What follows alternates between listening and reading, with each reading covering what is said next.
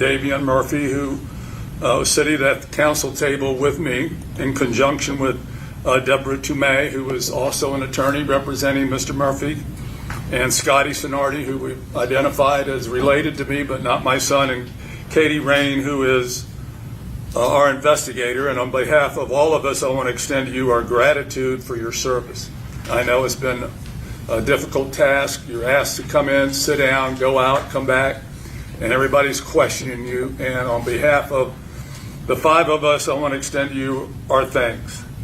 The court has said this over and over, but I think it's important. I know Mr. Harmon with the state was up, I didn't time him, but I'm going to say 3 hours, giving you what he believed to be the outline of the case that allowed the state of Florida to charge these defendants with the crimes with which they're charged. Again, over and over again, what the state says or what I say is not evidence. So simply because he was up here talking that long means absolutely nothing in the form of evidence.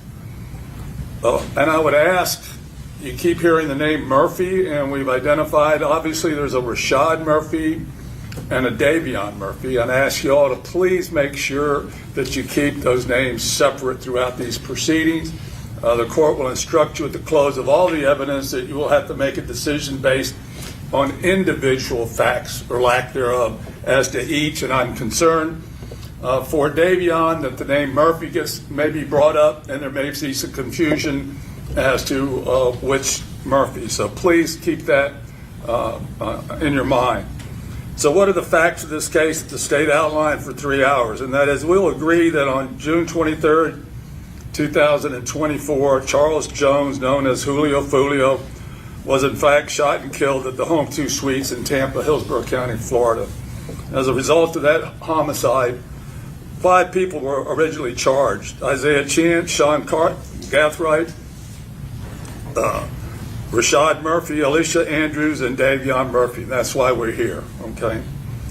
And what was the motive for that homicide? The state alleges that it was a gang war, and it may well have been a gang war. They went through a number of individuals over the years, all the way back to, I believe, to 2018, and I'm not going to go through them all, but I believe they talked about Spaz and Bibby and Jake Jidd and Lou Hobie and Tilly and Mr. Jones himself, who was shot, that this was the background of the gang war that was going on. So that it's absolutely clear, Mr. Davion Murphy is in no way a suspect, a defendant, or anything to do with any of those homicides and the attempted homicide on Mr. Charles Jones, okay? It has nothing to do with Davion Murphy. It has to do with the alleged gang wars between some gangs. So just make sure that that's clear. Also, the state, in its opening, went into the drill rap videos. Again, they're alleging that this is part of the motive for the death of Charles Jones, that these drill rap videos were dishing or being disrespectful to each other, and that's what caused part of the wars that apparently allegedly go back to 2018. We're talking about spin events and Youngs and Ace, and these are some of the drill rap performers, and some of which, but again, so that we're clear, this is part of the motive, and nowhere in any of those videos, those drill videos, is Davion Murphy mentioned, a participant, name brought up, or anything. It has nothing to do with Davion Murphy, okay?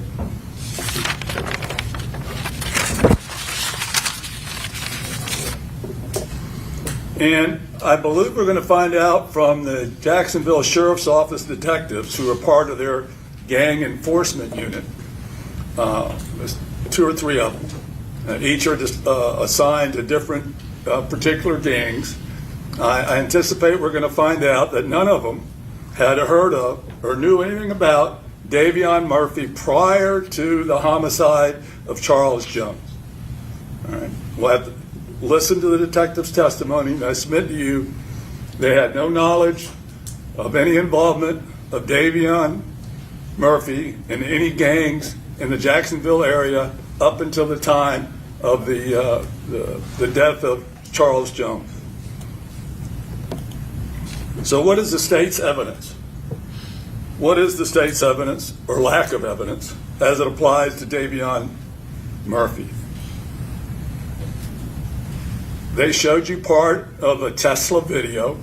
That's the video from the Tesla vehicle. They allege 3 individuals are the shooters, one of which they allege is Davion Murphy. But in that video, you cannot identify anybody.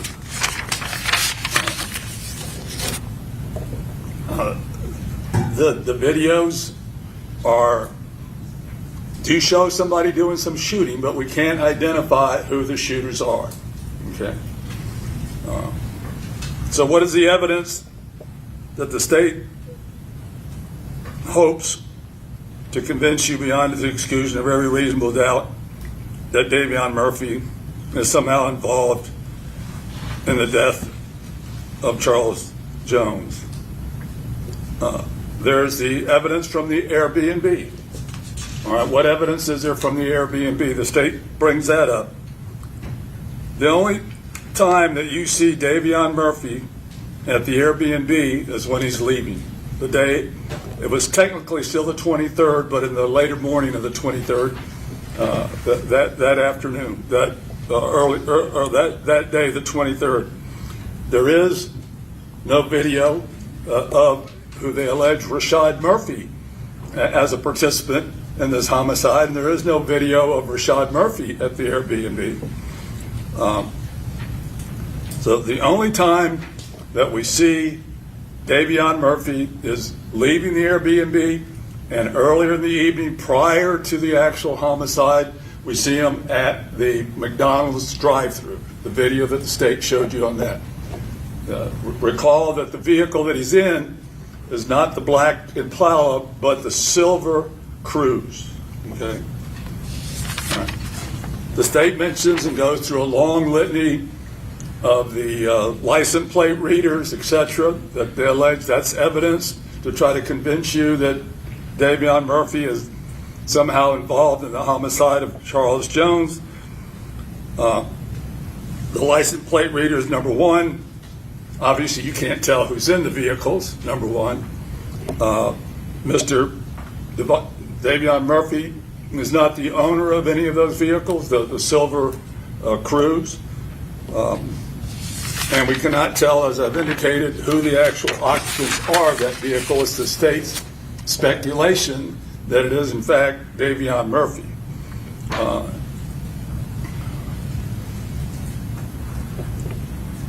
Now, I believe the detectives will testify that although there was a Ring camera at the Airbnb, there was no camera in the rear portion of the Airbnb. We're not sure exactly who all was in the Airbnb. We know that Rashad Murphy allegedly is not in the Airbnb because there's no photos of him coming or going from the Airbnb. And what about the state touched on the security videos that came from the Teasers club? There's zero security video of Davion Murphy at Teasers or at Truth 18. Those security videos where you see some of them walking up, and they showed you the video of Charles Jones. There's no videos showing that Davion Murphy is at either one at Teasers or at Truth 18.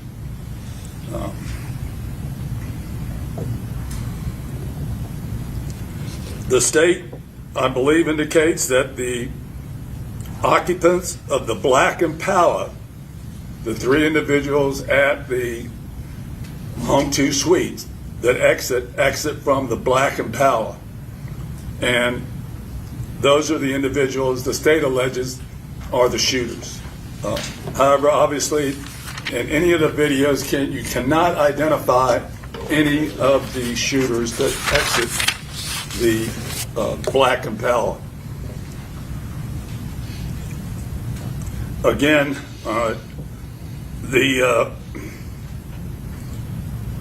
had the license plate readers that alleged that Davion Murphy was again leaving the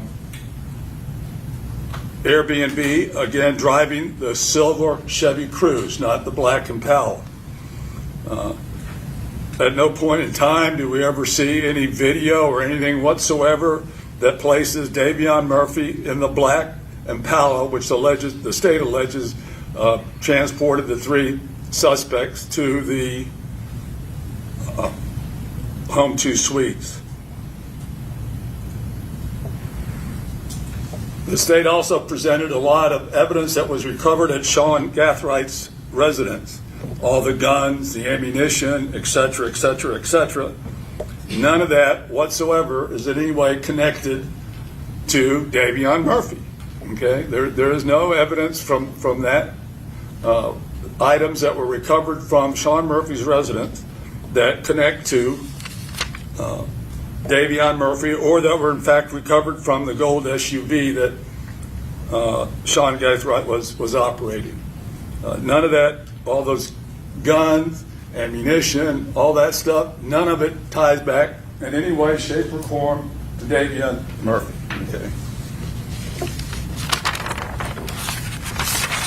What about the cell phone records? I believe the state talked about that.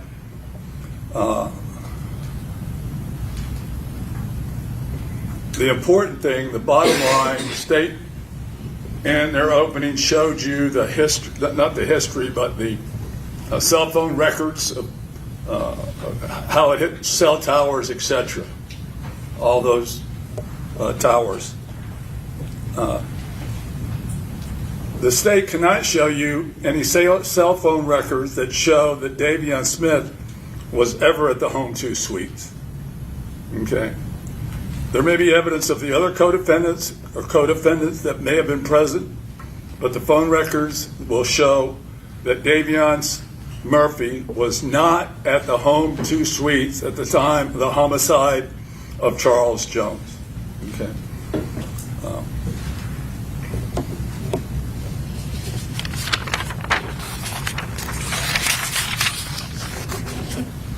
So let's boil it down to what is the evidence the state alleges or is presented in the form of an opening statement that supports any accusations of a murder in the first degree, 3 counts of attempted murder, and a conspiracy to commit first degree murder.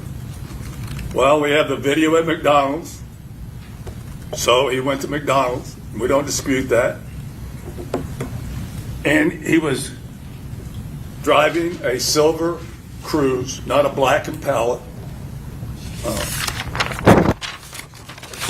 What is the other evidence that the state alleges? Phone records.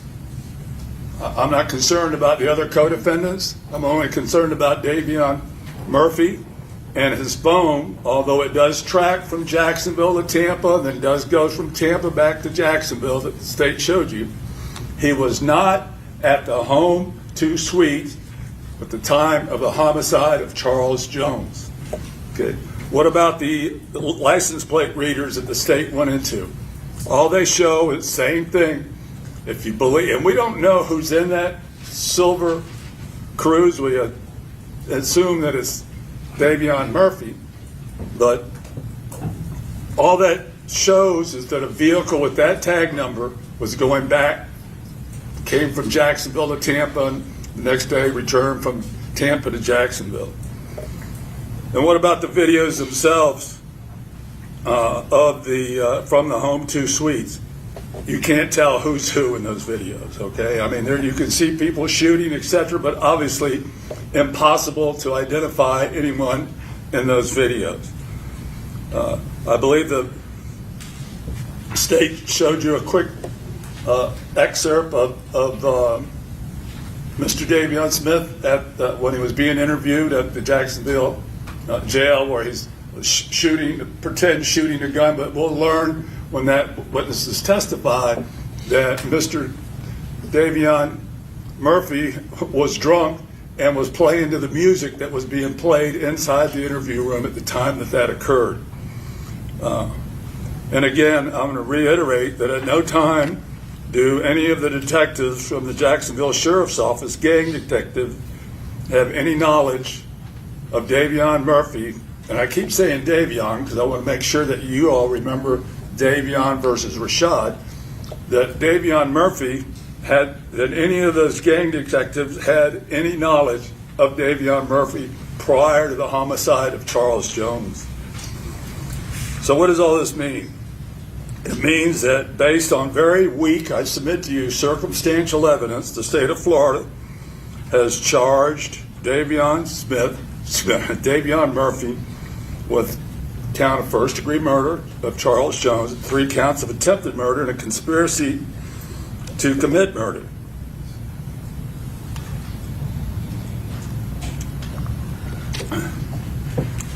I submit to you, there is no physical evidence whatsoever that connects Davion Murphy to the death of Charles Jones. There is no DNA on all the projectiles that were found there, the ones that were found at Gathright. There's none. There's no fingerprints. There's zero physical evidence that connects Davion Murphy to the death of Charles Jones.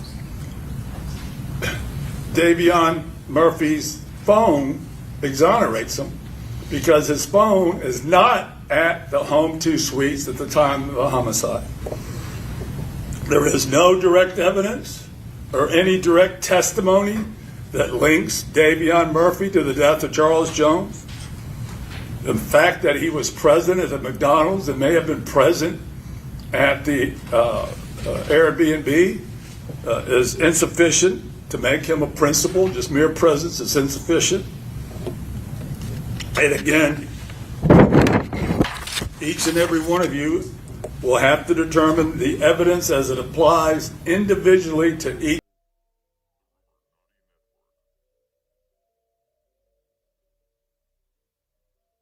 Before this, that Davion Murphy is not obligated to do anything.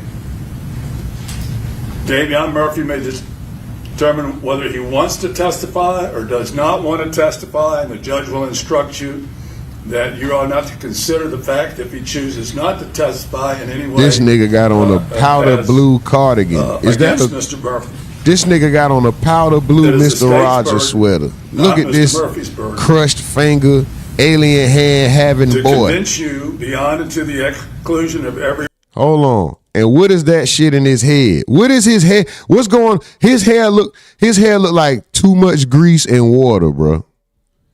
If you older,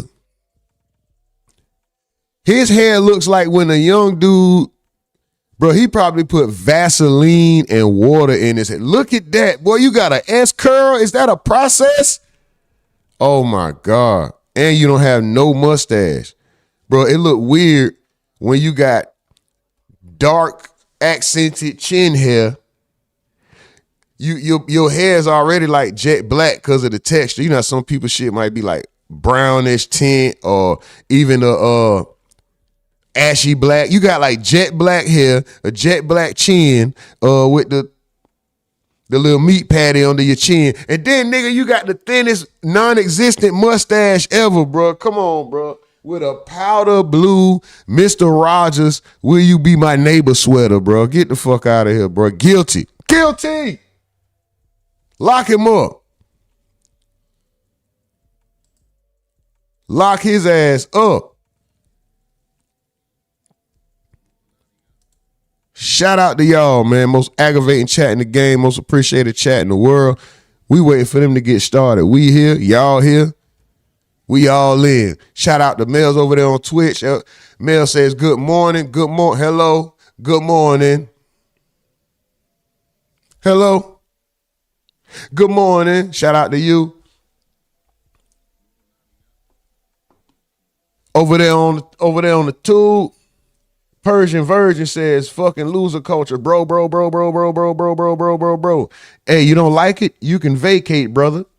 If not, enjoy and continue to complain and keep running the commentary up, which helps with the algorithm and helps the channel. So keep putting your comments in the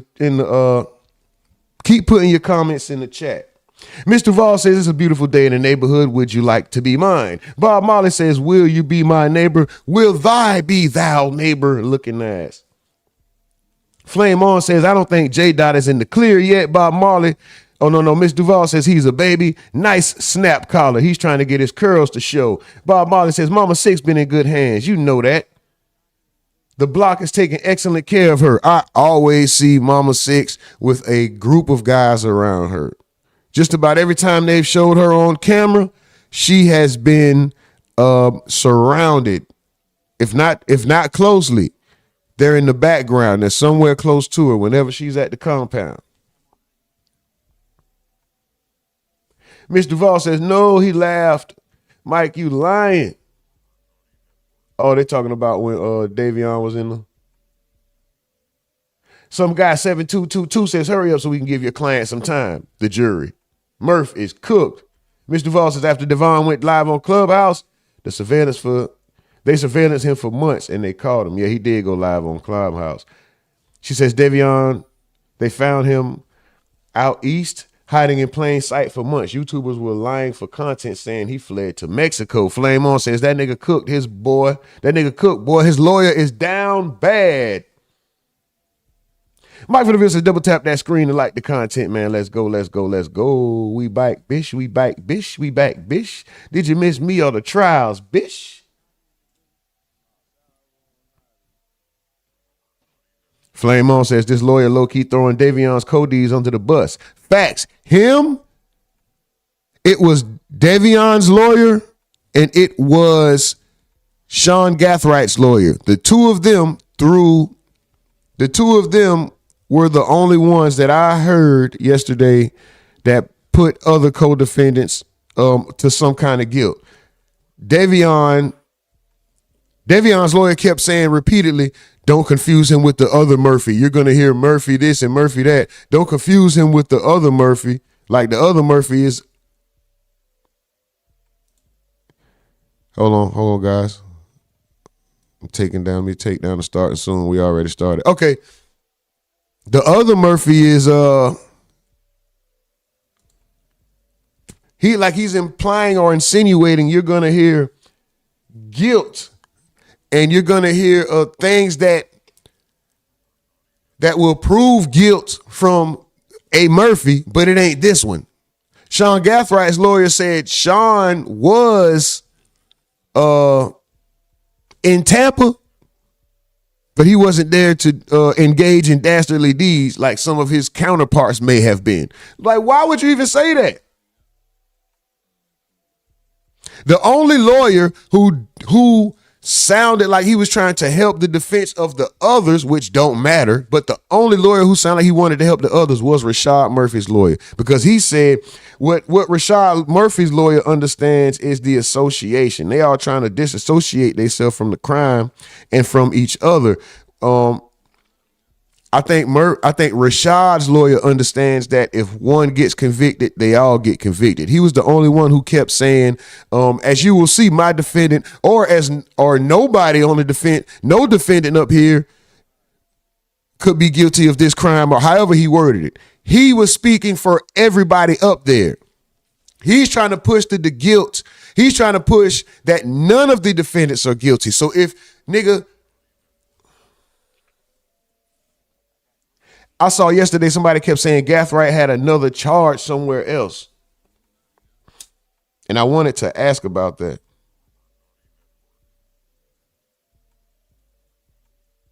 Gathwrong. Whatever, nigga.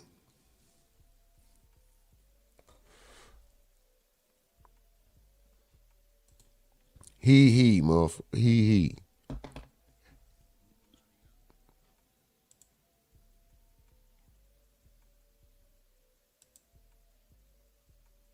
All right, guys, y'all know how this goes. It's a waiting game. We are waiting for the court to get settled. Run the likes up, please, YouTube. Run the likes up, please. Run the likes up on your way in or you're out. It don't cost on the way in or out. It don't cost you nothing to hit the like button. We are streaming live from a tent in the woods in Wyoming. This is the Rumonati Network. Florida first to defend. It's day 2. Foolio murder trial. Run the likes up, please. It don't cost you nothing to hit that like button. As soon as they get started, that's when we shut up. Other than that, if you guys want to come in, you guys want to be part of the content, stay active in the chat. If you want to come up and speak, if you want your voice to be heard, whether it's about the case, whether you think my mask is foolish, whether you want to tell your boss to kiss your ass, but you don't want to tell them directly because you don't want to risk your job, can't guarantee they won't hear it. But you can come up here and say it live on the Rumonati Network. Just go to the main page of this channel. Go to the Discord link right above the sub button on the main page of this YouTube channel. Hit that, and then it'll take you directly to Discord where you can come in to the live chat and be vocal as you want to be. Shout out to y'all though, nonetheless. Okay, we see, was that Judge Cisco? We seen the top of her scalp. Cisco, Judge Cisco, shout out to you, baby. Hold on, since we're still waiting, we'll do this. Good afternoon. From the Home 2 Suites. You can't tell who's who in those videos, okay? I mean, there you can see people shooting, etc., but obviously impossible to identify anyone in those videos. Right, that could have been me. We was all mashed up. It wasn't me, nigga. Don't put me in it, but still. The state showed you a quick excerpt of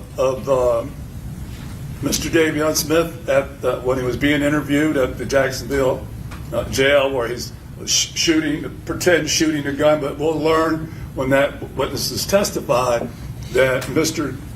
Davion Murphy was drunk and was playing to the music that was being played inside the interview room at the time that occurred.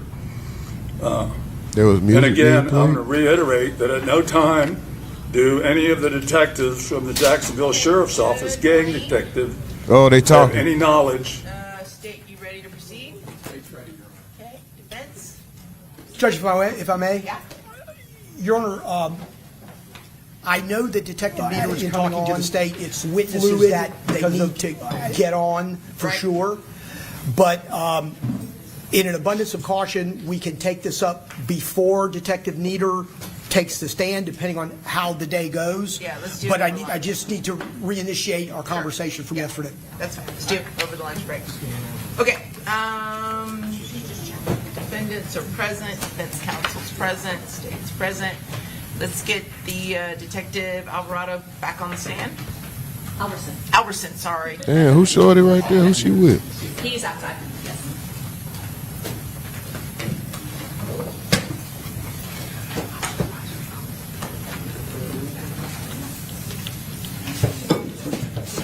Never mind, she there for a murderer. I don't even want to. Never mind. I don't want to know. She there for a killer.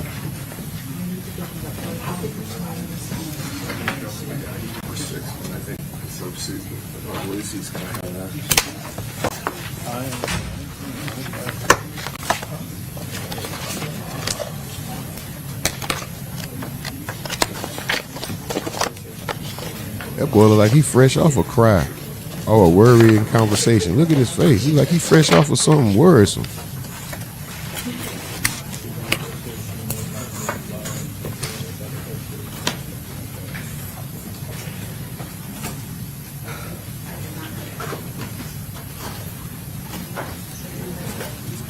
And are all of our jurors She the here? star now. Okay. Once the detective takes the stand, let's go bring him in. Yes, Judge. Get up and show that BBL. I know she got big arms and shit. Look at how stuffed she is in that tight ass shirt. Stand up, baby. All rise. Just you rise.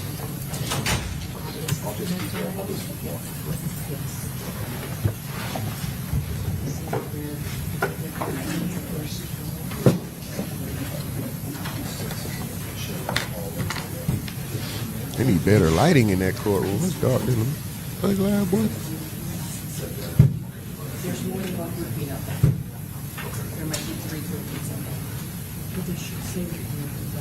Ready, Judge? Yep. All rise.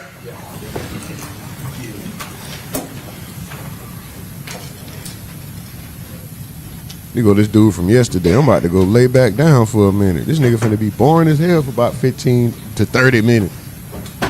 Shit. I'm about to go take a nap.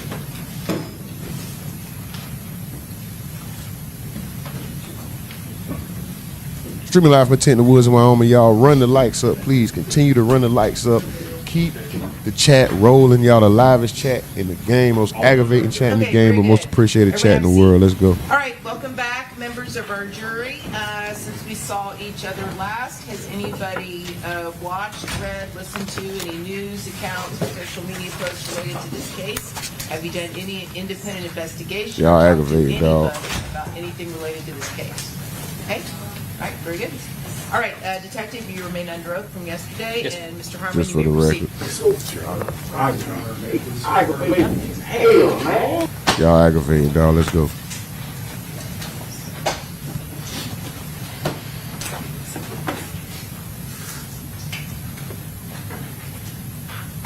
There's over there on Twitch says, do they all have public defenders? Do they all have public defenders?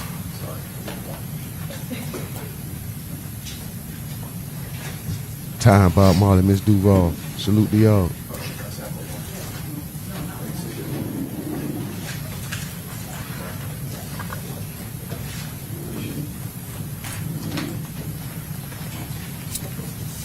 Publishing states 1. Mike from the field, Flame on 24. Detective, when we left off yesterday, we were discussing the south end of the home to suites. Some guy, shout out to y'all. Run the likes up, YouTube. 4 more likes to get us to This 10. I'm gonna area shut up. to Let's the go. west of the portico, where a lot of the evidence markers, the yellow cones, were located. Yes, sir. So I want to revisit that area.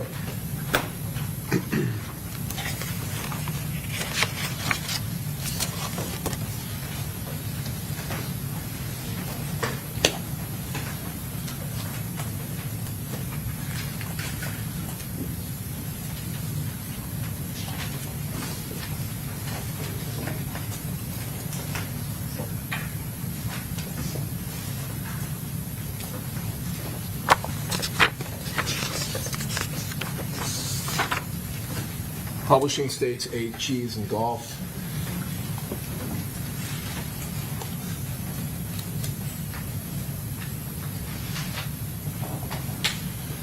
Detective, when items of evidence are located in a homicide scene, such as this case, at some point, if it's in an area where law enforcement has access, meaning it's not something that is a privately protected area like a residence where you have to obtain a warrant.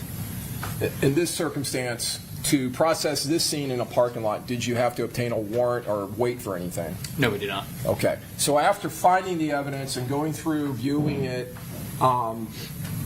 did crime scene technicians from the Tampa Police Department begin to process this area? Yes, they did. And was that under you and Detective Kirkpatrick's guidance? Yes, it was. And were you consulting with them during that process? Yes. The evidence markers, are photographs taken of this area first before the evidence markers are placed there? Yes, they are. Is that to document the scene as it appears, as it was found? Yes, it is.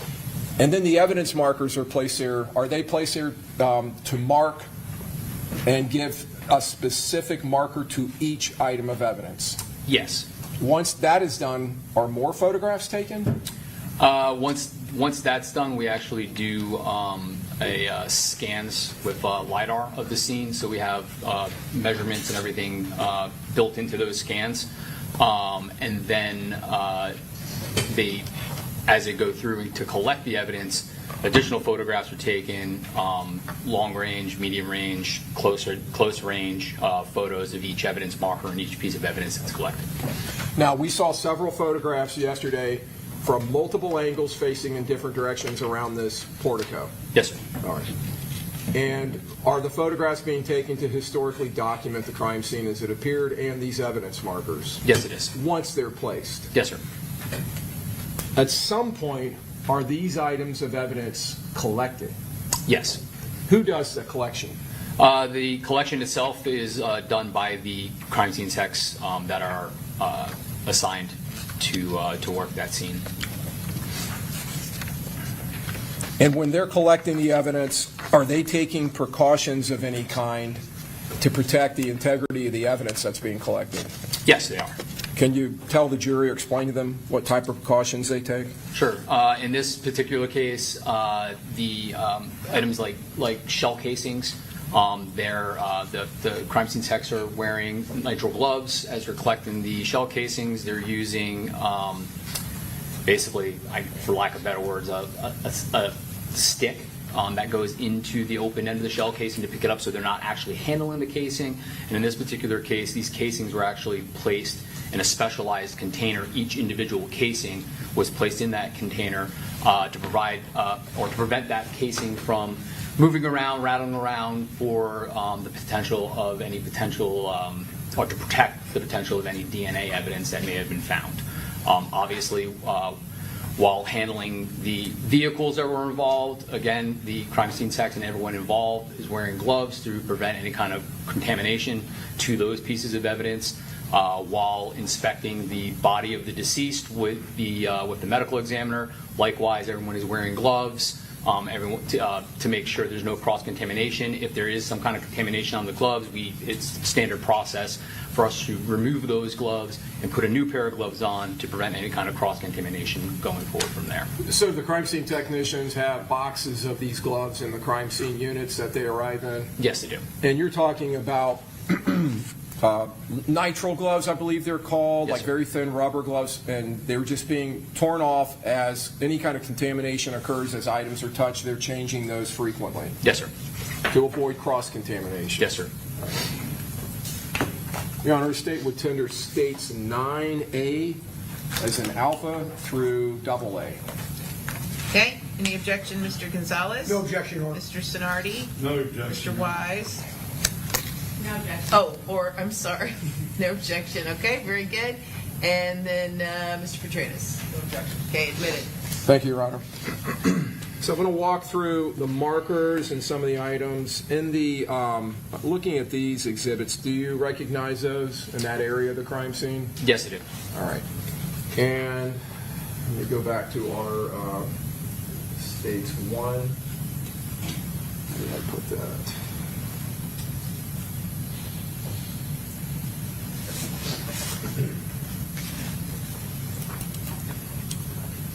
You got Gath right over there So looking smirking. again at states 1, our overhead.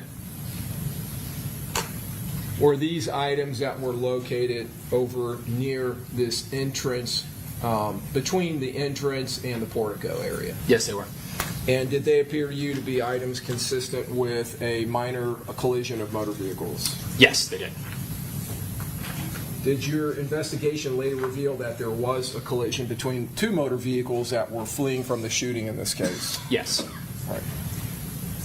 So in this instance, are those items marked with evidence markers? Yes, they are.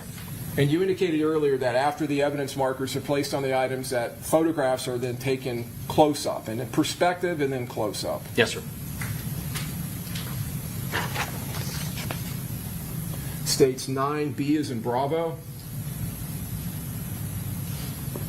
Is this an item that was located within the crime scene that has been marked and now photographed? Yes.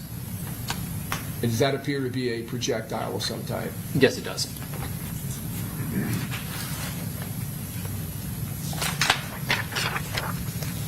States 9C, C as in Charlie. Is this just a more close-up photograph of that? Yes, sir. Same item. Yes, sir. Some of the witnesses from Jacksonville are supposed to be taking the stand today as well. States 9D is in Delta. We see evidence marker 23. We talked about this earlier. Would you agree with me that that is south of the portico, slightly east of the portico? Yes. Okay.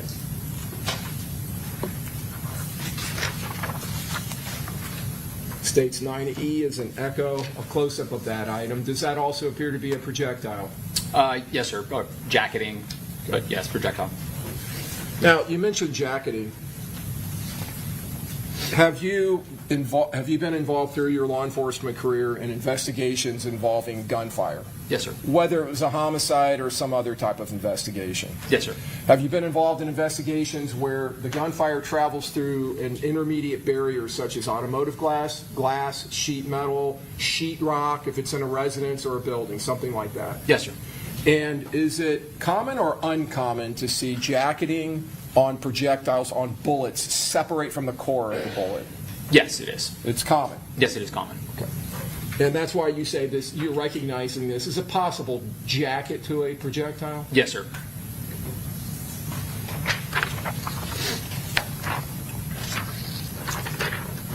States 9F is in Foxtrot.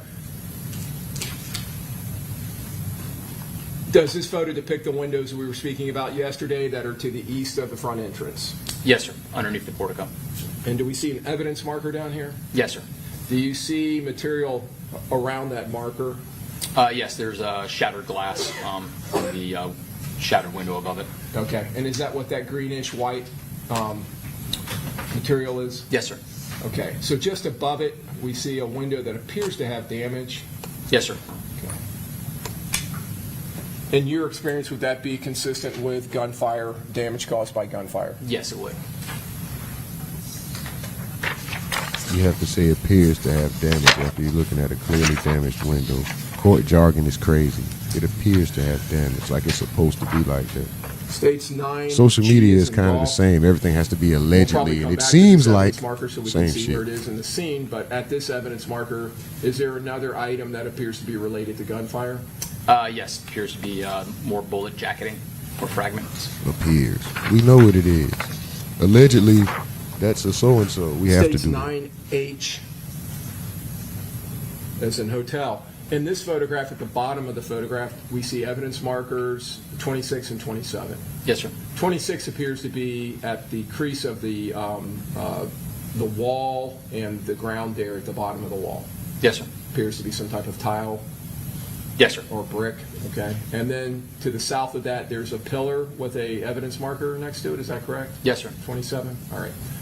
So at 26, there's an evidence marker, and if you go up that wall above it, there appears to be some defect in the wall. You see that? Yes, I do. And did that appear to be something that is related to, or was related to gunfire? Yes, it appears to be some type of projectile strike. Just moving it a little closer to look at it. Have you seen brick like this and exterior walls on buildings struck by gunfire before? Yes, I have. Did this appear to be consistent with that? It did. Were there other holes and divots in that wall? I don't believe in that portion of the wall. No.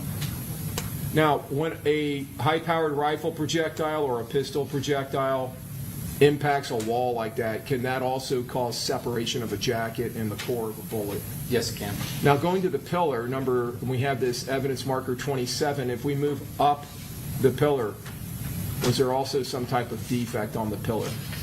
Yes, it appears to be another projectile strike.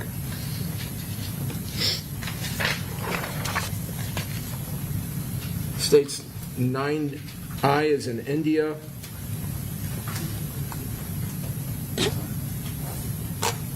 Is this in the portico, on the ground near the vehicle that belonged to one of the employees? Yes, sir. Evidence marker 28, and I believe we were looking at that, maybe looking at that earlier in isolation. Was there some item found here that appeared to be related to gunfire? Yes, sir. A piece of a projectile or fragment. Okay.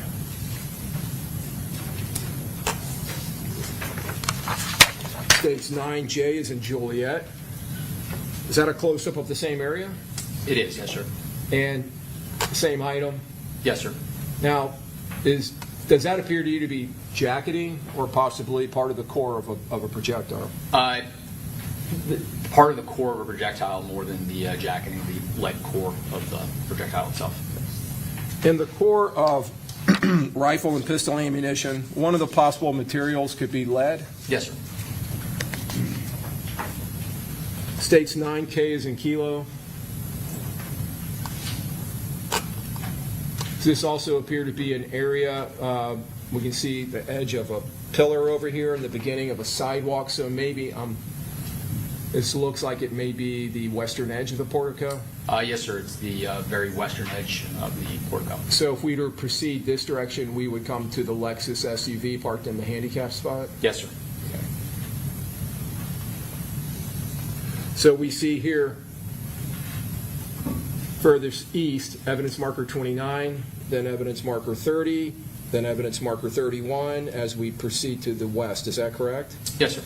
And evidence marker 33, 34, 32 over to the far left of the photograph? Yes, sir.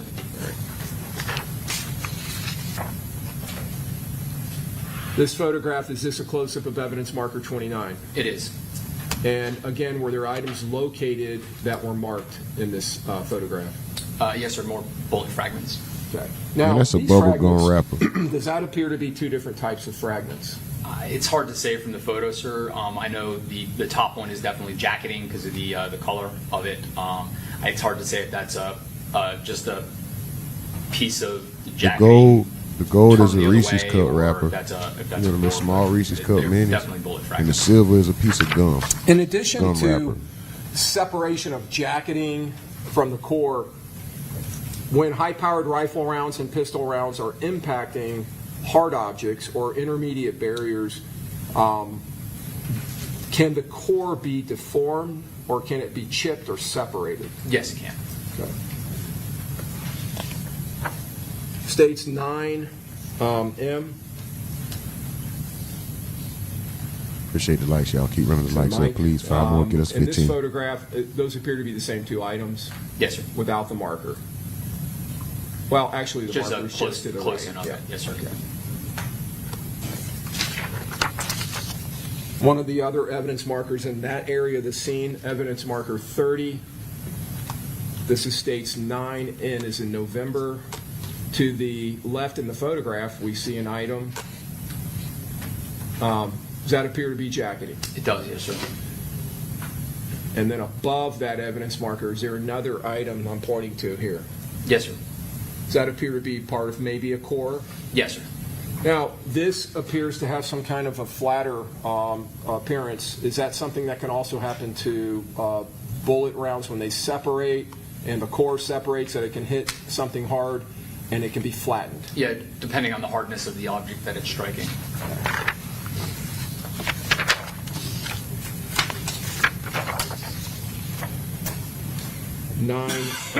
Q is in Quebec. In this photograph, just a close-up of that same item. Yes, sir. Okay.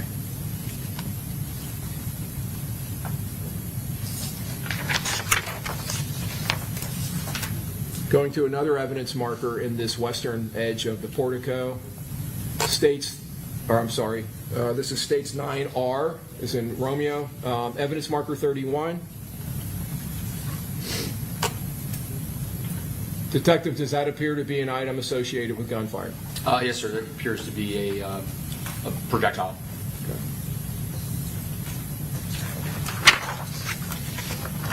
States 9S is in Sierra. Evidence marker 32, same area. Is there another item now being documented? Yes, sir. Does that item also appear to be associated with gunfire? Yes, sir. It appears that it possibly fragmentation from the vehicle that was struck by the gunfire itself. Okay.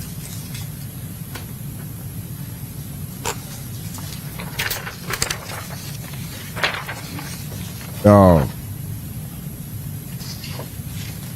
You ever just had a forgotten 7 gram sitting around? I had a mystery 7 sitting. I'm about to put in the order. I'm like, wait a minute. We see evidence marker 33 now, and we can see the sidewalk up here, and then the beginning of the asphalt of the parking lot. So I want to talk about evidence marker 93. We're on an area of ground that is between the portico bricks and the parking lot. Is that correct? Yes, sir. That's the very western edge of the portico where it meets the parking lot looking to the north. I get to looking at the name of the strands. I'm like, I had States that. 9. I ain't even light that up yet. B, and this is this is evidence marker 33. Is this documenting this red substance? Yes, sir. Just a Possibly mystery seven. blood. Is that why it's being I forgot I documented? had a mystery Yes, sir. seven. Yes. Nigga. Just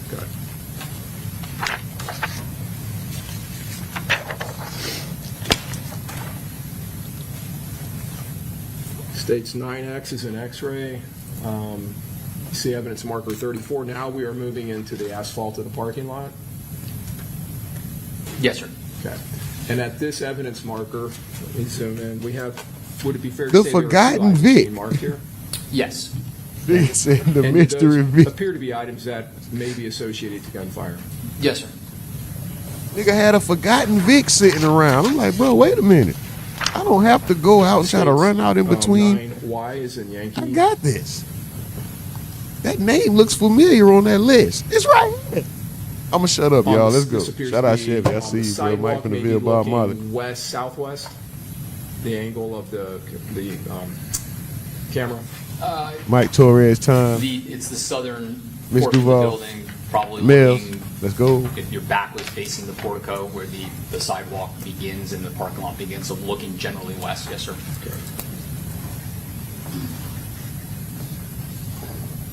Does that appear to be documenting some stain on the sidewalk? I believe it's the. Or is there an item? I believe it's documenting the Oh, the piece item. of Okay. jacketing. Fresh So there's tobacco. a piece of jacketing there. All right. Good 7. That's 35. Okay, here we go. States 9, Z is in zebra. Same evidence marker, but 35. So now we can see that item. Yes, sir. Close up.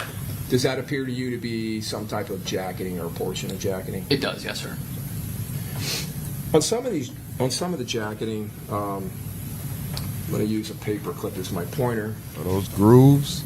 We see these lines on the jacketing. On some of them we've seen. Yes, sir. In your experience and based on your knowledge of firearms and investigations involving firearms, could that be consistent with impressions left by the rifling of a barrel? It could. Yes, sir.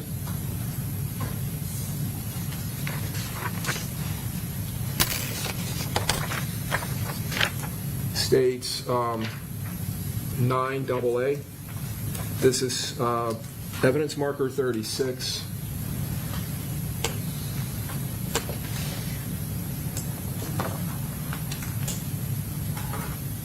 I'm going to zoom in. There appears to be an item or items to the right of that evidence marker. Man, come on, bro. We can't see that shit, bro. There's some more pebbles on the... Nigga, that's gravel, nigga. Maybe even 3 items that are being Yes, sir. documented. Where? Right here? Where that shit at? Where is it? We can't see it clearly.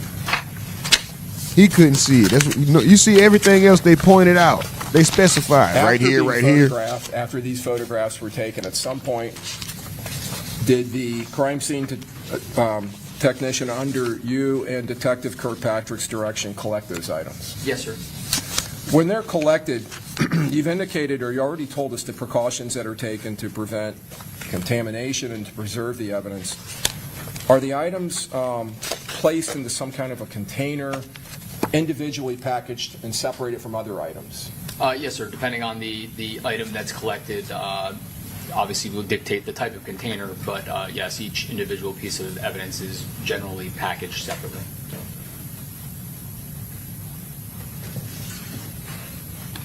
Run the lights up. Run the lights Your Honor, up, the state please. would tender states 10A through 10Y. Okay, any objection, Mr. Gonzalez? No, Your Honor. Mr. Sonardi? No, Your Honor. Mr. Wise? And Mr. Petraeus? Okay, admitted.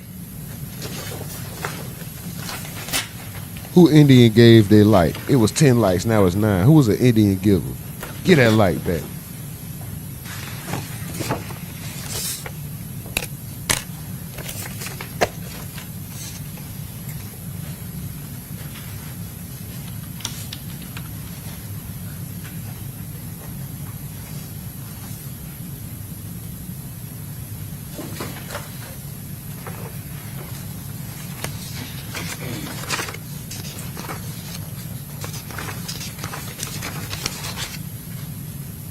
Run the lights up, YouTube. Please stream it live from a tent in the woods in Wyoming. This is RUMORNATI NETWORK. This is day 2, Foolio murder trial, Florida versus defendants. This guy looks sleepy as hell. What the fuck is wrong with potato face ass nigga? Look at it. Stroke face ass. Stroke. Ugh. What the fuck was that? Get that light back. Who took that light back? Put that light back on the screen. It don't cost you nothing to hit that like button. Run the lights up, please.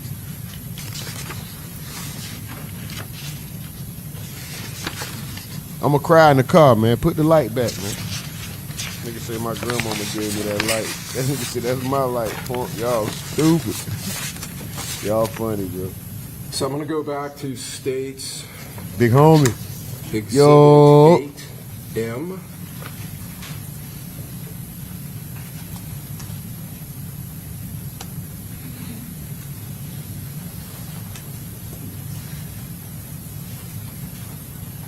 We've already seen this photograph, Detective. This, if I recall your testimony, is showing the Appreciate the western lights. edge of the portico facing to the south-southwest. Yes, sir.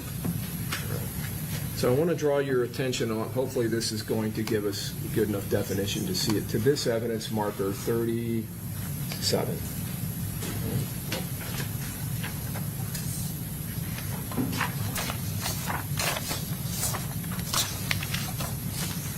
Moving to states 10, A is an alpha. At evidence marker 37, which we've just seen is just to the west, southwest of the portico, is there an item that is being documented? Yes, sir. It's a shell casing. Are these niggas Is gonna that go through? one of the shell casings that you saw in the crime scene that were later identified as 9mm shell casings? Yes, sir. And those would be shell casings that would be consistent with being fired by a 9mm pistol? Yes, sir. States 10B is in Bravo. Do we now see the gloves that you were talking about earlier being Yes, sir. utilized? Yes. And is the item being Got some of them. picked up and hold? Do that say 6 on the bottom? Hold on, bro. It say Yes, 6. Look. And is Actually, that's 9 the by 19, top but part it look or like it bottom, say actually the bottom 6 part of 1 the shell 8 casing, 6. the head of the shell casing, is it being documented here? It is. Yes, sir. Now, if I rotate the photo, do we actually see the caliber of the shell casing? Yes, sir. 9 by 19. And you recognize that as another way, another nomenclature for 9mm. It is. Yes, sir. And we see a designation of MXT. Yes, sir. Okay. And Next. could that potentially be the a marker for the brand Yes, sir. of the ammunition? Okay.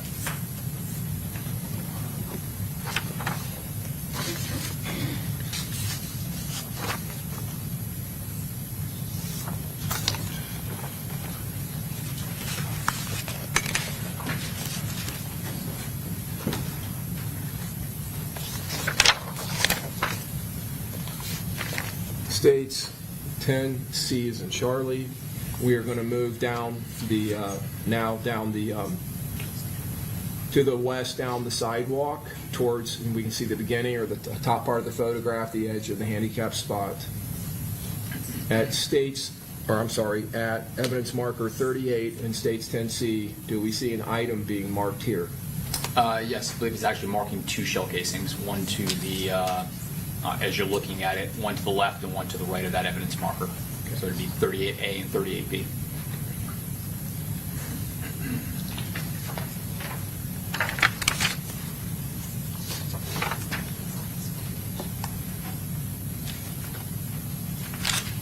Slightly more close-up photograph. Yes, sir. States 10E is an echo. Again, is the crime scene technician now holding one of those shell casings to document the head of the case? Yes, sir. And does it appear to have consistent markings with the other shell casing? Yes, sir, it does. Same brand, MXT, same caliber? Yes, sir. And states 10F is in Foxtrot. A close-up of one of those shell casings? Yes, sir. Okay. Top of the morning, triple OG, little And mama. Stage 10G is in golf. Is the tech, again, now holding one of those shell casings to document the head of the case? Yes, sir. Now, is it, again, consistent in ammunition manufacturer and caliber? It is, yes, sir. Stage 10H is in hotel. We're looking at the shrubbery or plants that are in the that little planter area just to the west of the, or to the east of the handicap spot. Is that right? Yes, sir. And we see an evidence marker 39. Yes. Okay.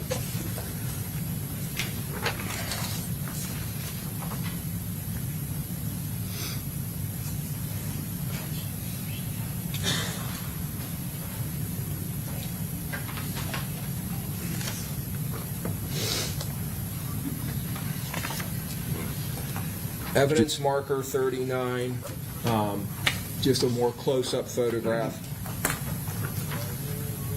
And this is States 10I is in India. Hard to see. Does it appear to be marking a shell casing? It does, yes, sir. Okay. And States 10J is in Juliet.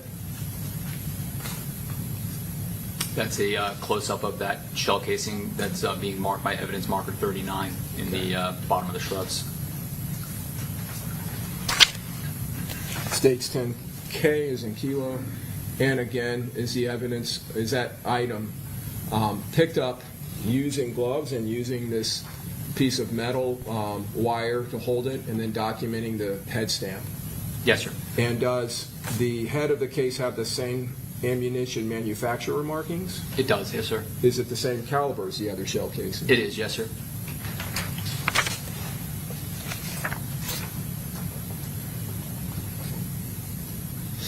States 10L is in Lima. Is this a photograph of the second plant that's in that area that's just to the south of the other or just to the side of it? It is, yes, sir. And we see a marker in here, marker number 40.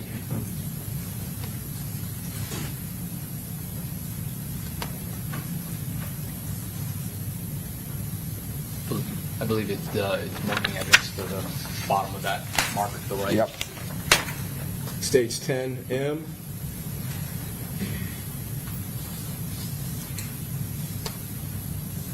And we see the shell casing that's being marked. Yes, sir. States 10N is in November. And again, crime scene technician is holding this up with the wire, wearing gloves, and photographing the base of the shell casing. Yes, sir. Does the shell casing appear to be marked the same as the other shell casings? Yes, sir, it does.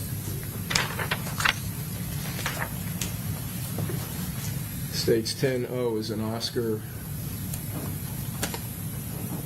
Outside of the that area of the plants now into the parking area, we see evidence markers 41 and evidence marker 42. At evidence marker 41, does there appear to be another shell casing? Yes, sir, it does. States 10P, it's in Papa, and just a close-up of that shell casing. Yes, sir. States 10Q is in Quebec. Same process being followed by the crime scene tech? Yes, sir. Same markings on the shell casing. Yes, sir.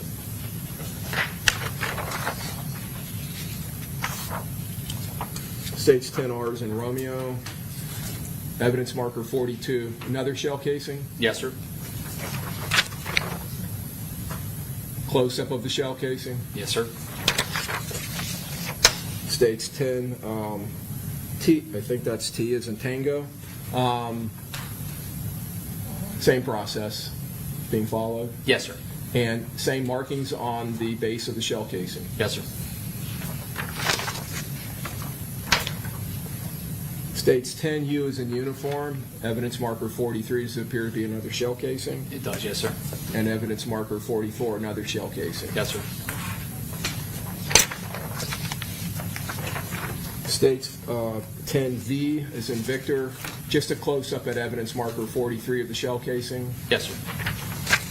States 10W is in Whiskey Is the same process being followed here with that shell casing? It is, yes, sir. And is it marked the same as the other shell casing? Yes, it is, sir. States 10X is an X-ray. Evidence marker 44, another shell casing. Yes, sir. States 10Y is a Yankee. And this is the same process for collection of that evidence being followed by the tech. Yes, it is. And is that shell casing marked exactly the same as the others as far as manufacturer and caliber? It is, yes, sir.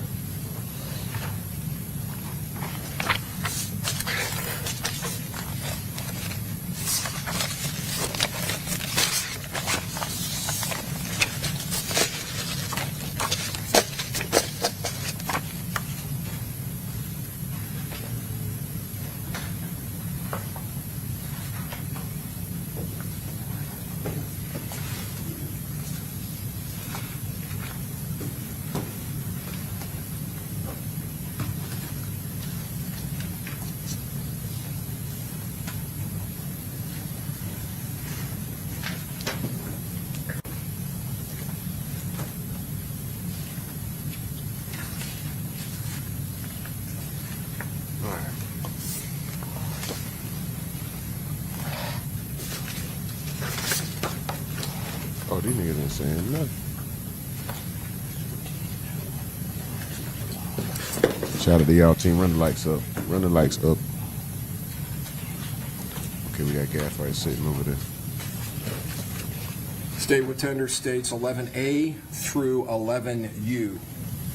For Let's look at all the admission into pictures on the evidence. back of the wall. I want to see one kind of face. I'll I'm be sorry, in there nervous what was as the number hell. again? If I don't look like them on that through wall. Look at that. 11U. Okay. Any objection, Mr. Gonzalez? No objection. Mr. Sonardi? No objection. Mr. Wise? Mr. Petraeus? Ain't nothing on that wall that say I got a chance in hell in here. Look Publishing at everything states on that 11A is wall. an Alpha. We are moving now a little bit south into the parking lot, and we see evidence markers 40, 45, 49, and 48. Is that right? Yes, sir. Okay. And at all of these, well, let's start with 49. Well, actually, let's start at 45. Close-up of states 45. This is states 11B is in Bravo. Do we see two shell casings? Yes, sir.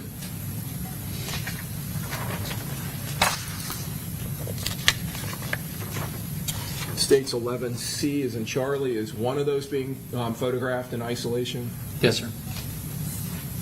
And is that shell casing now in states 11D is in Delta being picked up with the gloves, with the wire, and the head stamp being photographed? Yes, sir. Same markings as the other shell casings. Yes, sir. Same head stamp.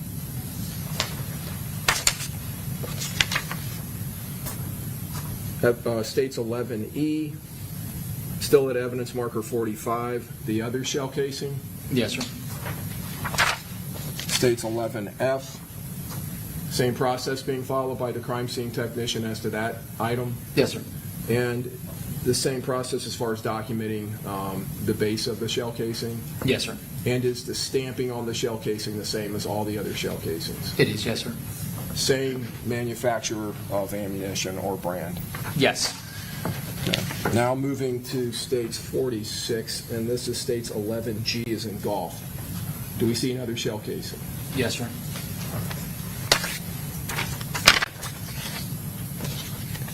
States 11H is in hotel, same process being followed.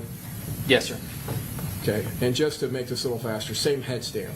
Yes, sir. Same Now, head stamp. when I say head stamp, do you understand that to mean that the base of the shell casing is being stamped, how it's being stamped?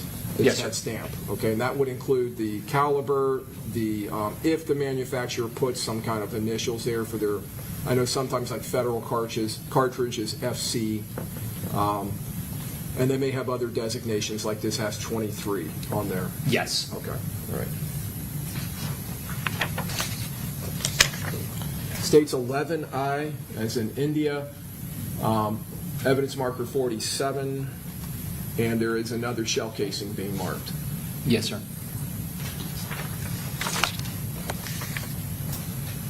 States 11J is in Juliet, same evidence marker, close-up of that shell casing. Yes, sir. States 11K is in kilo, same process being followed. Yes. That base of that casing is being photographed and same markings, same head stamp. Same head stamp. Yes, sir. States 11L is in Lima. We see evidence markers 48, 49, and 45. Is that right? Yes. At 48, is there a shell casing? There's 2, actually. 2. Okay, I see 1 and 2. Is that right? Yes, sir. Okay. And up here at 49, there's a shell casing? Yes. That's visible? Okay. States 11M, it's in Mike.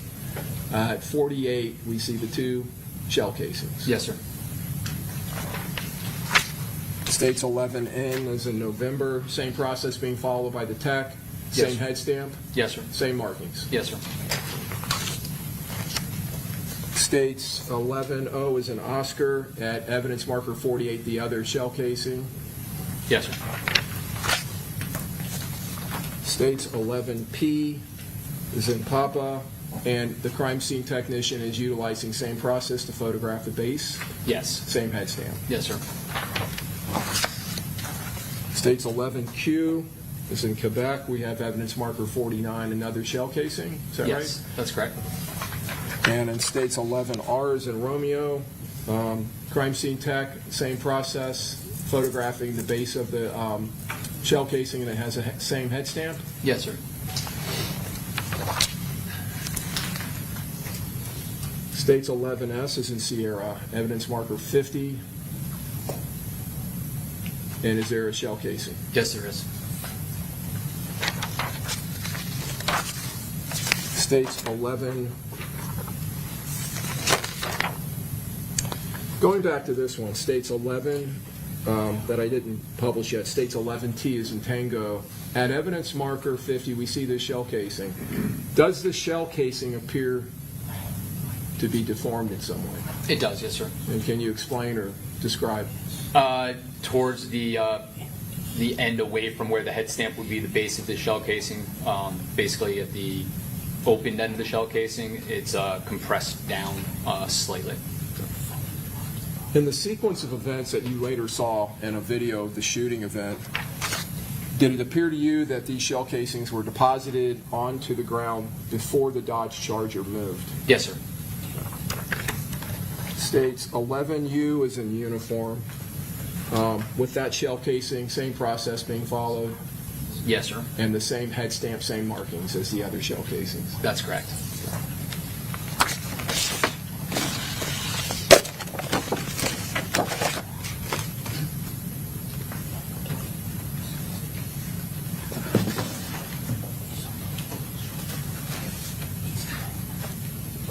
Let me bring them to you. Okay. Your Honor, we would tender States 12A through 12U. No objection, Your Honor. Mr. Snarty? Any objection? Mr. Wise? Mr. Petratus? Admitted?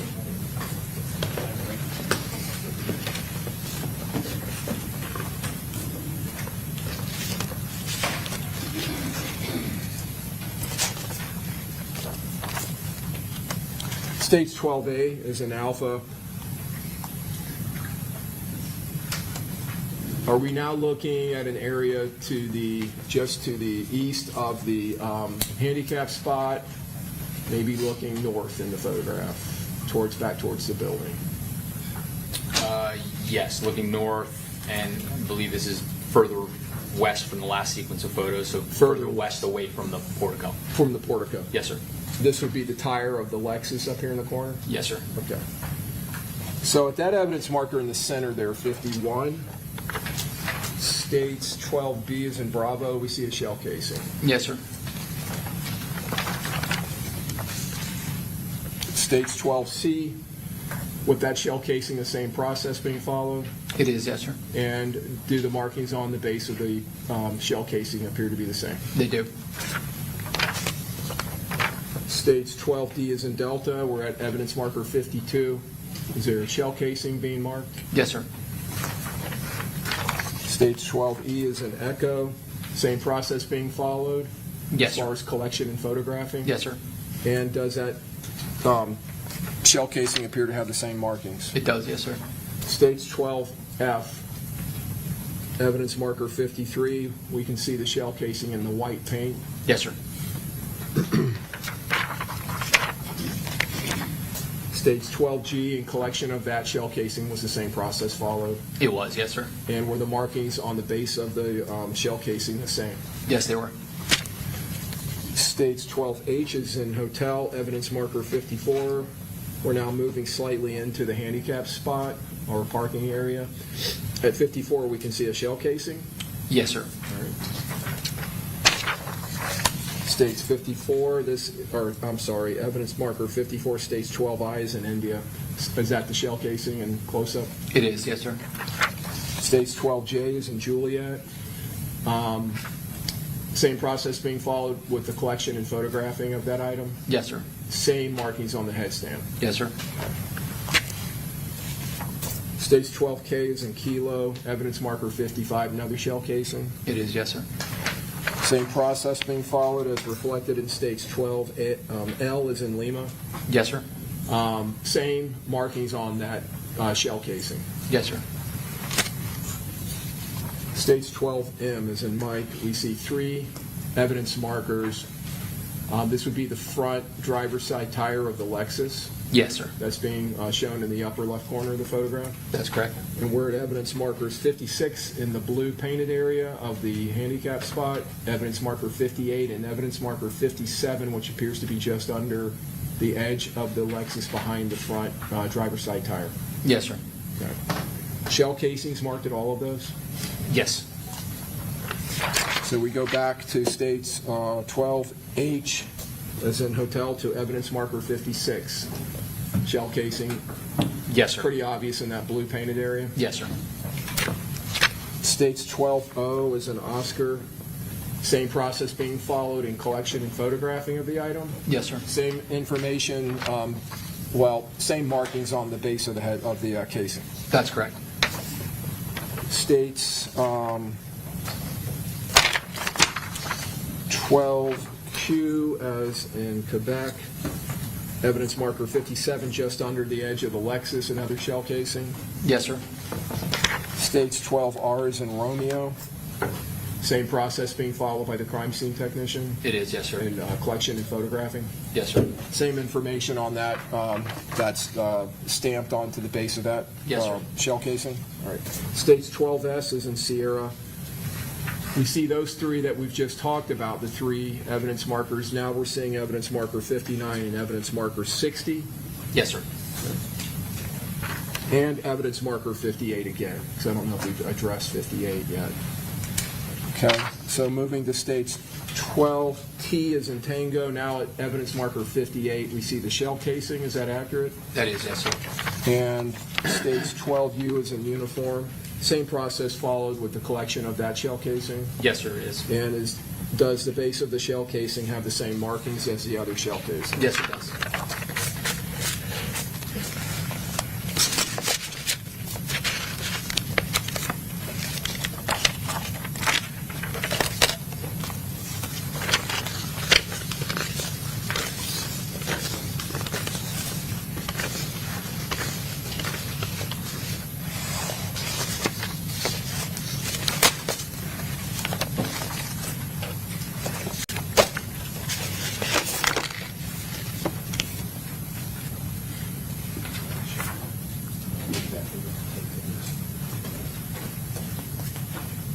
State would tender, Your Honor, Exhibit 13A is in Alpha through I is in India for admission into evidence. Any objection, Mr. Gonzalez? No objection. Mr. Sonardi? No objection. Mr. Wise? Mr. Petraeus? Admitted? Publishing 13A. Are we looking at the front area of the Lexus? Yes, we are. And now we're looking at evidence markers 60, 61, and 62, That's correct. and evidence marker 59. Yes, sir.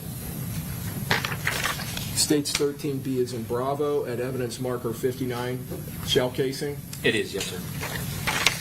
States 13C is in Charlie. Was the same process followed by the crime scene technician with collection and photographing? Yes, it was. Was the same head stamp on that shell casing as all the others? Yes, it was. States 13D is in Delta. We're now at evidence marker 60, another shell casing. It is, yes, sir. States 13E is in Echo, same process, followed by the crime scene personnel. Yes, sir.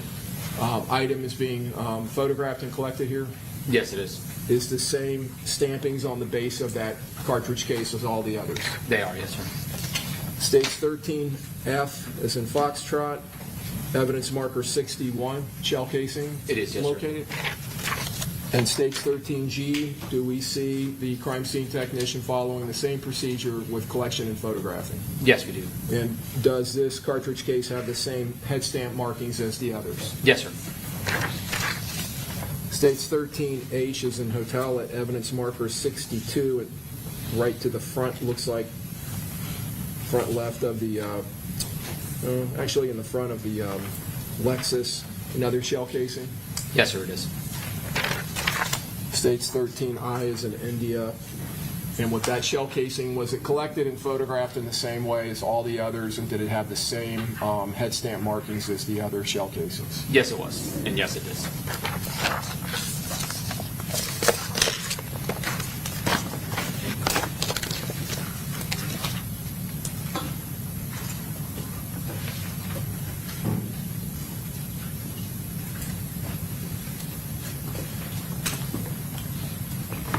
Detective, were there a total of 31 shell casings collected in this scene?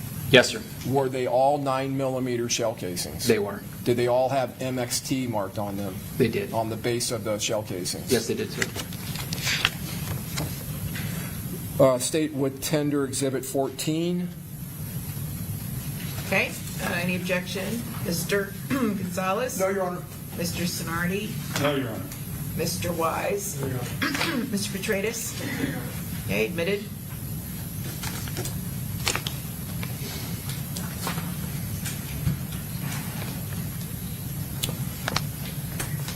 May I approach the witness, Your Honor? Yes.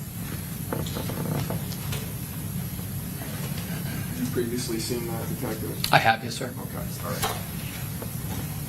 And do you recognize it? Yes, sir. Now, earlier you told us that these items are being placed into separate containers. That's correct. In this case, and I'm going to publish, Your Honor, States 14. What type of packaging is this? This is a standard manila envelope used for packaging pieces of evidence. And is this type of packaging, this envelope, the paper envelope, is that something that is commonly utilized in law enforcement for the collection of items of evidence such as projectiles or shell casings? Yes, sir. Is that something you've seen throughout your law enforcement career? Yes, sir. Now, when this item is collected, is there a label that is prepared by the Tampa Police Department at some point after its collection? Yes, once it's collected and submitted to the property control room, the property control room will assign it a tag with a identifying number on there. All right. Now, I want to talk about a couple of the other things that are on this packaging and kind of walk through the process of its collection. So the item is collected. We saw the crime scene technicians using the gloves to protect the integrity of the item. The item is then placed into that envelope? Yes, sir. Where is the envelope placed there at the scene? At the scene, the crime scene techs gather all the pieces of evidence, the envelopes that contain the pieces of evidence. Those are generally stored in large paper bags, almost like shopping bags. Those paper bags are brought with them as they collect evidence throughout the scene. Once obviously it gets too much, they're secured inside one of the crime lab vans and locked inside of there while we continue to process the scene. Okay. At some point, once the scene is fully processed and the crime scene personnel clear the scene, do they drive their crime scene lab van somewhere? Yes, they drive directly to police headquarters where the forensic investigation unit is based out of, and they unload those pieces of evidence, bring it to the forensic investigation unit's office to begin their process. Okay. And where is that, the headquarters? Tampa Police Headquarters is located at 411 North Franklin Street. Is that right here in downtown Tampa? It is, yes, sir. Just a couple blocks from here. It is, yes, sir. All right. And does it consist of a building that has multiple floors? Yes, sir. Is one of those floors, or on one of those floors, is there a property or evidence section or evidence room? Yes, sir. Some agencies call it an evidence section, some call it a property room. Yes, sir. And is there a secured area there where evidence such as this is maintained and stored? Yes. Is there personnel from the Tampa Police Department that is their job to ensure the integrity of that area? Yes, sir. Was this item eventually taken there? Yes, it was. And would that be the process, or would that be where this label is prepared? Yes. And does the person who's collecting it give input as to that? Input as to how? The information contained in the label. Yes. When the evidence is actually submitted, as it's submitted, that there's a property entry sheet that it has to be filled out. Each item number has a description block next to it, where the person who's submitting that evidence completes the item number, the package number, and the description of that evidence. That information is then transcribed by one of the evidence control technicians that works in the section, and that's the information that gets put onto the label. So I want to go to this label and kind of walk through it with you. First of all, we see a barcode. Yes, sir. Are these items inventoried in the property section by use of computers and barcodes? Yes, they are. On top of this, we see this 1847503-5. Is that some type of a crime scene number and item number or something like that is utilized to document this item? That's the evidence control number. So once that piece of evidence is brought to whoever is submitting the evidence to the evidence control section, that individual piece of evidence will get a control number. So the first string of 7 numbers there would be the control number, and then the -5 would be the item that's associated with that. So the control number may be in common with other items of evidence, but that item number, that number 5, is distinct and different from all the other items under that control number. Yes, sir.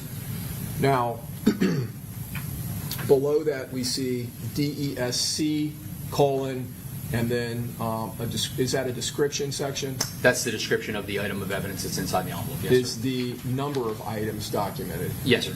And here we have it looks like the same nomenclature that's on the bottom or the base of the shell casing. That's correct. Caliber, 9mm. Yes, sir. A description of the item itself. Yes, sir. The casing. What is the EM number 62? That's evidence marker number 62. So that's annotating which evidence marker that item specifically came from the scene. Okay. And case, and then we have 2024-365605. Is that the report number for the Tampa Police Department for this investigation? Yes, sir. Then we have evidence that indicates yes, the report date, June 24, 2024, and the officer, Sarah Price. Yes, sir. Package number. All right. Yes, sir. When this label is placed, after this label is placed on there, is this item then placed into the property room and stored there? Yes, it is. Now, if the item is and also, when it is sealed, is there evidence tape that is placed onto the envelope? Yes, sir. Around the seal, which would be here, the folding top portion of the envelope. Yes, sir. And is the date that the evidence tape was placed on there, is it written across the tape and into the envelope? It is, yes, sir. And is this also to ensure the integrity of the storage of the item? Yes, it is. If the item is transported to a laboratory, like a state laboratory, like the one maintained here in Tampa, the Florida Department of Law Enforcement, are you familiar with that laboratory? I am, yes, sir. Have you dealt with them on numerous cases in your career? I have, yes, sir. And if they open this, once this is submitted for analysis to them, do they place their own tape on the item. They do. And do you see their tape that you recognize as FDLE tape? Yes, I do, sir. And we see the DLE in this tape here? That's correct. Okay. And does that appear to be FDLE tape? It does, yes, sir. Okay. And when the item is submitted to their laboratory for analysis, do they actually prepare a separate label, a yellow label that they place on the item? Yes, sir. Okay.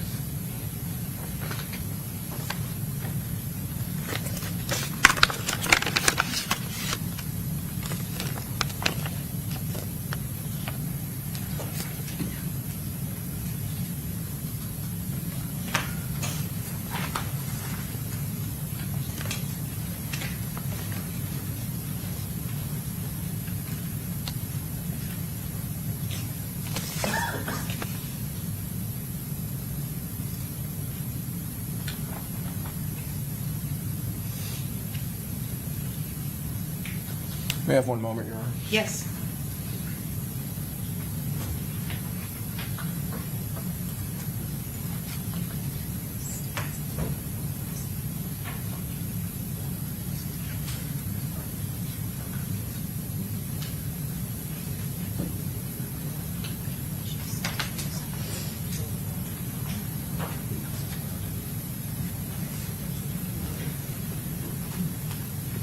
Detective, in this case, we have this exterior envelope, and then there's a smaller interior envelope. Yes, sir. So the smaller interior envelope, was that also utilized by the crime scene tech who collected this item of evidence to place into that first Yes, sir. before placing that into the larger envelope? That's correct.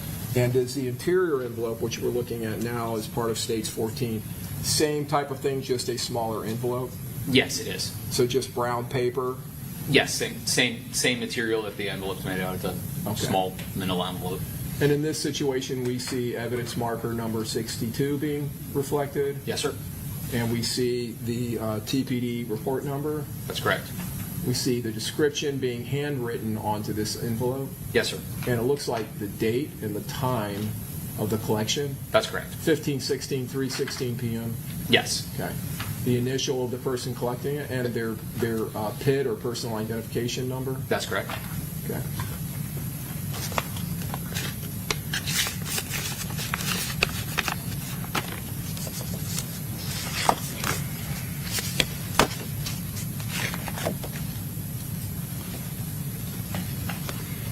The 9mm shell casings, from what you saw, and we're going to talk about the video that was collected there in a minute, but from what you saw of the video that reflects the actual shooting, do the casings appear to be in an area that would be consistent with the person on the far, or let me put it directionally, to the far north towards the edge of the building during the incident that is firing a weapon, to be near that person and be consistent with his pistol firing and leaving those shell casings? Yes, sir.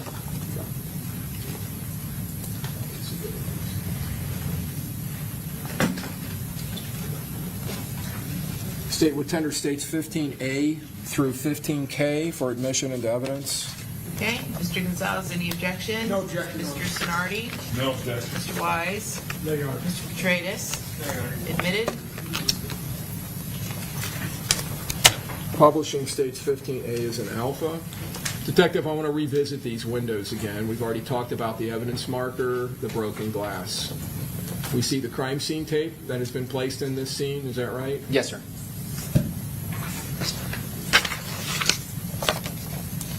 States 15B is in Bravo. See the same area again, That's correct. but I'm going to draw your attention to an area here by my finger. Did there appear to be some kind of a defect or damage to the framing of the window there? Yes, it did. States 15C is in Charlie, a more close-up of that area. Yes, sir.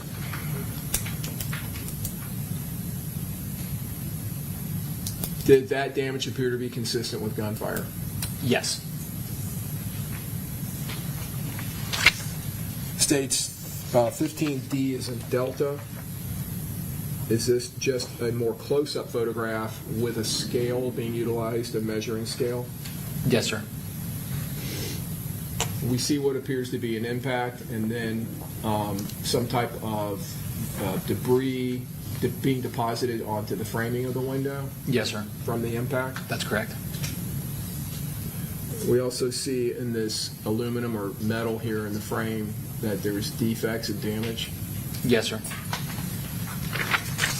Did it appear that that was where the glass was broken and then it just shattered? Yes, that appeared to be the projectile strike that resulted in the shattering of the glass. States 15C, back to the divot in the wall, it states 26. States 15F is in Foxtrot, a more close-up photo of that. States 15G is in golf. So now we see that defect, would that be fair to say, Detective? Yes, In scale. that's correct. Okay. And it appears this scale is centimeters. Yes, sir.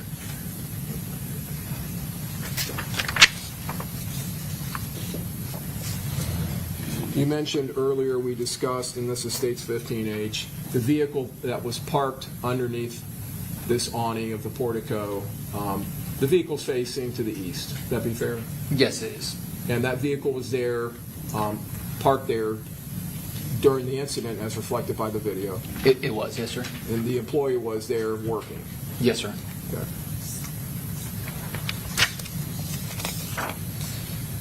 States 15I is in India. We see an evidence marker 64 on top of the vehicle. Yes, sir. States 15J is in Juliet. Do we see an area there that marker is there to mark? Yes, sir. It's there to mark the defect on the top of where the roof meets the B pillar of the passenger side, rear door, and window. States 15K is in Kilo.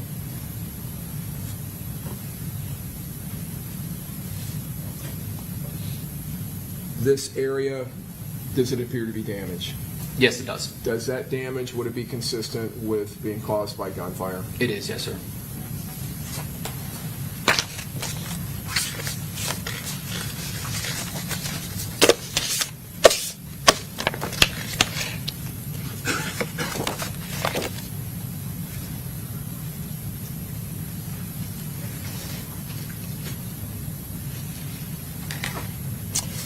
State what's under 16A through 16R, 16 Alpha through 16 Romeo. Any objection, Mr. Gonzalez? No, Your Honor. Mr. Sonardi? No, Your Honor. Mr. Wise? No, Your Honor. Mr. Tranis? Admitted? Publishing 16A. We see a white, looks like a white minivan. Yes, sir. Can you tell us where that, well, first of all, do you recognize the vehicle? I do, yes, sir. Do you recognize the area where it's parked? It is parked on the east side of the parking lot of the Home Pew Suites, kind of almost opposite the east entrance of the portico. Opposite the east entrance? So if you continue through the portico towards the east, towards McKinley, the vehicle would be parked roughly even with the portico, facing east, closest to McKinley.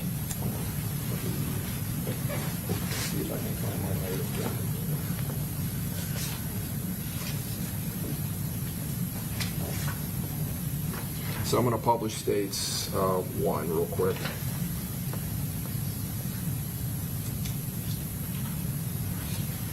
So east of the portico, Yes, sir.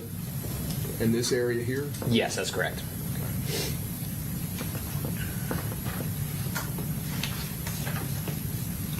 so that vehicle would be facing 40th Street or McKinley? Yes, sir. State 16B. Was there some damage that was noted to this vehicle? Yes, sir.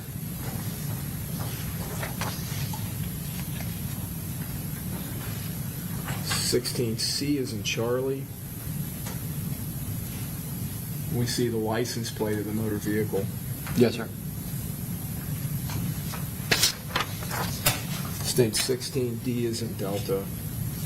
Underneath the registration date, do we see in one of the letters, or yes, one of the letters, what appears to be damage?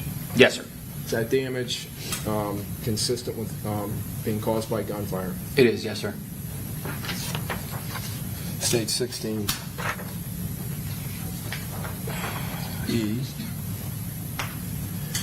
This damage, was this brought to the attention of the Tampa Police Department? Yes, sir. While we were on scene investigating the rest of the scene, we were approached by the driver of that vehicle.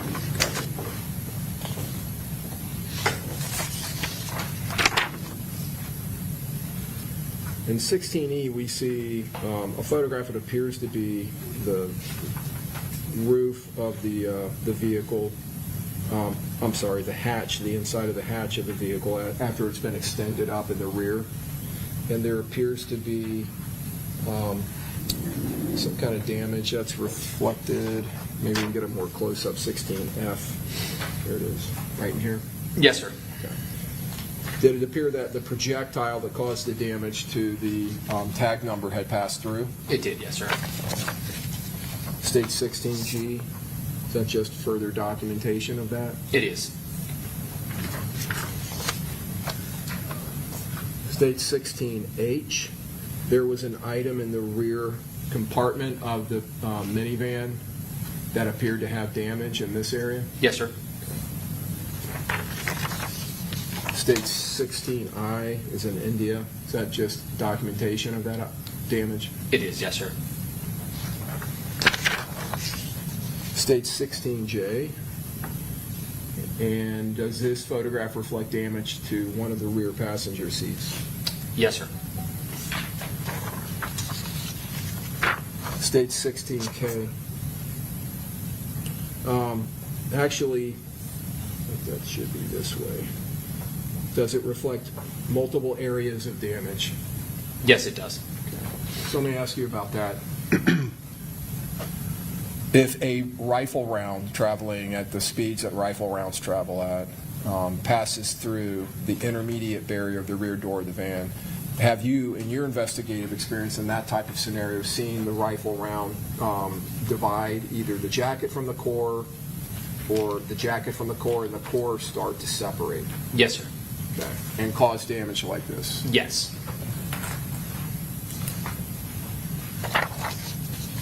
States 16L is in Lima. Is that just a closer photograph of that damage to the rear passenger seat? It is, yes, sir.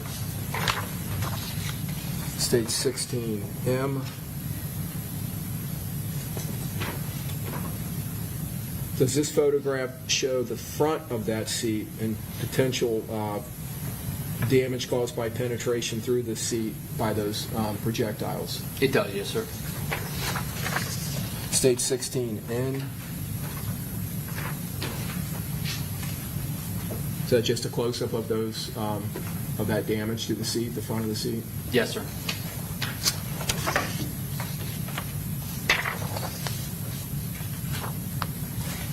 State 16P.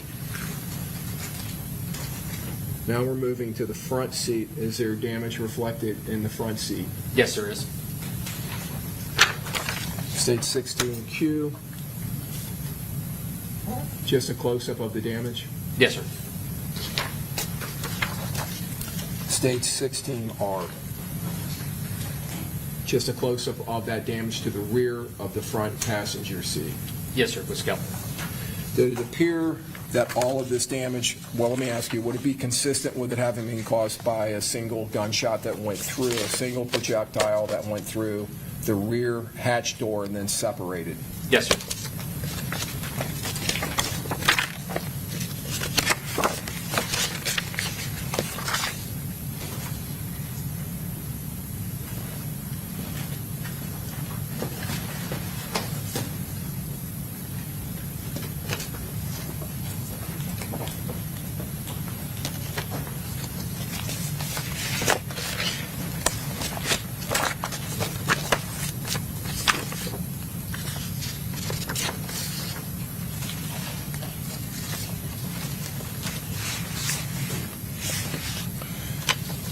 Go back to states 8B is in Bravo. This photograph, would you agree with me, is facing pretty much directly west? Yes, sir. Across the southern end of the hotel, we see the portico to the right. That's correct. We see the Lexus motor vehicle in the handicap spot. Yes, sir. on that western edge of cars that are parked in spots that are stacked in a north-south direction, we see this empty spot here between this sedan and what appears to be a Mercedes SUV. Is that correct? That's correct. I want to talk about that area. I would move, Your Honor, intender states 17A is an alpha through K is in kilo for admission into evidence. Any objection, Mr. Gonzalez? No objection. Mr. Sonardi? No objection. Mr. Wise? Mr. Petratus? Admitted. Early in the investigation, was this yellow Bronco parked in that spot? Yes, it was. And in your investigation of this case, your review of the video of the actual shooting, at some point during the shooting, did a third shooter appear in this area between these two motor vehicles? Yes, sir. And was he firing what appeared to be a rifle? Yes, he was. So in 17A, we see this yellow Bronco, and we see an evidence marker on top of it, of evidence marker 63. That's correct. Is that right? Okay.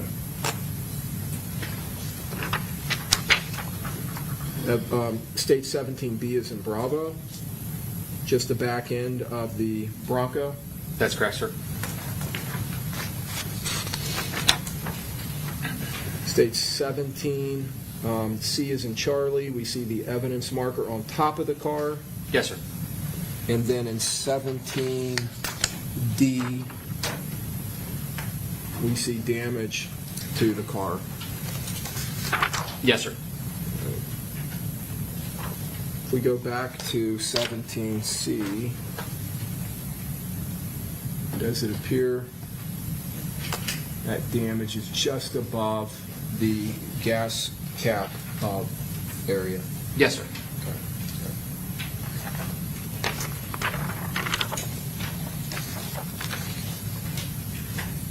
State 17D.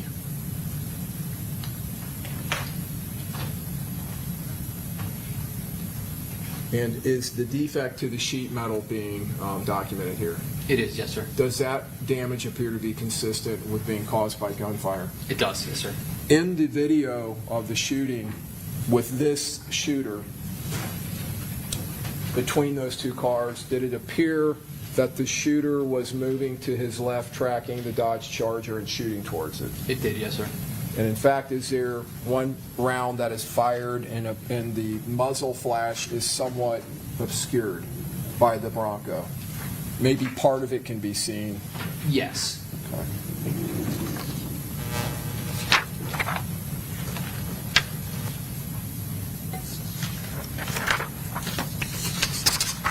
State 17E, is that a photograph of the interior of the car? It is, yes, sir. State 17, F is in Foxtrot. Looks like a photograph of the, well, let me go back to 17E so we can get an idea of what we're looking at. So this area here. Yes, sir. In photographing this, were you attempting to document any damage that may have been caused by that round that caused the exterior damage? Yes, sir. 17G is in Golf. Did it appear that there was some type of a defect? There did, yes, sir. Okay.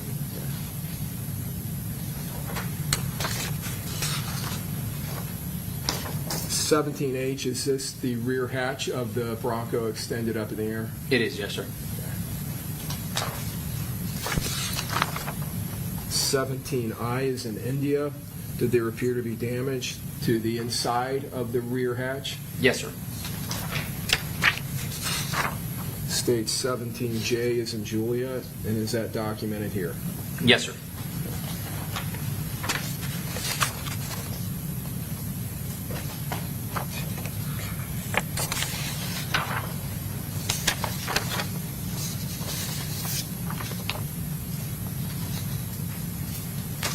$17K, is this just documentation of more internal or interior damage to the Bronco? Yes, sir.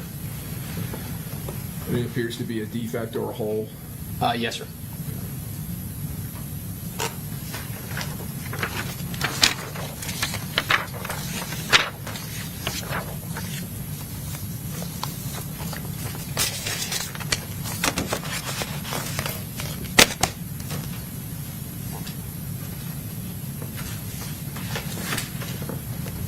State what tender states 18A is an alpha through J is a Juliet for admission into evidence.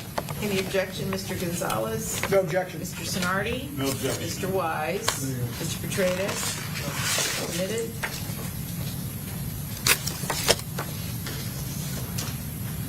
States 18A.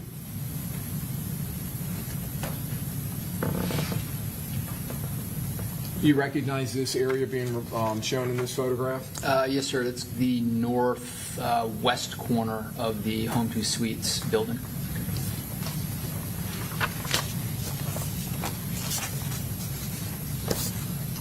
States 18B is in Bravo. Well, first of all, the camera angle here would be fair to say is facing south. Yeah, pretty much due south, yes, sir. And the flagpole we see in the distance, would that be back down towards the end of the hotel where the portico is? Yes, sir. There is some type of structure here that appears to have a wall. Do you know what that is? Yes, sir. I believe it was like a dumpster area with a cement wall surrounding it. I'm going to zoom in a little bit. Was there an item found right here in this area? Yes, sir. The plastic molding from the underside of the vehicle.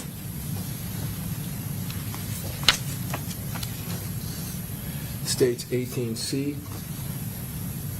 as in Charlie. The vehicle parked in that spot, did it appear to have damage? Yes, it did. Some type of paint transfer? That's correct.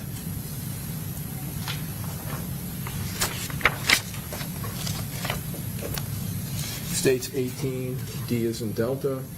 And is there damage reflected on that motor vehicle on the front driver's side Yes, it is. in this area here? Yes, sir.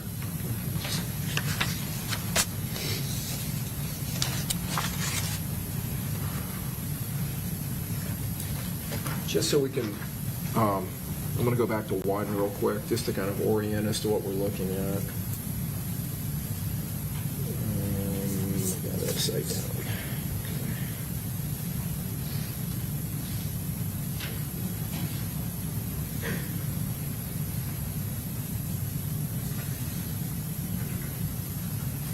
So we're down here on the south end is the portico, That's correct. right? Would it be fair to say we're talking about this area right here? Yes, sir. Northwest end of the building. That's correct.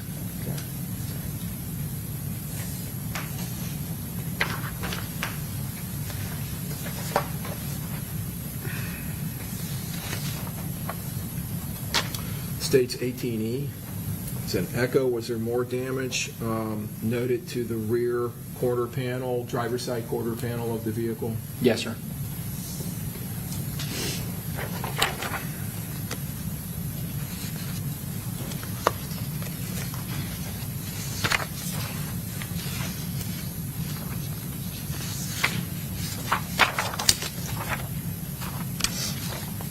States 18F is in Foxtrot. Is that just a close-up of the, I believe, the front driver's side quarter panel? Paint transfer, and then go back out. Yes. Yes, sir.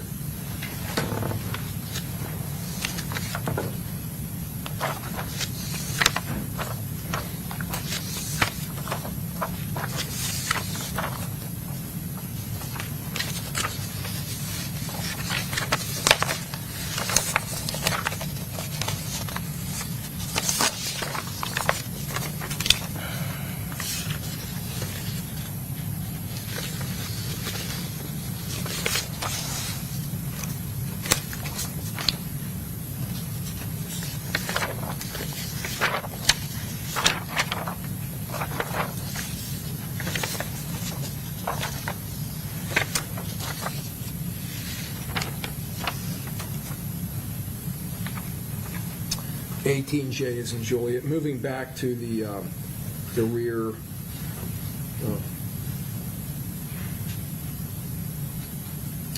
maybe the front quarter panel. There appeared to be a streak going across here. Yes, sir. Possible damage of some kind of scraping that occurred to this car. That's correct. Did your investigation reveal that that car was parked in that spot during the time of the incident? Yes, it was, sir. Otherwise not involved in the incident? No. Okay.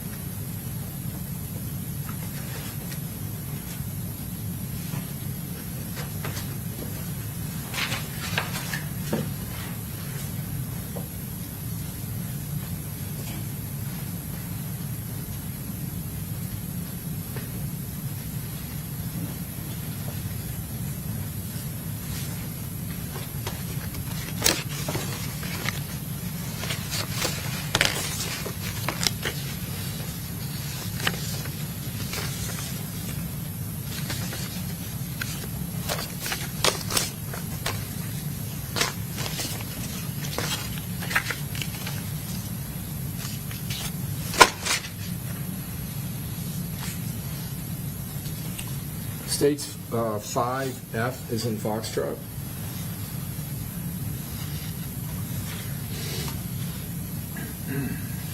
You recognize what's depicted? Yes, sir. Okay, we see the same Lexus motor vehicle That's correct. in the handicap spot. Do you kind of faintly see the trail of liquid coming out of the Dodge Charger? Yes, sir. And would this photograph be facing north, slightly northeast? Yes, sir.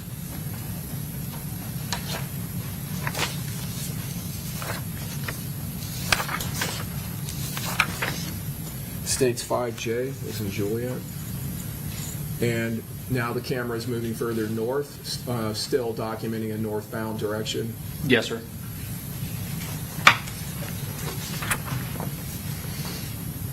This is a law enforcement vehicle. Yes, it is.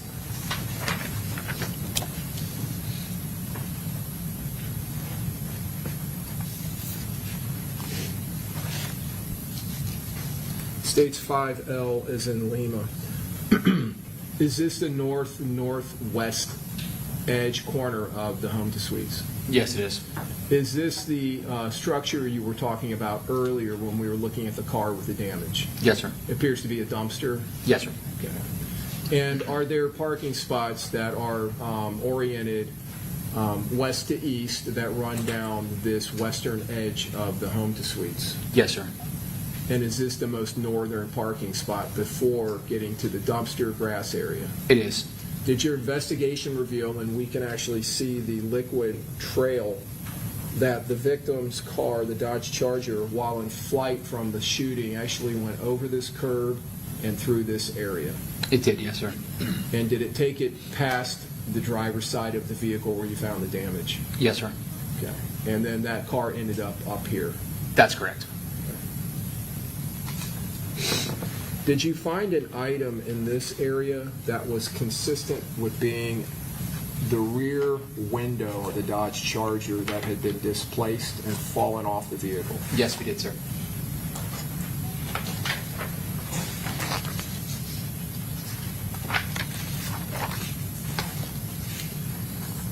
States 5M.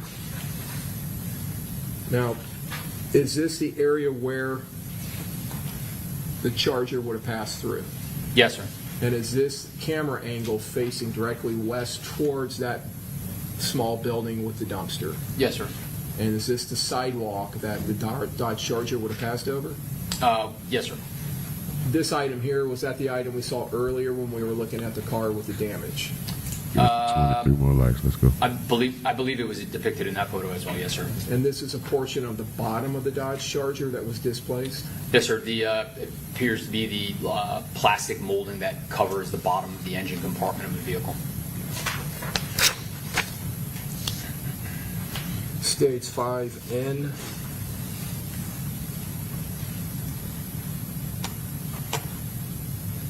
Here, do we see that item over here to the left? And we wait for this to see if it's going to focus.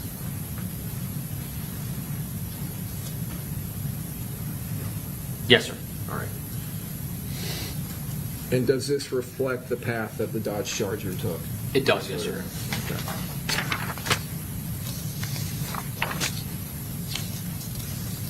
States 5P is in Papa.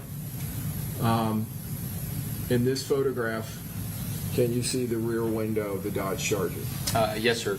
About center of the frame, more towards the right side of the picture. This part here. That's correct.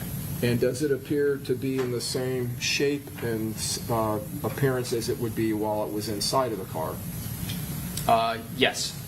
but folded up? Folded up. Yes, sir. Okay. And can we see the glass being, appears to have been shattered? Yes, sir.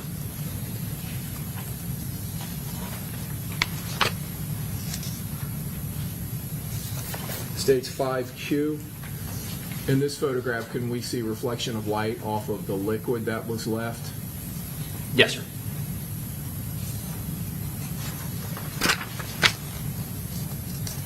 Stage 5R. Is the Dodge Charger now visible? It is. Yes, sir. Is this it right here? It is. Stage 5S is in Sierra. Is this the Dodge Charger? Yes, sir. Okay, and can we still see the liquid that is being deposited as it's moving? Yes, sir. To the left here, we see a Hyundai motor vehicle. Was that one of the motor vehicles that was parked behind the victim when the incident occurred? Yes, sir. Or the motor vehicle that was parked behind? Yes. Okay.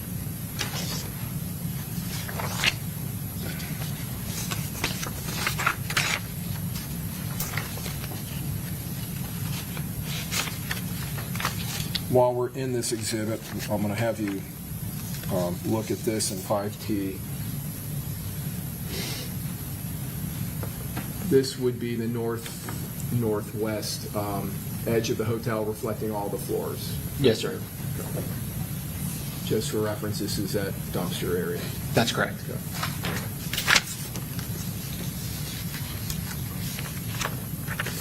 Stage 5U.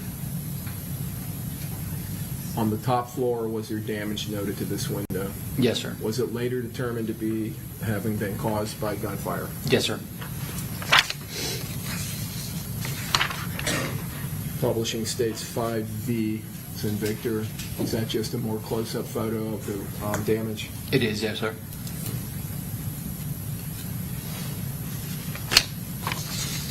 States 5N.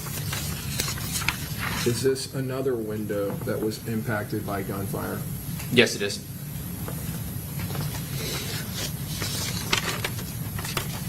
States 5X. Just a close-up of that photograph? That's correct, sir. Of that damage? Yes, sir.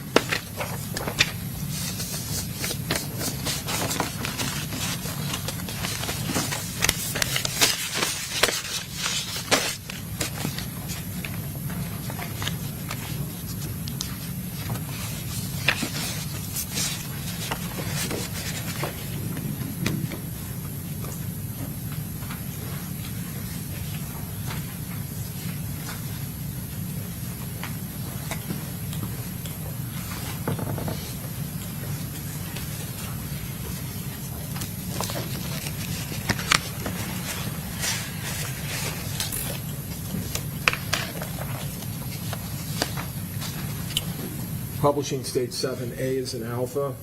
It's at the front end of the Charger. It is. Yes, sir.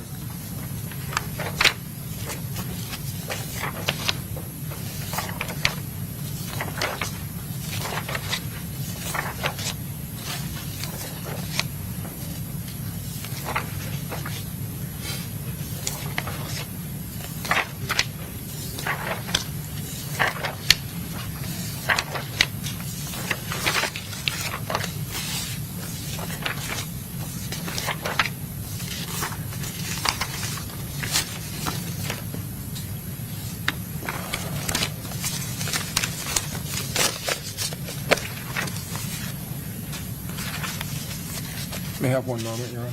Yes.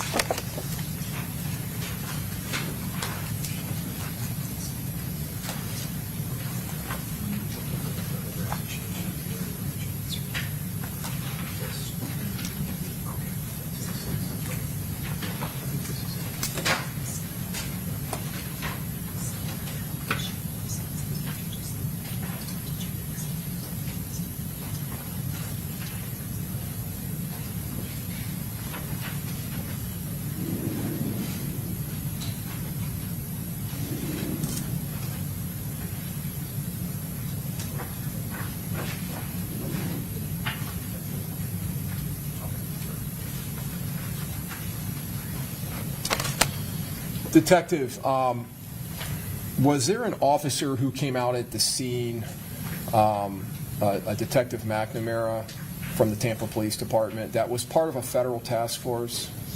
Yes, sir. And as a result of his association to the federal task force, did employees from the, or individuals from the federal ATF come out to the crime scene? Yes, sir, they did. And that's alcohol, tobacco, firearms? Yes, sir. And other than the one shell casing that was collected and impounded by the Tampa Police Department, were the other shell casings collected by Tampa Police Department personnel but then provided to the ATF personnel? Yes, eventually they were, yes, sir. Okay. And, well, were they provided after being processed through a TPD? Once they got submitted into evidence by the techs and assigned a property tag number, then they were transferred to the custody of the ATF, yes, sir. And it was a total of 31 9mm shell casings in the scene? A total of 31, yes, sir. Okay. So I'm going to call your attention back to the charger. States 6B. We can see what appears to be the red shorts of the victim and the victim's body still in the vehicle. Yes, sir. Okay. 6C, we can see the Hyundai over here. That's correct. And when I say over here, to the west, northwest of that Charger. Yes, sir. Stage 6E, victim's legs and socks. That's correct. And stage 6F, we can see the victim's upper body, his right arm, his hair, and a stocking cap, and his upper body. Yes, sir. Would it be fair to say that his body is face down, straddling over the center console into the back seat? Yes, sir. Would that position be consistent with him attempting to take cover? Yes, sir. Okay. Now, stage 6G is in golf. We can clearly see in these photographs that we are now, well, you were now at that time clearly into daylight hours. Yes, sir. All right, so I want to talk to you about that.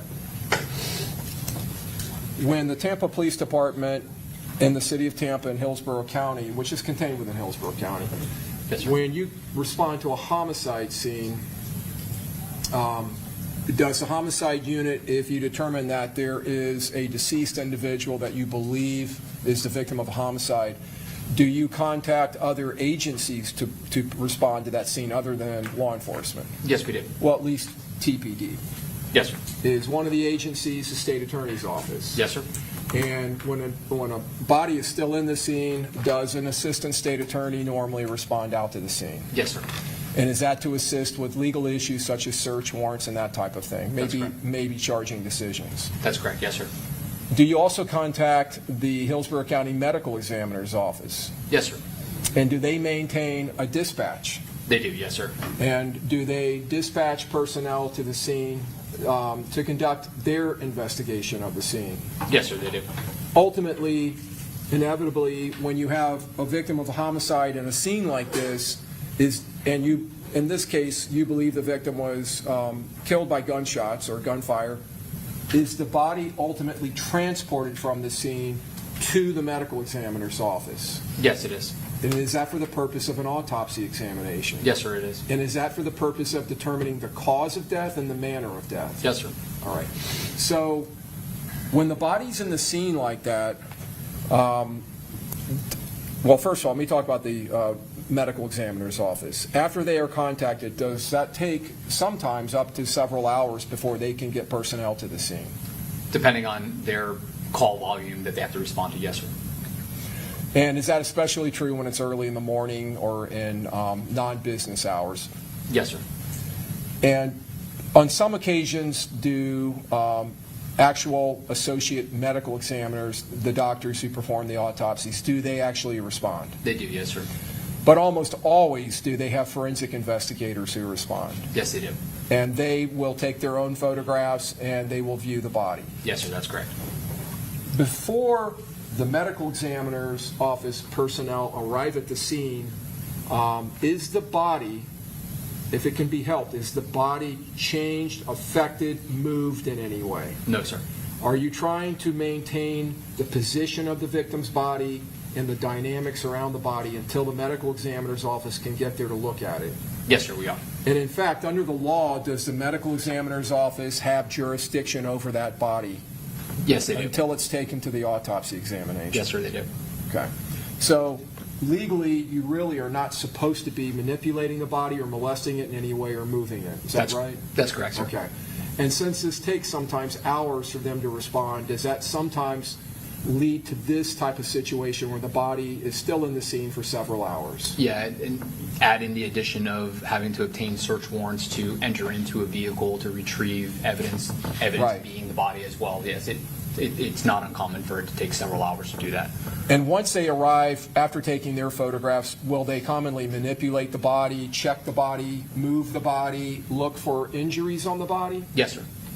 Do they go through clothing, check pockets, things like that, remove items of maybe found like a wallet, maybe something that's inside of a pocket, like a lighter, a wallet, something like that? Sure, yes, sir. Okay. In this situation, if someone was to ask, why didn't you cover Mr. Jones with a sheet just for dignity purposes? Are you supposed to do that, to cover a body in this circumstance with just a sheet? No, we avoid that at all costs. It's for the purpose of avoiding any kind of contamination to the body, to the evidence that may be deposited on the body and around the body. So the fact that a body may lay in a scene, and it may be out in the open on a parking lot, and it may be a somewhat undignified situation, is just not preventable. No. Now, in that circumstance, if the body's out in the open, you all have blinds sometimes that you'll put up. If it's in the middle of the daylight, there's public around to try to protect the dignity of the victim. Is that correct? If we can use them, we try to. And the integrity of your investigation? Yes, sir. Okay. But in this instance, the body was inside of a motor vehicle, and there was a huge crime scene protecting it? Yes, sir. Tape was around it, protecting it, keeping the public away? Yes, sir. All right.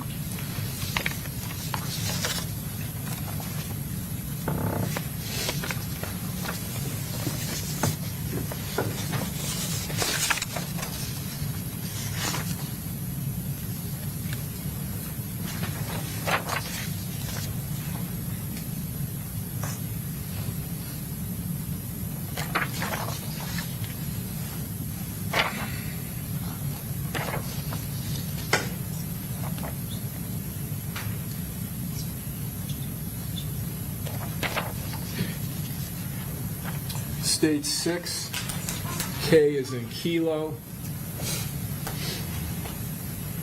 This photograph appears to depict maybe a phone charger and some phones laying on the front passenger seat. Yes, sir. And some shoes. Yes, sir. Were those determined to be associated to Mr. Jones? Yes, they were, sir.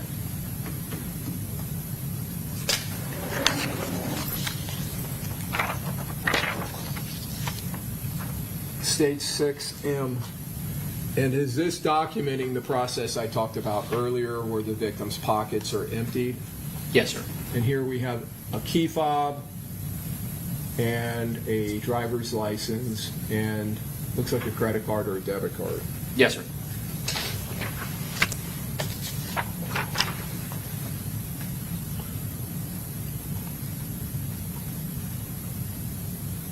Is this Mr. Jones' driver's license? It is, yes, sir. Right. Showing an address in Jacksonville. Yes, sir.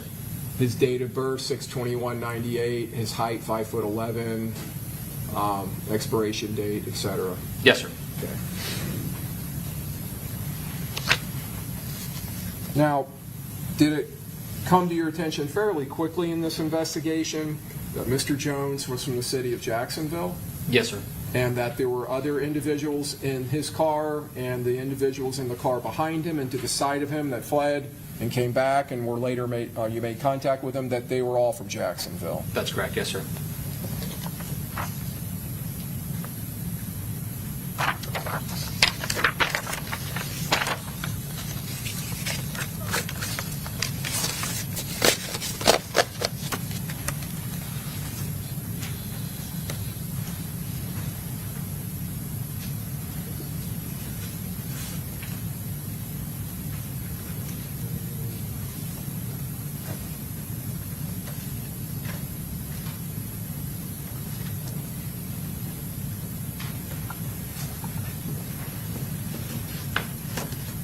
Your Honor, the state would tender states Exhibit 19A as in Alpha through G as in Golf, and Exhibit 20A as in Alpha, P as in Peter. Okay, any objection, Mr. Gonzalez? No objection. Mr. Sinardi? No objection, Your Honor. Mr. Wise? Mr. Petratus? Will be admitted. Earlier, we saw the damage to the exterior windows of the northwest side of the home to suite. So I want to talk to you about your investigation of that. Sure. In States 19A, did your investigation lead you to room number 230 on the second floor of the hotel? Yes, sir.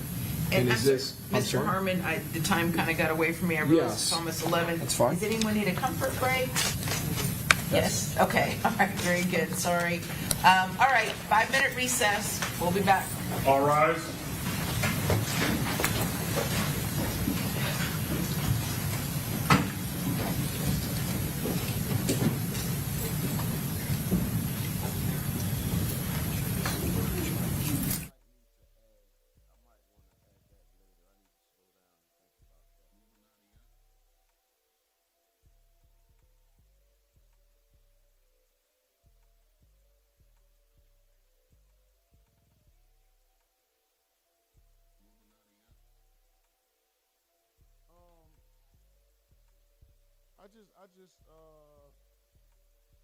What about the coverage?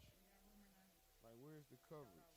I don't know how far the coverage goes. Like, are you guys, because I travel a lot, does it work out of Florida? Stuff like that. So I need to look into it and, just ask around. I'm gonna put you on hold for 1 second. I'm not hanging up. I just need you to hold on for 1 second, please, if you don't mind. Thank you very much. It won't even be 1 minute. It won't even be 1 full minute. Hold on.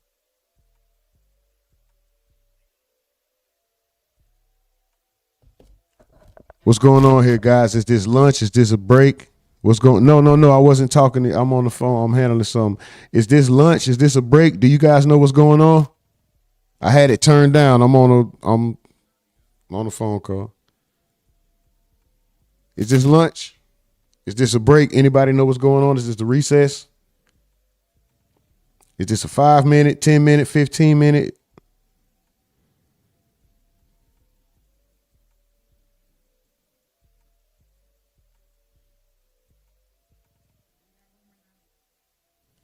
Anybody know what's going on? What's going on? Shout out to y'all. I see Bob Marley, Mike from the Ville. 5-minute break. Chevy, I appreciate it. Little mama, I see you. Mike from the Ville, I see y'all. What's that? Hold on.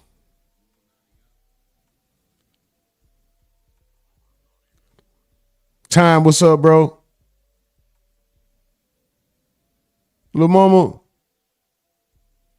Plus Money Guru. Miss Duval.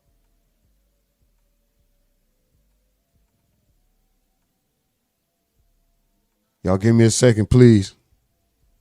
They on a 5-minute. Let me see what can I gotta play something for 5 minutes real quick. I got y'all. I gotta get back to the car. Hold on. Hello.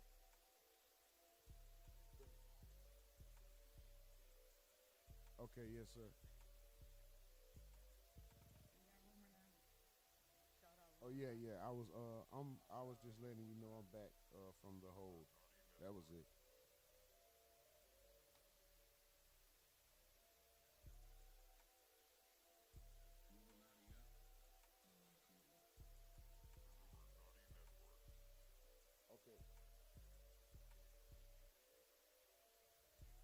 Yes, excellent service. Yes, you did.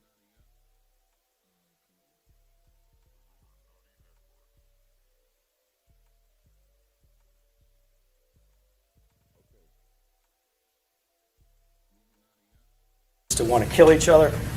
He doesn't fit into that anywhere. You don't see any evidence of him having any connection to any of these rap videos, or really any of these.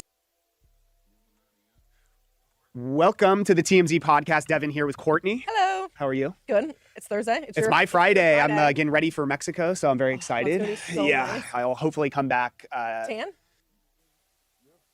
Have Mr. Gathright, do you wish to make an opening statement? Yes, sir. Okay, very good. You may proceed. Good afternoon. He's not charged with being a gang member. Some other things you won't see is any connection between Mr. Gathright and this rap scene. You saw numerous rap videos this morning. All these people who are allegedly involved, who have motives to want to kill each other. He doesn't fit into that anywhere. You don't see any evidence of him having any connection to any of these rap videos, or really any of these people that you heard about this morning, frankly. You won't see any connection between him and Charles Jones, or any reason he would want Mr. Jones to be harmed. You heard a long backstory this morning about these reasons why people wanted Charles Jones killed. But what I want you to remember is when the vast majority, if not all of those things took place, all these prior events, these prior shootings that allegedly precipitated the shooting of Charles Jones, he was a kid.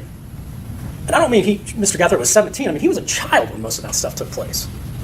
Where does he fit into this motive to want to kill Charles Jones?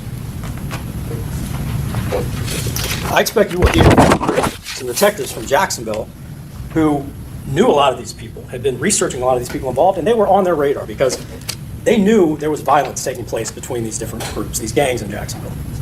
And I expect every one of them that you may hear from this week, I'm going to ask them, have you ever heard of Sean Gathright? And every one of them is going to say no. I had no idea who Sean Gathright was until Tampa police contacted us.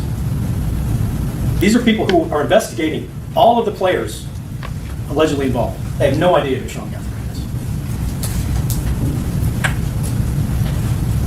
People who were with Charles Jones the night of the shooting, you heard about several of them, several people who unfortunately were shot themselves and survived. None of them know who Sean Gathright is. I expect that's what you're going to hear this week. Other people who were in Charles Jones' entourage that you may hear from, I expect none of them are going to know who Sean Gathright is. It's a piece that simply doesn't fit into the puzzle.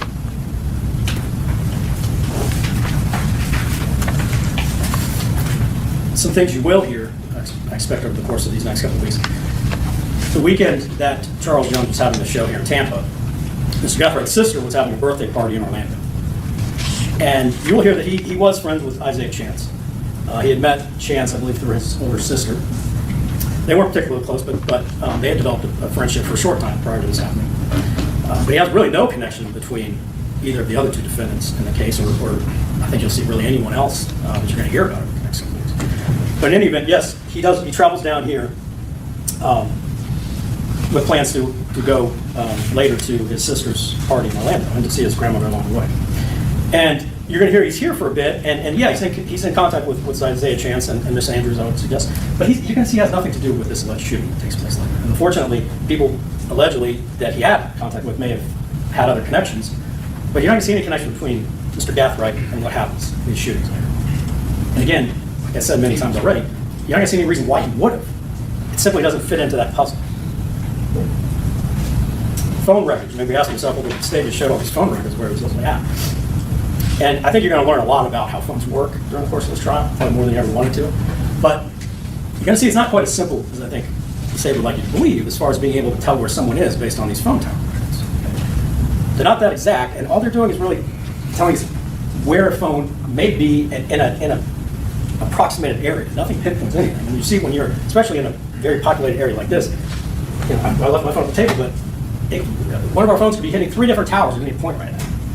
So these phones are not as precise as you may have been led to believe this morning, but you'll see that evidence. You'll get to decide for yourself how much weight to give the phone tower evidence, and not even really how much weight to give it, but how much you can really read into the phone tower evidence. But it will show that, yes, Mr. Gathright is in Tampa, goes to his grandmother's in Polk County, and then moves on to Orlando to his sister's. Now, when he's at his grandmother's house, and I think you'll hear from grandmother, that's not unusual for him to do. She travels back and forth between here and New York, and she had just gotten back into town shortly before Mr. Gathright came to see her. You'll hear that it's not unusual for him to borrow a car. She knew that he was working this pressure washing business and was trying to get off the ground, so that didn't faze her at all. She talked about bags that moved, and she again knows that he works in pressure washing. She believes this is pressure washing. She's there watching him move the bags. It's not anything that's been done, secret. So she lets him borrow the 4Runner, and as you saw, he cleans out the Impala, which I think she's going to tell you is something she expects to be done. She has some lung issues, and she wants that car clean. The other thing I think you're going to hear is that law enforcement later collects the rag that's used to wipe that down. So it's not like there's anything being hidden from the pallet being cleaned out. But in any event, yes, he switches cars, goes on to Orlando to hang out at the Sisters Park. When he's in Orlando, that's when you saw a photograph of a Don Julio bottle. I think you're going to see lots of Don Julio photographs because that's nothing unusual. You're going to see, you saw it in a couple of the videos this morning. Everyone seemed to be drinking Don Julio while in this case. You can read into what the meaning may be, and I think the state's going to suggest that it's some kind of material motive, but that's for you to decide. I'm going to suggest you it's a bottle of Don Julio in the club. You're going to see several of those. After Orlando, of course, Mr. Guthrie returns back to Jacksonville. The traffic stop that you heard about that happens later on, Mr. Guthrie is by himself when that happens. He's by himself, by the way, when he's gone to his grandmother's house, when he's gone to the party in Orlando. He's by himself when the traffic stop happens. There are numerous firearm-related materials found inside that car. Again, I told you his mother is an avid shooter, a former Marine. She has quite a few firearms herself. But I would suggest you the state at this point, or law enforcement rather, probably thinks they have now found this gold mine. Look at all these guns. They must connect back to Tampa. But they don't. And that includes a 9mm handgun that's inside the car. It doesn't match up to the shooting that took place in Tampa, even though they find 31 9mm casings. So one casing, or there are a couple of casings that apparently are matched back to casings that are found in the prior alleged shooting of Foolio. I think again would have been when he was a juvenile. But in any event, I want to emphasize, because you heard the word match used. Law enforcement is not saying and cannot say that these casings that are found in the car fired shots during the Foolio shooting. What they can say is allegedly, and I'm going to ask you to pay close attention to how casings are allegedly matched. I would suggest to you it is a very subjective science and it's questionable. But in any event, all it's saying is the same gun that allegedly was used in that shooting allegedly fired these. Not at the same time, not during the same incident. It's saying the firing pin markings on these casings were the same. Again, it does not say when those casings found in the foreground were fired, how they got there, anything of that sort. And again, it's mixed between numerous other firearms-related evidence that has nothing to do with this case. No connection to that case.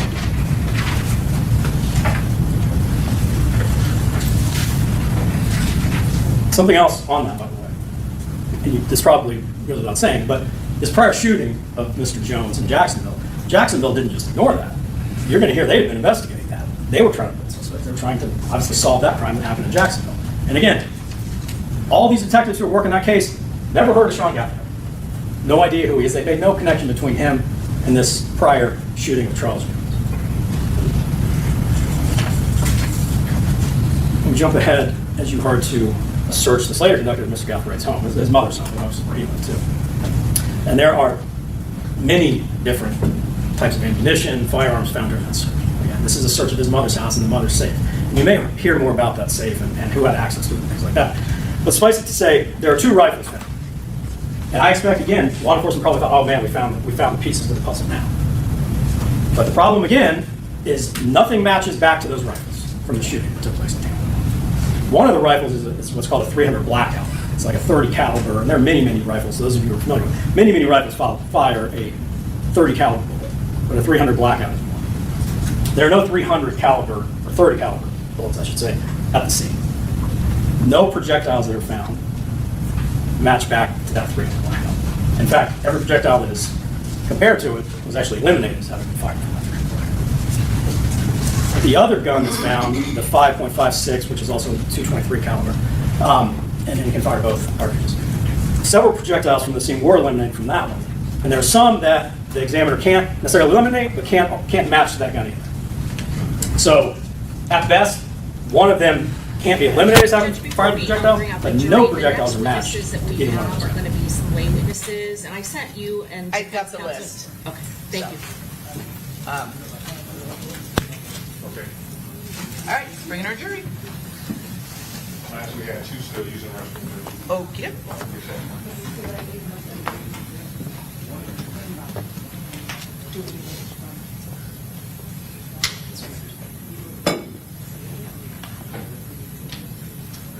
All rise.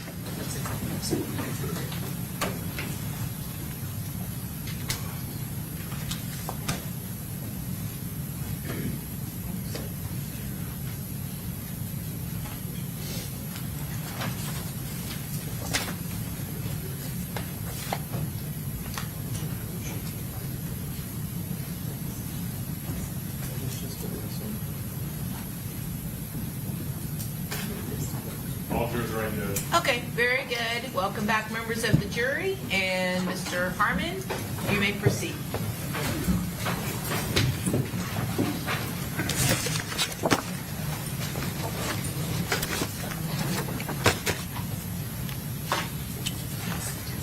Detective, earlier we were talking about and looking at damage to exterior windows of motel rooms, hotel rooms, on the northwest and western side of the hotel. And I'm going to show you States 19A that's in evidence now. This is depicting, it looks like the front of room 230, is that correct? Yes, sir. That's on the second floor, obviously. Yes, it is. And did you go there following up on the exterior damage? Yes, we did. Were you allowed into the room? Yes, we were. States 19B. Since we're looking at photographs, were there crime scene technicians that went with you or participated in this investigation? Yes, there were, sir. States 19C.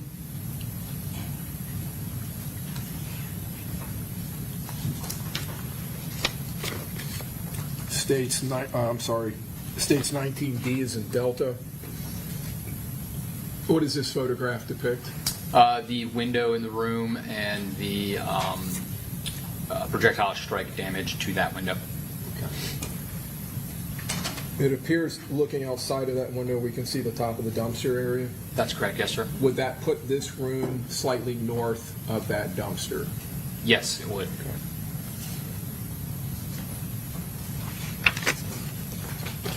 States 19E.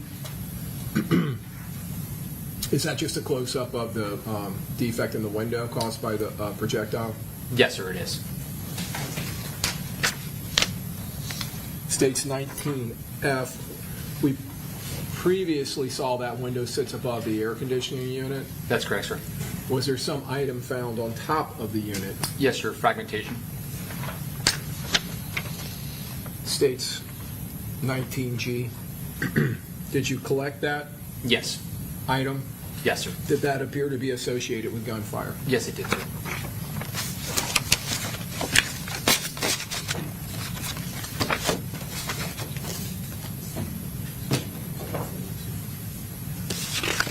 Moving on to States 20A, and now going to the fourth floor of the hotel. States 20A is an alpha. You're now at room 430. That's correct. States 20B is in Bravo. Is that the interior of the room? It is, yes, sir.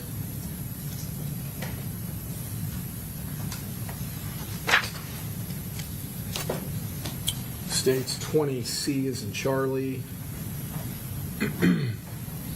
Just another view of the interior with the beds, and now we're looking at, I guess, partially the roof, ceiling. Yes, sir. Okay. States 20D is in Delta. Was there some damage or defect in the wall that was being documented Yes, sir. in this area here? That's correct. States 20E. Is that a close-up? Yes, it is.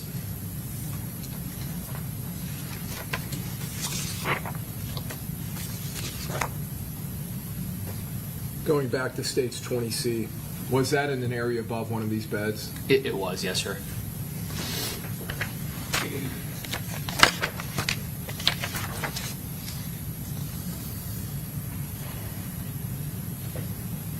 States 20F is in Foxtrot.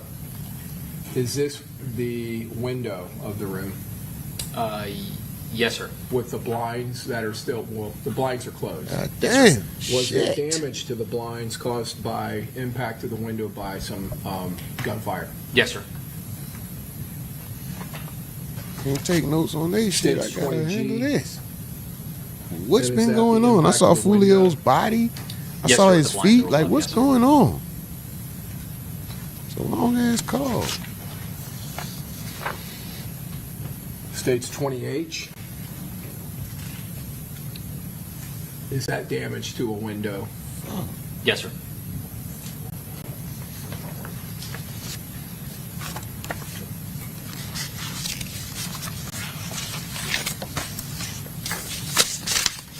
Run the lights up, y'all. Run the lights up. We're streaming live from a tent in the woods in Stage Wyoming. 20I is in India. Did you find damage in the adjoining room, 432? Yes, we did, sir. Bro, is the same dude still on the stand? Stage 20J is in Juliet. Is that just entering the room, a photograph? It is, yes, sir. These rooms were occupied. Yeah, 430, David 432 Albers. were occupied, yes, sir. Stage 20K. And we can see here it looks like the window, the blind is halfway up or partially up. Yes, sir.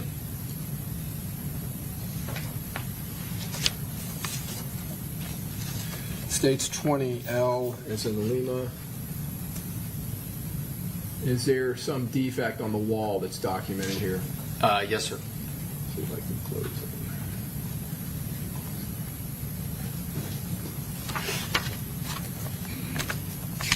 Stage 20M, a little bit of a close-up of that.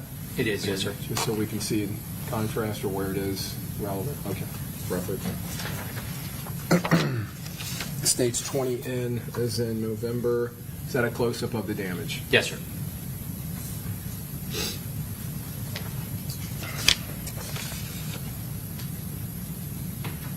Stage 20O is an Oscar. Was there damage not just to that wall, but also on the ceiling? Yes, sir.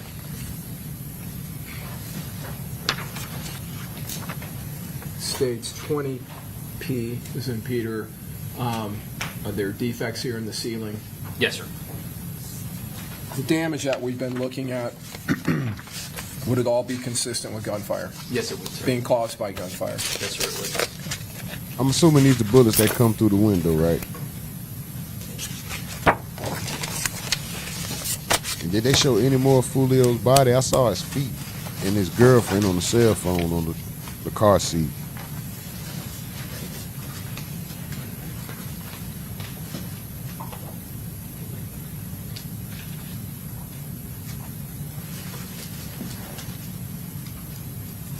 If the defendant got to use the bathroom, like if he got a The state boo-boo, would do he get more than tender for 5 admission minutes? into evidence stage 22A through B and stage 23. Any objection, Mr. Gonzalez? If my life on the line, I got a shit. Bernardi? No objection. Mr. Wise? And I need more than 5 minutes. I'm gonna be able to. Please. I'm gonna be shitting horses, cows, nigga. I'm be, boy. It's gonna sound like a street fighter. Finish him. Publishing states I'm being there shitting up a storm. My stomach gonna be bubbling like a motherfucker. My life on the line. Talk about 5 minutes. You had 5 minutes, Detective, bitch. so just to orient ourselves, we have the south end of the hotel in the portico, the area where the Lexus was parked. And we have these parking spots that are lined up north to south that we talked about. And then we have in the curb angles at a 45 degree approximately to the north-northwest. Is that right? Yes, sir. And there appears to be a drive heading into the back of the Holiday Inn. That's correct. In this area, was there a Tesla charging station? Yes, it was. And in your investigation, did you come into contact with the owner of a Tesla that was being charged during this incident? Yes, we did, sir. Did he agree to meet with you? He did. Run the lights up, y'all. 2 more, get us to 20. States Supreme 8, Tunes, what's up? Delta. Chevy, what's up? Mr. G. Fetty, what's up? Bob Marley, what's Again, up? the Stay striving Lexus, cheese, just what's to up with orient it? us where we are, and we see this car, these cars parked facing east, so in a west-east orientation, but then we see a car facing northeast. Yes, Certified, Lil To Mama. these cars or to this spot. Is this the approximate area where Right from the Tesla Ville. charging station? Yeah, is right there by those. What's up with it? those What's up trees with it? where the Time, bend what's up with in it? The parking lot is, yes, sir.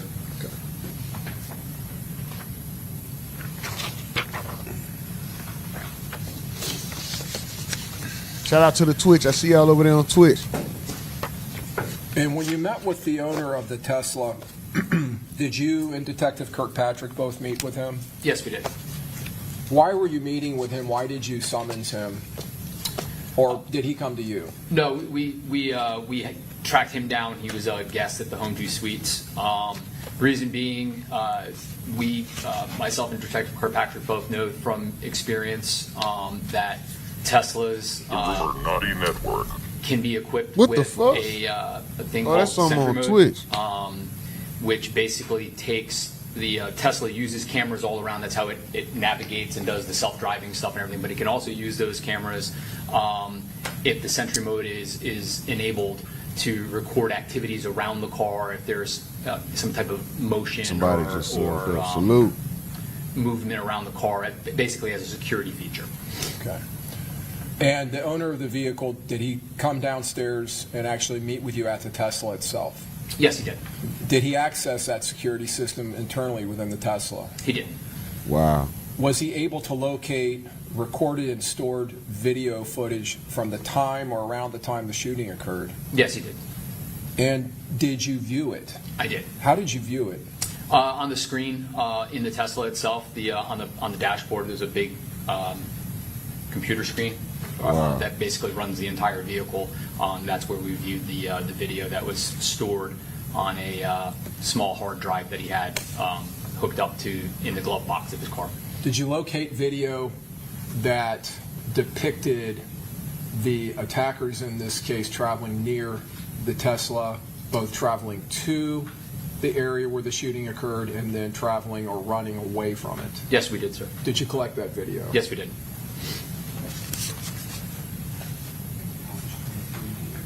Tesla crazy. Big Face 901, what's up with it? Your Honor, we're going to publish States 23. Okay? Who is questioning him? Is this still is this the state? Is this still the prosecution or is this defense? What the fuck is this Isaiah Chance's hair? Vaseline and water head ass.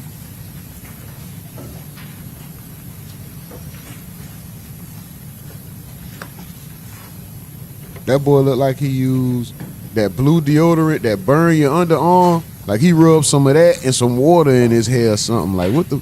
Okay, so it is the prosecution. The state is still. Who is this nigga that came and sat next to my girl in the green? Nigga, don't sit next to my hoe. That my hoe. That my hoe too. Okay. First, before you do, just Detective, is this the beginning of that footage that was collected? And they got basal fingers, Okay. crackhead fingers, mechanic finger having to grab the transmission and pull it out, looking at, come here, transmission. Some fucked up fingers.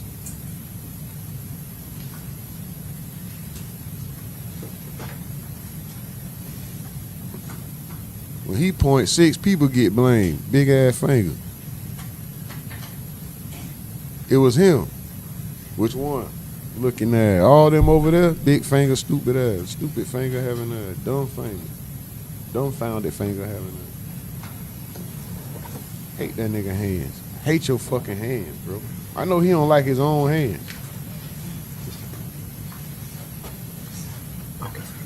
So let me not make jokes. Internet is sensitive. Can't even make a joke, sensitive ass internet. Fuck out of here, man.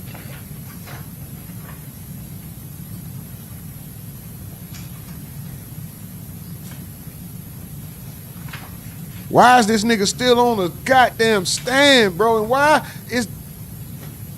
You know what? Let him cook.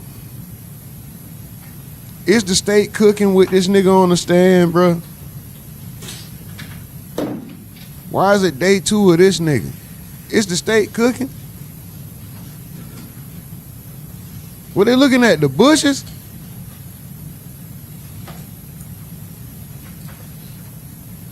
Come on, man, get to it.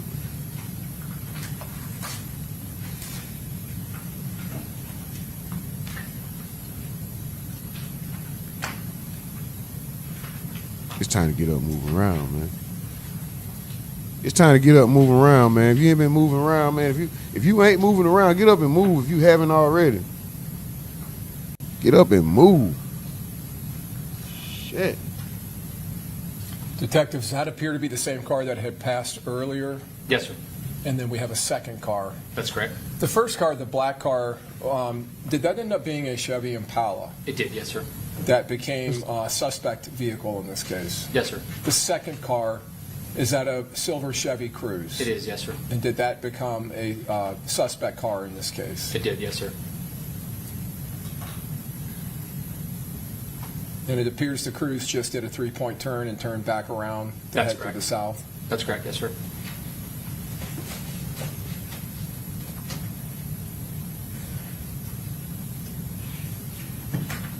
So would it be fair to say this camera is facing in that same oblique direction as the car we were looking at, so to the northeast, Yes, sir. towards the western side of the hotel? Yes, sir.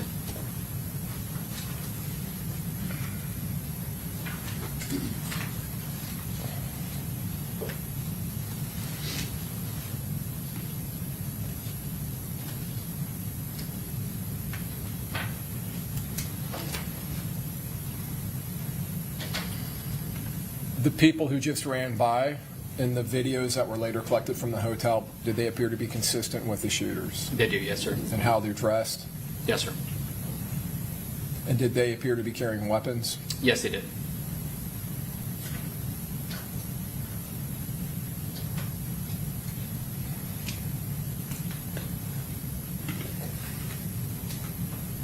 Is that the Dodge Charger? It is. And again, the two shooters? Yes, sir.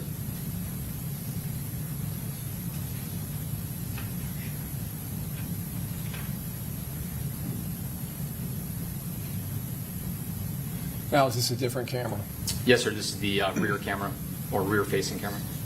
Is that on the western, northwestern side of the vehicle? Yes, Is this a third shooter being reflected? it is.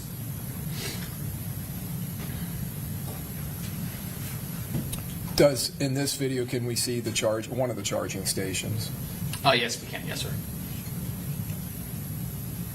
And does that one appear to be hooked up to the car? It does. Yes, sir.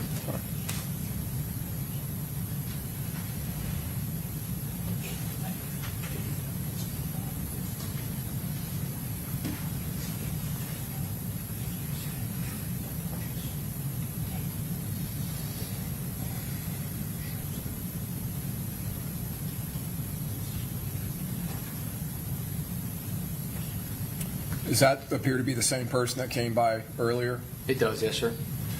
We saw some white flashing, but then we saw a consistent, persistent flashing. That second flashing, what was that? I believe the vehicle's actual security system activating with the lights flashing. Okay. In this view, did we see that same third shooter run past both charging stations on the rear of the Tesla? Yes, sir. Is that what this camera, where it's mounted and where it's, I guess, recording from? Yes, sir. Right above the tag.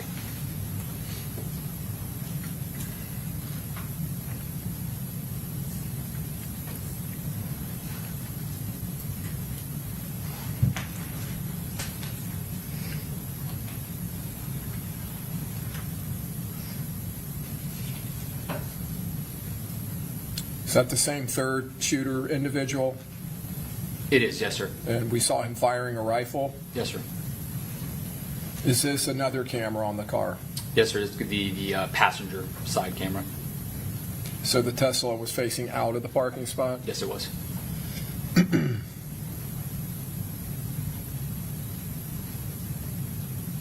Same individual? Yes, sir. The Tattletale Tesla. Shout out to Mills over there on YouTube. Shout out to the Twitch. Chevy said goes around like he got to take a dump.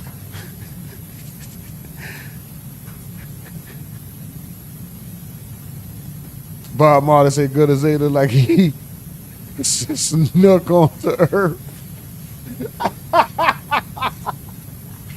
Is that the headlights of the Charger? That nigga Yes, sir. snuck onto Earth. Ah! That nigga ain't sneaking the country. That nigga snuck on the earth. Oh, that nigga was standing there long. Oh, he was letting that. That wasn't his first time. And he was rocking back and forth, bro, was dancing with that bitch, wasn't Is this the original camera position we were looking at? It is, yes, sir. And does it show the flashing lights of the alarm system? Yes, sir.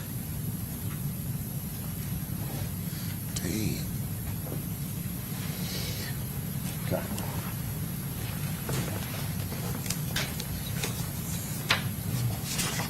This nigga say gotta leave fingerprints on every scene. That nigga leave multiple fingerprints with one finger. How the fuck? How far you got one finger with 3 different prints? It was 3 different niggas here looking there.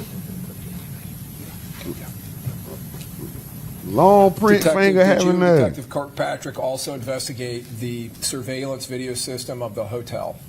Yes, we did, sir. And were you able to find and locate video recording from around the time of the shooting incident, several minutes before and several minutes after? Yes, sir. And did that system contain multiple cameras around the perimeter of the hotel? It did, yes, sir. Did you collect video from multiple cameras, both on the eastern side, the western side, the northern side of the home to suites? Yes, sir. So, have you seen this exhibit in a composite showing multiple camera views around, Yes, sir. tracking the vehicles as they enter the parking lot? That's correct, yes, sir. All right, Your Honor, we're going to publish States 22A. Okay.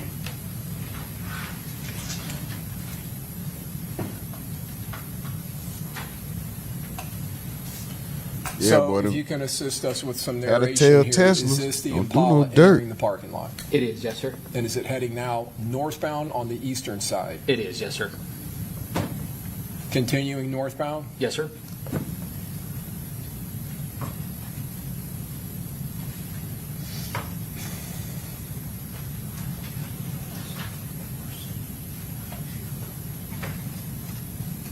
Is that vehicle now passing into the northern end of the parking lot? It is, yes, sir.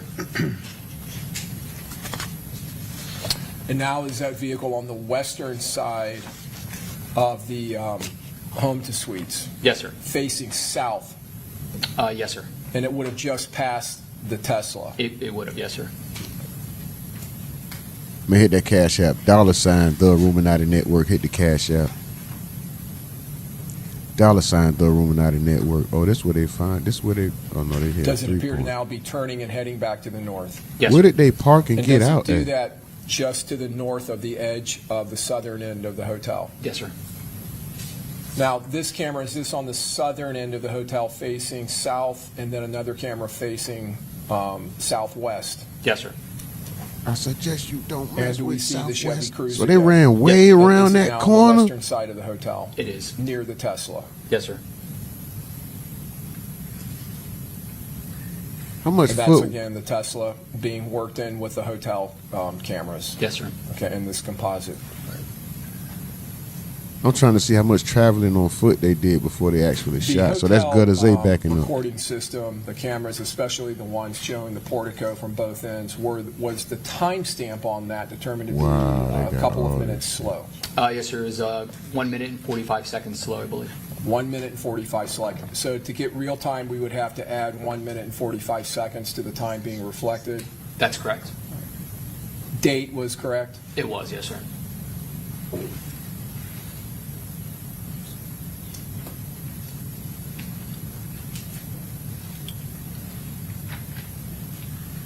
So where did they get out?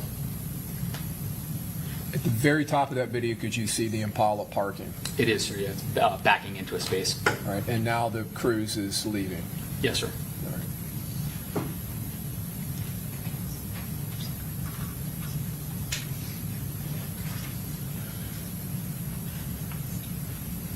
Which direction does the cruise turn onto 40th McKinley? Southbound, sir.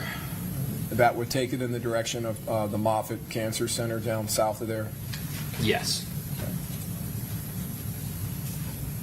And this is, again, the Tesla we saw earlier, video Yes, sir. from the Tesla?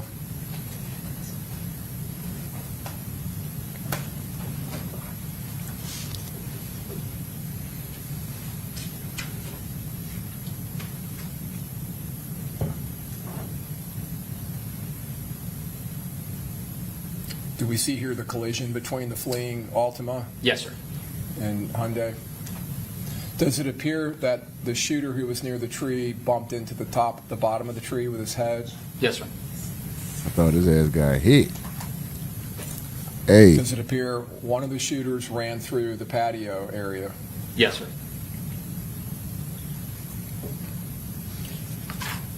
And then came out running past the Tesla? Yes, sir. Okay. then they was up here. You seen the car jump the curb. They ran right to From him. the They sequence really of could have went and events, when finished. the third shooter who went behind the Tesla charging stations, when he comes back up and is firing That's his them right weapon there. in rapid fire down the western side of the hotel, does that appear to set off the alarm system on the car there? We're going to object. The state continue to narrate the video. I think they can ask what the detective saw, but not narrating what the state believes is on the video. Well, you are leading, so Mr. Harmon, just rephrase your question. Sure. The alarm system that goes off on the car, does that appear to you to be at a time near the That nigga shooter shooting up dancing the with west side of the hotel? God, It does, bro. yes, sir. Man, Do he you can't believe there was run. He some can't run association though. between the two? I do, sir, yes. What do you believe happened there? Just the overpressure and concussion of the shots being fired from a rifle in close proximity to the vehicle would have created enough vibration to trigger an alarm system, similar to like a firework being ignited next to a car that's equipped with an alarm. They could have ran down on that car and finished everybody else if they wanted to. They went the same direction. They ran the same direction that the car went and jumped the curb when the car couldn't move anymore.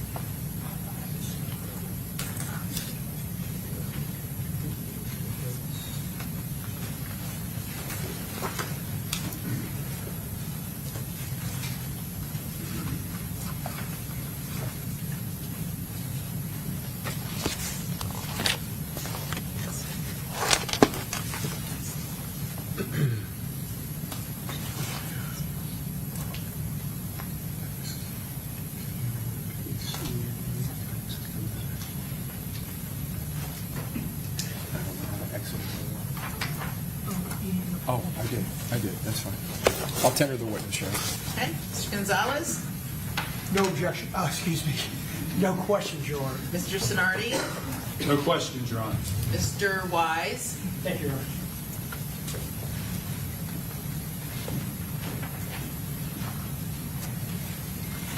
Bro, I would have been in that parking lot smoking. Like, say I'm at the hotel, I would have been out there somewhere sitting smoking. I probably would have seen this shit happen.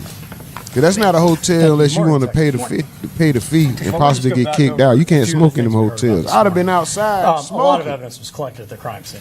That's correct, yes, sir. Among those things, numerous 9mm casings, correct? Yes, sir. I think we heard 31. Yes, sir. All right, and 29 of those, Be out there hitting the weed. I Like, believe what you the said, fuck? were Did the turned nigga in the over mask? to ATF for further processing, correct? 30 of them.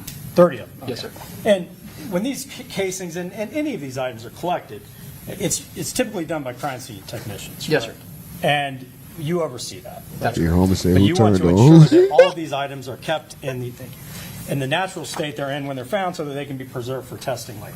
Yes, sir. And one of the things ATF was able to do, and one of the reasons it was turned over to them, these casings, is they have a process to actually test these casings for potential DNA. That's correct. And then they also can do other, forensic testing to try to potentially match the casings to each other and to a gun. Yes, sir. Correct. And that was the reason that one of them also was kept for TPD, not for the DNA testing, but for brass track Sniven comparison, right? Yes, sir. And that's the process, or one of the processes by which casings can be compared to one another. Yes, sir. You also collected, I think we heard a lot about this, but several projectiles, correct? Yes, sir. And not just whole projectiles. For instance, I'll show you what is in evidence is 9C.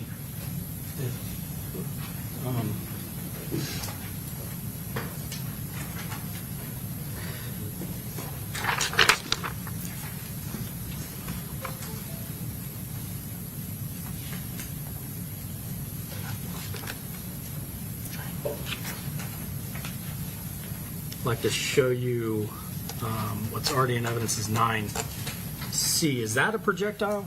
Yes, sir. Okay. And that one is, it looks to be in pretty well intact. Is that correct? Yes, sir. And some of them, for instance, 9G would be fragments from a projectile, correct? Yes, sir.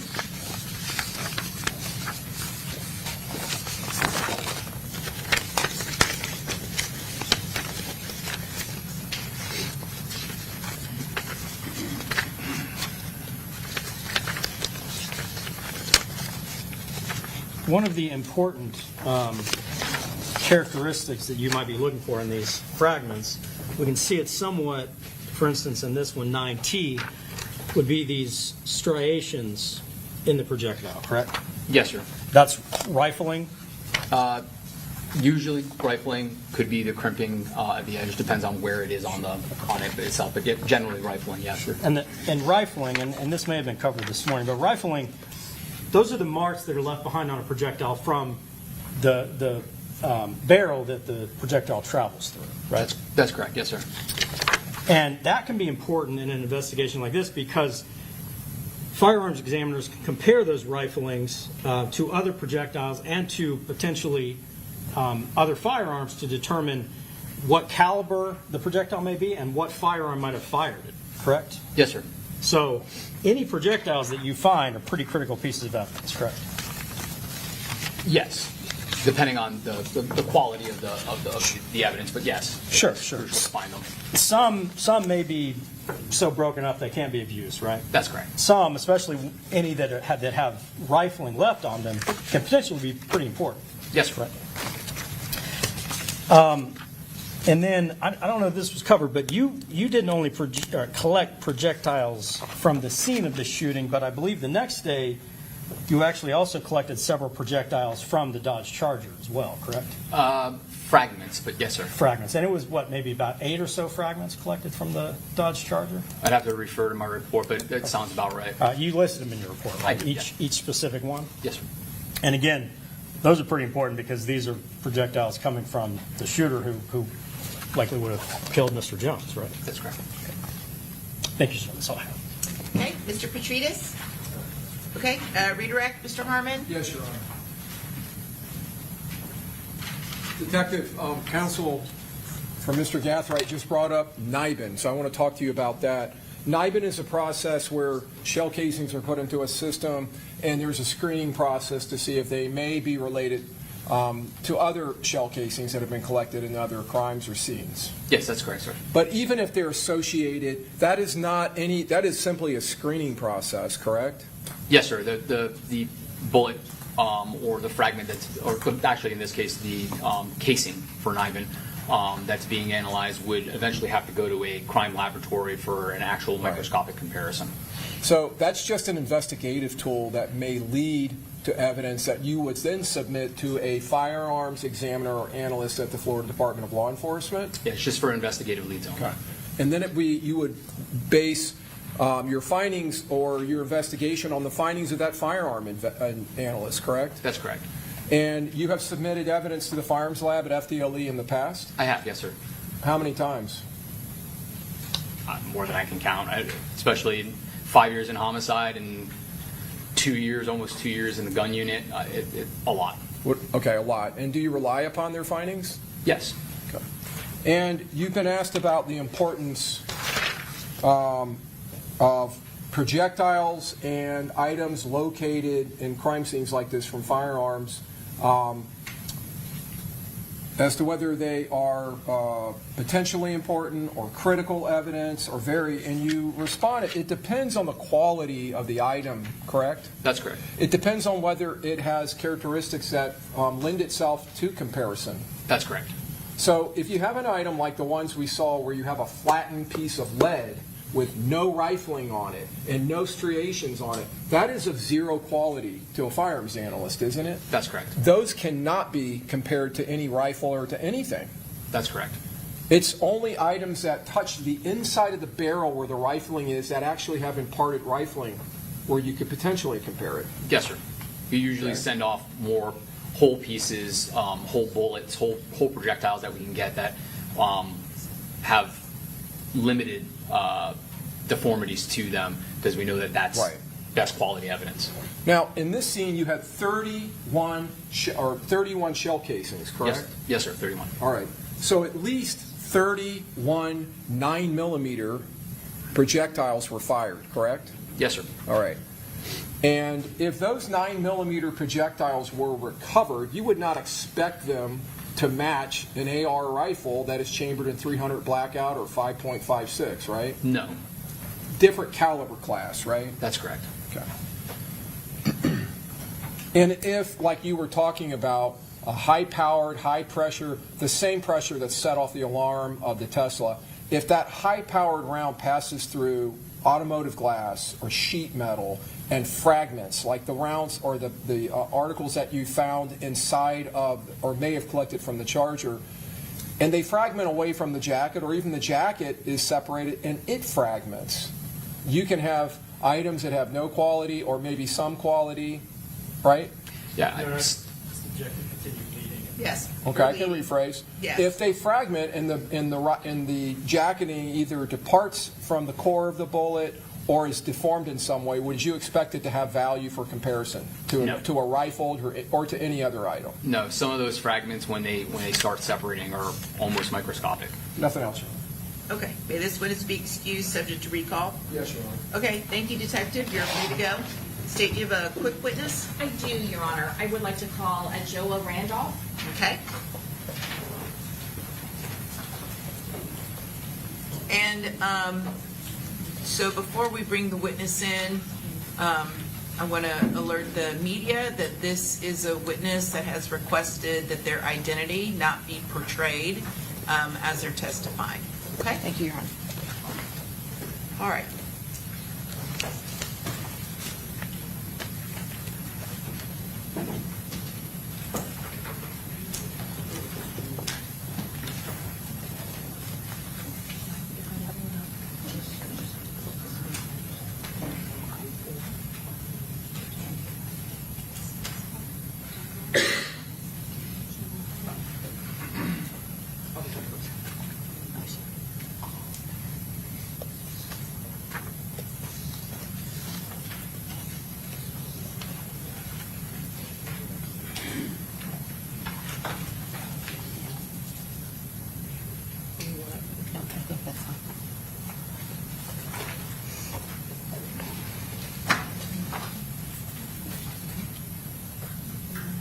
I have the ones I need.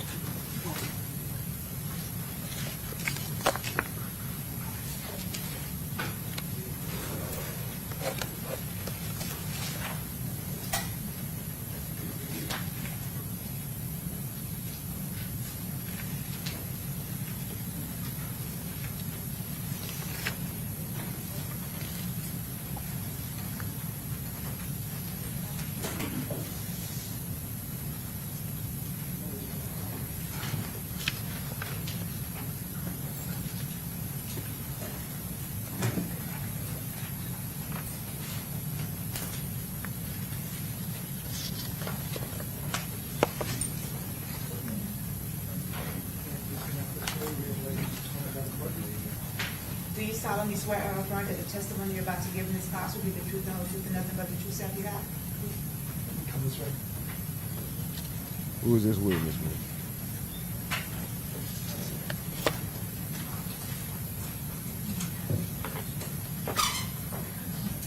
Okay, you may proceed. Thank you. Ms. Randolph, I'm going to ask you to kind of get a little bit close to the microphone because I know that you're a little soft-spoken. Please state your full name for the record. Aja Randolph. Okay, that's way, you gotta project your voice a little bit. Let me see where that microphone is. Yeah, you gotta lean the microphone and try and speak up, because if I'm having trouble hearing you, that means everybody else is gonna have trouble.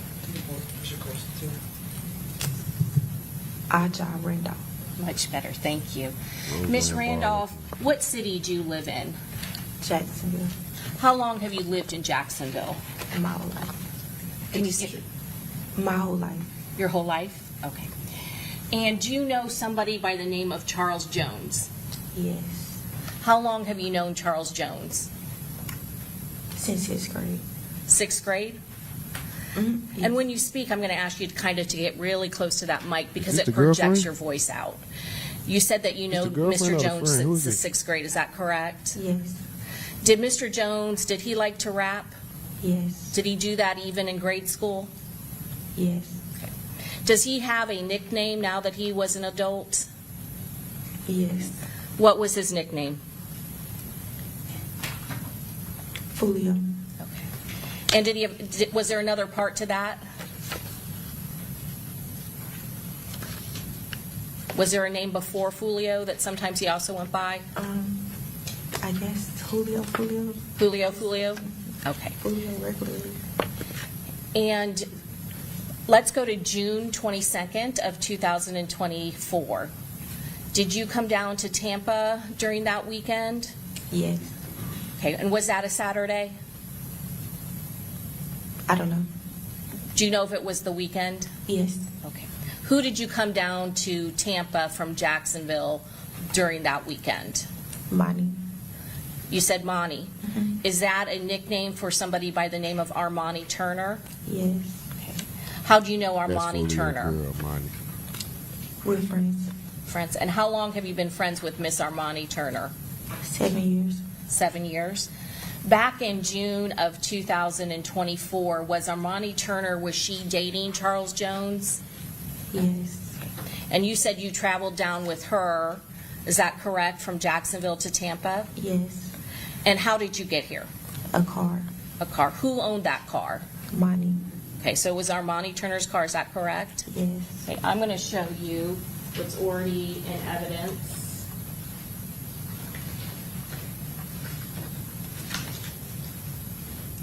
States Exhibit 2E. Can you see that on your screen? And I'm going to, let me take that out of Zoom. Do you see that vehicle, ma'am? Yes. And do you recognize that car? Yes. And whose car is that? Money's. Armani's? Okay. And I know that you keep calling her Monty. I'm going to formally call her Miss Turner, okay? Okay. But I know that that's how you know her. Is that correct? Yes. And you came down in that vehicle with her. Is that correct? Yes. Why did you come to Tampa that weekend with Armani Turner? For Charles' birthday. Okay. For Charles Jones' birthday? Yes. There was a celebration here in Tampa? Yes. And where was that celebration going to be? At a club. At a club? Okay. And where were you going to stay overnight? A B&B. An Airbnb? Yes. Okay. Are you familiar with Tampa? No. Did you know what the address of that Airbnb was? No. Was that somewhere located near Tampa? I thought it was Tampa. It was in Tampa, is that correct? I'm not sure. You're not sure. So you went to an Hear that Airbnb dance, on man. Saturday, is that correct? Hear that dance. Was there anyone else with you in the car and Armani Turner coming from Jacksonville to Tampa? Yes. Who else was with you? Skinny cat. Tell, bitch. Say it. She crying. Trying to think of the name. Oh, you can't remember the name? Was there a gentleman that was with you? Yes. Okay. And does Xavier Edwards, does that sound familiar? Yes. Objection, Your Honor, leaving. Sustained as to leading. Were you familiar with all of the names of the people that were involved at that Airbnb with you and Miss Armani Turner? Kind of. Had you previously given testimony in this case regarding who you were with and who you drove from Tampa with Armani Turner? Yes. With looking at your prior testimony, would that help refresh your recollection? No, Xavier was with us. So does that, okay, you do remember that the person was named Xavier? Yes. Okay. And so it was just the three of you coming from Jacksonville to Tampa, is that correct? Yes. And you said that you went to an Airbnb. Who was at the Airbnb when you arrived? Other people, I guess people who came down there, people from there, Charles and whoever came with them. Okay. And you said there were already people there. What time do you think that you arrived? 11:45, 11:50, something like that. Okay. A little before 12. Okay. Are we talking in PM. the PM at night, right? So it's pretty late at night. And you said that Charles Jones was there, is that correct? Yes. And there were some other people from Jacksonville? Yes. Did you know all of the people that were there? No. Did you know some of the people that were there? Yes. Who were some of the other people that you knew who were there at the Airbnb? Charles, Gino, Robert. Okay. We're going to take it one at a time. You said Charles Jones, is that correct? Yes. Gino and Robert. Gino and Robert. Gino Norris and Robert Howard? Yes. You had met all of those people before, is that correct? Correct. And were there other individuals there that you said that you did not know who they were? Yes. While you were at the Airbnb, did anything unusual, any sort of fights or any problems break out at the Airbnb? No. At some point, did law enforcement respond to the Airbnb? Yes. Why did law enforcement respond there? I'm not sure. Not sure. At some point, did you and everybody who was at the Airbnb have to pack up and leave out of the Airbnb? Yes. And did you help do that? Yes. And what about Miss Turner? Did she also assist? Yes. And after you had packed up, what did you do at that point? Went to the performance. Okay, to the clubs, is that correct? Yes. Do you remember what the name of the clubs were? I never knew them. You never knew the names? No. Okay. Going back to the Airbnb before you left, were there people that were partying at the Airbnb? Yes, they had already left before the police came. Okay. So there were only a few people there when the police actually showed up, is that correct? Yes. During that night after you had arrived at the Airbnb, had you been drinking at all? Yes. And even though, how much did you have to drink, if you can tell us, if you remember? Not that much. So you still remember the night of that evening pretty well? I won't forget it. And so at that Airbnb, were there times where your friend Charles Jones that he went on Instagram Live? Not while I was there. Not while you were there. Were there times during the night that you saw him go on Instagram Live? No. Do you remember being at a club with him? Yes. Okay. And do you remember kind of going up to the steps with one of the clubs? Yes. Okay. Do you remember him at that point, any time during that point of him going on Instagram? No. You don't remember? No. Okay. Let's back up a little bit. When you are leaving the Airbnb and going to the clubs, who are you riding with? Armani. Armani. In the same car, that Hyundai that we just showed in States Exhibit 2E? Yes. Okay. Is there anyone with you and Armani Turner when you are leaving the Airbnb and going to the clubs? No, it's just me and Armani in the car. Okay. Was there, at some point, were you following anyone to get to the clubs? We was behind Charles' car from the B&B to the first club, from the first club to the second club. We was literally, where he went, we went. Okay. He didn't go nowhere without us. And who was driving? Armani. And you said that she was following Charles Jones, is that correct? Yes. Did she know where she was going? No. We just followed his car. And you said from club to club, is that correct? Yes. Did you know or pay attention to where those clubs were located? I don't know the city. And at any of the clubs that you were with that night with Charles Jones and Armani Turner, were there any issues or any problems during those two places where you were at the clubs? No. What happened after the clubs? We was looking for somewhere to go. Because the Airbnb was no longer available, is that correct? Correct. And so what happened? Where did you go after the last club that you were at with Miss Armani Turner and Charles Jones? We went to a hotel. A hotel, okay. Do you remember the name of the hotel? No. And so how many cars go to the hotel that are involved with Charles Jones' party? 3. 3, is that correct? Yes. So again, did you and Armani Turner follow Charles Jones' vehicle to a hotel? Yes. and you said that there was another car. Is that correct? Yes. What happens when you get to that hotel? We were sitting in the car, and he went in to go check on the reservations he had made while we was in the last club, and he comes out and he called us and was like, see if we can find another hotel because they said they gave the reservations away. And then we was looking for somewhere else to go because somebody else called and said everything in Temple was booked up, so they had to go back towards the B&B. And as we were doing that, we started getting shot at. I'm going to stop you a little bit and back up a little bit. You said he went back into the hotel. Who are you referring to? Well, Charles went to the hotel to check on the reservations he made. He came back out, got in the car, called us, and said we got to find somewhere else because they gave away the reservations. And then that's when we start hearing gunshots. And you are still in the vehicle, the Hyundai, with Miss Armani Turner, is that correct? Correct. Is there anyone else in the vehicle at that time when you went from the last club to the hotel? Robert. Robert? Are you referring to Robert Howard? Yes. Okay. So he was also in the vehicle with you and Armani Turner, is that correct? Correct.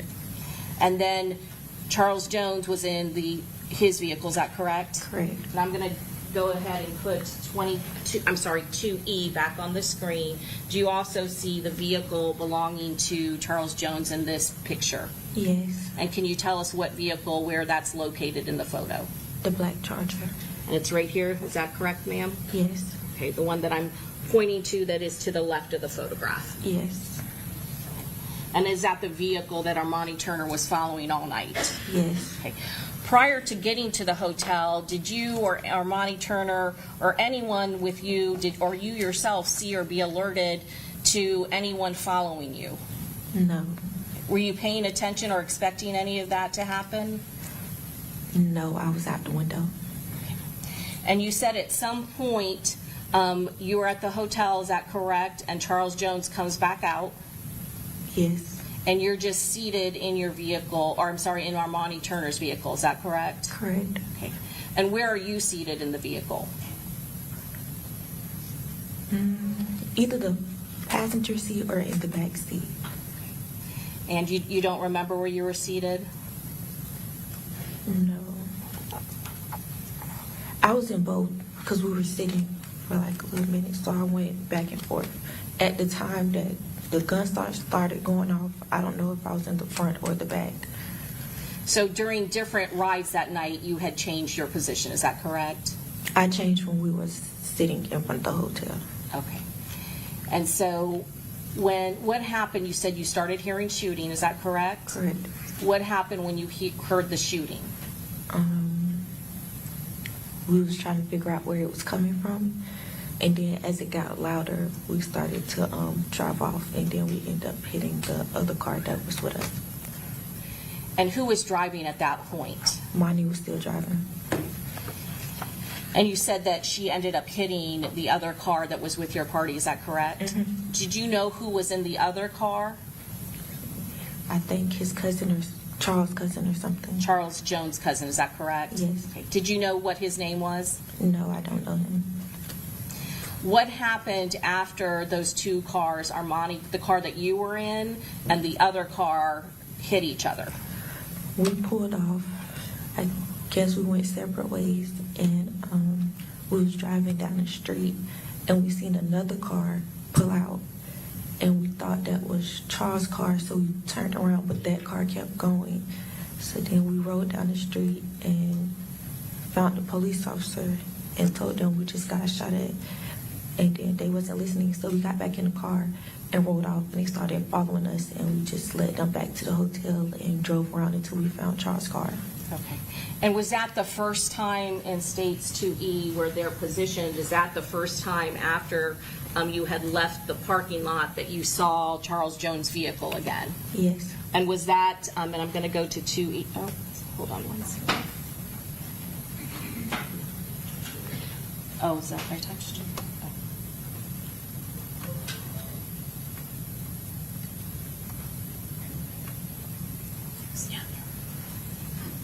And are these the positions that the vehicles ended up in when you came back?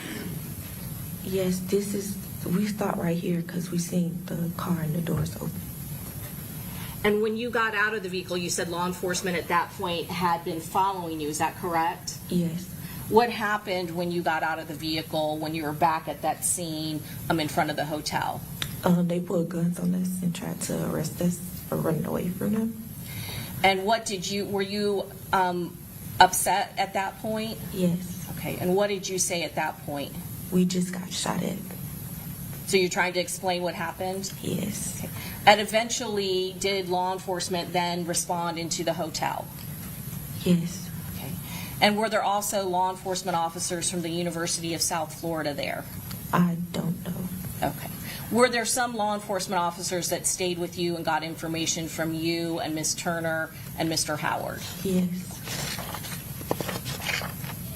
Did you see from where you were seated, and when you got out of the vehicle, could you see into the black Dodge Charger? When I got out of the car, I could see into his car. And what did you see, ma'am? A person. Did you recognize the person that was in the vehicle? I didn't know exactly that it was him, but I did see somebody. Could you see any sort of movement at that point? No. And other than that person that you saw, did you see anyone else near the vehicle at that time? No, it was only one person. Okay. I'm going to show you what's been already into evidence 2B6.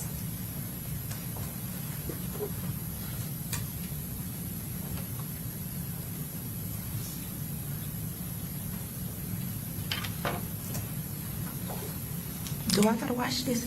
We're not going to show all of it. I'm going to have her stop it. I'm just going to ask you where your vehicle is and who's in each vehicle that you are aware of, okay?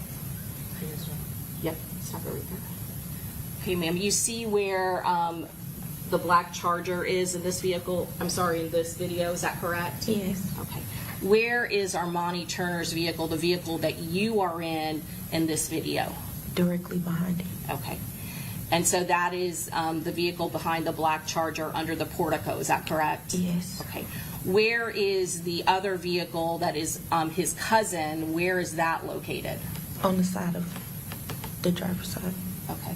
And you're saying driver's side, and you're kind of pointing. Is it the vehicle with the lights on that's kind of faced in the other direction, not under the portico? Ma'am, if you want to turn behind you, do you see there's a big giant video up there? Can you point out where the friend's car is? I believe it's the car under the port that's right next to us. Okay.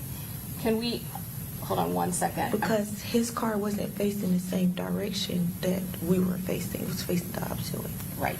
We're going to play just a portion of it. Can you fast forward it to where they're moving? Just don't show it to her. Can we shut the screen off for a second?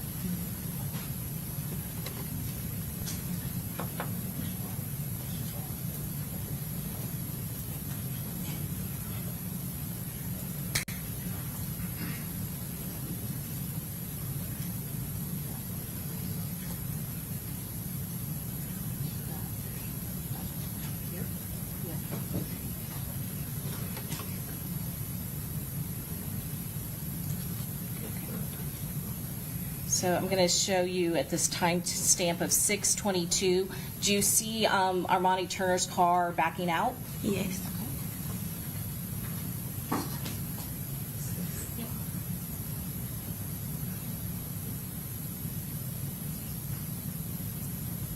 Okay. And is that the friend's car that crashed into her? Yes. Okay. Anna, do you want to shut that off? Okay. After you guys got back to the scene and were able to provide statements to law enforcement, did you see any other people that were from the original party at that scene? Yes. Okay. Did other people start to show up at that scene after law enforcement had arrived? Yes.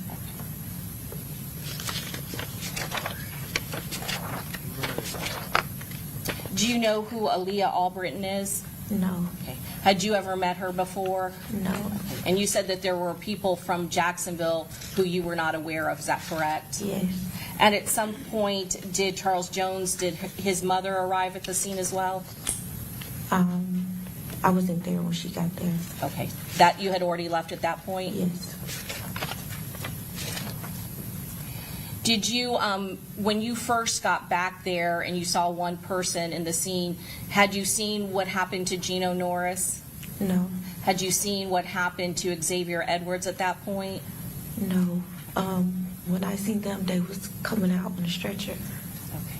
And that you had already been back there when the ambulance had arrived, is that correct? Yes. And did you recognize both of them being taken out? Yes. I want to ask you a little bit more about Charles Jones. You said that he was a rapper, is that correct? Yes. And you were aware that he does drill raps? Yes. Did you listen to a lot of his music? No. Were you aware whether or not that he was involved with a gang called Six Block? No. Is that something that you talked about or wanted to know about? No, they don't have nothing to do with me. In Jacksonville, though, are you aware that there are groups or rival groups that are opposed to one another based on the neighborhood? Something like that. Okay. But again, something that you don't want to get Yeah. involved in. Is that correct? Yes. All right. Your Honor, may I have one moment? Yes. All right. This time we pass the witness. Okay, Mr. Gonzalez? Good afternoon, ma'am. Hi. Ms. Randolph, you know Kenny Caps, right? Yes. You know Tay-Tay, right? No.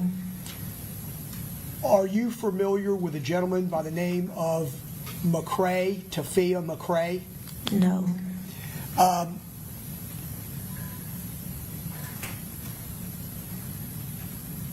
And you said you're not aware of a person by the name of Aaliyah Albritton? Correct. Don't know her. How about Zay or Omerta 55? You know 55? Xavier, yes. Okay.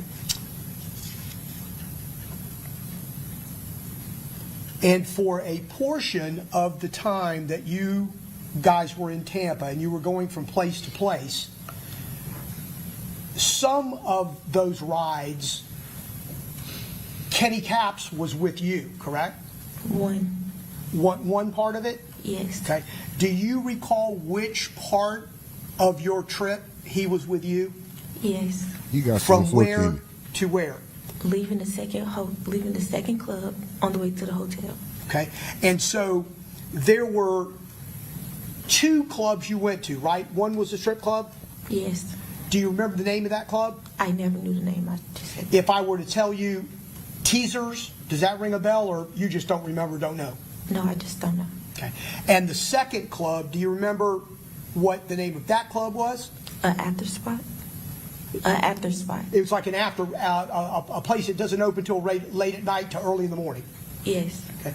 Would the name Truth 18, does that sound familiar to you or no? No. So from the strip club to Truth 18, do you know who was in the Charger? And it may take you a minute to kind of think about it because of there being three cars. No. Charles, Gino, and Xavier. I'm sorry, Charles, Gino, and... Xavier. Okay. And do you know who drove that Charger on that particular stretch from the strip club to the second club? No.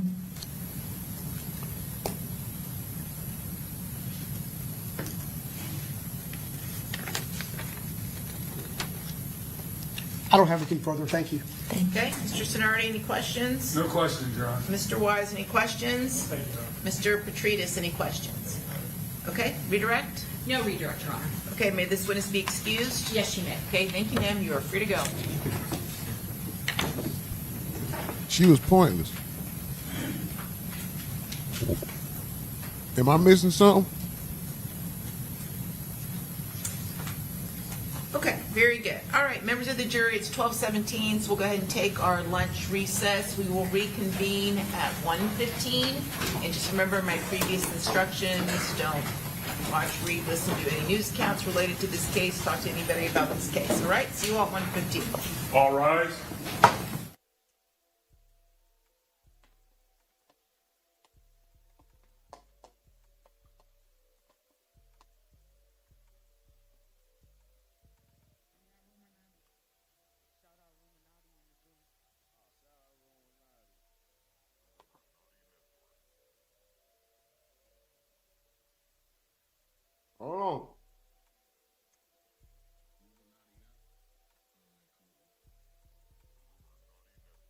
Hold on. Hold on. So, Come. who's going to be up next when we get Judge back? Gino Norris is going to be next, and then after him is going to be Aaliyah Albritton, and then Camilla Bentley, and then we may have to switch. Some people are longer than anticipated. I was going to have Officer De Jesus Aniter, but we also have Audra Agramonte and Pablo de Moore traveled here, and I'd rather ensure that they get on. Sure.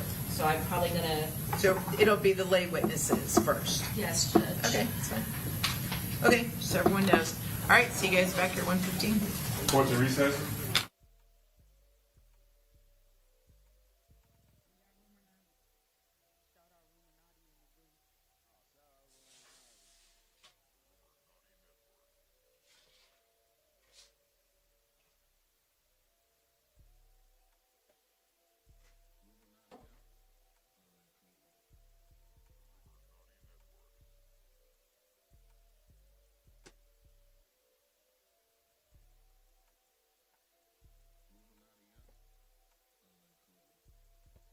See, Anthony Reed, your question makes sense.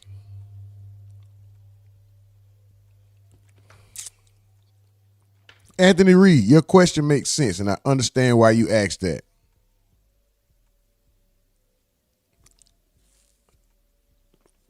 But the answer is no. Not at all. I'm a law-abiding citizen.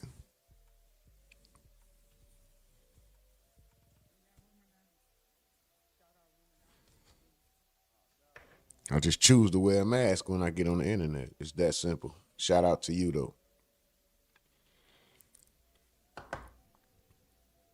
But I respect the question. Now, if anybody wants to come up, all you got to do is hit that Discord link. If you got some commentary, you want to make some, you got some commentary about the content, all you have to do, go to the main page of this channel. Right above the subscribe button, click the Discord link. Take you right there. What y'all think so far? Mel's over there on Twitch says, why is she up there if she's scared to talk in front of people? Mike Finnerville says, follow the socials on RUMORNATI is on X, TikTok, Twitch, YouTube, and Instagram. Let's go.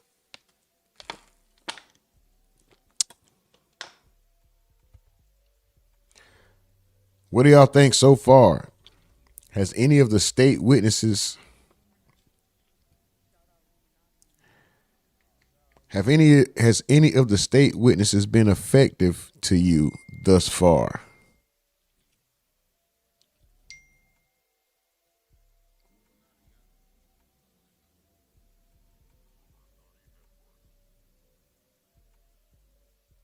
I almost think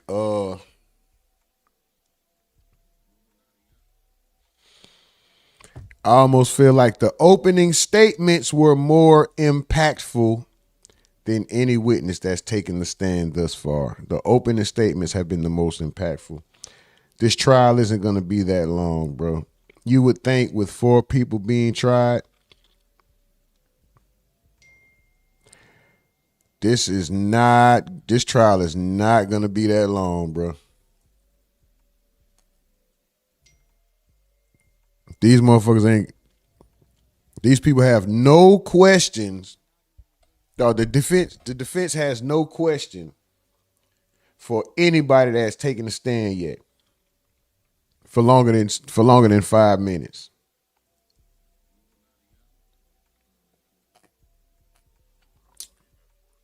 I may be wrong. Sean Gathwright's lawyer may have been up there a little longer than 5 minutes, but the rest of them, unless there's something I'm missing, maybe I missed something. I was on a call, I was handling business. Maybe I missed something. These dudes, the defense don't have no questions for nobody. What are they fighting? And it's only 2 weeks because it started in the middle of trial. This is one of them 7-8 day. This ain't Chevy. Not 2 full weeks. Not 2 weeks, but not 2 full weeks, bro. It's gonna go into the next week. I don't see 2 full weeks of this. It could. Of course, it always could. The way it's looking now, is this a speedy? God damn.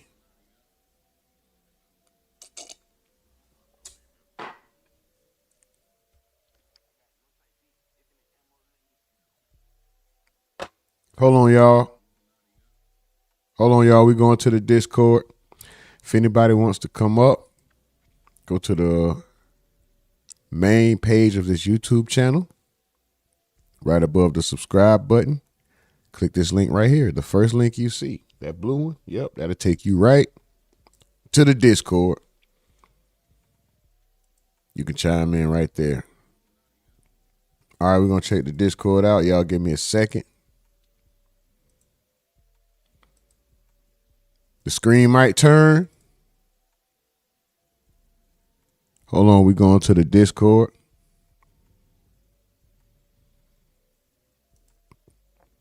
Live from the Discord.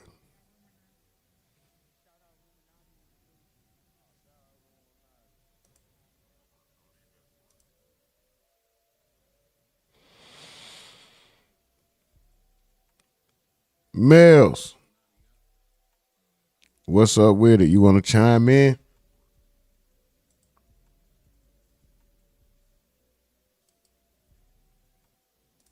Live from the Discord. Shout out to y'all. Most aggravating chat in the game. Most appreciated chat in the world, man. This Yes. What's up, Mel? I'm sorry. Hey, Yo. everybody. I hope y'all having a good day. This has been the most boringest morning in court history. And it just started kicking up. And when it started kicking up, they want to go on an hour lunch. Come on now. I was here on time. The only exciting part, I was doing business via phone, and the only exciting part seemingly was not that it's cool to see that, but when they showed Foolio's feet on the inside of the car, they showed a glimpse of the inside of the car. You could see his cell phone with his girlfriend's picture on the screensaver and his feet laying there with all the blood and stuff. Like, other than that, it's pretty boring. This shit is. That was exciting to you? Maybe because, but for me, the most exciting part was the cross examination. Which one? When he just crossed that girl, Mr. Gonzalez. He didn't ask her nothing. Yes, he did. You talking about that Kenny Cap shit? Yes. Listen, I ain't gonna lie. That dude got he is fixed on Kenny Cap. He got an infinity with him. Like, he I swear. got a problem with Kenny Cap. And I don't know what our source is talking about. The Kenny Cap is not a major part of this case. Oh, they put all the blame on Kenny Cap. I mean, we still gotta wait and see, but I will say, even if he doesn't have much information, his name continuously coming up makes him a major part of this case. Just like Young and Ace. Young and Ace ain't even involved, but he's a major part of the case because his name is tied to it. So much of this shit, every time something get brought up about this, they playing his songs in court, all kind of, man. It's crazy. Right. But it's born. It's definitely born. Mike from the This Ville is says, what like- blame? He says, what blame are they putting on Kenny? Francesca said they should have took the deal they was offered if they was offered of that. Or if one was offered, they know the defense can't win this case. Were they ever offered a deal? And Mike says, what blame are they placing on Kenny Cap? What blame? What bite? He said Foolio up because Oh, see? Go ahead. because if you roll with Charles from two teasers, pleasers, and two truth, but then when it's time to go to the hotel, you don't ride with Foolio? Which one was in contact with Charles Jones? Rashad or Davion? Do you know that? Rashad was in contact with Robert Howard. So you think... Okay, that's what I meant to say. So you think... Listen, I know we talked about this shit on the Discord, bro, but you think they really about to do that? Like try to... Yes. He trying to get he gonna try to get his client a deal by breaking new information and saying, yes. listen, y'all, I know y'all might not agree. I know this sound like some movie shit, but we talked about this in the Discord, and I ain't gonna lie, Kenny Cap seems very backdoorish, man. Hold on, Mike from the Ville says he didn't ride with him all them times though, Mills. Yes, he did. Mike saying no. Listen, And he talking like finesse 2 times. He said they ain't accuse him of nothing. Listen, it's no point of bringing him up this much if you not gonna say he backdoored Mr. Charles Jones. Mike from the Ville, like he said, you can't present new evidence during the case. Yes, you can. What are you talking about? Chevy says, right, he was with the girls, Mike. That's what Asia just said. At least for one ride, he was with the girls. That's what he said. I came back. I'm sorry, guys. I could not give it full attention. This shit is what, 8-9 hours a day. Stuff got to get handled. I can't sit here and listen to every goddamn word. So I might not know exactly what's going on. I got business to tend to while this shit going on. So nigga, I missed it. I don't know what the hell is going on. Let's look this shit. Let's just see what Mike was talking about as far as presenting new evidence. So we don't have to speculate. Let's find out right here. The prosecution can't present new evidence, but the defense can make a claim.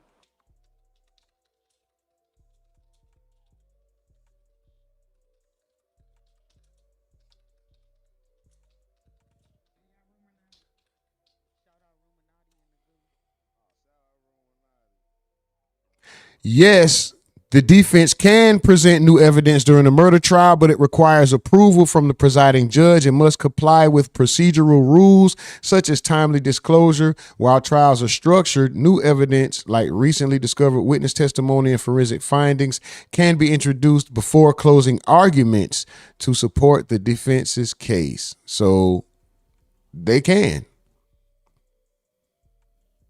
if it was allowed by the judge. I'm just saying, it's not coincidental that they gonna keep bringing up Kenny Cap name and making a point of finding out where he was seated. But the prosecution would have to agree. Hold on, right here. Let's go to Quora. How can the defense introduce new evidence during a criminal trial, and does that elongate the trial? Here's an example. There's a 3rd day long trial. Nigga, where's the quick? Hold on.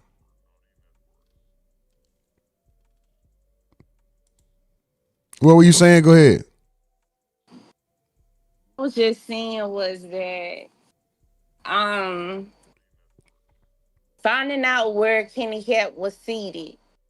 Okay, so I remember in the Alicia trial, Tay, Taifa McCray, nobody changed spots in that. I mean, they might have, no, nobody changed spots because the girl that was sitting in the front passenger seat was, Hold on, wait 1 second. 1 second. Here's an example. It was the third day of a week-long murder trial. I was working for the prosecution, and I was climbing the stairs behind the courtroom to enter it from the back. When I reached the top of the stairs, the bailiff was locking the defendant into the holding cell. When are you going to put on the confession, he asked. What confession, I wanted to know. The one I heard, he said. Did you write a report about that, I asked. No, he replied. Should I have?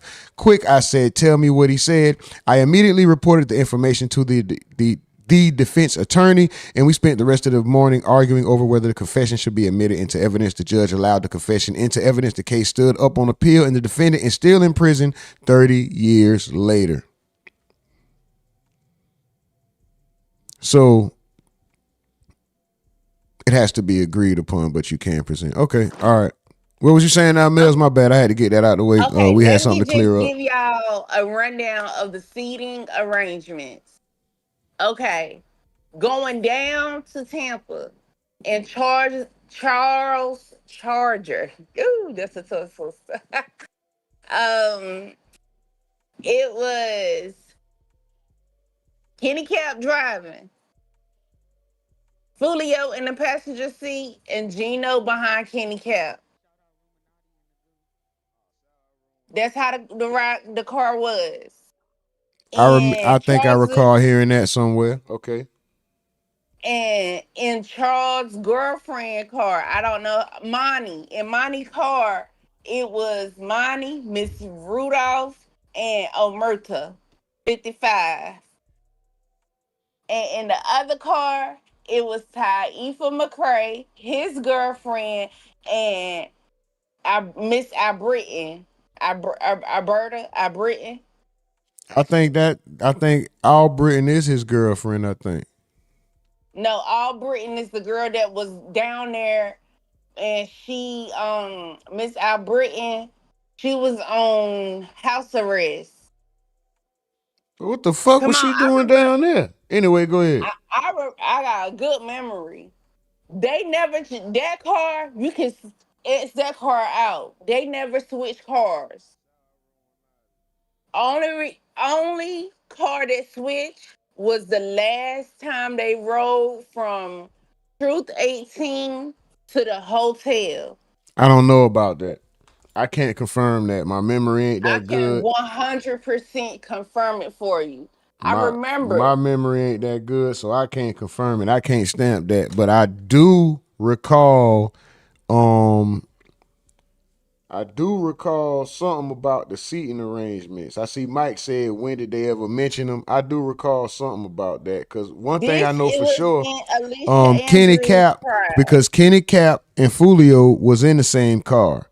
Omerta didn't come. Omerta came down with the girl, so he didn't drive to Tampa, and I highly doubt Foolio is the one driving to Tampa if he's supposed to be doing all the tweeting and rolling, whatever he's doing. He's the money. 9 times out of 10, he's not doing the driving. So it was either Kenny Cap or Gino, but I do remember hearing that, and I did. Go ahead, though. Go ahead. Say what you were saying. Remember the seating arrangement from Alicia's trial because I found it weird and I found it odd that on the way to the last spot, which was the hotel, you switch up and you get in Yeah. another car. Yeah. Yeah. That was And then crazy. I found it weird also because Alicia and Isaiah was not directly behind Foolio when they came into the hotel parking lot.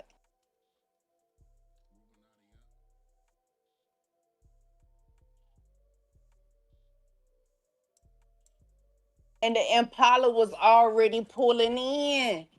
See, these some things, because if I remember correctly, Alicia and Isaiah had to turn around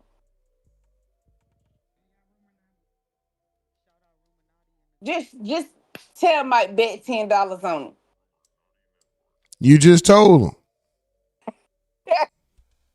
it. But I remember. I have a great memory.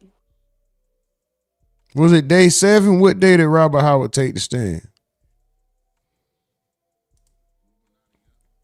No, go back to Miss Albritton testimony. Miss Albritton, she told where everybody was seated.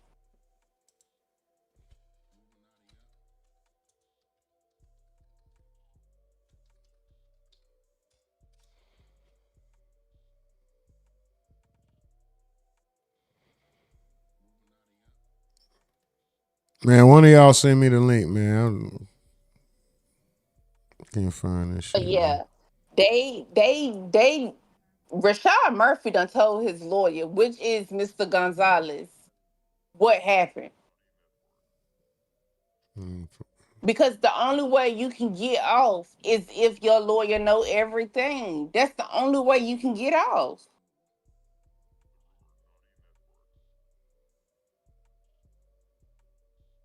If you are truthful with your lawyer, you cannot get off if you are not truthful with your lawyer. I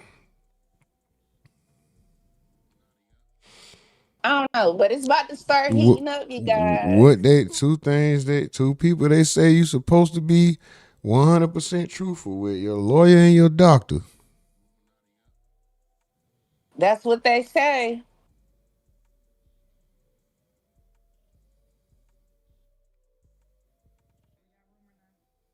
Sent the message to on the live chat.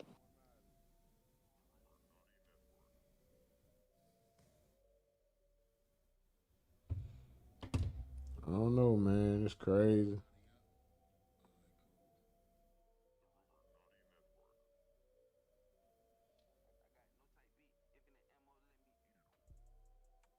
This shit is crazy, y'all.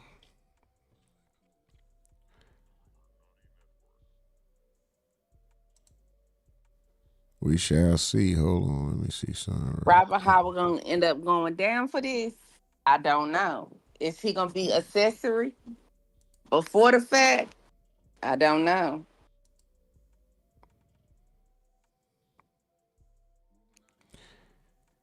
Man, we need this nigga. We need this nigga court records. I mean, we need this nigga phone records, man. Cause remember, Gino was crying. You remember when he was crying on the stand? I don't see nothing in the light. I don't see it. Who was crying?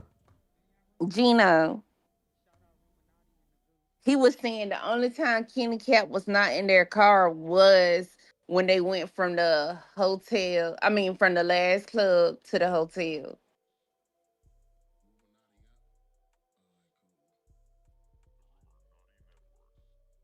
Ain't no messages in there. What didn't make he might have sent it to the group.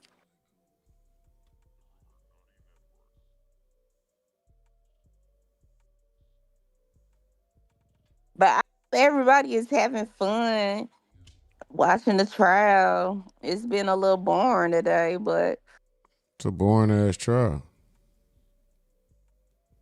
all them daggone shots all over everywhere. Why is they giving so much, bro? They giving too much goddamn. Well, they have to do that in order I know. for. God.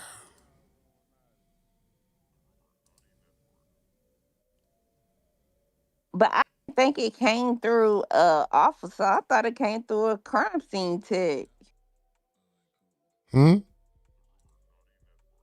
I thought all those pictures came through a crime scene tech. And reverse searched and found out that it was a side. So did you? All right. And when you say yes, That's crazy because this the same shit that my channel. Anyway, never mind. And yeah, I'm finna play this Kenny Cap shit. Mute up, mute up. All right. Yes, you mean not like actually enrolled there, but you've been there for maybe an event? Yes, sir. All right.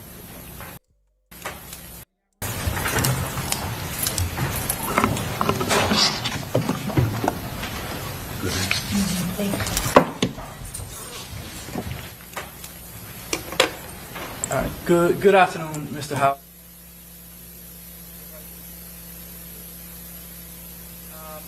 Where did you grow up, Mr. Howard?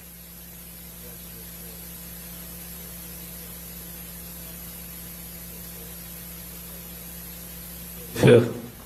45th? Yes, sir. And what side of town is that on? North side.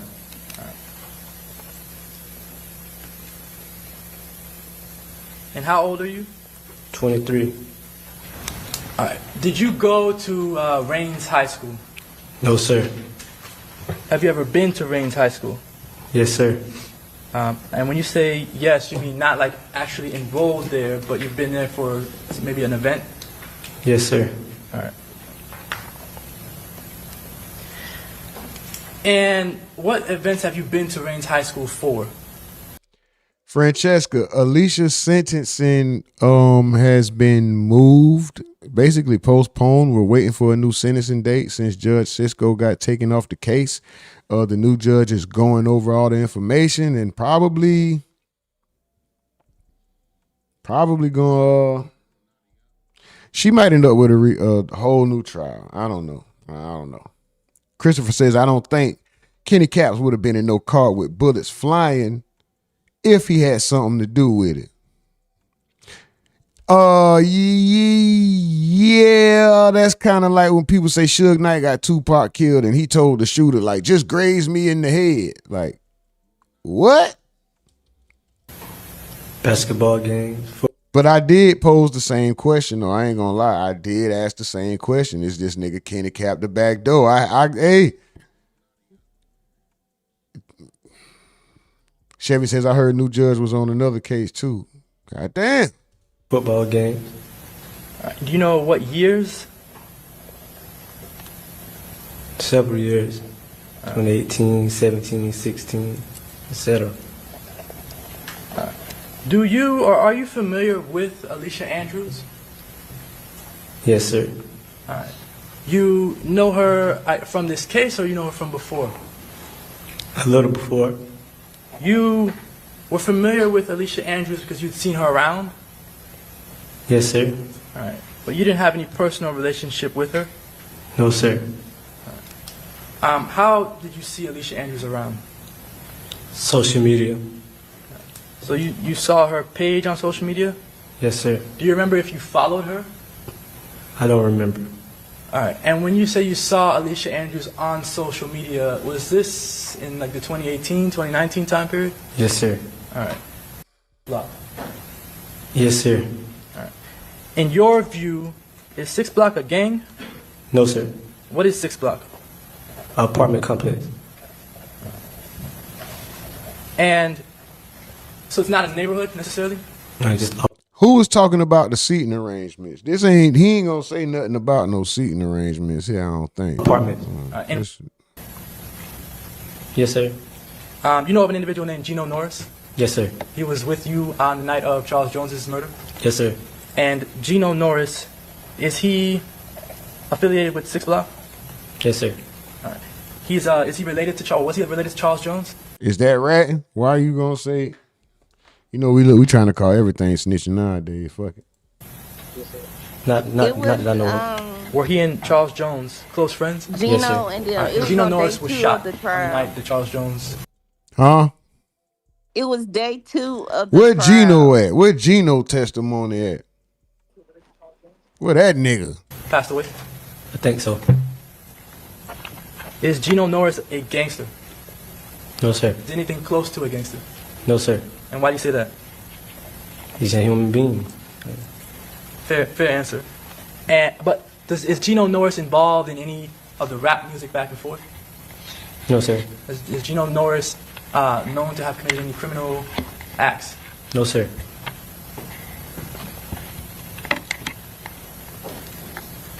in 2018, you were arrested. Is that accurate?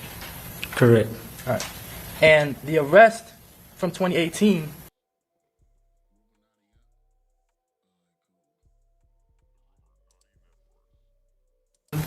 That you be able to retain your composure. So do you want to take a moment in order to kind of gather yourself? No, I'll be straight. Pardon me? I said I'll be straight. You'll be straight? Yeah, I'm good. Okay, you're good. Okay, that's fine. All right, thank you. So Gino Norris was Julio Foolio's cousin? You can proceed. Thank you, Your Honor. Mr. Norris, you might want to try to get closer or pull that microphone towards you so you're not having to lean over. There you go. I think. I know you're soft-spoken. I just want to make sure we can hear what you're saying. Okay. Did Omerta even testify? I don't think Omerta took the stand.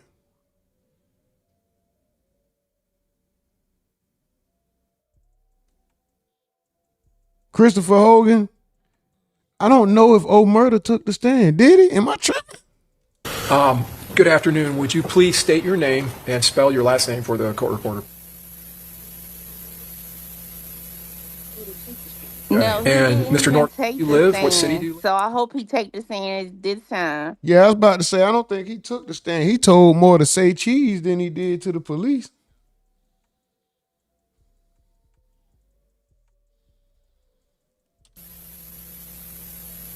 Traveled here, I believe, yesterday or this morning to testify in this case? It was like 2 days ago. 2 days ago. Okay, I know we got delayed in jury selection. Where can you tell the jurors where you work? You work at the post office? Yes. Okay, what do you do for the post office? I'm a mail handler. A mail handler? He more timid than the girl that just got off the stand. Okay. Mr. Norris, how long have you lived in Jacksonville? My whole life. Okay, so you were born and raised there? Did you go to high school there? Yes. Okay. Now, did you know Charles Jones, the victim in this case? Yes. And back in the summer of 2024, how long had you known him?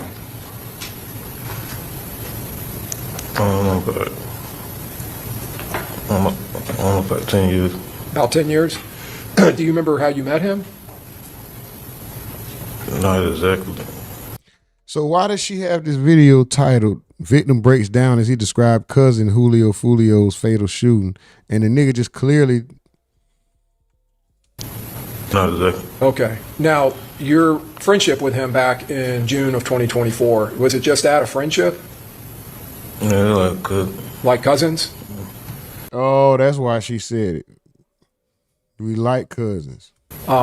In this case, at some point, you were interviewed. But nigga, that ain't your cousin. By the police. Did you refer to him as your cousin? Yes. Maybe? Okay. Oh, that's why. Never mind. All right. I ain't your damn cousin. I'm going to call your attention back to that summer of 2024. It would be June of 2024. Do you remember coming here to Tampa from Jacksonville? You talking about before everything happened? Yeah, coming down here for that trip? Yeah. When everything happened in this case? Yeah. Okay. And did you come down here with Charles? Yes. And did you actually drive with him? Yes. And were you driving in his black Charger, his Dodge Charger? Yes. Do you remember what you all were coming down here for? Celebrate his birthday. Okay. Do you remember how old he was turning? Yes, 26. 26? Yeah, 26. Was there someone else that traveled in the car with you and Charles? It was Robert. Robert Howard? Okay. On the way down here, did Charles Jones and Robert Howard, did they switch off driving? Each of them driving for a part of the trip down? Yeah. Okay. When you all came down here, do you remember coming down on a Friday? So what was y'all bet? Or did y'all even bet? What's going on? Yeah, I think that's the night we got here. Okay. And did you end up staying at an Airbnb or a house down in St. Petersburg? Yes. Okay. And then the next day would be Saturday. Did you all leave there and go to another Airbnb, another house? Yes. Now, when I came out to talk to you a minute ago, you were sitting next to Miss Randolph out there. Do you remember her being there? They got there the night. The night it happened. They got there that night. That night, okay. All right. And do you remember a woman named Armani Turner also coming? Yes. They rode together. They got there that night. They rode together, okay. Now, that Saturday, the house you all are at, do you recall that being in Holiday up in Pasco County? No. The nigga Mike say, hell no, I ain't bet. I don't know exactly. I don't know the place like that, so I don't know. Yeah, I was going to ask you, do you know Tampa very well, or the Tampa Bay area? It's my third time being here. Okay, so this would be the second time you've been here? Third, because I came here before y'all rescheduled the last trial. That's right, we did, you're right. That night, that Saturday night, did Charles Jones throw a party at that house? Yes. Okay. And do you remember him inviting people over direct messaging over Instagram? Yes. Okay. Remember that big ass jacket? She really got off. And did a lot of people show up? It was about 20-some people. Okay. And at some point, did someone call the police to come out to that house? I think the owners did. And did the party kind of get shut down? Yes. And did you all have to leave the house? Yeah, we was already leaving to go to the club, so everybody just got all their stuff and left. Okay. So you were already leaving to go, but you just grabbed all of your stuff and left? Was the plan that you were going to go to the club and come back and stay at the house, was that the original plan? No, we were going to probably find like a hotel or something to sleep. Oh, okay. Over close to the clubs? Yeah. All right. So let's go to that. So you all leave the Airbnb Like he said, and you go to some clubs in the city of Tampa. Do you remember that? Do you remember one of those being a place called Teasers? Does that sound? I think that's the club he had on his flyer. Yeah. Okay. That's the first club we went to that night. First club, yeah. All right. And did Ms. Turner and Ms. Randolph and some people come in another car? Yes. Mr. Norris, are you okay? Are you cold or you want to take a break? I'm good. Okay. Just let us know if you need to. Oh, dog. That lady, she a piece of shit. Yes. Mr. Norris, are you okay? Are you cold or you want to take a break? I'm good. Okay. Okay. Just let us know if you need to take a break, okay? So do you also remember another car with a girl named, what's her name? I can't remember. Idlea, I'm sorry, Idlea and Tafa McCrae. Do you know those two people? Tafa, that's my cousin. Tafa's your cousin? Okay. Do you remember them also being there? Yes. Okay. So 3 cars, and you all go to this club. When you get there, do you remember kind of standing there with everyone, and then Charles gets out of the car? What, at Teasers? At Teasers, yeah. Yes. Okay. Do you remember going in the club? Yes. And when you all went in the club, did Charles Jones at some point do something, make an appearance or perform or something inside the club?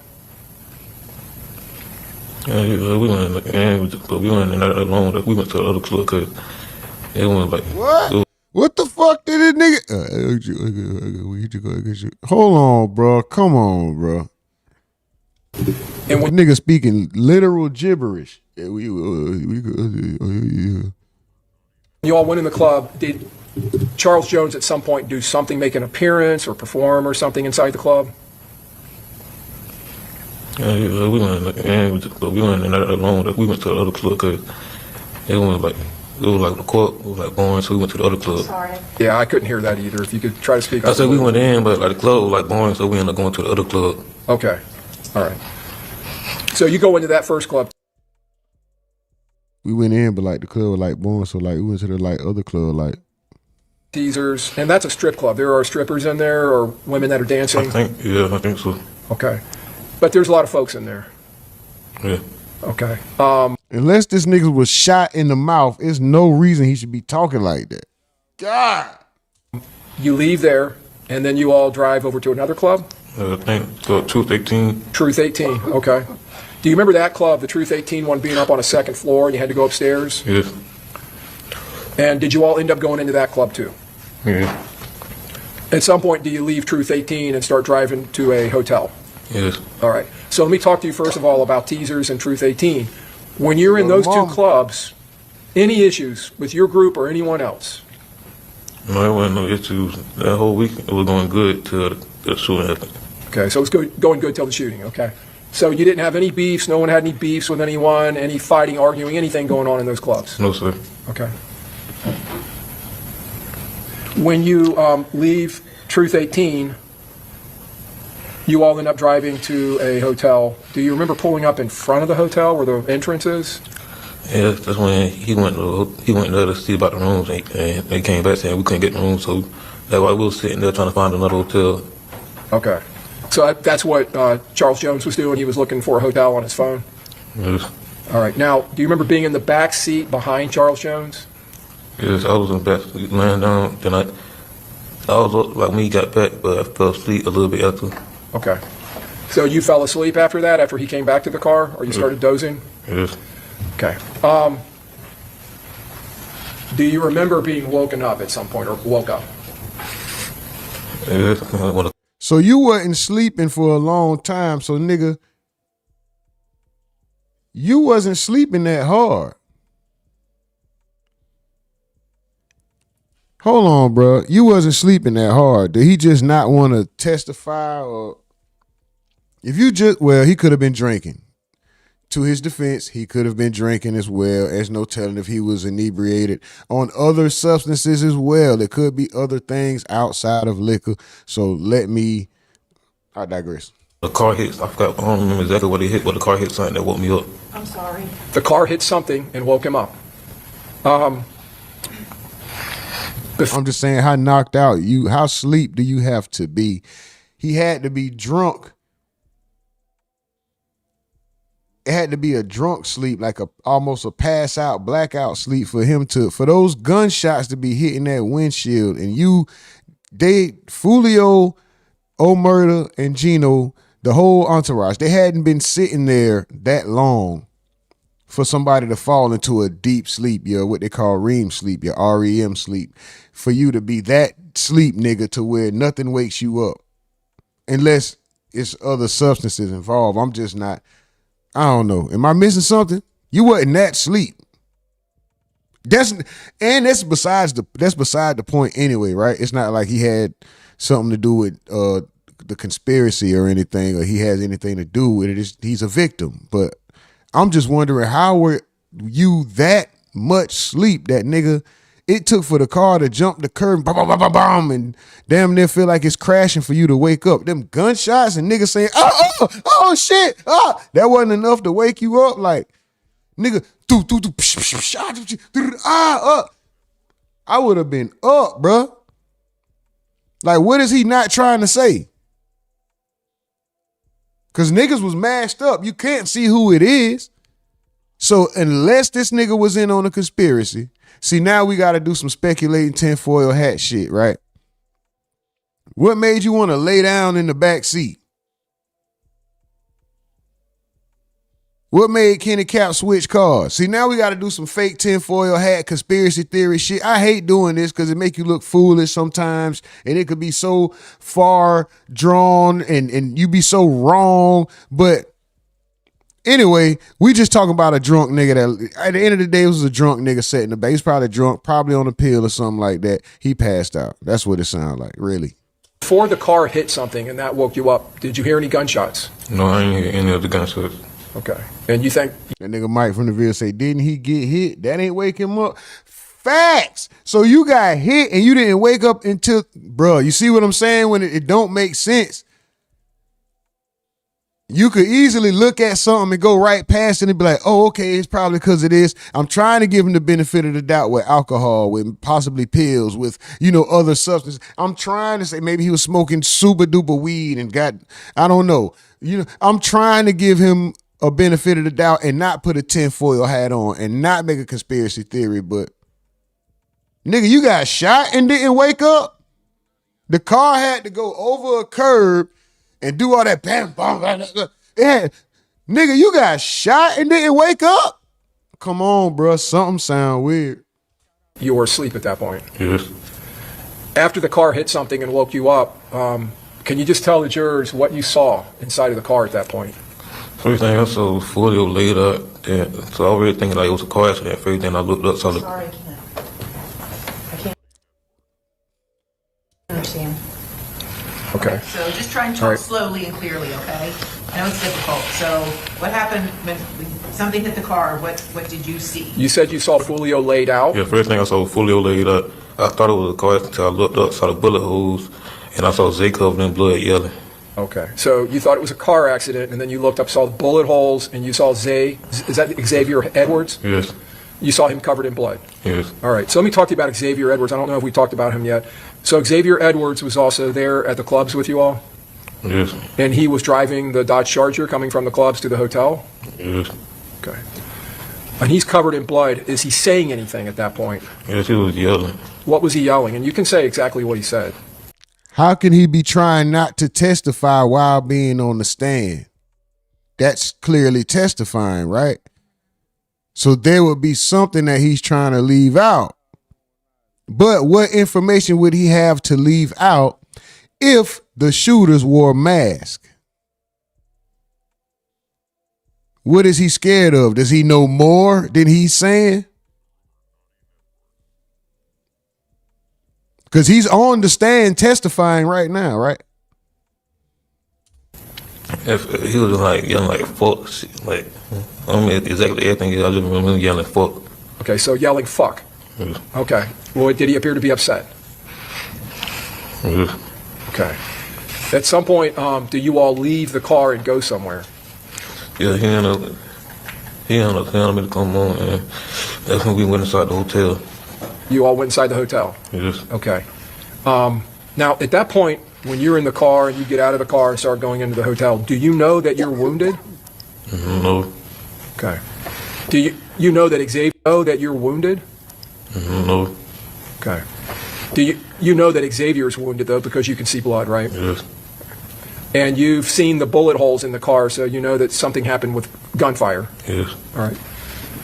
So you all go into the hotel. Do you remember, Mr. Norris, were you all running or walking fast, or how were you going about going? We was running and trying to get help. Running and trying to get help? Yeah, it happened so fast. I didn't think about my phone or nothing. So we're trying to get help, and nobody came out. So we eventually went to the third floor because we didn't know they would have came back, tried looking for us. So we went to the third floor. You left your phone in the car? Yes. Okay. So when you get in there, if I understand what you're saying, you all went to the third floor. You got on the elevator? Yeah, we was on the first floor trying to get help first, and we went thinking like, just leave right here because we don't know if they would have followed us in there or not. So we went to the third floor. Okay. So you didn't know if the shooters, whoever did all this, would be following you? Yeah, I didn't know. So when you were trying to get help on the first floor, were you trying to knock on doors or open doors?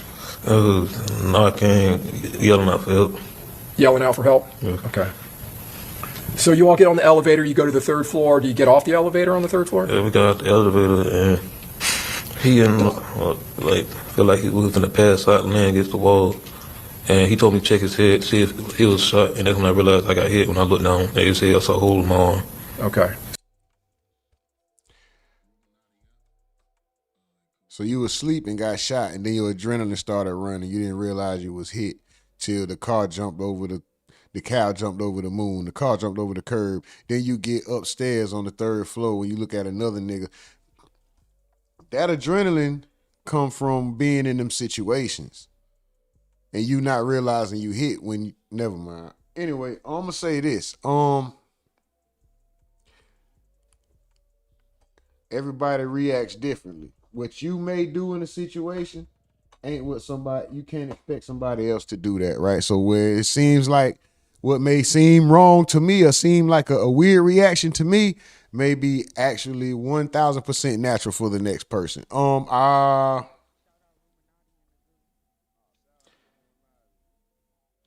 I don't understand getting shot in your sleep and not feeling it.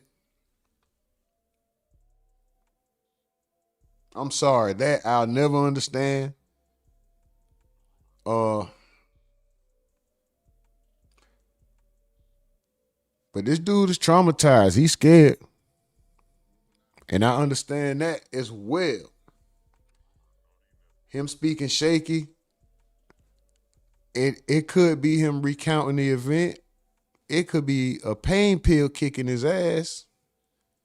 It could just be nerves and nothing else adding to it. You know? Or it could just be the way he talks. He could naturally sound similar to the guy from Fat Albert. That could just be his natural voice. Shout out to this man, though. You know, he wasn't involved in none of the, well, from what we know, he wasn't involved in none of this shit. So he wanted you to look at his head because he thought he had been hit. Xavier Edwards thought he had been hit in the head. Yeah. And then when you tried to do that, you saw this hole in your arm? Yes. Where were you shot? Okay. Do you still have a scar from that gunshot wound? Yes. Your Honor, may I have the witness show the scar to the jury? Yes.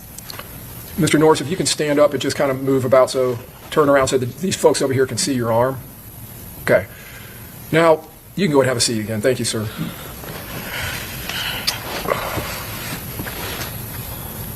Do you obtain Xavier Edwards' phone and try to call for help? Yes, man. He had realized he had his phone, so he told me to call for the police to get an ambulance, so I called. Okay. And at some point, did police officers come off the elevator? Yes.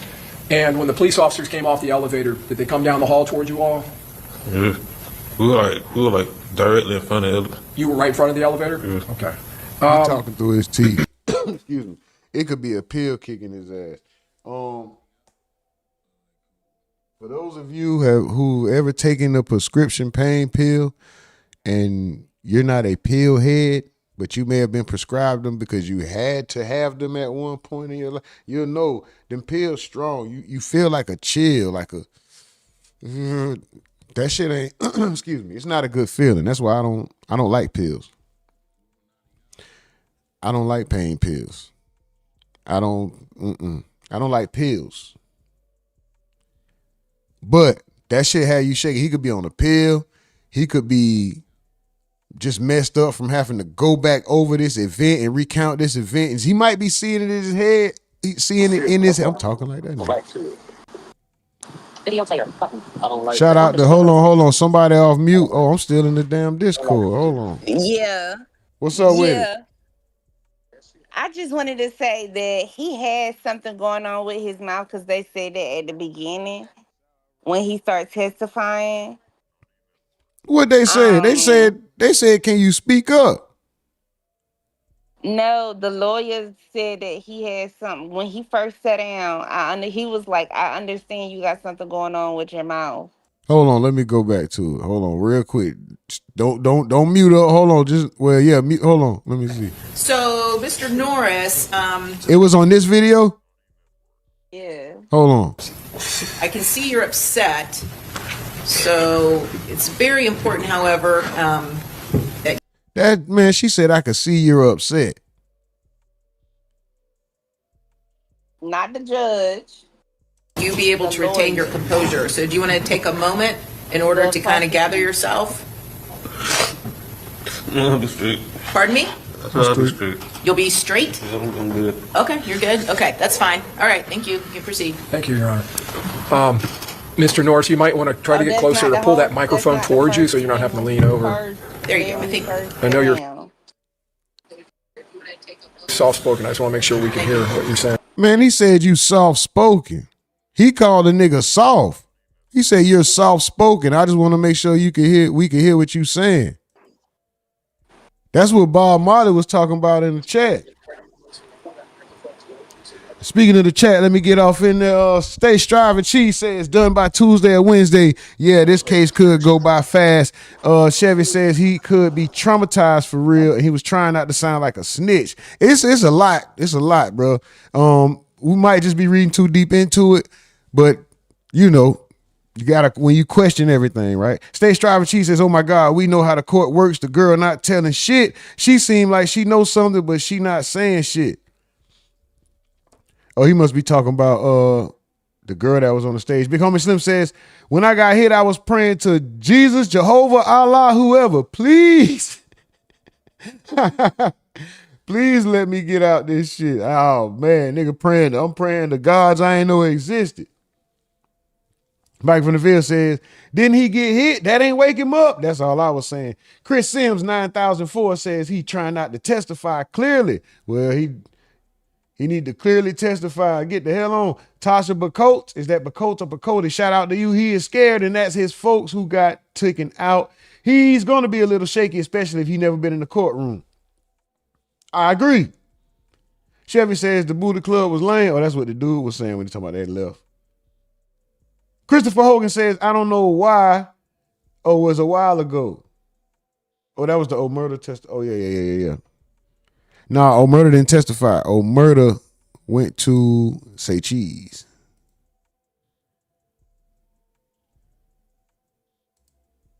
Hold on. All right, we're still waiting for him to come back.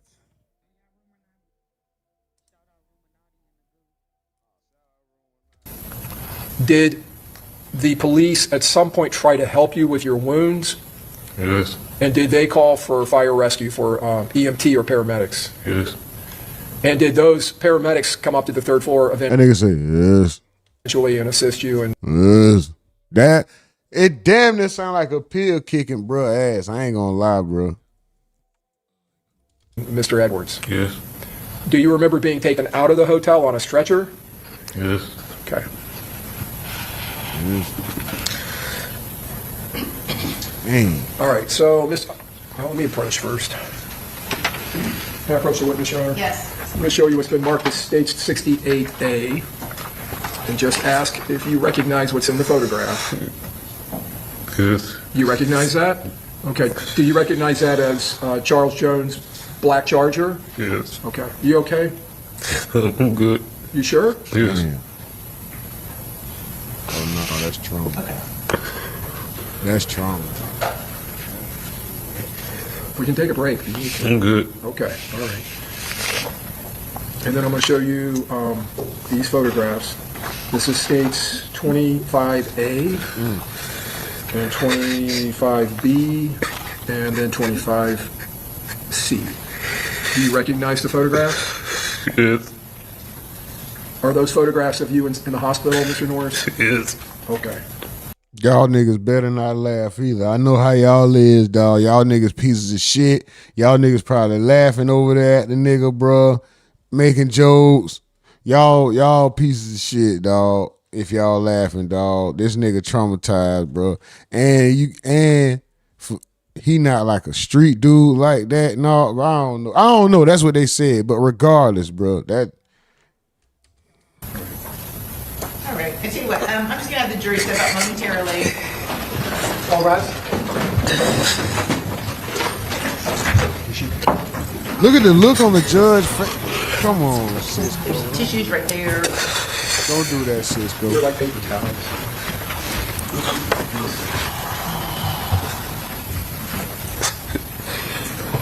All jurors are off. Okay, She probably thank you. judging. All right, Mr. Norris, I know this is difficult, and I know it's challenging looking at photographs of yourself in the hospital, but it is important, since you are testifying, that you be able to testify without being too emotional. So we'll just take a breather here, give you a chance to kind of collect yourself. Are there any other? Are you objecting to these photos coming in? Do they need to be authenticated through? Heartless bitch. Damn, she heartless. Yeah, my nigga, I know we finna show you pictures of you almost dying and your cousin dead as hell, but we need you to not care and just talk. Don't care about nothing. Erase all the feelings that you felt that night, and from there on, erase all your trauma and just talk regular, my nigga. Forget that shit happened with your soft ass and just talk. That's what she's saying. Bitch! No. Okay, then come in. Yes. Okay. All right, good enough. There's nothing wrong with getting emotional. You need a break. We just take a break, okay? Everyone here understands. Right. There's nothing wrong with getting emotional. The fuck? That might hit.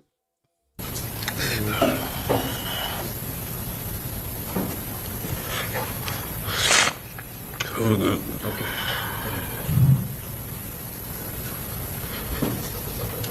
All right, bring it back in.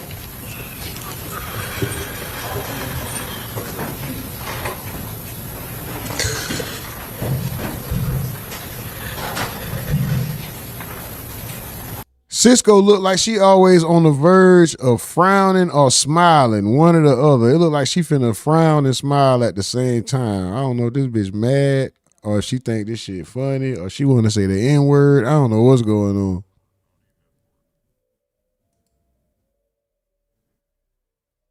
All right, we still waiting. So I want to get your opinion on. Yeah, we still waiting. Hold on.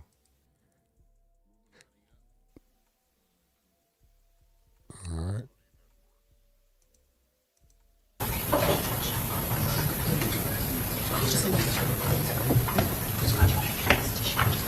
Yeah, that'd be great. Thank you. Appreciate it. All rise. Thank you.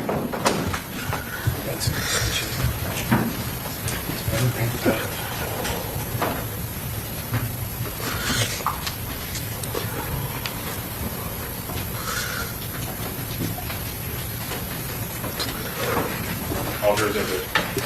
Okay, so state, are you going to move some items into evidence? State would tender states 25, A is in alpha through C is in Charlie. We would tender 68, A is in alpha. And then we would tender states 26, A is in alpha through E is in echo. Okay, any objection to these exhibits being admitted? No objection. Okay, admitted. Your Honor, I'm going to publish. Mr. North, you don't need. Bob Marley said that. Cisco showing tough love. She basically saying, I got you. I'ma fry them. Just stay strong for me. That nigga Bob Marley stupid. All right, Cisco. She must be in the bathroom boo-booing. What's taking Cisco so long? Oh, she out there hitting that cigarette. She probably got a long cigarette. I got to finish my cigarette. Cisco got a long cigarette and probably a miniature. She got a miniature in a Starbucks cup with a long cigarette. That's why she ain't back yet. Come on, Cisco, what we doing? You said 1:15. It's 19 of the hour. Nobody in court. We don't see you.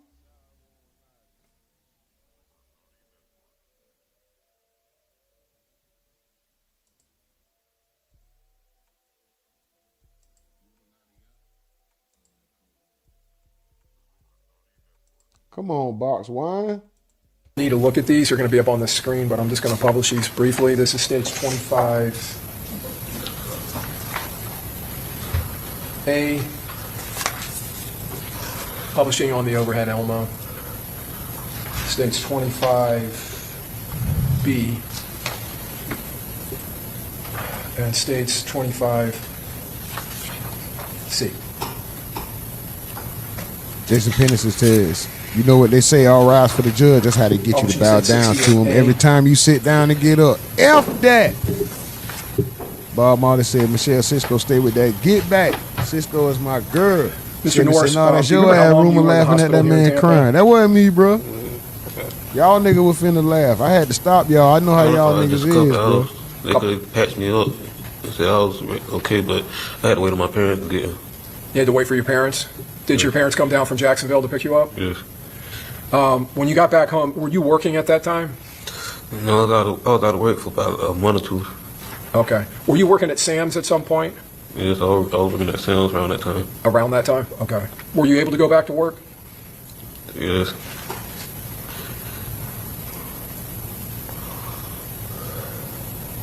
Cisco. Mr. Norris, do you know Alicia Andrews, or did you know her before this incident? No, sir. Did you know an individual named Isaiah Chance before this happened?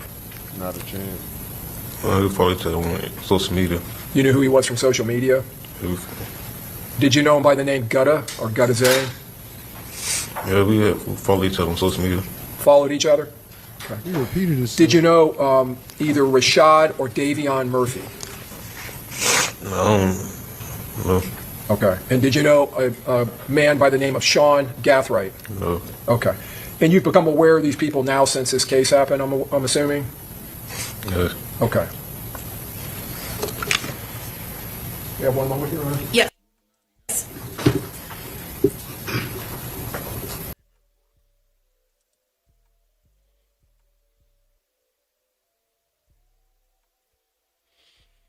It's crazy, man.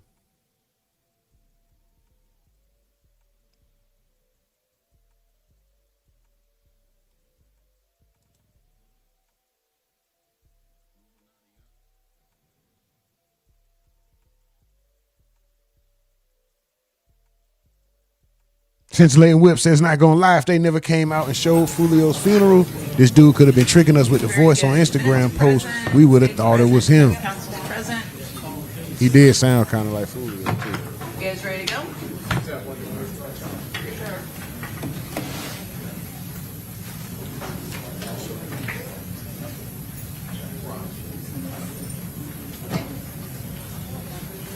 Yeah, 1 second.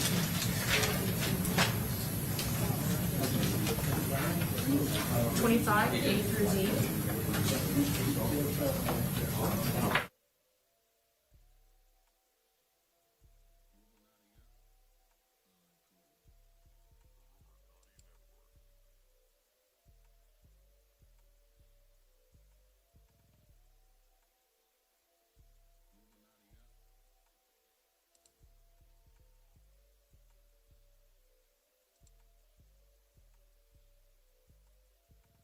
Turn the sound back on.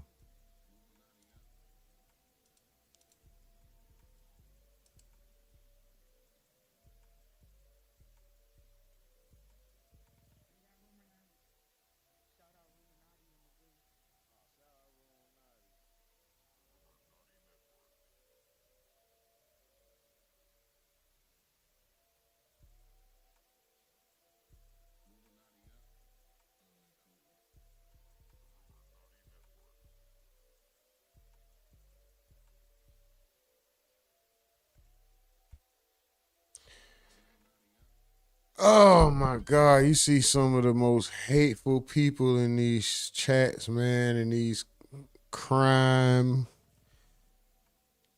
these courtroom chats, you know, on Twitter, man, the hate.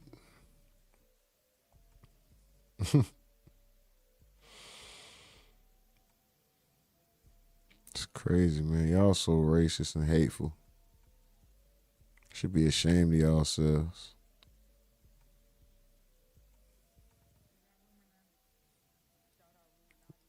And the thing about it, every chance they get, they never pass up an opportunity to take a shot and send some hate out. Motherfucker, we don't even think about y'all like that.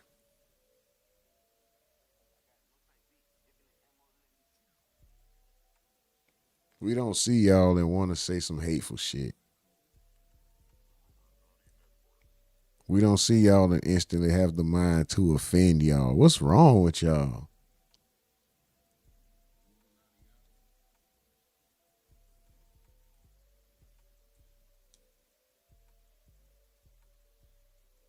That insecure with your own existence that you use your energy.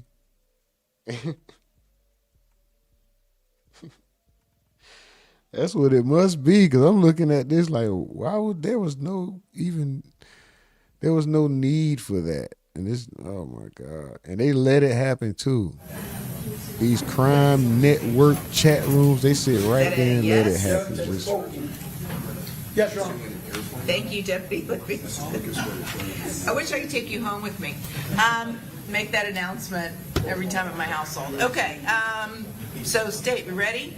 Yes, Your Honor. Okay, who's going to be your next witness? Gino Norris. Okay, let's go ahead and bring in our jury. hey, right on time, Gino Norris. Beep, beep, beep, beep. Your Honor, this is another. Damn. Okay. Are we a psychic network? Again, this is another I'll non-law just enforcement witness who does not wish to have their face broadcast. Judge, he also is going to be asked where he's working, and he does not want that published. Do you have to have that on the record? I just like the jury.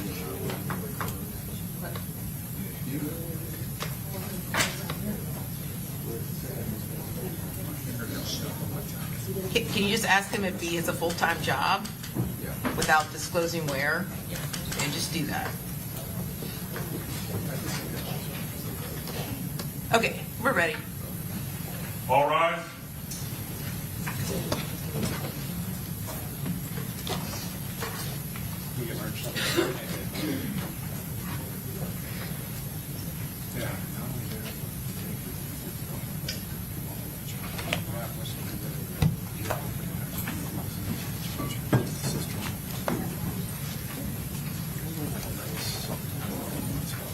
security and everything else. Okay.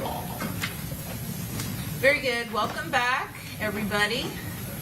All right, everyone have a seat. State, call your next witness. State of Florida calls Gino Norris.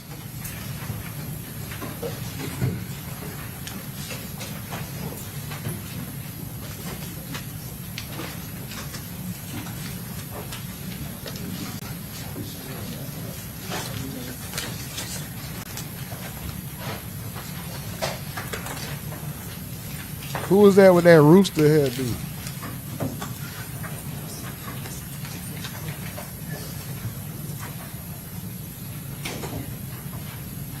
My dog ain't finna cry today, nigga. That's Gino. Oh no, that's a white boy and another white boy. My bad, I thought that was Gino. They look alike. They look like Gino to me. That boy ain't finna cry today. I bet you Gino don't cry today. Who wanna bet?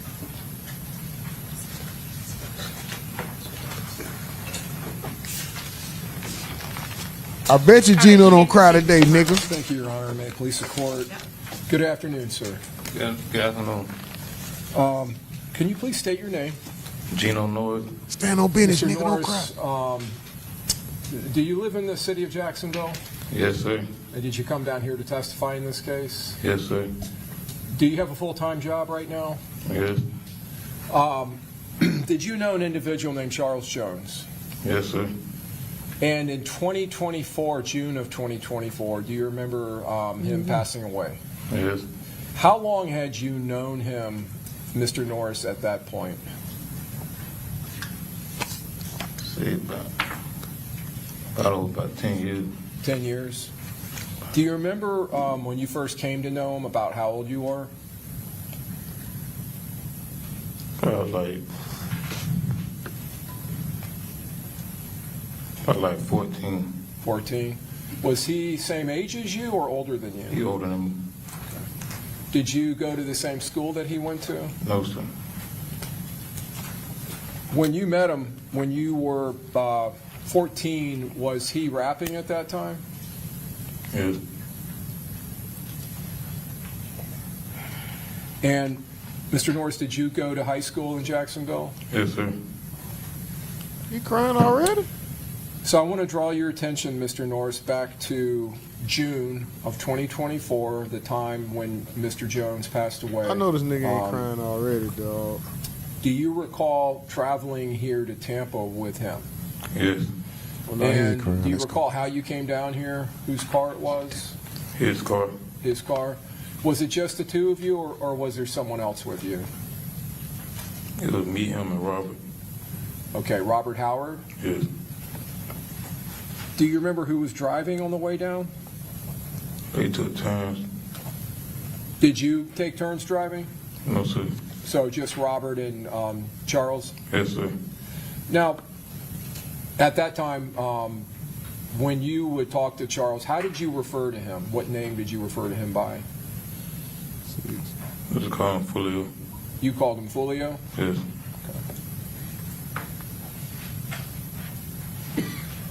When you all came down from Jacksonville, do you remember the purpose for coming here to Tampa? Celebrate his birthday. Did Mr. Jones invite you on that trip? Yes. Stay strong, bro. Don't break. Stay strong, bro. When you all arrived, do you remember where you stayed? Yeah, we had a B&B. Airbnb? Yes. Do you remember where that was? It was like St. Pete. St. Pete? Yeah, around that area, I think. Okay. Would that have been a Friday night? Yeah, I think, yeah, we got here like on a Friday. My nigga ain't gonna cry. And then the following day, did you all end up going to another Airbnb? Yes. And was that in a different location? Yes. Were you aware that Mr. Jones was posting things on his Instagram account about his birthday party or about people coming to the Airbnb? I know he was posting, like, promoting it. You knew that he was promoting? Yes. So I want to move to the Saturday night when you're at the second Airbnb. Is Robert Howard there? Yes. And Charles is there? Yes. Were there some young ladies that came down from Jacksonville that evening or that day? Yes. Did you know those women?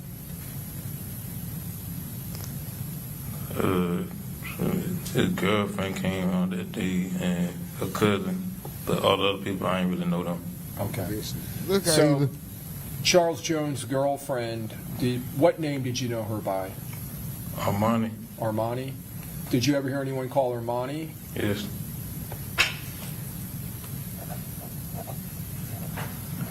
And was there some type of a celebration or a party that night at the second Airbnb that Saturday night? Yes. And you said there was people showing up that you didn't know? Yes. Okay. Do you remember approximately how long that party lasted? No, sir. I can't remember exactly how long it was.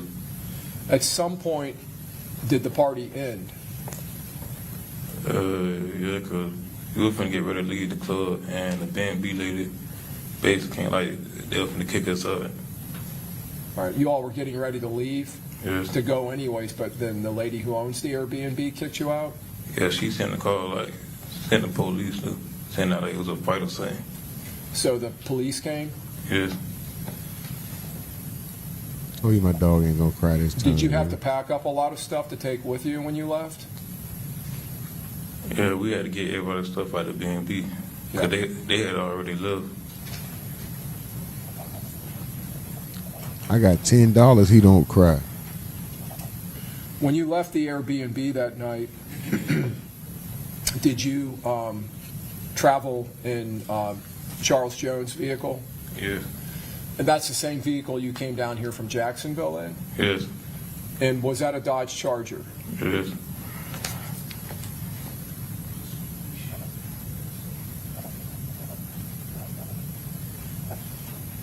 So you leave the Airbnb. Where do you all go? What a club called? I think it was called Teaser or something like that. Okay. And that was a club you went to? Yes. Here in Tampa?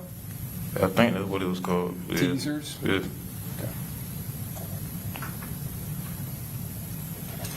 When you were driving from the Airbnb to the Teasers, other than you and Charles Jones, who else was in the car during that trip?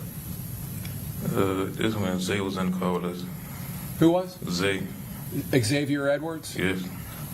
Is that someone you know? Yes.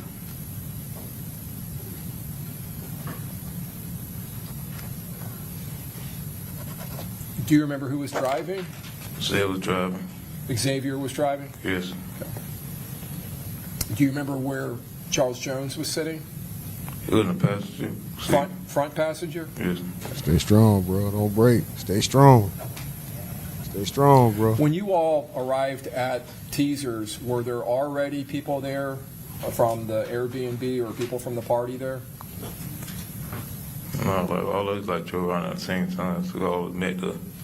Okay.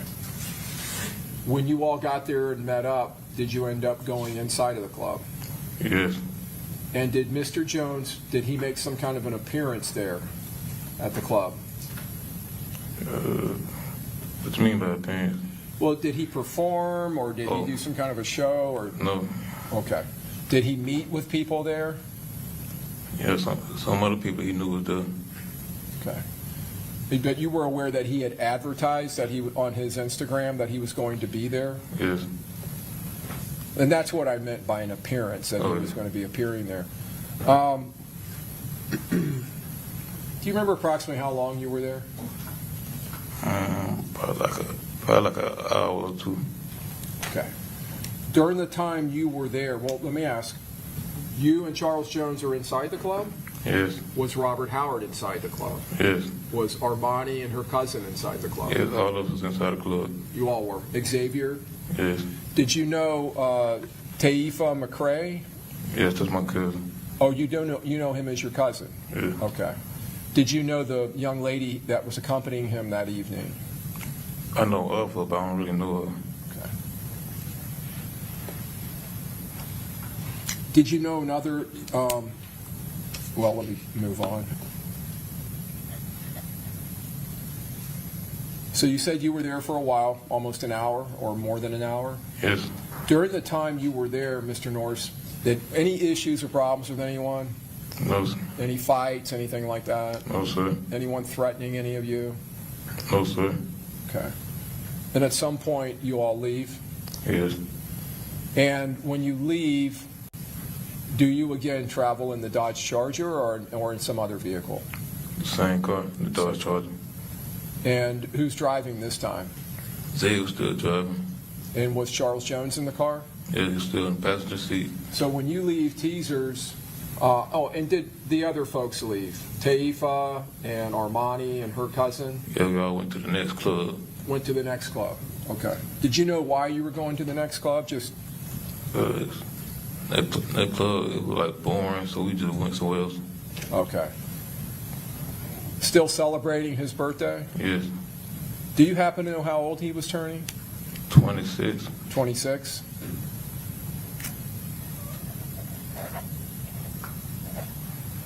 When you got to the second club, did you all, after arriving there at some point, go inside? Yes. Do you remember if that required you all to go up any stairs or steps? Yes. Do you remember if Mr. Jones was doing anything with his phone, if he was live streaming or doing anything like that? Yeah, he was recording a video. He was recording a video? Did you ever see that? Yes. You all go into that club. What do you all do in that club? He just party. Just hung out? Yes. How long do you remember how long you were at that club?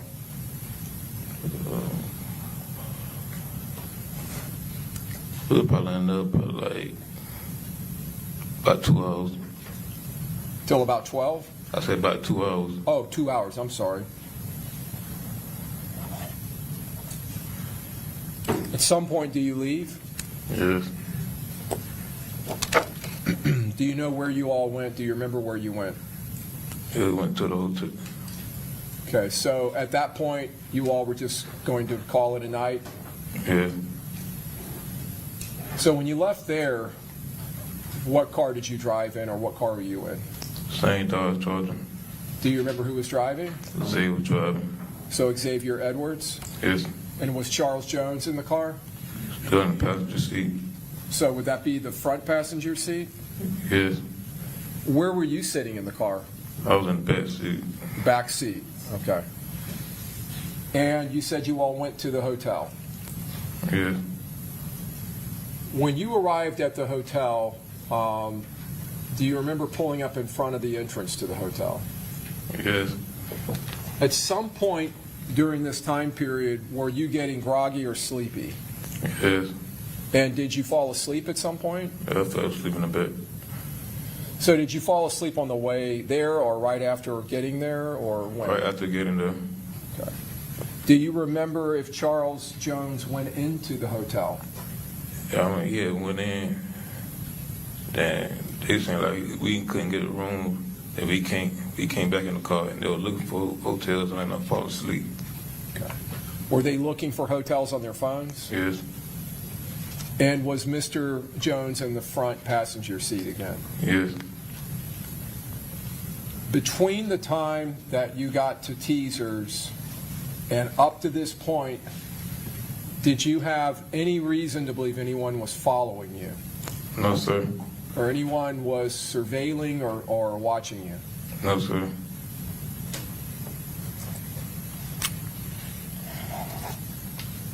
That nigga in the back old as hell. Do you remember Look at this some old- point waking up or being woke up? After the shooting is when I woke up. Okay. Do you remember, or did you ever figure out what woke you up? Was it movement or noise? The car had hit something and it woke me up. Okay.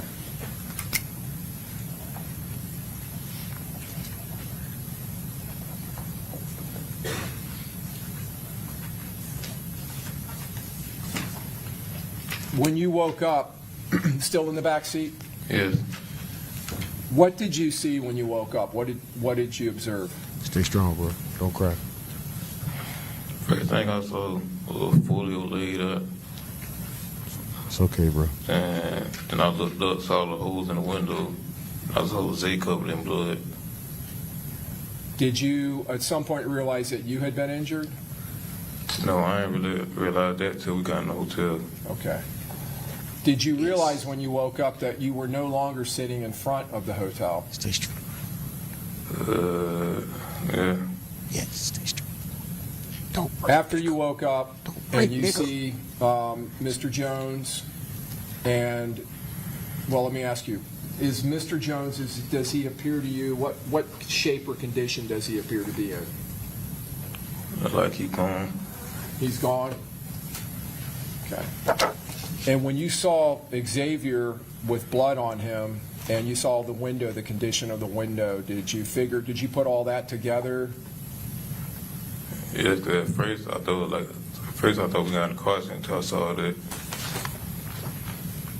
You thought you got into a car accident? Yeah, before I looked up, it saw like the bullet holes in the blood. I thought it was that. When you saw that, the bullet holes and the blood and the condition of your friend, what did you think at that point about your own safety, if anything? Oh, shit. Just hold on, bro. Hold on, bro. Don't you do it. Just trying to stay alive. Just trying to stay alive? Yeah. Okay. So did you and Xavier Edwards leave the vehicle? Yes. Was Mr. Edwards saying anything to you? Yeah, it was just telling me to get out and come to the hotel. He was telling you to get out of the car? Yeah. At that point, having seen the bullet holes through the windshield, did you have any idea where the people that had done that, where they were? No, that's why we had ended up getting out of the car. And you said you went into a hotel? Yes. Did you have to walk to the hotel or run there? We had ran. Okay. And did you go into the main entrance of the hotel? Yes. When you got into the hotel, what did you do? We was trying to get help. Did you find any employees when you went into the lobby? No, sir. Were you saying anything to try to get help? We was screaming out for help. Just screaming for help? Yeah. Did anyone respond or help? No, sir. Man. Once you were in the lobby, where did you go? Was like knocking the door, trying to ask for help. Then we ended up going to like the third floor because we didn't know if people were still there. I'm sorry, I didn't hear what you said. I said we had ended up getting on the elevator to go to the third floor because I don't know if they would have followed us there or not, so we just went on the third floor. Okay. Before you get on the elevators, do you walk by any doors or any rooms in the hotel? Yes. Do you try to knock or get into those rooms? Yes. We tried to knock on the door to ask for help. But nobody responded? Nobody responded. So you and Xavier go up an elevator? Yes, sir. At that point, what kind of condition is Xavier in? He's bleeding real bad, but he ended up falling against the wall. Like he felt this, like he finna die. He kept begging me not to let him die. He was begging you not to let him die? Yeah. You said that you realized when you got into the hotel that you had been shot. When did you come to that realization? Was it in the lobby or once you were on the elevator? When we got to the third floor, when he fell against the wall, he told me to check his head and make sure he didn't get hit in his head because he was bleeding a lot from his head. And when I looked down, I saw a hole in my arm. Okay. But, okay, let me back up. So Mr. Edwards is asking you to check his head, you said? Yes. Because he's bleeding from his head. Yes. And you ended up seeing that you had been shot. Yes. Where were you shot? My right arm. Your right arm? What part of your right arm? Not the upper. The upper part? Yes. Did you and Mr. Edwards end up on the floor at some point? Or did you sit down or lay down? He, when he fell against the wall, he was like on the floor, but I ain't really get on the floor till the police came. Okay. What caused you to get on the floor? The police made us get on the floor. They made you get on the floor? Yes. Okay.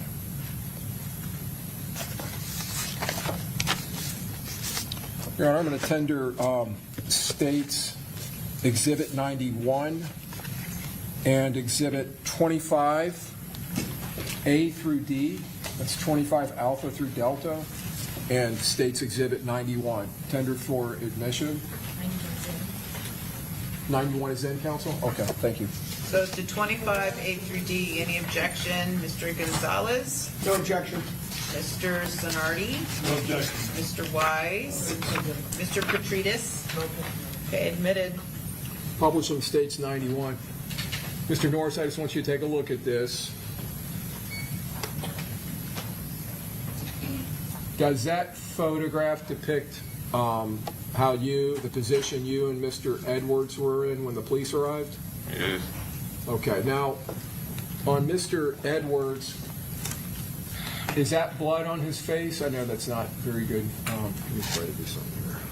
See if that helps. Nope. Can you see blood on his face? Yes. Okay. And your shirt was an all-white shirt? Yes. But the red now on the shoulder, is that blood? Yes. Trey, what up? Did the police contact Tampa Fire Rescue or some EMT or paramedic that came to assist you? Yes. And were you and Mr. Edwards both taken out of the hotel on gurneys? Yes. Were you taken to a local hospital here in Tampa? Yes.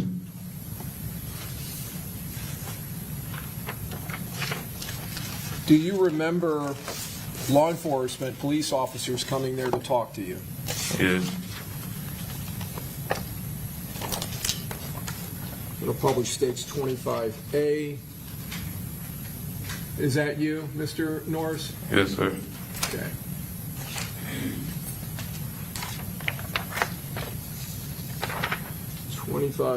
B. Do you recall, did they give you pain medication? Yes, sir.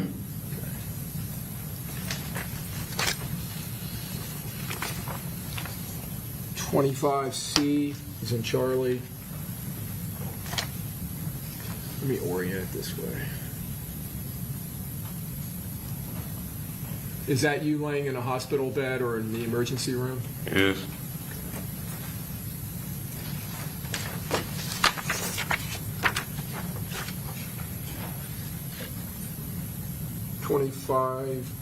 D is in Delta. And a close-up of the wound to your arm. Let me ask you, how long were you in the hospital, Mr. Norris? I ain't leave till about 11 because I had to wait for my parents. Wait for my dad to come to pick me up. Okay. Was that the next day? Or how many days were you there in the hospital?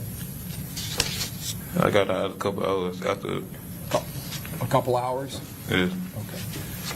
So you mentioned your father. Does he live in Jacksonville? Yes. So he traveled here from Jacksonville to come help you? Yes. And when he got you out of the hospital, did you all go back to Jacksonville that day? Yes.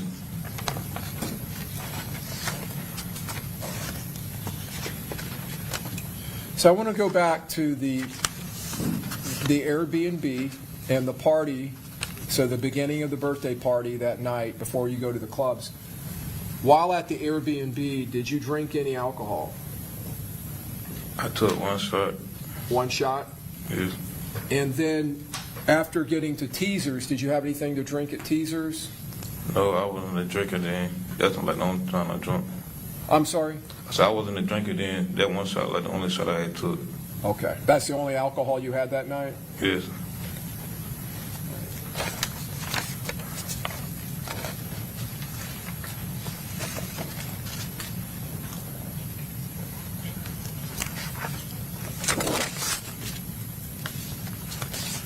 Being that you were asleep during the shooting itself, did you ever see the people who were doing the shooting?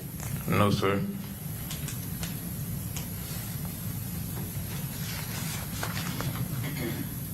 You got anything else? Okay. I'll tender the witness, Sean. Thank you, sir. Okay, Mr. Gonzalez?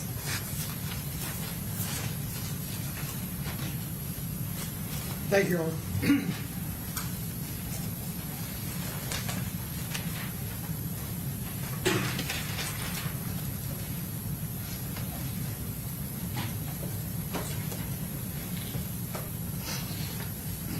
Good afternoon, Mr. Norris. Good afternoon.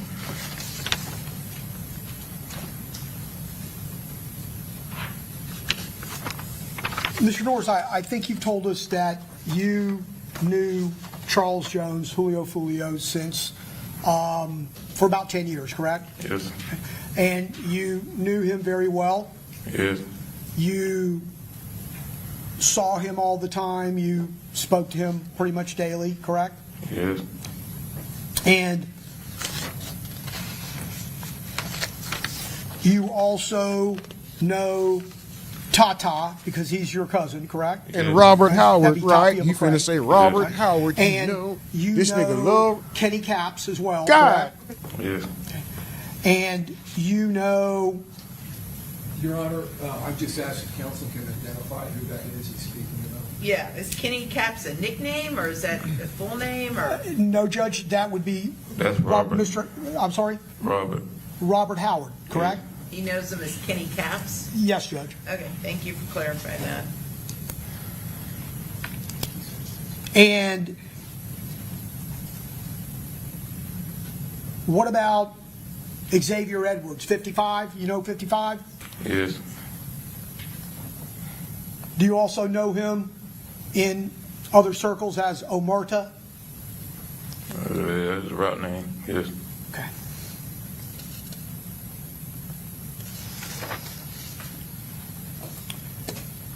You're aware that Mr. Jones and the other gentleman that I named, they are part of 6 Block, correct?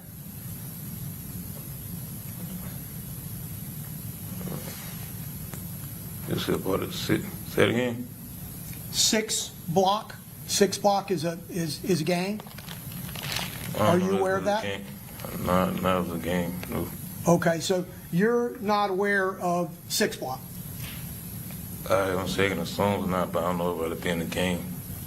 And I'm sorry, sir, I didn't understand your question, if you don't mind. I say I heard in songs, but I don't know that it's like a game. No, I don't know if it's a game. So you're telling me you only heard it in a song? I'm saying I hear the song, but I'm saying I don't know that it's a game. That's what I'm saying. Okay. What is it you know it as? I'm saying that what they were singing the songs and stuff.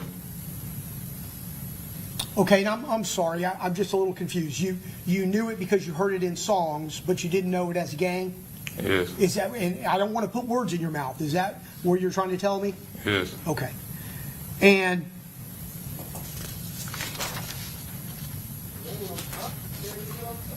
did you listen to Charles Jones, Julio Foolio's music? Yes. Okay. Did you listen to other drill rappers' music? Yes. There are lots of drill rappers. Objection, Your Honor, outside the scope. I'll overrule at this point, but go ahead. There are a number of different drill rappers, correct? Yes. And they all pretty much sing about the same thing, correct? Yes.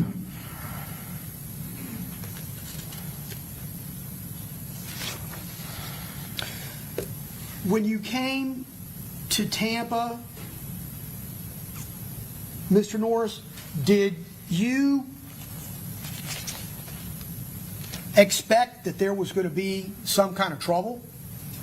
No, we came here for celebrate his birthday. How about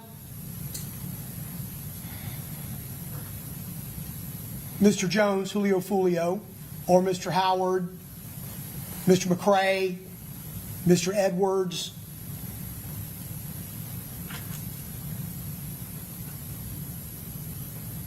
Strike that.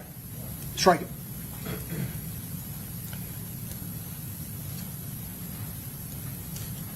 Were you aware before you went to Tampa that there was going to be trouble?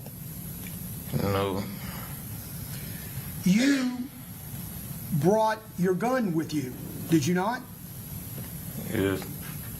And you had it in the car, correct? I was in my cousin's car. Your cousin meaning Tata, Mr. McCray. Yes. And there were times when you were in Tampa that you were in that car at certain times, correct?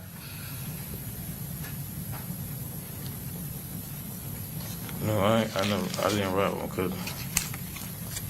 I don't have anything further. Thank you, sir. Okay, any questions, Mr. Sonardi? Mr. Toomey may have some questions. Okay, Ms. Toomey?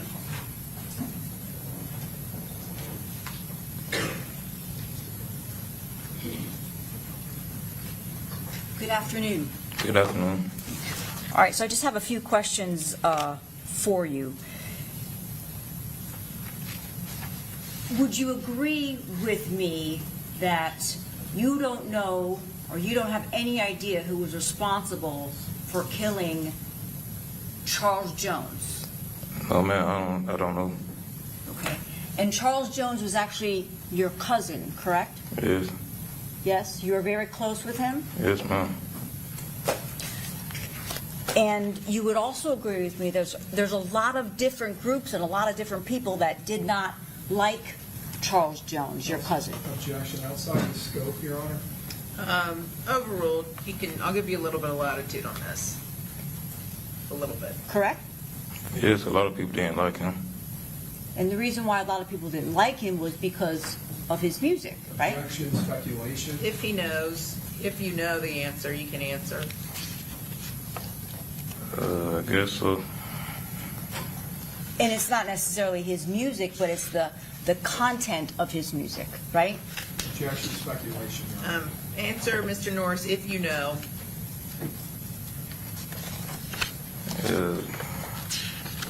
I guess, I don't know. You don't know? No, I'm saying, I'm sorry, I can't understand you. can you repeat the question again? A lot of people don't like or didn't like your cousin Charles Jones because of his music, the content of his music. Yeah, you could say that. Correct? Yes, you could say that. Because he says a lot of stuff in his music that people don't like, right? Okay, listen, I'm not going to have him guess about people. So he's already indicated to you regarding people generally responding to Mr. Jones and his music, but I'm not going to have him keep guessing what. That was going to be my last question, Judge. Okay, very good. So am I allowed to? Yeah, you can ask it, then we need to move to the next topic. There's a lot of people that didn't like Charles Jones because of the stuff that he would say in his music, right? Yeah.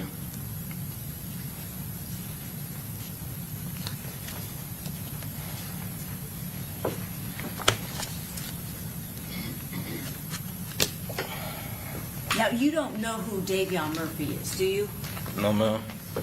And you don't know who Rashad Murphy is, do you? No, ma'am. Thank you, sir. Okay, Mr. Wise, any questions? Yes, thank you.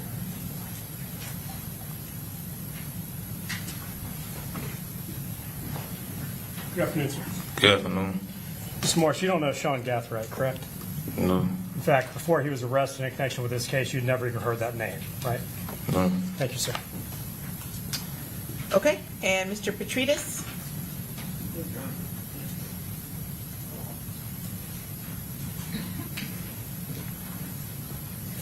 Good afternoon. Good afternoon. You did know Isaiah Chance, correct? Yeah, I talked to them on social media. But other than that, no. Did you ever see him?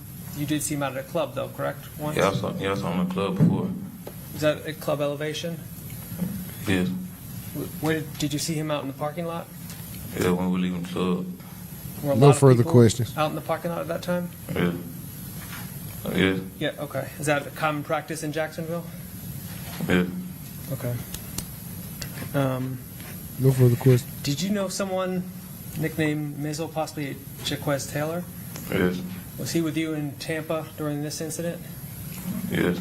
Was he in the clubs with you all in Tampa? Yes. Are you aware of Isaiah Chance's music? Is that something you listen to? No. Were you aware of it? Yeah, it's trash. I don't saw it pop up on my timeline before, but I never really listened to it.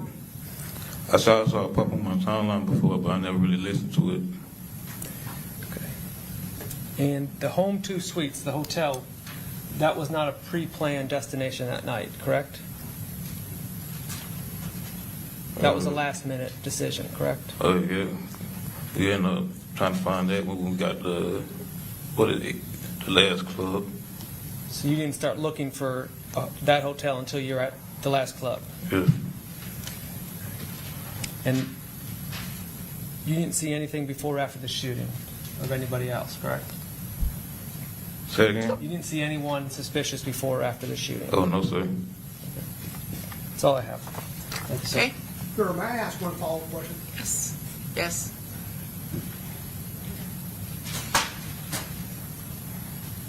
Mr. Norris, you don't know Rashad Murphy, do you? No. Thank you. Okay, redirect. Well, they trash. Mr. Norris, you've known Charles Jones, you said, since you were 14? Yeah, about 14 years. So you were asked if you were his cousin. Are you his blood cousin, or is that just something you all refer to each other as cousins? Yeah, I refer as cousin. You were first cousin? It's not referred to each other as cousins. You refer to each other as cousins. Okay. Let me ask you about the handgun. Was it a handgun, a pistol that you brought with you? Who this for? To Tampa when you all came down? Nigga talk like Rallo Rodriguez, don't he? First of all, do you legally possess that? Legally own it? Supposed to be blood Did your referred cousin to. Kayfa, Who this did he for? bring that down, or did you bring it down? Who this for? It was my gun was in his car. It was in his car, right? Yeah. All right, so Who this this isn't for? a gun that you were done. carrying on your person in any of these clubs or anything like that? No. Okay. All right. Anything else?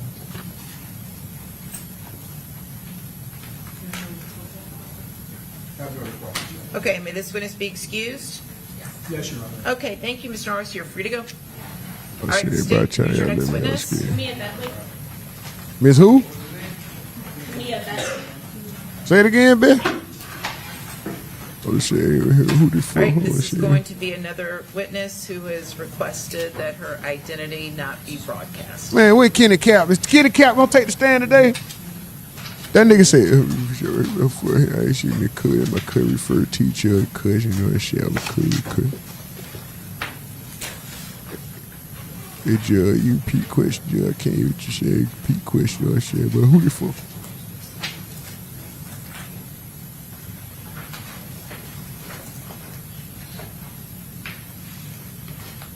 Who this for? Looking at, God damn.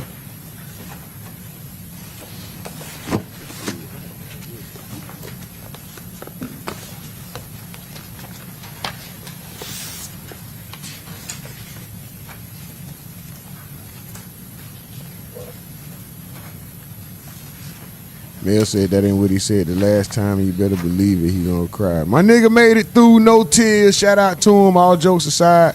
Shout out to him, man. But it did sound like he was trying to hold back some information, man. Nigga said,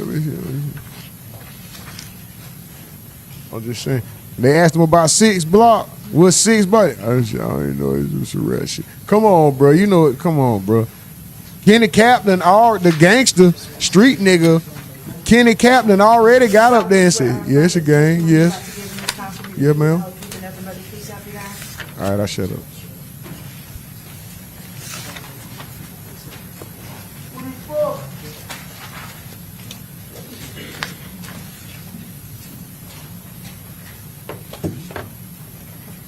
Okay, very good. You may proceed. Thank you, Judge.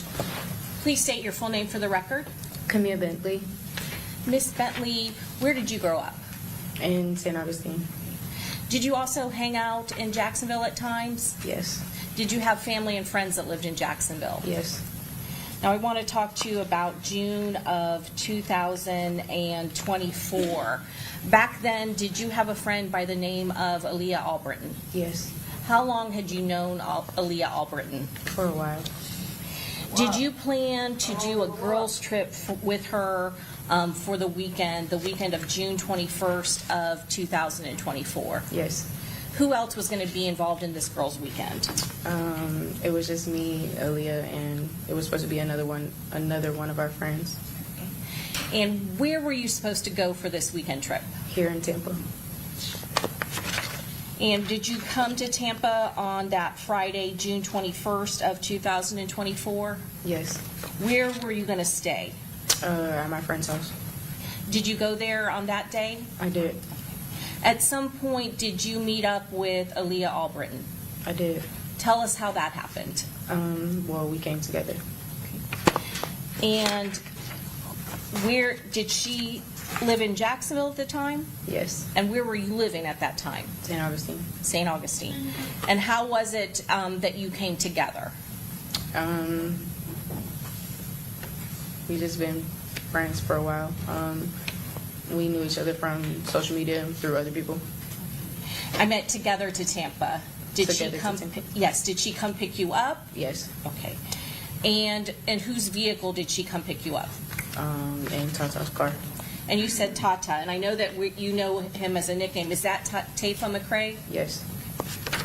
I'm going to show you. Remember, this time we put into evidence States Exhibit 27. Okay. You're moving it in? Or- Yes, Your Honor. Okay. Any objection? No objection. Mr. Sonardi? No objection. Mr. Wise? No objection. Mr. Petraeus? No objection. Okay, admitted. Miss Bentley, I'm showing you States Exhibit 27. Do you recognize him? Yes. And who's that? Taifa. Taifa. And he's the person you know known as Tata, is that correct? Yes. Okay. And how do you know Taifa McCrae? Through Aaliyah. Through Aaliyah? Okay. He was friends with her? And and other than knowing him through Aaliyah Albritton, had you met him before? No. And was he driving a car? Yes. What type of car was it? A Nissan Altima. What color? Black. So they came and picked you up in St. Augustine, Yes. and you guys came down to Tampa. Yes. Was there an Airbnb that they were staying at? Yes. Was there a celebration or a party that was going on at the Airbnb? Yes. Do you remember where the Airbnb was located? Not really, because there were multiple. There were multiple Airbnbs, is that correct? Yes. There was a different one Friday night as opposed to Saturday night. Yes. So going to Friday night, did you go to the Airbnb Friday night? I was there. How many people were at the Airbnb? Just me and Aaliyah and the girls and the guys that were there. Were one of those guys Charles Jones? Yes. Had you known of Charles Jones before that trip? Known him? No. Did you know of him? Yes. And how did you know of him? He's a rapper in Jacksonville. And you, from being in Jacksonville with family and friends, you were aware of Charles Jones as the rapper Foolio, is that correct? Yes. Had you listened to his music before? No. Had you, you said that you didn't know him, you just knew of him, is that correct? Mm-hmm. And so when you went to this Airbnb Friday, you were introduced to him, is that correct? Yes. And you said there were some other girls there? And were there some other men there as well that you did not know? It was just me and Aaliyah and one of our friends and just the guys that were there. Okay. Was there a party when you moved to the second Airbnb? Did you go to that Airbnb as well? I was there.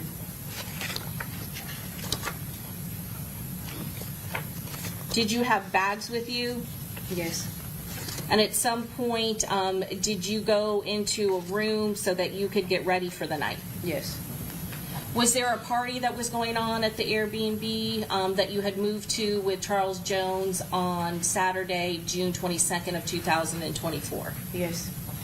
And in that party, can you tell us approximately how many people were at that party? I don't know. I wasn't a part of it. You kind of kept to yourself that night? Yes. But there were quite a few more people there than who was at the original Airbnb on Friday night. Is that correct? Yes.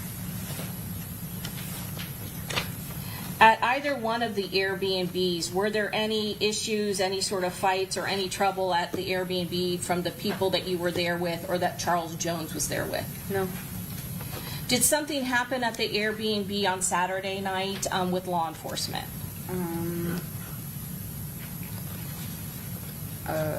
I just remember we all left.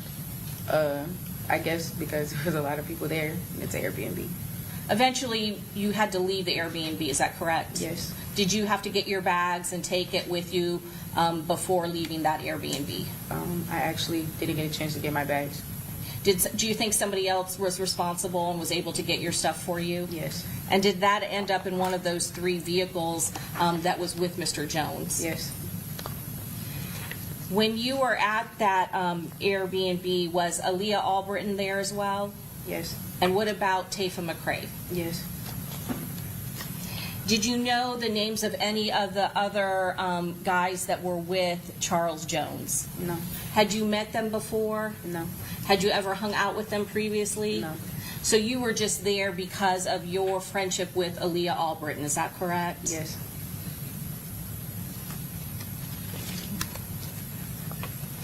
Some point during that day on Saturday, did you go to the store and run an errand for Mr. Jones? Yes. What did you do? We went to Walmart to go buy a speaker for the party. Did he ask you to do that? Yes. Did he provide you with funds to do that? Yes. And did you do that? Yes. And other than that interaction with Mr. Jones, did you have any other interaction with him? Not really. No. Do you know approximately what time it was, or were you keeping track of time that night, Saturday, June 22nd of 2024? No. At some point you said that you had to leave the Airbnb, is that correct? Yes. Who did you leave the Airbnb with? The people I came with, Aaliyah and Type. Aaliyah Albritton and Tyfa McCrae, is that correct? Yes. And whose vehicle? Typhus. Where did y'all go? We went to. I think we went to the first club. The first club? Yeah. Okay. And that was a first story club, correct? That wasn't on two. There wasn't a building with 2 stories. Is that I think correct? so. It's hard to remember. Sorry. And how long were you at that club? I don't know. I couldn't keep track of time. Were there Wasn't for others? long. That's okay. Were there other members that came from the Airbnb with Charles Jones to that club with him, as well as you and your friends? I guess so. I'm just there. I was just there. I understand. And at some point, do you go to another club? Yes. And when you go to another club, are you in the same vehicle with the same people? Yes. Who is driving? Typha. Typha McCrae? Yes. I'm going to introduce into evidence Judge States Exhibit 29A through R. Any objection, Mr. Gonzalez? Briefly, Judge. No objection. Mr. Sonardi? No objection. Mr. Wise? No, Your Honor. Mr. Petridis? Admitted. Ms. Albert, I'm sorry, Ms. Bentley, I'm going to ask you to look at the screen and I'm going to show you 29A. Are you familiar with that black Nissan? Yes. And is that the vehicle that you described that you got picked up in that belongs to Typha McCrae? Yes. And you said that he was driving, is that correct? Yes. Where were you seated? At first, I was behind the passenger seat of the car. Okay. And where was Aaliyah Albritton? In the passenger seat of the car. Passenger seat of the car, front or back? Front. Front. And were you in the back? Yes. And so you went to the second club, is that correct? Yes. And you said you don't know how long you were there. No, ma'am. Was Charles Jones at that club? Yes. And at some point, you left that club, is that correct? Yes. Did you leave with the same people? Yes. And in the same vehicle? Yes. Where did you go after you left the second club?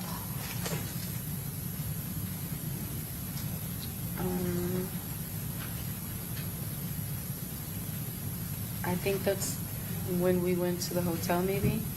Okay, that's what I am asking you about. Who went to the hotel? It was me, Aaliyah, Taifa, and everybody who was with Mr. Jones. And you were in the same car with Taifa McCrae in the black Nissan? Yes. Was Mr. McCrae, was he driving that vehicle? Yes. And were you in the same position that you were previously when you went from one club to the second club? Yes. So you were in the back seat, is that correct? Yes, ma'am. And Mr. Jones, he was in another vehicle? Yes. And in it, there were others with him in that vehicle, is that correct? Yes. Did you know, or were you familiar, or did you know his girlfriend at that time? No. Did you know that there was another car that went to the hotel along with you, your car, Mr. McCrae's car, I mean, and Charles Jones?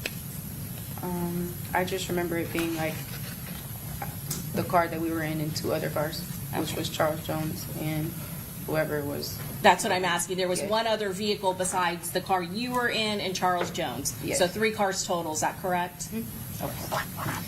And what happened when you got to the hotel? I guess they were there trying to get a room because it was late at night and everybody was really tired and it was too late to get on the road. I really don't know what happened from there. All I know is I sat in the car and I almost lost my leg. I'm going to go back just a little bit. At some point, does Aaliyah Albritton, your friend, and Taifa McCrae leave the vehicle? Yes. Why do they leave the vehicle? Aaliyah needed to use the restroom. And at that point, are all the cars in front of the hotel? Yes. Just sitting there waiting for a room, is that correct? Yes. So Aaliyah Albritton, your friend, and Taifa McCrae get out and go to use the restroom, is that correct? Yes. What do you do at that point? I took initiative and got in the front seat of the car. So now you're sitting in the front seat. Yes. And what happens when you're in the front seat of the vehicle? I just remember looking down at my phone. I looked out the window. I was on my phone for a second, and when I looked back up, that's when I just started seeing bullets flying past my face, and that's when everybody started shooting and all that. So you were hearing shots, is that correct? Did you hear it? Yeah, I heard it. I didn't see anything, though. Okay, that's what I'm going to ask you. When you heard it, what did you do? I immediately, I looked for the keys in the car, and I didn't see anything. And when you say you didn't see anything, did you see any of the shooters? No. Did you know where the gunfire was coming from? No. And what did you yourself do at that moment? I couldn't find the keys, and I prayed until I could find the keys, and the car cut on. I still didn't see any keys to that very day. But the car was able to start? The car was able to start, and I tried to make it out as soon as I could to save myself. And so you left, is that correct? I did. What happened as you were leaving the parking lot? It was just a lot of commotion going on. It was a lot of chaos. It was very chaotic. I just remember leaving the hotel. I remember stopping at a light, and that's when I realized, like, that's when I got shot. And, you know, you see a lot of gruesome things. And that's when I tried to just calm down and realize my adrenaline was up there. And I had to realize, like, just calm down. Like, I called Aaliyah, told her, hey, I just got shot, and I need you to take me to the hospital. Okay. And were you able to get a hold of her on the phone? I did. What did you do after you got a hold of Aaliyah Albritton on the phone? After I got a hold of her, I basically turned around. I went back to the hotel just to make sure that they were okay. and I just looked out just to make sure nobody else was there. So it was clear for me to go and make sure that we were okay for them to get me to the hospital. And when you say they, who are you referring to? Typha and Aaliyah, just making sure that they were okay. When you got back to the hotel, did they get back into his vehicle? Yes. And what happened? We went to the hospital. When you got to the hospital, what were you treated for? Gunshot wound. Where was the gunshot wound? I got grazed and a gunshot wound in my right arm. Were they able to remove all of the bullet? I don't have any bullets removed out of my arm. They're still there, is that correct? Yes. Were your parents also in Tampa that weekend? Yes. At some point, did you get a hold of your parents to come pick you up? I did. Prior to, and did they eventually come to the hospital? They did. How long would you say you were at that hospital? I was there for a couple of hours. They wouldn't let me see my parents for a long time. So we were there for a while. At some point, did an officer from the Tampa Police Department come and meet with you? I remember a police officer did come in, gave recognition, but I just I don't remember what he asked me. I was worried about myself more than worrying about talking to others. And Were you upset at that point? Yes. Did you want to talk to law enforcement? I didn't want to talk to anyone at all but my family. You wanted to see your parents, is that correct?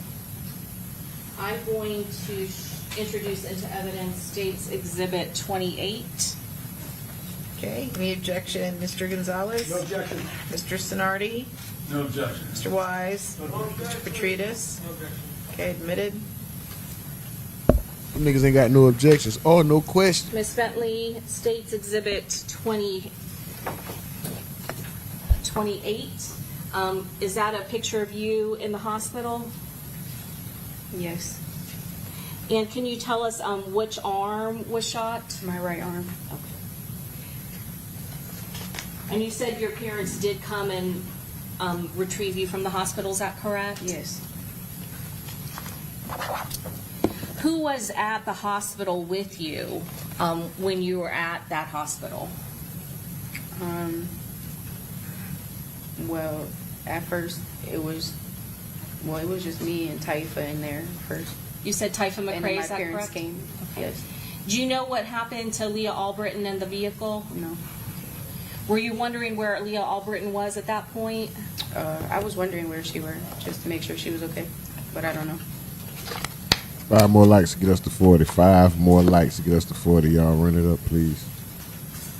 $, the Rumonati Network on Cash App. 5 more likes to get us to 40. Send $1 to $, the Rumonati Network on Cash App. Let's go.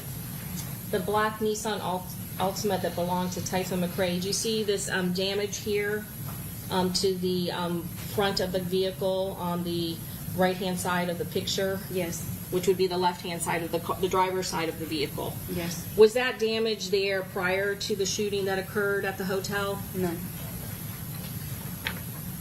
Also going to show you State's Exhibit 29B, the driver's side. Do you see the damage and the paint transfer here? Yes. And again, was that damage there before the shooting that occurred at the hotel? How did that occur? I'm assuming from all the chaos. All the chaos. Then I'm going to show you State's Exhibit 29C, the back of the black Nissan Altima. Do you see these 2 bullet holes on the back rear shield window? Yes. Were those there prior to the shooting? No.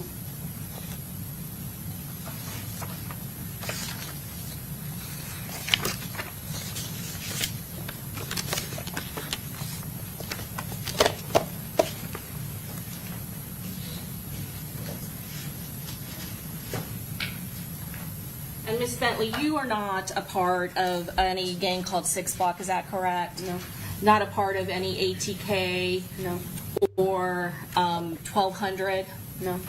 You are familiar with the rivalry between 6 Block and ATK, is that correct? I don't know anything about none of that. Do you know about it just from the music that you listen to in Jacksonville? Yes. But you yourself have never been involved in any of that, is that correct? Yes.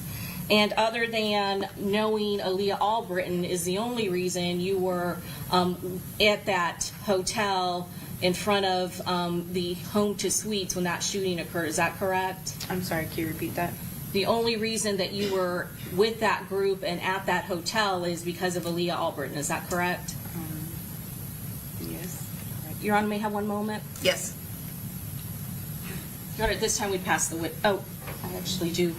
I have one more thing. Okay. We're going to publish 26B.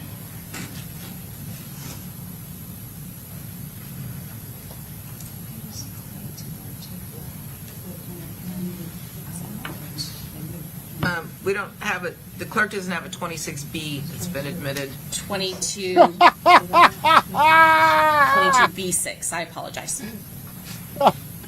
That nigga said good You azalea. see on the screen, can you tell us the vehicle where the gentleman in the blue shirt and the lady in the pink outfit? This nigga Bob Marley said good azalea. You got a point finger having that. You were in the back seat. That nigga. Yes.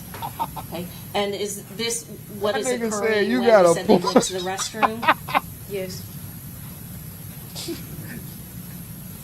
You got a point. Look at that. That nigga do that. Did you see a hand Yo. come out and shut that front driver's seat door? Nigga said you got a point. Driver's That's funny side as door. fuck.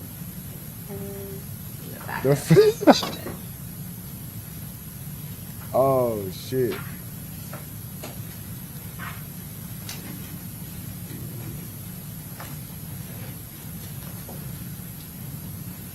Did you see that? Yes. Okay. And who's that? Me. That nigga's shoulders look like his hanger still in his shirt too, don't it? Like his motherfucker. You now Like him and the shirt came out the closet at the same time. Like, Driver's nigga, seat this of the car. dude here, man. Looking at like a nigga grabbed him and the shirt at the same time. Like that nigga said. Looking at stiff body ass, scarecrow body ass, skeleton body ass. She answered. Nigga like I'm a just waiting scarecrow. for it to go forward before I asked another question.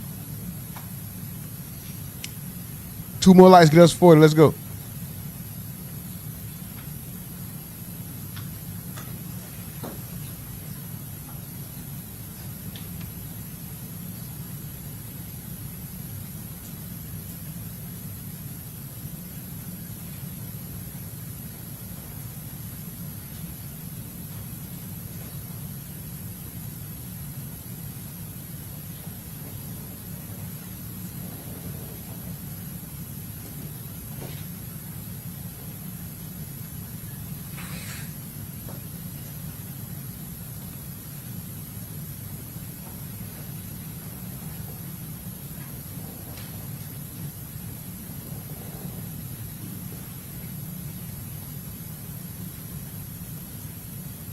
Okay. Is that you then driving?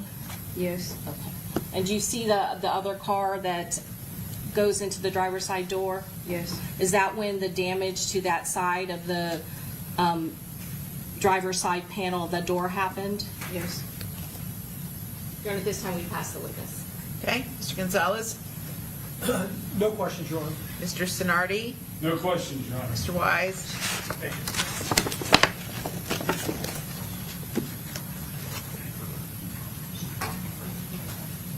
Good afternoon, Ms. Spinley, you did not know anyone named Sean Gathright, correct? I don't know who that is. Right, and you never even had heard that name until you heard he was arrested in connection with this, correct? Yes.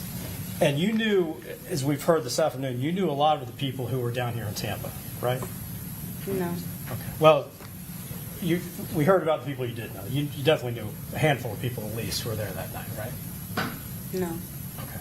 Well, specifically, Besides who I came with. Okay. That night, you didn't hear anyone who was in Tampa who went by the name Fat Boy, right? No. Okay. And you don't know anyone who goes by the name Fat Boy, is that No. right? Thank you. Okay, Mr. Petridis? Briefly, Your Honor.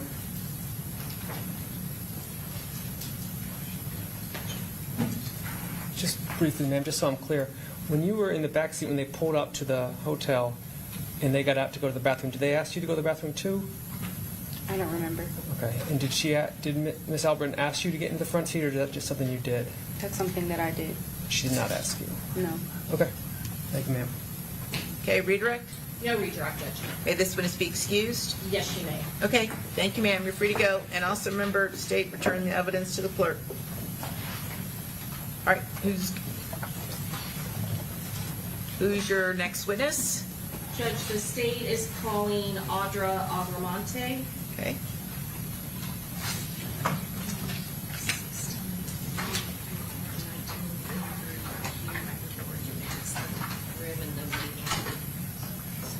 All right, and this is, I believe, another witness who does not want their identity broadcast, correct? Yes, Your Honor. Okay, very good.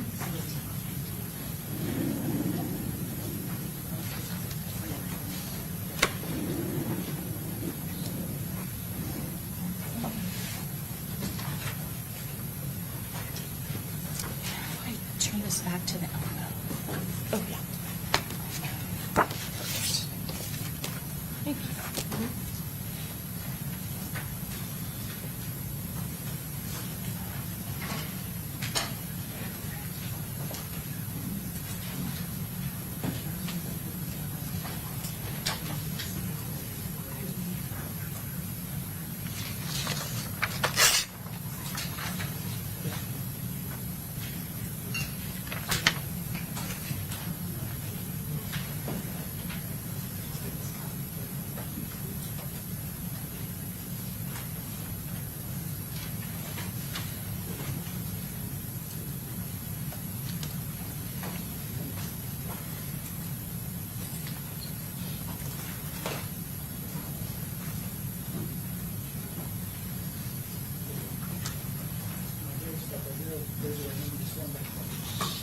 Do you solemnly swear or affirm that the testimony you're about to give in this class will be the truth, the whole truth, and nothing but the truth, so help you God? Yes.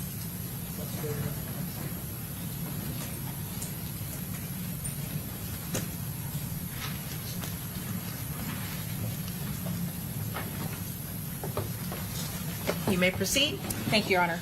Please state your full name for the record. Audra Agramonte. Ms. Agramonte, back in June of 2024, did you live in Tampa? No. What city did you live in? Lake Worth. Were you visiting Tampa June 22nd of 2024 going into the early morning hours of June 23rd of 2024? Yes. Why were you here in Tampa? We were moving my daughter into the dorms at University of South Florida for her first semester of college. And with myself, was my husband, Nestor Agramonte, my daughter, Alyssa Agramonte, and her boyfriend, Braden Smith. Where were you staying at during the time in Tampa? Home 2 Suites across from campus. Okay. Is that the one located on McKinley Drive? Yes, I believe so. And you said across the campus from University of South Florida? Yes.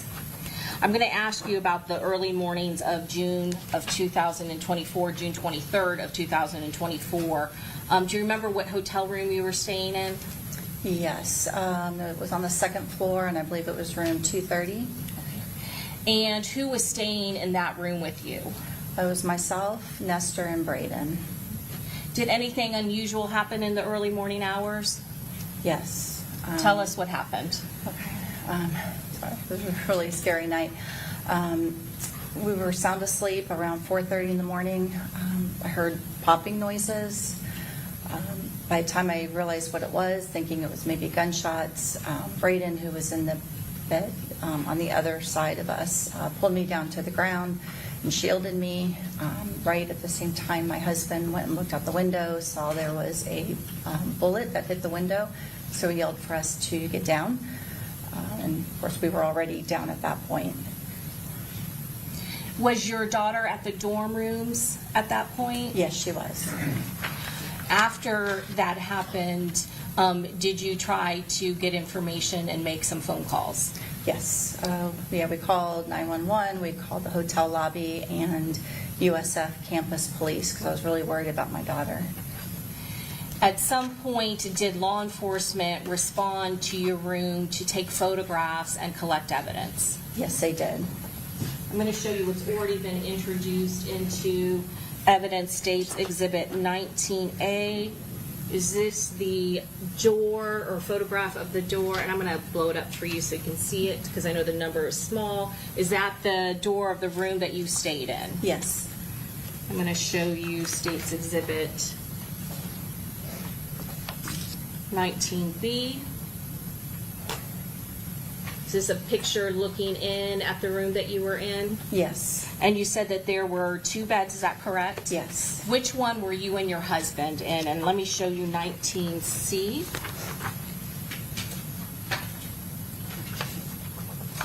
So we were in the bed that was closest to the window. And then Braden, and what was Miss Braden's last name? Smith. So Mr. Smith was in the other bed, is that correct? Yes. I'm going to show you States Exhibit 69. What's that a photograph of? That was the bullet that hit our window. And then, I don't know if you can see it there, but there was some like bullet fragments on top of the AC unit. I'll show you 19F. Is that what you're referring to? Yes. And then 19G, is that a close-up of what you found on the AC unit after the shooting? Yes, it was. Did you and your husband also rent a rental vehicle to help move your daughter into her dorm room? Yes, we did. It was a minivan. And what color was the minivan? I think it was a tan color. When you and your husband were going to leave, was there damage that was seen to the minivan? Yes. And was that also reported to law enforcement? Yes. I'm going to show you again what's already been introduced into evidence. States Exhibit 16A. Is that a photo of the minivan that you and your husband had rented? Yes. Then I'm going to show you 16C. Is that the license plate in the rear of the vehicle? Yes. And was there damage to that license plate? Yeah, right on the queue. That's where there was a bullet that went through. Okay, I'm going to show you 16D. Zoom it. One second. Let me zoom it a little bit. Is that what you're referring to? Yes. And did the bullet actually penetrate into the interior of the vehicle? Yes, it did. And was there damage to the interior of the vehicle? Yes. And at some point, did crime scene investigators from the Tampa Police Department, did they respond to document and photograph all of the damage, the exterior as well as the interior of that vehicle? Yes, they did. Your Honor, at this time we pass the witness. Okay, any questions, Mr. Gonzalez? No questions, Your Honor. Mr. Sonardi? No questions, Your Honor. Mr. Wise? No question. Mr. Petrides? No question, Your Honor. All right, may this witness be excused? Yes, Your Honor. Thank you, ma'am. You're free to go. Thank you. All right, who's your next witness? Officer Craig Douglas.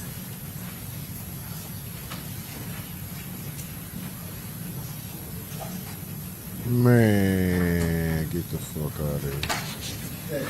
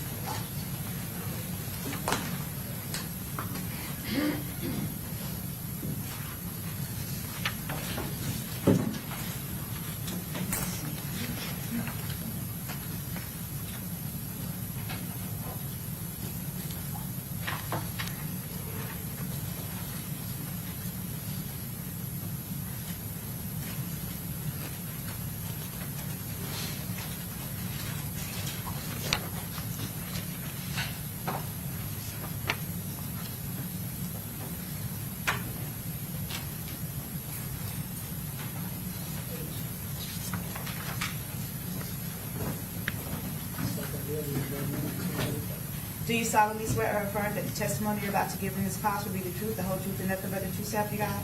I swear.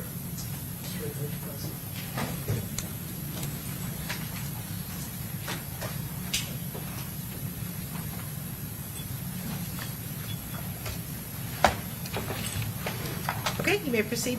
Please state your full name for the record. Craig Douglas, How are you employed? Tampa Police Department.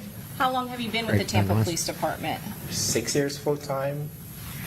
Were you working on June 23rd of 2024? Yes, ma'am. Did you respond to the home to suites located 1606 McKinley Drive? Yes, ma'am. Did you respond to that location in reference to a homicide? Yes, ma'am. Is there another hotel that's located right next to the home to suites? Yes, ma'am. What's the name of that hotel? Do you remember? I don't remember the name of that. That's okay. What time did you respond to that location? Approximately 6 a.m. in the morning. What were you assigned to do when you arrived? To go check for surveillance video at home to suite. There were already law enforcement officers working the crime scene at that point? Yes, ma'am. And did you assist detectives in obtaining that video footage from the home to suites? Yes, ma'am. Were there cameras in the interior that covered the interior of the hotel as well as the exterior? I'm aware from the interior should be the interior and the exterior. Okay. And at some point, did you contact homicide detectives and let them know that there was video footage and your observations of that video footage? Yes, ma'am. Did you also assist in searching part of the property for shell casings? Yes, ma'am. What part of the property did you search? That was the southwest corner.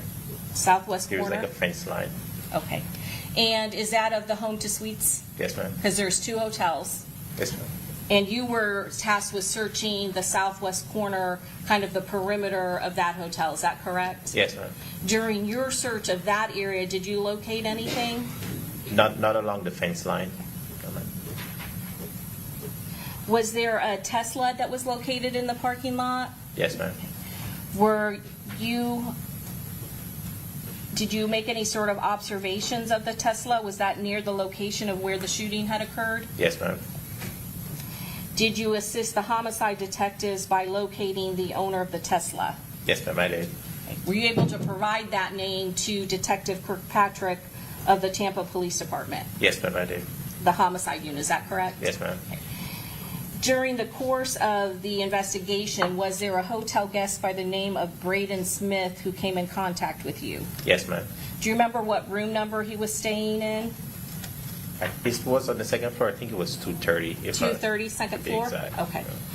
At some point, did you do a formal interview of him? Yes, ma'am. Was there anyone else that was staying in that room with him? His mother-in-law and his father-in-law. Okay. Would that be the Agramontes? Yes, ma'am. After coming into contact with Braden Smith, did you yourself go up to room 230 on the second floor? Yes, ma'am, I did. Did you have crime scene units respond to document the scene? Yes, ma'am, I did. Okay. Was there any items of evidentiary value that was collected from that room? There were bullet fragments. I'm going to show you what's already been introduced. Again, 19A, showing the door of hotel room 230. Is that the room that you responded to after coming into contact with Braden Smith? Yes, ma'am. You said that there were bullet holes and bullet fragments. Is that correct? Yes, ma'am. I'm going to show you State's Exhibit 19D. See the evidence marker 69 in this photograph.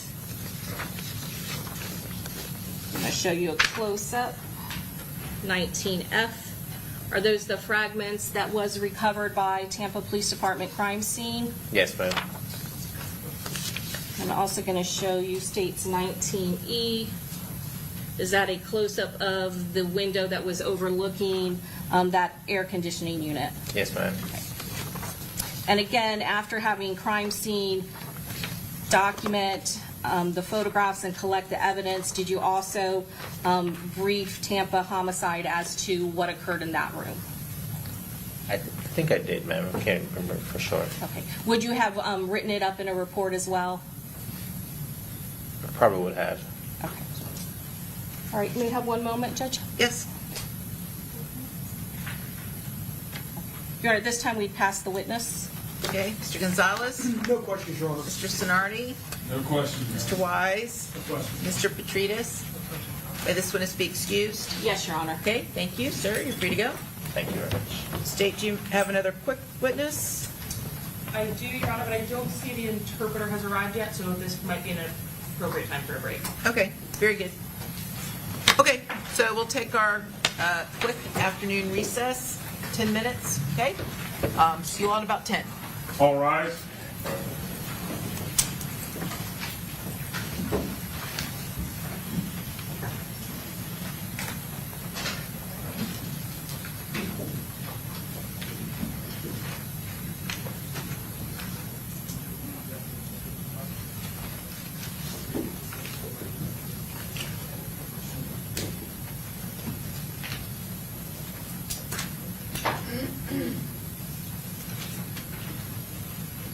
All jurors are out there. Okay, very good. See you all in 10.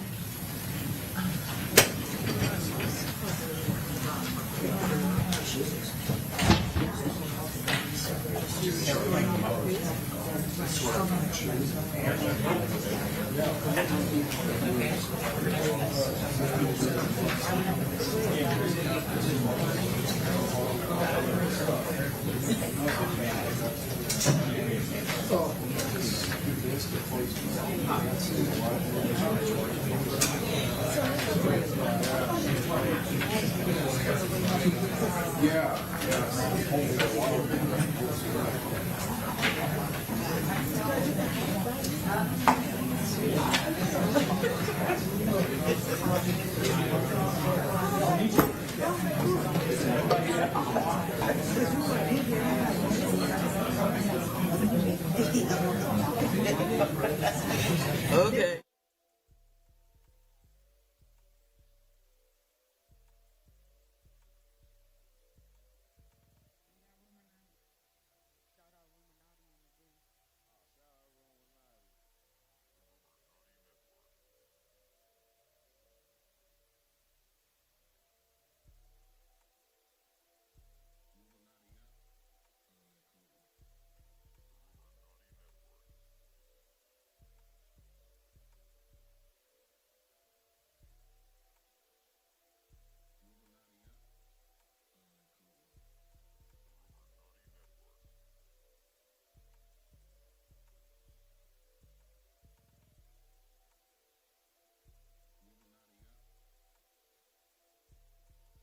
Yo!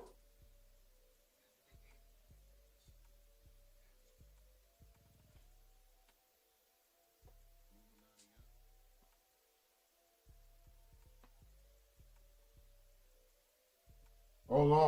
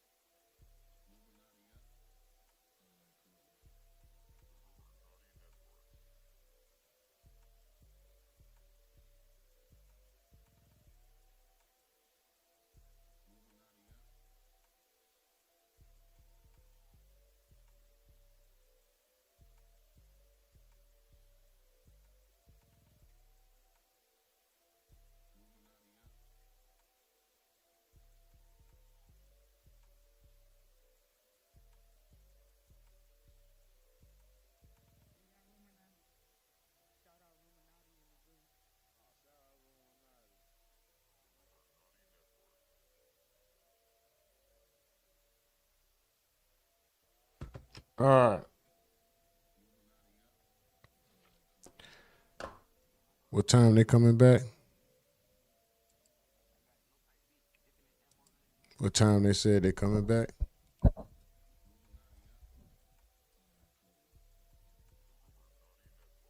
3 o'clock? Is that what time they said they coming back? Oh, man.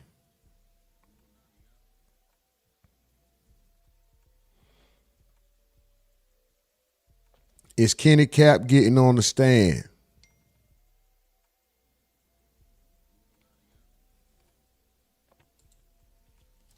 Where's Kenny Cap?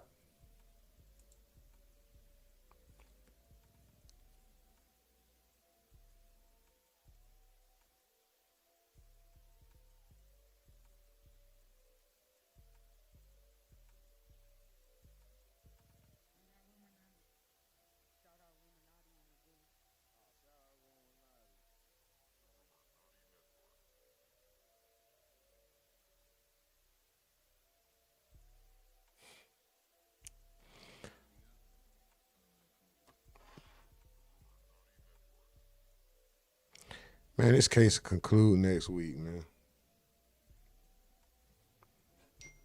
They could wrap this one up. 10 minutes for sure. They could wrap this one up, bro.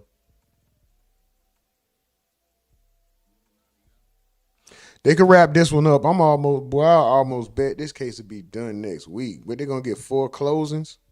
It's only going to be one long closing. Who going to rat first? Excuse me. Forget the little pop shots that the lawyer's been throwing, and I don't know who else my client may have been affiliated with. They may have something to do with it, but not my client. Pay attention, and the other one, pay attention to which Murphy they're discussing when they say Murphy. Keep in mind, it's more than one. Who gonna be the first? Hold on. Let me make a poll, bro.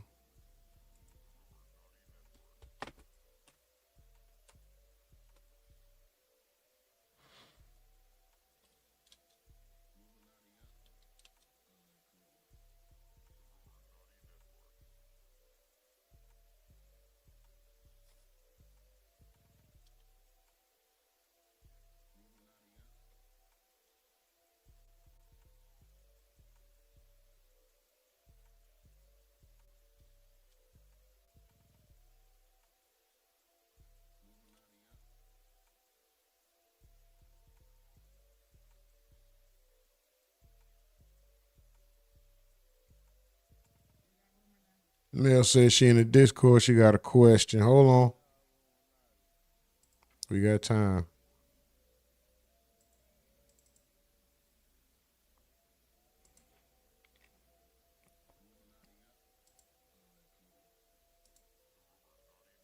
Hold on. Mels, what's up with it? We in Discord. Mel checking in.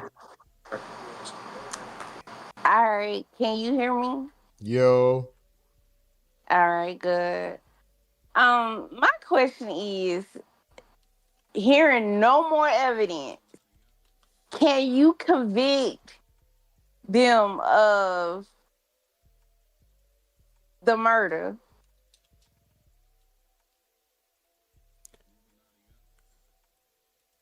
I ain't gonna lie, I haven't paid much attention to the evidence. I can go off of let's just go off the opening statements. I'm gonna say yes. No, the opening statements is not evidence. I know, but fuck this evidence. I'm going off the opening statements. They had enough evidence contained within the opening statements to convict them, if you ask me. Right now, they only talking about bullets. They haven't placed anyone anywhere. They did more of that in the opening, in my opinion. Okay, so far the trial is pretty much everything we know from the Alicia Andrews trial. Exactly. So you know what happened in the Alicia Andrews trial, right? You might not remember it all, but you remember some of it. I remember the outcome. Yeah. Hearing all the evidence, I cannot convict anyone. I cannot give nobody a guilty conviction, like, of this crime. And it will be so sad that all 5 of them get off. No. I don't see that happening. It's always a possibility, but I don't see that happening.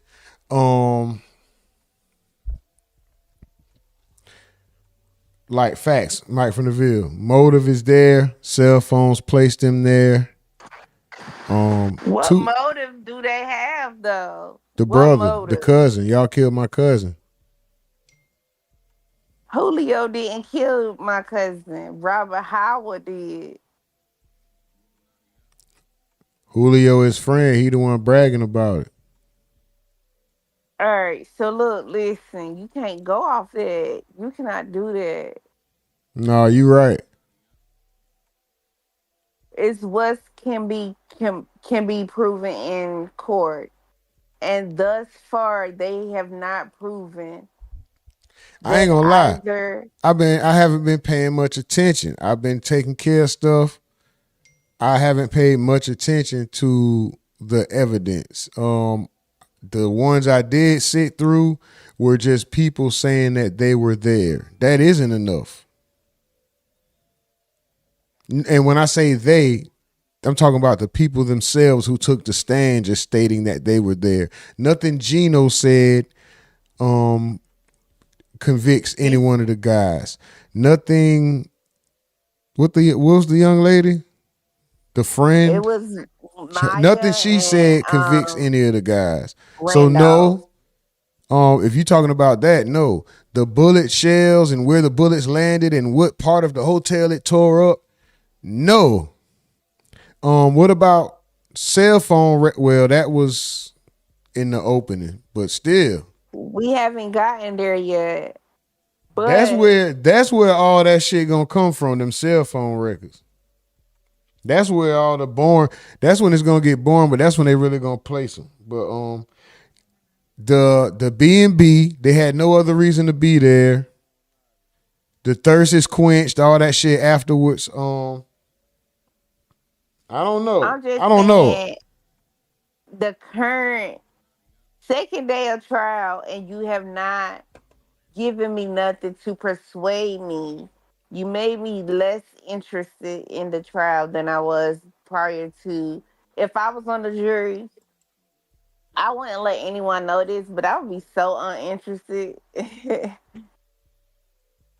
Yeah, but it as far as the evidence go, It's not there.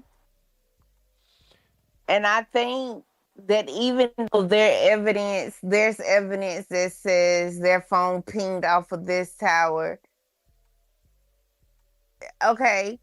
And does that say that I was there? Could I have been visiting a friend?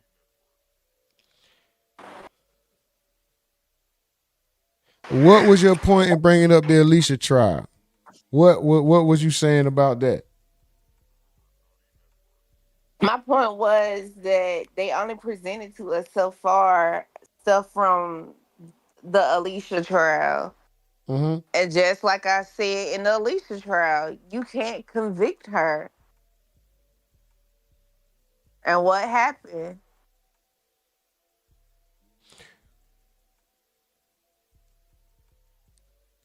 This is day 2.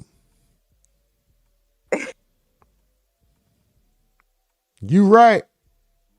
When you talking about, see, I can't give an accurate opinion because I have not paid full attention. I haven't been able to pay full attention to see all. That's why I said I'm going off of the day. Opening statements. That's the reason. That's not evidence, though. But you did. Okay, anyone What have we heard so far that we haven't? I heard more in opening statements. Exactly my point. Your opening statement. Mike from the Ville said, "Go ahead." Your opening statements were 3 hours long, but you have not brung me not one piece to the puzzle. Mike from the Ville says males would let a lot of killers walk. She's more open to hear their side. We speak from the perspective of knowing the beef. Mr. G. Fetty says, don't they have video of them running down? Yeah, Mr. G. Fetty, but they're covered up, and I don't know if the phones put them right there at the scene. But Mike from the Ville also says, Mels, what motive did Queso have to kill Lil Buck? He didn't kill Lil Buck. Huh? He did not kill Lil Buck. He was convicted of killing Little Buck. He was convicted, but don't mean he did it. He said the Murphy brothers got as much motive as Queso to take out Buck, not the killer, but affiliated with him. So what does Sean Gathray and Isaiah Chance have? They don't have no motive.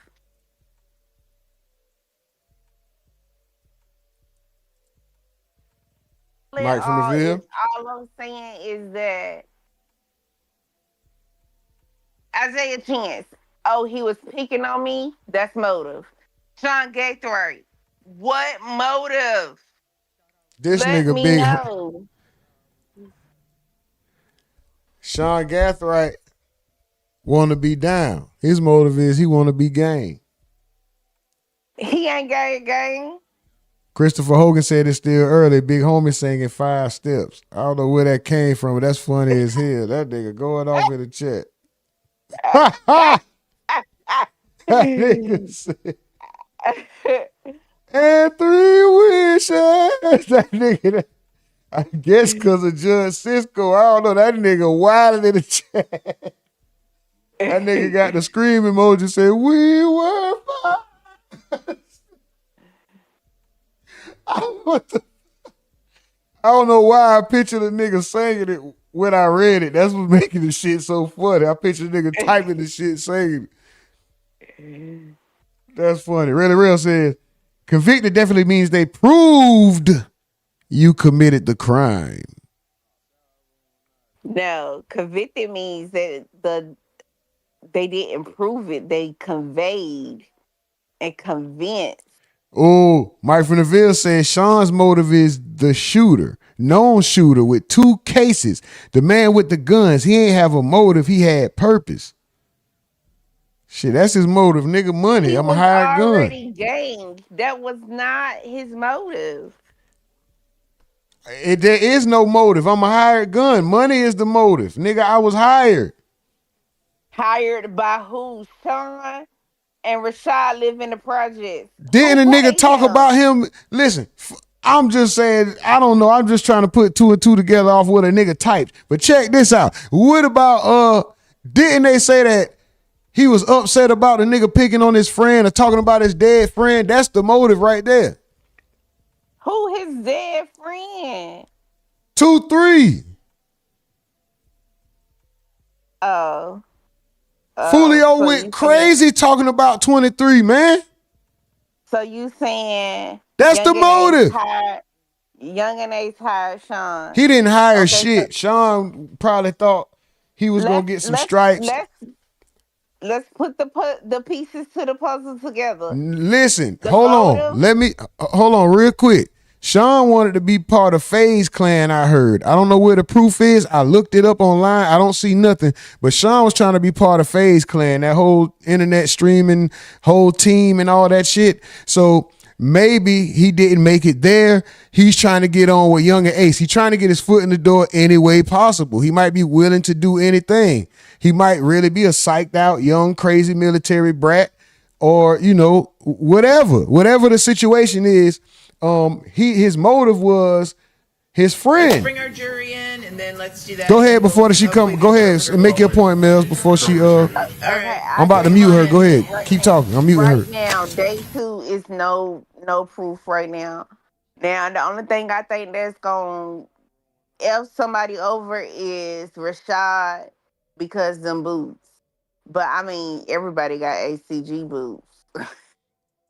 Fly in the rest of them. Still got my Nike boot. States present.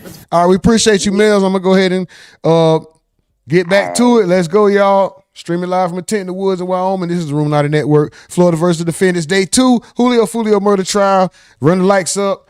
Share the stream.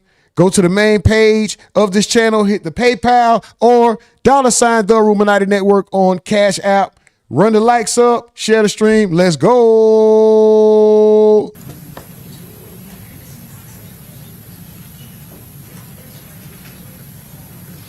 By the way, aggravating as hell, man. y'all so goddamn aggravating. 10 more likes to get us to 50, y'all. Run it up, run it up.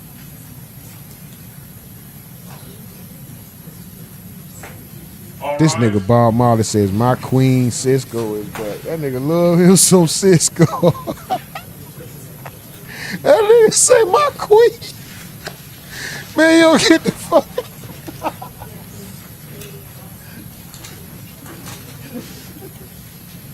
Oh, shit.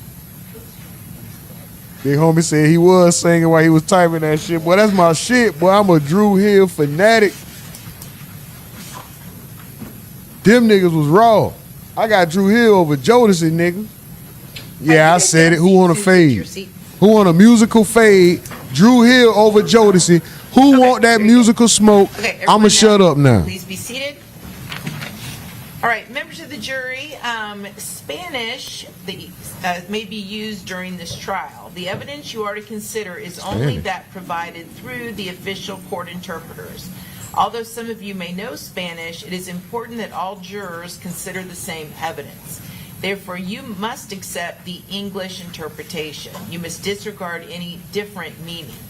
If, however, during the testimony there is a question as to the accuracy of the English interpretation, you should bring this matter to my attention immediately by raising your hand. You should not ask your question or make any comment about the interpretation in the presence of the other jurors, or otherwise share your question or concern with any of them. I will take steps to see if your question can be answered and any discrepancy resolved. If, however, after such efforts a discrepancy remains, I emphasize that you must rely only upon the official English interpretation as provided by the court interpreter and disregard any other contrary interpretation. And we have our interpreter present. Please state your name for the record. Good afternoon, Your Honor. Ryan Woodson, State Certified. I got the mic there. Okay, so we got an Raise your right hand. Do you Espanol. swear or affirm to translate to the best of your ability from English to Spanish and Spanish to English? Yes, ma'am, I do. Okay, very good. Call your next witness. The state would call Pablo Gabor, Your Honor. Okay. Well, they called the plug. The state would call the plug. That nigga named Pablo. See. And Mr. Gabor is also on our list for instruction, Your Honor, to the media. See. Pardon me? Mr. Gabor is also on our list for instruction to the media as well. Okay, and this will be another witness whose identity shall not be broadcast. See.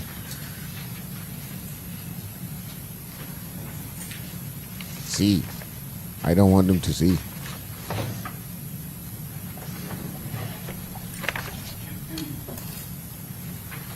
Look at this nigga. This nigga old as, never mind. I ain't even finna get on old school. I'm gonna wish him more years. And at least old school up, moving around, being healthy. You know? Oh, they had to move it. That's finna show him. I think he healthy.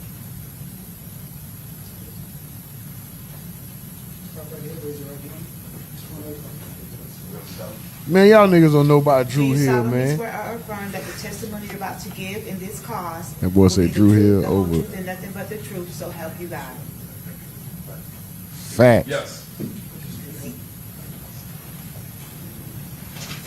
Drew Hill over Jodeci.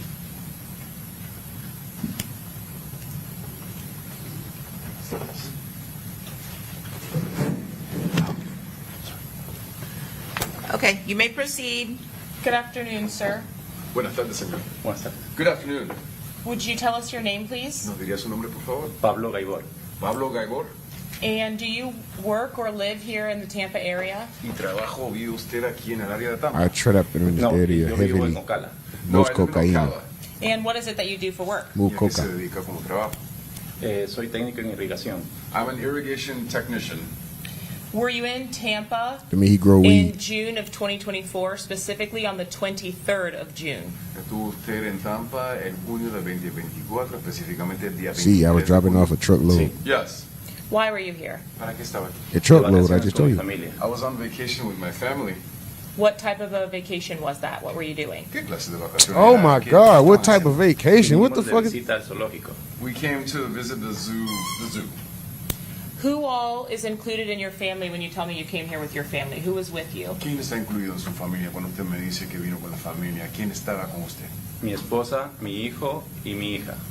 My wife, my son, and my daughter.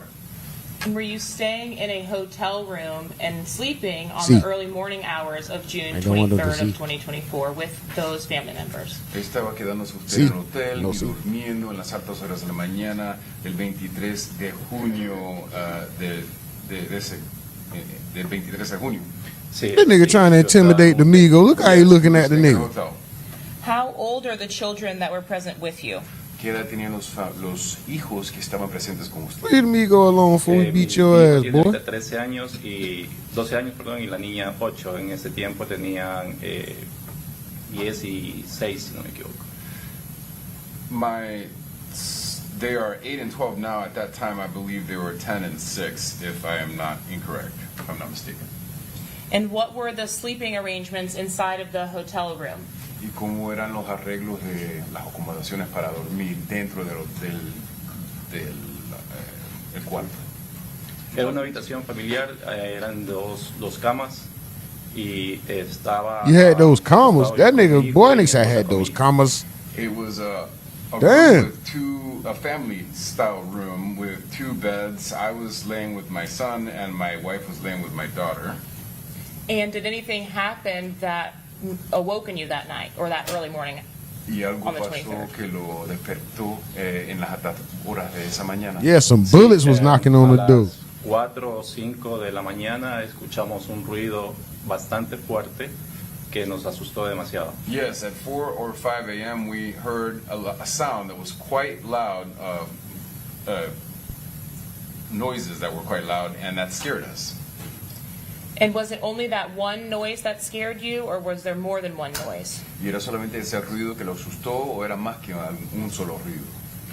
Fue un ruido que parecía ser y lo primero que pensé que fue una bomba o algo así porque fue demasiado fuerte. It was a sound that was, at first I thought it was a bomb because it was such a loud, strong sound. And what about it made you think that it was a bomb? Just because it was of the volume of it? See, I come from Mexico with the cartel bomb shit repeatedly. Ser una bomba, solamente por lo alto que era, lo fuerte que era. Fue lo fuerte y lo muy cercano porque lo sentí cerca. It was how strong or loud it was. That and nigga say how sí, close it was and I because I seen heard it. it That be throw it in close. the circle. Once you heard that sound, She threw what that wham happened in the next that you circle. recall? En cuanto usted escuchó ese sonido, luego qué pasó, a que se acuerde. Nos asustamos demasiado, mis hijos empezaron a llorar. I watched her day throw wham in the circle and Yo lo que hice fue agarrar a mi hijo, acostarlo al piso. I grabbed my son and laid him down on the floor. Mi esposa agarró a mi hija y también la puso al piso. My wife grabbed my daughter and also put her down on the floor. Tratamos de calmarlos porque estábamos todos muy nerviosos. We tried to calm them down because we were all very nervous. No sabíamos lo que estaba pasando. We didn't know what was happening. But the sound was of the nature that it made you in fear for your family's safety. Pero era una clase o la naturaleza del sonido lo hizo usted temer por la seguridad de su familia. Sí, porque se escuchó después que estábamos en eso, escuchamos we thought the mucho cartel was ruido coming, en la nigga. parte Yeah, exterior shit. del I owe them niggas. Yes, because afterwards, and we heard lots of noises outside of the hotel. What kind of noises outside of the hotel ¿Qué clase de afterwards? ruidos fuera del hotel? gritos y fire. después sirenas de la policía. Screams and later on sirens from the police. Can I take you back to when you first heard the noise and you were all getting down? Could you hear what your wife or children were saying? Volvemos al momento Yeah, que saying, al "Oh, shit, principio nigga." escucharon el sonido y todos estaban bajando al piso. ¿Podía usted They were escuchar saying, lo que they su fuck, esposa y sus Holmes, hijos carnal. Mis hijos lloraban. Mi esposa después ella se quejó de un dolor en su Carnal, they pierna. fuck, Holmes. My children were crying, and later on my wife complained of a pain in her leg. Pero no entendíamos por Oh, qué she got tenía hit. ese dolor y después yo observé la pierna de ella. But we didn't understand why she had that pain, and after that I observed her leg. y tenía una quemadura en su pierna. She had a burn on her leg. How did you know it was a burn? What did you see on her leg that led you to think that?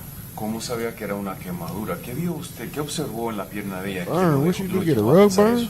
Estaba roja la pierna de ella, tenía un punto rojo en su pierna. It was red. It was a red spot on her leg. Y le ardía mucho. And it burned very much. Then after that, did your son complain of any pain? Y después de eso, ¿su hijo se quejó de algún dolor? Él no se quejó de dolor, él solo estaba Excuse me, temblando no, y man. con mucho miedo. He didn't complain of pain. He was just trembling and was very afraid. Is there a time that you are all laying there when you actually find something that you believe has some kind of value to turn into the police? Y llega algún momento que están the ustedes bullet todos shell hit her recostados leg. ahí, que usted encuentra algo que le parece que tiene algún valor para entregárselo a la policía. Sí, después que ya vimos que estaba la policía, que sentimos que estaba la policía, mi hijo vio en la cama de mi esposa. Yes, after we heard that the police was there, my son saw on my wife's bed. Había algo que se había quemado cobertor. There was something that had burned the comforter. Y él encontró tocó en el piso y encontró un pequeño pedazo de metal. And he touched on the floor and he found a small piece of metal. Y asumimos que eso golpeó a mi esposa en la pierna. And we suppose that hit my wife on her leg. When you could hear the sirens outside, could you see the police? Y cuando usted pudo escuchar las sirenas afuera, ¿podía ver a la policía? Veía a oficiales que caminaban por todo lado del otro hotel. I saw officers who were walking all around the other hotel. Did you feel safe for you or your family to leave your room that No. evening? ¿Usted se sentía seguro para usted o su familia salir de su cuarto esa tarde? No, no quise salir porque al principio no sabía si eso estaba pasando en el hotel donde yo estaba o donde estaba pasando, no. I didn't want to go out because at first I didn't know that if that was happening in the hotel where I was staying or the other hotel. I just didn't know. What did you do with what you found inside of the room? ¿Y qué hizo usted con lo que encontró dentro del cuarto? Al día siguiente me acerqué a la administración del hotel porque nos habíamos quedado sin aire acondicionado y entregué ese metal. The following day, I approached the administration of the hotel because we had been left without air conditioning, and I handed over that piece of metal. Did you have any information or idea about whether the loud noise that you heard and the lack of air conditioning shout were out the linked air in some conditioning. way? ¿Tiene usted alguna información o idea sobre si el pedacito el sonido que había escuchado y la falta de aire eran relacionados de alguna forma? No puedo yo relacionar eso que haya sido, pero justamente cuando ya nos quedamos sin aire es porque pasó eso. No, I can't relate the two things, but just at the moment when we were left without AC is when that happened. And did you ultimately have an opportunity to provide a statement to the police about what happened? Y al fin y al cabo tuvo usted la oportunidad de hacer una declaración a la policía sobre qué había pasado. La policía se contactó conmigo cuando yo estaba de regreso a casa, a Ocala. The police got in touch with me when I was back at my house in Ocala.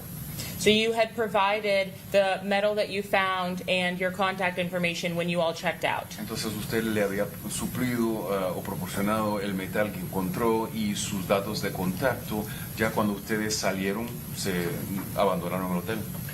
El pedazo de metal lo dejé en la administración del hotel y ahí quedaron mis contactos. I left the piece of metal with the administration of the hotel and my contact information also. I will pass the witness, Your Honor. Okay, any questions, Mr. Gonzalez? No questions, Your Honor. Mr. Sonardi? No questions, Your Honor. Mr. Wise? No questions. Mr. Petrides? No questions. All right. May this witness be excused? Mrs. Murr, may this witness be excused? Yes, Your Honor, I apologize. All right, thank you, sir. You're free to go. Okay. Thank you. And is that it for the interpreter? Yes, Your Honor. Okay, you're free to go too. All right, have a good day. All right, who's your next witness? Aaliyah Albritton. And is this another witness? Yes, Your Honor. All right, and again, this is another witness who does not wish to have their identity broadcast. This all Britain? Did she say all Britain? We were 5 steps. Eternity. We were 4 steps. 4 steps by love and 3 wishes. We were 3 wishes. Ooh. Touching that. 5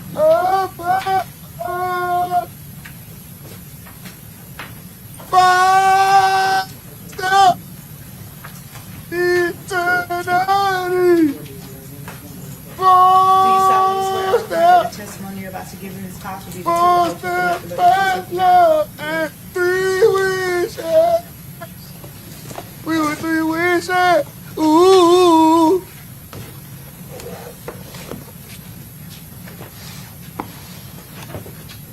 Okay, you may proceed. Please state your full name. This for the Aaliyah record. Albritton? Aaliyah Albritton. Miss Albritton, how old are you? 22. What city do you live in? Jacksonville. How long have you lived in Jacksonville? My whole life. Do you know somebody by the name of Tafa McCray? Charles Jones? How do you know Tafa McCray? Do you know Charles my Jones? friend. Do you Who, also know a Charles Jones? person by the name of Camilla Bentley? Yes. How long have you known Miss Bentley? A few years. I'm going to ask you about June 23rd of 2024 and the weekend leading up to that day, that Saturday. Did you have plans to come to Tampa on that weekend? Yes. Who did you come to Tampa with? Taifa. Taifa McCray? And Camille. All right. Who was the driver? Taifa. Did you come in his car? Yes. And what day did you come to Tampa? I think on a Friday. The Friday of that weekend? Yeah. Where did you all go? To Airbnb. Who was at the Airbnb? Taifa and his cousins. And when you say his cousins, are you referring to Charles Jones? Yes. Did you know Charles Jones? Yes. Did you know who he was? Yes.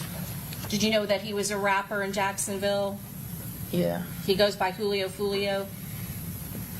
Yeah. Were you close friends with Charles Jones? No. Were you at that Airbnb that weekend because you are good friends with Taifa McCray? Yeah.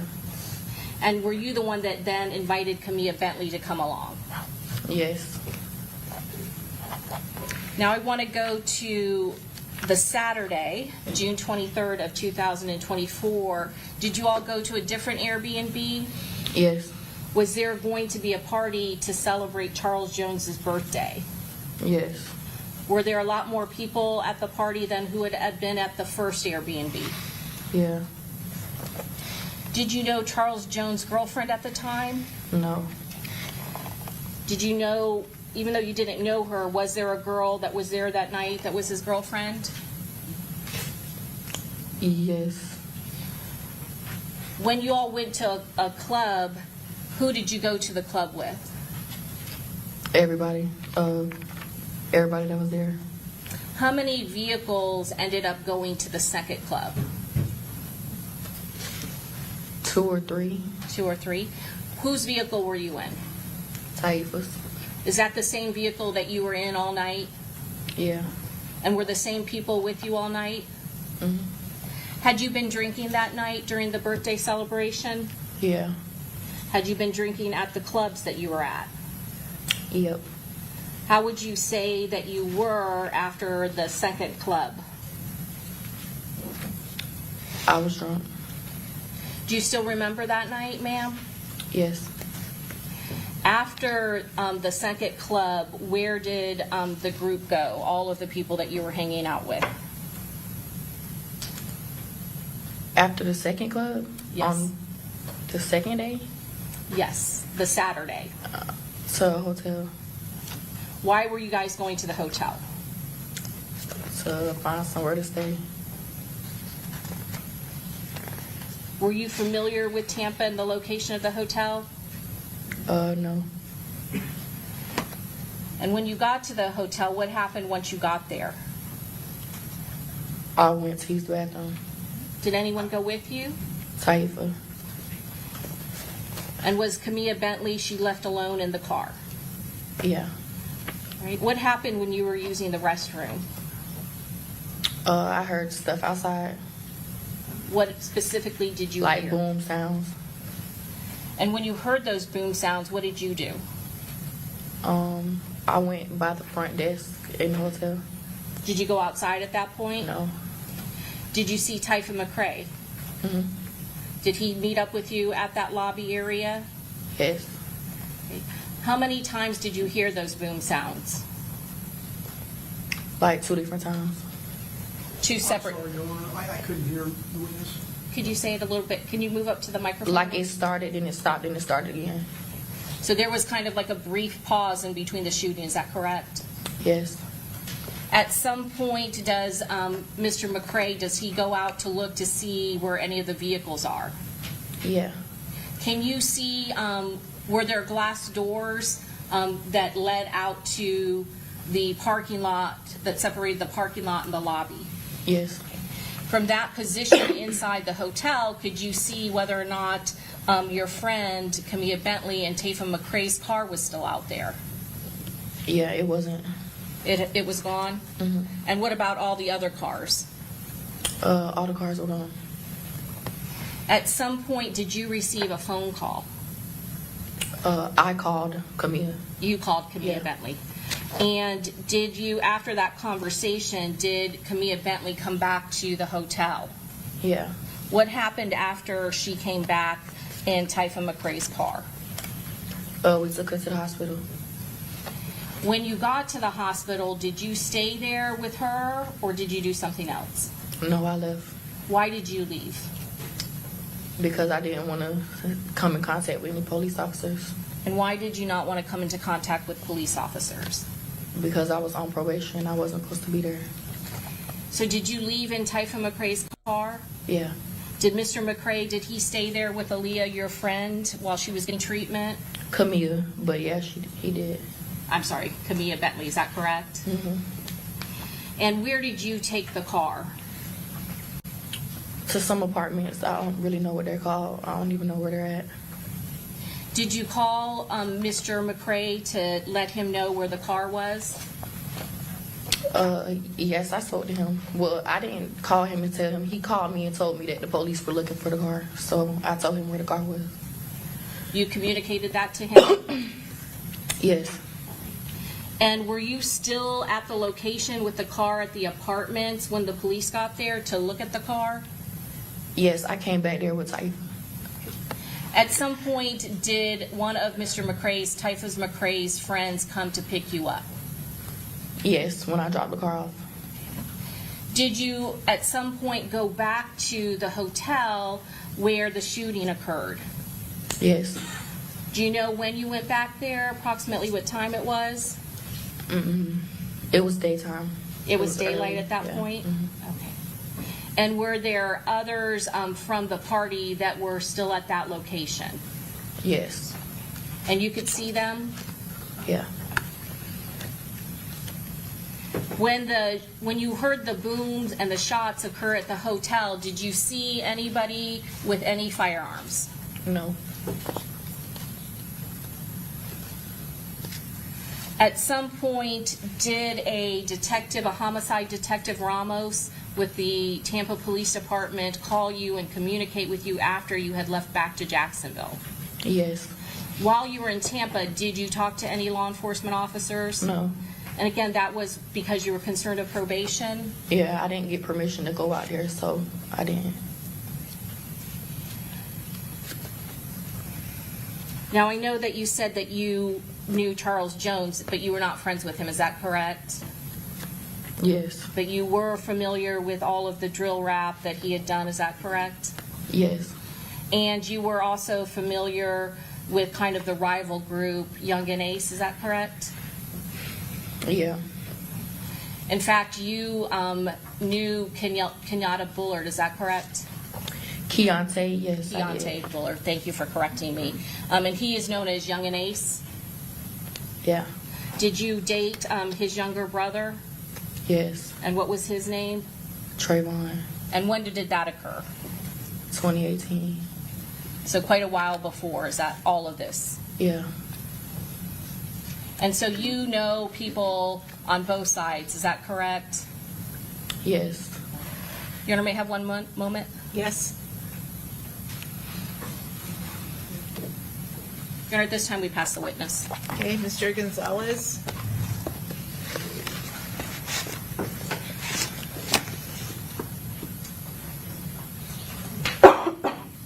Good afternoon, Ms. Albritton. Good afternoon. So if I understand this, it dawned on you at the time that all of this occurred that because there was going to be an investigation, you didn't want to have to give your name to the police, correct? I didn't mind giving my name to the police. Okay, well...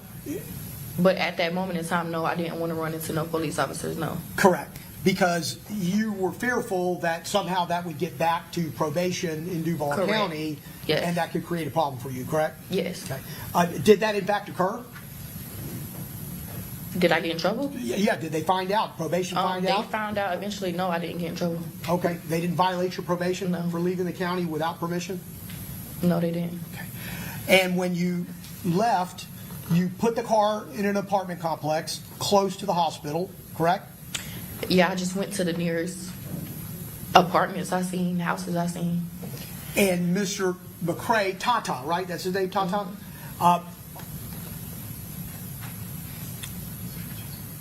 I'm an old man, but when you have some type of relationship with someone, do you call it talking? When you're talking with someone? Yeah, you can call it that. And just so we're clear, when you called Mr. McCrae your friend, he was a little bit more than a friend, like someone you would just hang out and go get a drink with or be a friend from school, correct? Can we both agree in that respect? I guess. Well, let me ask you, if you don't mind, were you more than just friends with Mr. McCrae? Do I have to answer that? Well, yes. So was it more than just a platonic I guess, friendship? yes. And nothing else necessary. He assisted you by contacting someone to come pick you up after you had dumped that car, correct? Yes. And then you hung out for some hours, I assume to kind of let things calm down. Would that be fair? I rode out there with him. I didn't have a ride back. I had to get a ride back home. So I waited on him. Understood. And his mom came, yes, and I rode back with him and his mom. So the goal at the end of the day was to get back to a point where you could get back to Jacksonville. Correct. But in the meantime... Well, it was to get back with Taifa, period. But Right. I didn't want to go to the hospital. I didn't want to do none of that. Right. And as you waited for that time period, you knew that there was probably an investigation going on because you heard all those shots, correct? Yeah, I knew it was. And the people that you were with during this time period when you were hiding out, you didn't know them, correct? They were just people that you were put in touch with to be able to have I didn't know the person that picked me up, no. I didn't know him. I knew of him, but I don't know him, no. And when you went back to the hotel and the scene, was that because you thought Taifa would be there, or were you already in No, communication? he wanted to. Ma'am, He please, went. if you don't mind. Yes, and so because the court reporter's taking down everything that's being said, if you could please let Mr. Gonzalez just finish asking his question before you start answering. Yes, ma'am. Okay. Sorry, I have a habit of doing it myself. So you were in communication with Mr. McCrae, Tata, right? Yes. And did you know that he was going back to that scene? Is that why you went there? No, he wasn't at the scene. I went back at the scene because the person I was in the car with went there to check on, I think, Monty. Because Okay. I seen Monty and I don't remember who else, but I seen Monty when I came there. Armani Turner. Yes. Okay. Who you know fairly well, correct? I don't know her. You don't. Okay, so No. you just met her that weekend? I guess I didn't even meet her then. Okay, but you went back to check on her. I was just in the car. Okay, the guy that you were with Yes. was going to check on her. Okay, and you didn't stay there very long, correct? No. Probably like 25 minutes. Probably for the same reason, because you didn't want to be in a position where police might come up to you and ask you who you were or what you knew. I mean, yeah, he was the driver though. He left. It was up to him. I didn't really care. Okay. So you were at this party for the weekend. There were several members of 6 Block there, correct? Yeah. How does any of this help the fucking prosecution or the defense, excuse me? Correct? He asked her if Tata was 6. I guess. I mean, 6 Block. I guess. Well, you know enough about this to know. Am I correct about that? Yeah. Okay. And you had also dated, as you stated to the state in your direct examination, Quan in the past, some years ago, correct? Mm-hmm. So you knew both sides, right? Mm-hmm. And the people in 6 Block knew that you used to date somebody from another opposition group, correct? Mm-hmm. They all knew that. Mm-hmm. Said it, yes. Yes, they knew. And that wasn't an issue, or else you wouldn't have been there, correct? No, it wasn't an issue. No one gave you any problem over that, correct? No.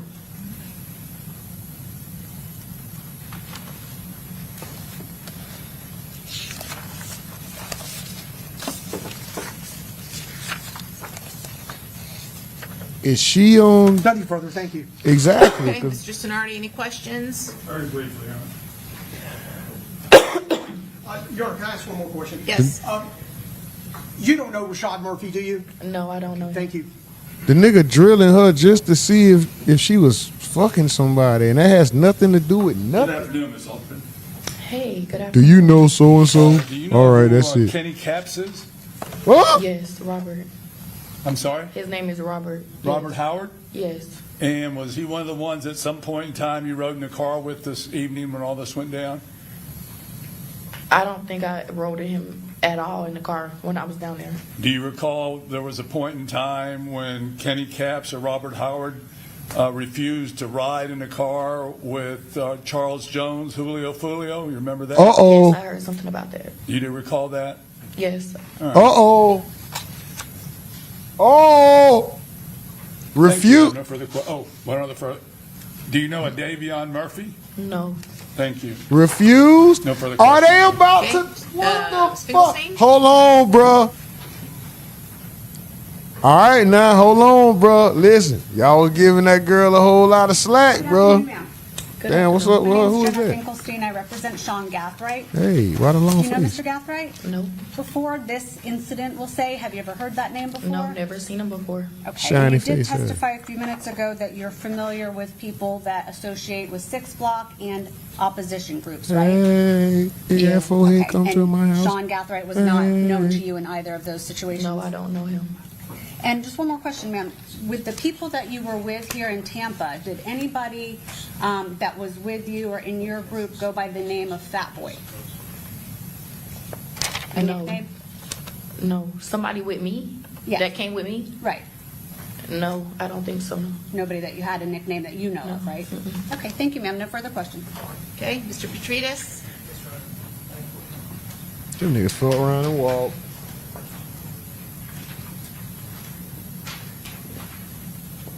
Good afternoon. Good afternoon.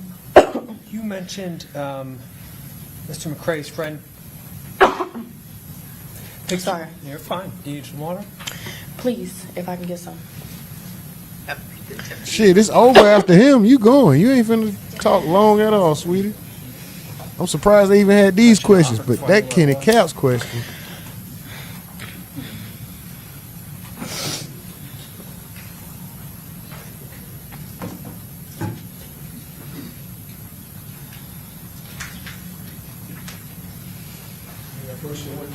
Sure.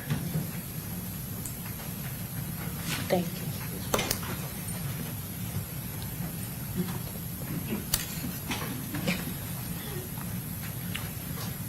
Okay, I'm ready. All right, thank you. You said Mr. McRae's friend picked you up from the apartment complex? Yes. Was that someone named Mizzle, Mr. Taylor? Say it one more time. Was that someone goes by the name of Mizzle, Mr. Taylor? Yeah, that I went with him, but that's not who picked me up. No, I don't know the name of the boy that picked me up. But was a Mizzle there with you that weekend? Yes. Was he with everyone? Yeah, he came to the clubs and stuff, and I think he came to the B&B, but he didn't come there like with us. So he stayed somewhere else? Yeah. Did he have his own car? Yes. Do you know what car he had? No, I don't remember. I don't remember, no. Okay. And what about Robert Howard? Did he go to the clubs with you all? Yeah. Did he have his own car? No. I think he rode with Charles. And when before the shooting happened, you didn't see anything, correct? Out of the No. ordinary? Mm-mm. Were you able to hear the shooting when you were inside the bathroom? No, I didn't hear it till I walked out the bathroom. The bathroom was in a hallway, so I didn't really hear it till I got out the hallway. When you, I think you even took a selfie in the bathroom and posted it. Is that correct? I didn't post it, but I do have pictures in the bathroom, yes.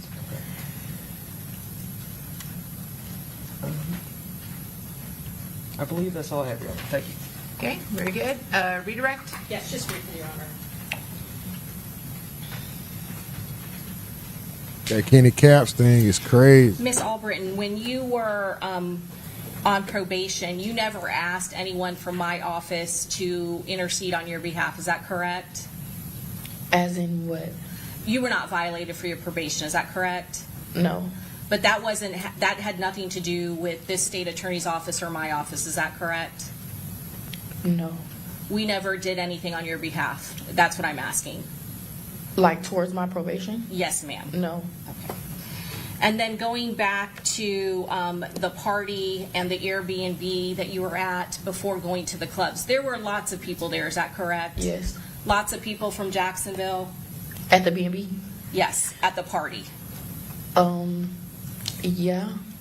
And there were people that followed the birthday celebration to the clubs. Is that correct? Yes. Some of them. Some of them, yes. But at the hotel, there were only 3 vehicles. Is that correct? Yes. All right. I have nothing further, Judge. Okay, this witness be excused. Yes, you may. Okay, thank you, ma'am. You're free to go. Okay, State, who's your next witness? Kenny Cap. Officer Janice Hansis, Your Honor. It's an officer. Okay. Y'all gave Mel some hell about Kenny Cap earlier. Is it starting to look like they might?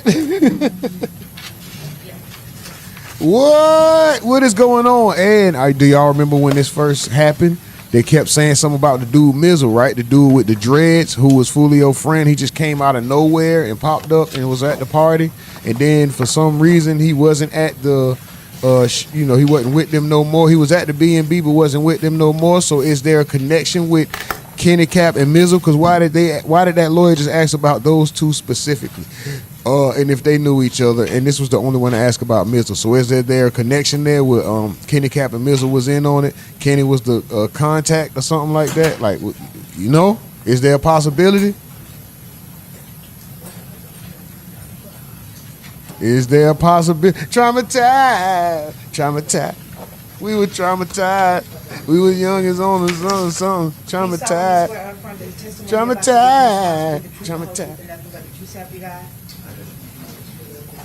This is correct, bro. Y'all gave Mel some slack. Y'all gave her flack. Now y'all gotta cut her some slack. This shit starting looking. Hey man, look at AI cat. Very good. You may proceed. Good afternoon. Would you state your name, please, for the record? Super cop looking ass. And what agency are you employed with? Tampa Police Department. Were you employed with the Tampa Police Department on June You don't want to 23rd get of pulled over by him. 2024? Yes. In your capacity as an officer with the Tampa Police Department, did you respond to the La Quinta Hotel on East Fowler Avenue? Yes, ma'am. What was the purpose of your response to that hotel? Initially, we got a call for service for criminal mischief of bullet holes, and then we realized it was related to a shooting call earlier in the night. When you arrived on scene, did you recognize that there were a large amount of other officers at the location for like the home to suites and in that same parking lot essentially? Yes. And is there some correlation that you made when you actually responded to that call for service to the homicide itself? Yes. Did you ultimately determine that a room in the La Quinta had been struck by gunfire? Yes. And when you arrived, did you actually make contact with a complainant or an employee of the La Quinta? Yes. And was he able to provide you with some items of evidentiary value or an item of evidentiary value when you actually arrived? Yes. What was that item? He provided me a piece of a bullet fragment. Did you, based on your training and experience, immediately recognize what it was when he provided it to you? Yes. What was the condition of the item when he handed it to you? It was in a plastic Ziploc bag. And is that how it had been provided to the manager of the La Quinta? He placed it into a Ziploc bag. On your own accord, did you take some photographs of the damage that you observed at that location? Yes. And did you also ask for crime scene to come out and take some photographs as well, or had crime scene taken photographs of the same location? Yes. Crime scene also came out and they took over photographs as well. Is that standard procedure for the Tampa Police Department? Yes, ma'am. And did you ultimately get access to the hotel room in which Mr. Pablo Gabor and his family were staying? Yes, ma'am. Had the manager also confirmed the information of the occupants of that room? Yes. Mr. Gabor, his family, whatever the contact information was? Yes. And did you create a report in this case to document that, ultimately providing that as a supplement to this homicide investigation? Yes. When you actually responded to the hotel room, did you take pictures or overalls of the room itself? Yes, I did. What about the exterior of the room? I did that as well. How were you able to find the essentially window of the room that had been struck? The manager led me to the outside window and pointed it to me. So the complainant was familiar, at least, with where the damage was internally and externally on the building? Yes. The state seeks at this time to introduce State's Exhibit 21A through T, Your Honor. Any objection, Mr. Gonzalez? No objection. Mr. Sonardi? Objection, Your Honor. Mr. Wise? Your Honor. Mr. Petratus? Admitted.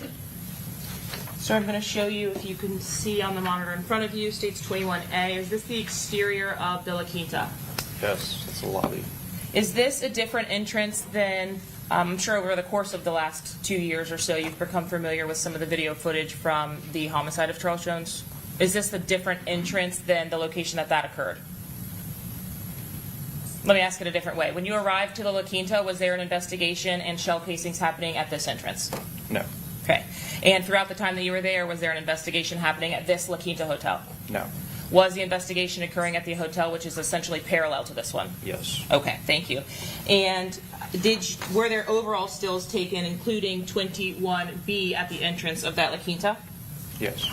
Was there a room just off of the entrance there in which you took photographs of the AC units that are outside of the hotel? Yes. And is that what's depicted here in 21C? Yes. What is it that we're looking at in this image? One of the bullet strikes on the AC unit. And your actual photographs that you took, can you tell us specifically, maybe 21M, if you're able to tell us where the bullet strike was?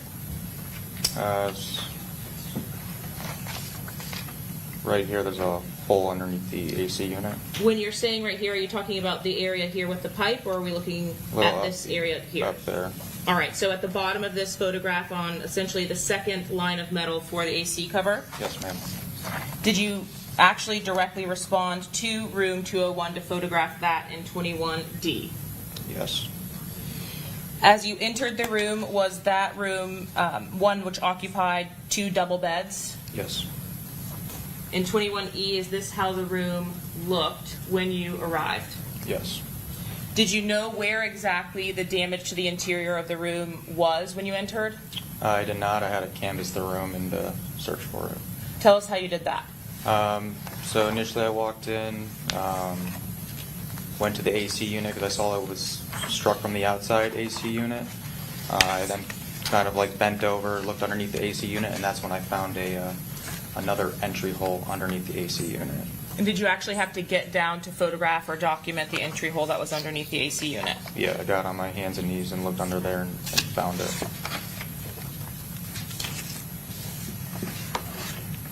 Was there other damage that you also documented from the same room?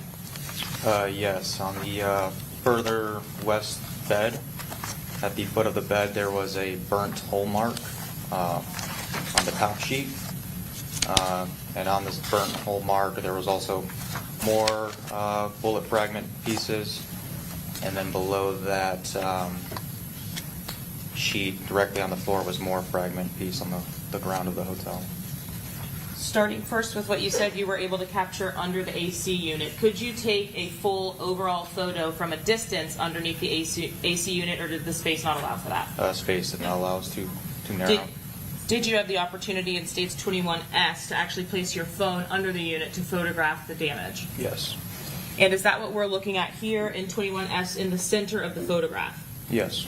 Did you recognize that as damage consistent with the damage that you saw as an entry point on the exterior of the building? Yes. And as you followed that, was that in the path of travel to the damage that you had articulated you saw on the bedding? Yes. I'm showing you States 21P.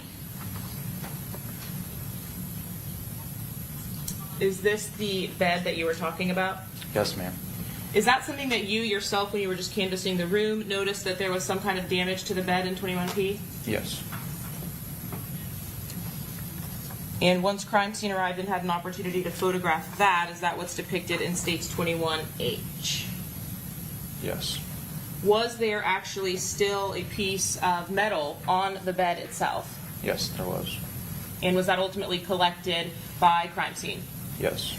This would have been a different bullet fragment than what was provided to you in the baggie, correct? Yes. Did you, or was that also collected in this case? Yeah, all the fragments were collected. Underneath that same area at the foot of the bed, was there also another piece of a bullet fragment 21I? Yes.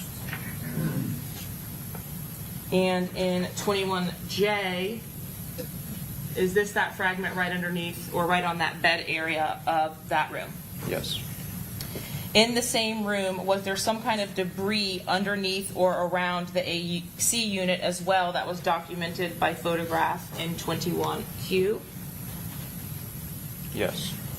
And were you able to tell at least the source at which that was consistent with coming from? Were you able to see where that came from?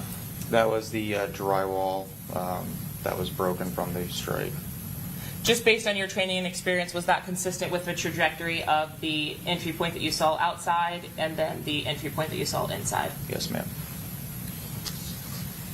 And lastly, does 21K fairly and accurately depict the baggie as you had received it from staff at the hotel? Yes.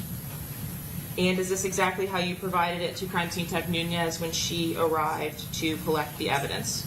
Yes. And in 21N, is this that same projectile from the baggie? Yes, it is. Again, those are different than the objects that were provided or that were collected from inside the interior of the room. Yes. I will pass the witness, Your Honor. Mr. Gonzalez? No questions, Your Honor. Mr. Sonardi? No questions, Your Honor. Mr. Wise? No questions. Mr. Petridis? Can this witness be excused? Yes, Your Honor. Thank you. You're free to go. Thank you. All right, who's your next witness? Detective Travis Oliver.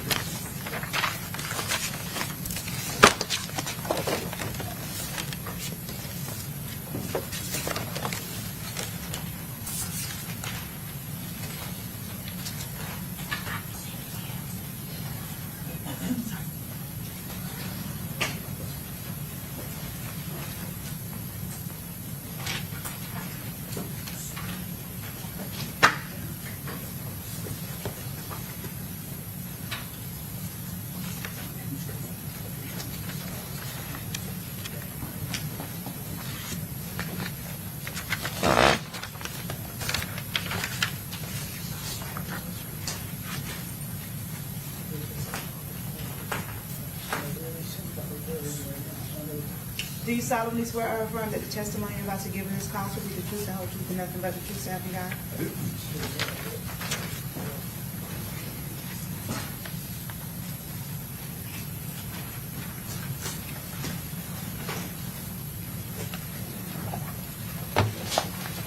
Okay, very good. You may proceed. Please state your full name for the record. Detective Travis Dwayne Oliver, Sr. Detective Oliver, how are you employed?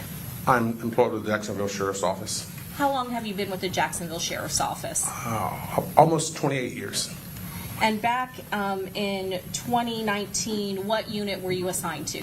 I was assigned to the homicide unit. And is that the unit you're still assigned to? I'm with the cold case unit, which is a part of it right now. Yes. Part of homicide, correct? Correct. And back in 2019, were you a homicide detective? Yes, I was. And back in February of 2019, did you respond to a homicide that occurred at 1646 West 45th Street in Jacksonville? Yes, I did. And were you the assigned homicide detective? Yes, I was. Was there... For the record, we're just going to renew all our previous motions and objections. Okay, very good.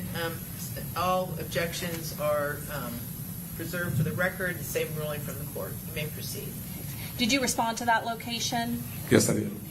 And can you tell us who was the victim of the homicide? The victim was Adrian Gaynor. And how old was he? Do you remember? 17. I'm sorry, what was the name? Adrian Gaynor. Thank you. And does Jacksonville have a gang unit? Yes, they do.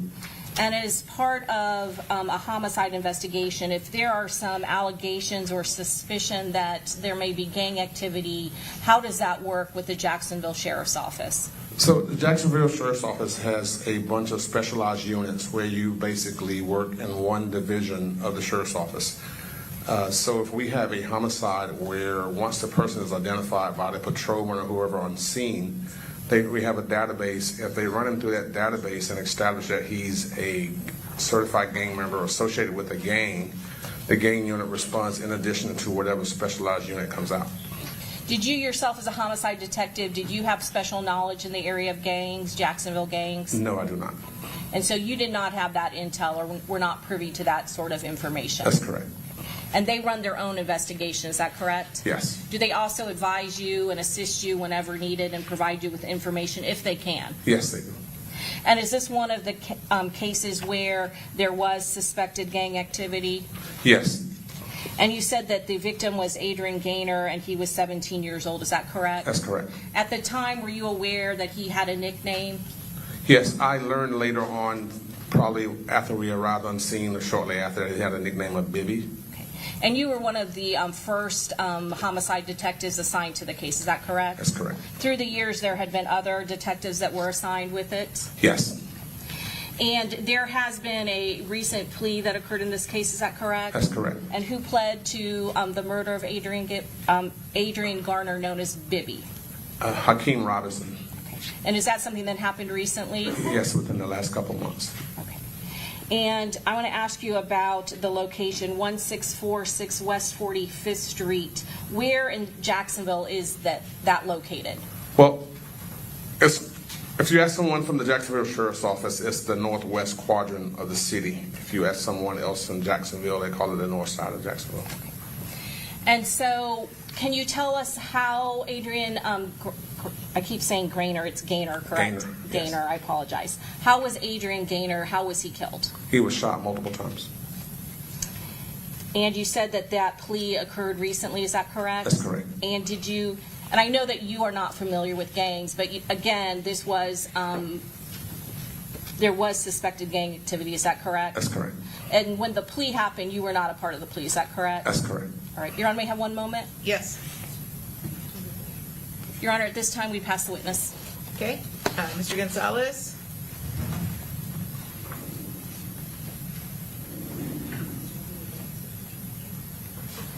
Good afternoon, Detective Oliver. How are you? I'm great. How are you? Good. Detective Oliver, you've never heard of Rashad Murphy, correct? That's correct.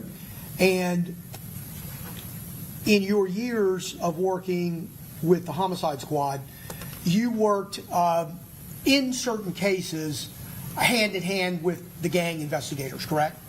I wouldn't say we worked hand in hand.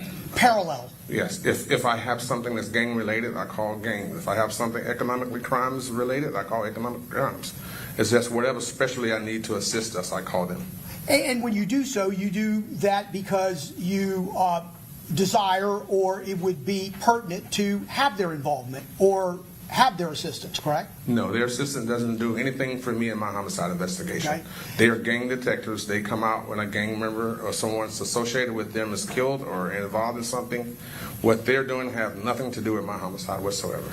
And you don't know what the association is in this particular case, correct? I don't know what they are in any of the cases. That's why we call them. Got it.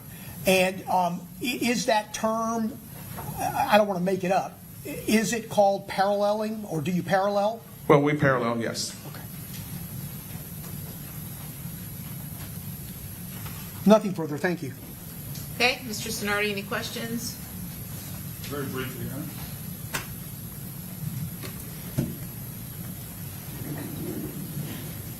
Good afternoon, Detective. Good afternoon. As I understand it, you're with the Jacksonville Sheriff's Office, correct? Correct. Been there 28 years, you said? Almost a couple months shy of 28 years, yes. Getting ready to retire, I presume? September this year, I'm done. Well, congratulations. Thank you.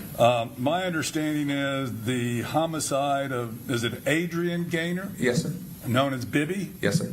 That was back in 2019, correct? Correct. And did I understand you to just say that you, not you, but the Jacksonville Sheriff's Office or someone in Jacksonville just arrested Joaquin Robinson for that homicide? No, you're not understanding that. We did not just arrest him. He just took a plea on it. Oh, you took a plea on it? I didn't take one. He did. Okay, yeah. But someone at the state attorney's office. Was that Mr. Robinson? Yes. Okay. And so that the record is clear, none of these gentlemen here have anything to do with the homicide of Bibby, correct? That's correct. And you don't even know who Damian Murphy is that correct? Never seen him in my life. Thank you, Detective. Have a good retirement, sir. Thank you. Okay, Mr. Wise?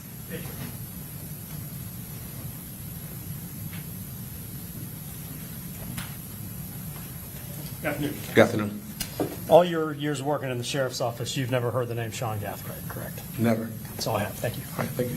Okay, Mr. Petrides? No question. Okay. All right, redirect? No redirect, Judge. May this witness be excused? Yes, Your Honor. Okay, very good. Thank you. You're free to go. All right, who's your next witness? Detective Richard Nieder. Do we need to have a... Could we approach you? Yeah. Come on up.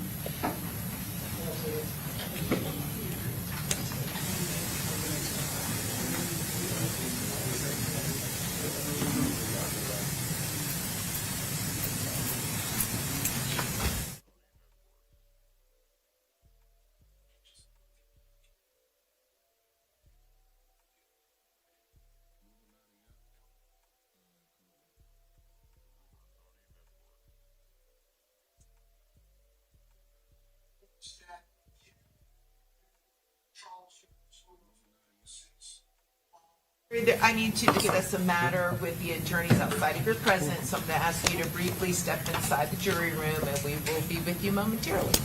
All rise.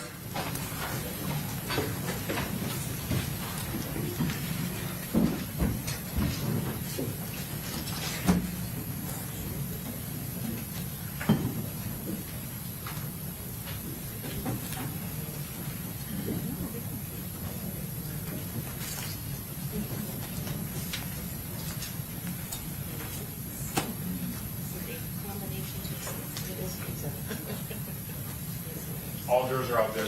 Okay, very good. Have a seat. Yes, Mr. Gonzalez. Yes, Judge. Continuing our conversation yesterday, Judge, so that I'm clear and I think the record's clear. In my previous motions in limine, specifically, although some of them dovetailed as it relates to Jacksonville detectives' opinions and Jacksonville detectives' testimony as to historical incidents.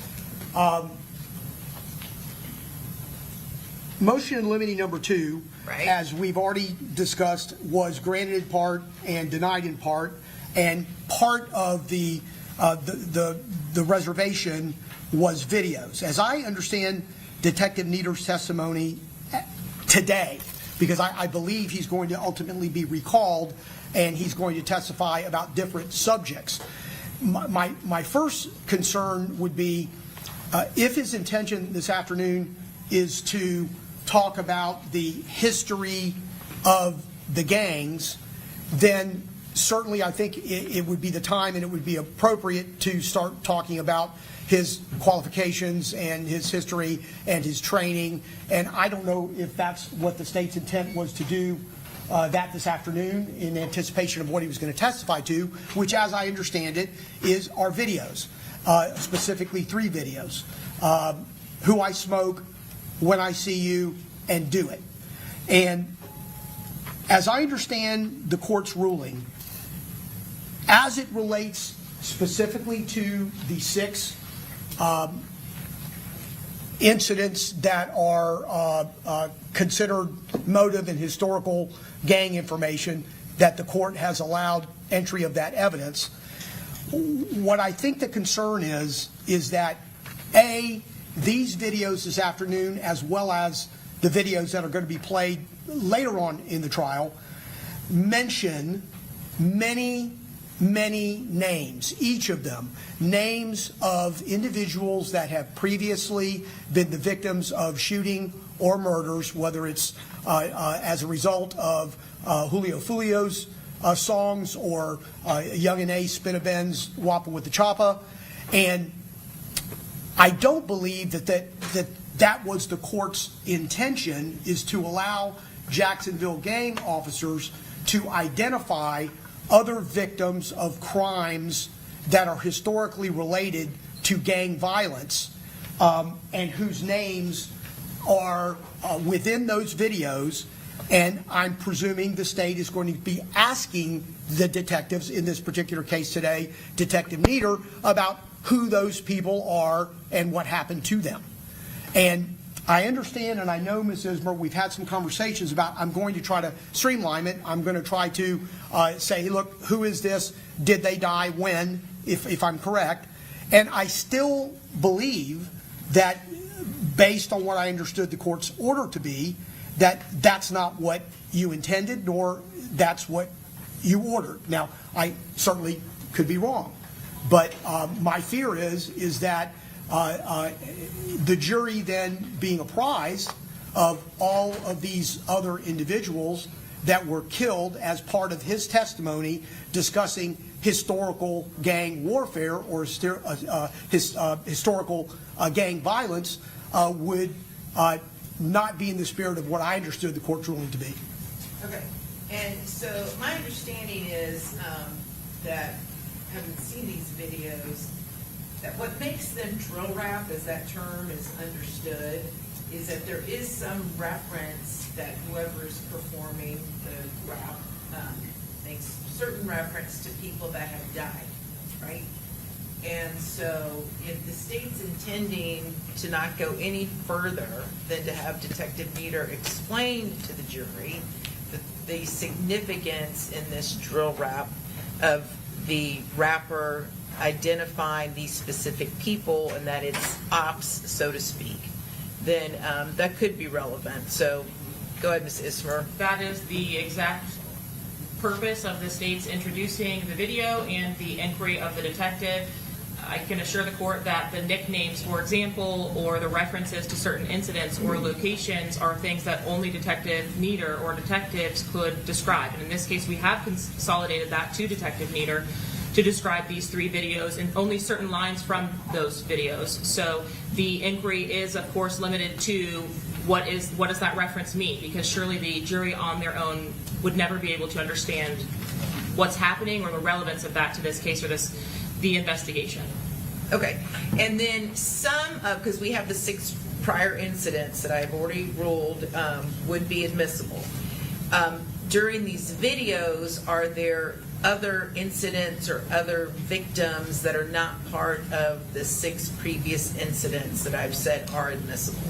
There are other victims mentioned in the music videos that we would be inquiring with the detectives about. Those persons that are mentioned are relevant. So they're relevant both to the gang history, but also to later evidence in the case. My intention was to not go into depth with the relevance of that until the gang detectives were testifying about how that would have related to the specific defendants and their gang enhancement. And can you identify specifically what the references are per video? I can identify what the references are. I wouldn't be able to do it off the top of my head, meaning there are so many persons listed and we're only going to ask about certain individuals, but I'd be happy to identify those.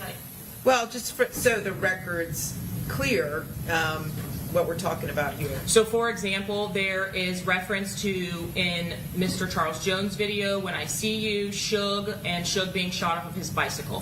When the detectives are present and testifying about the gang enhancements in this case, they will be discussing Suge, which is Avery McKnight, an individual that is tattooed on Davion Murphy's body, in image, by name, and by alias. And so, yes, we will circle back, I guess, to those issues or those mentions from the videos, specifically as to the defendants during the gang enhancement portion. For today only, though, we will be asking who is Suge and what does it mean to say shot Suge off of his bike. And the detective would, I presume, respond, this is an individual that was killed in Jacksonville as a part of the war. Okay. Judge, I do have all of the people that are listed, and there's a dozen in one. There are 6 or 7 or 8. I can name them all in each video that the state intends to introduce, plus the ones that will be introduced later that have the same potential issues.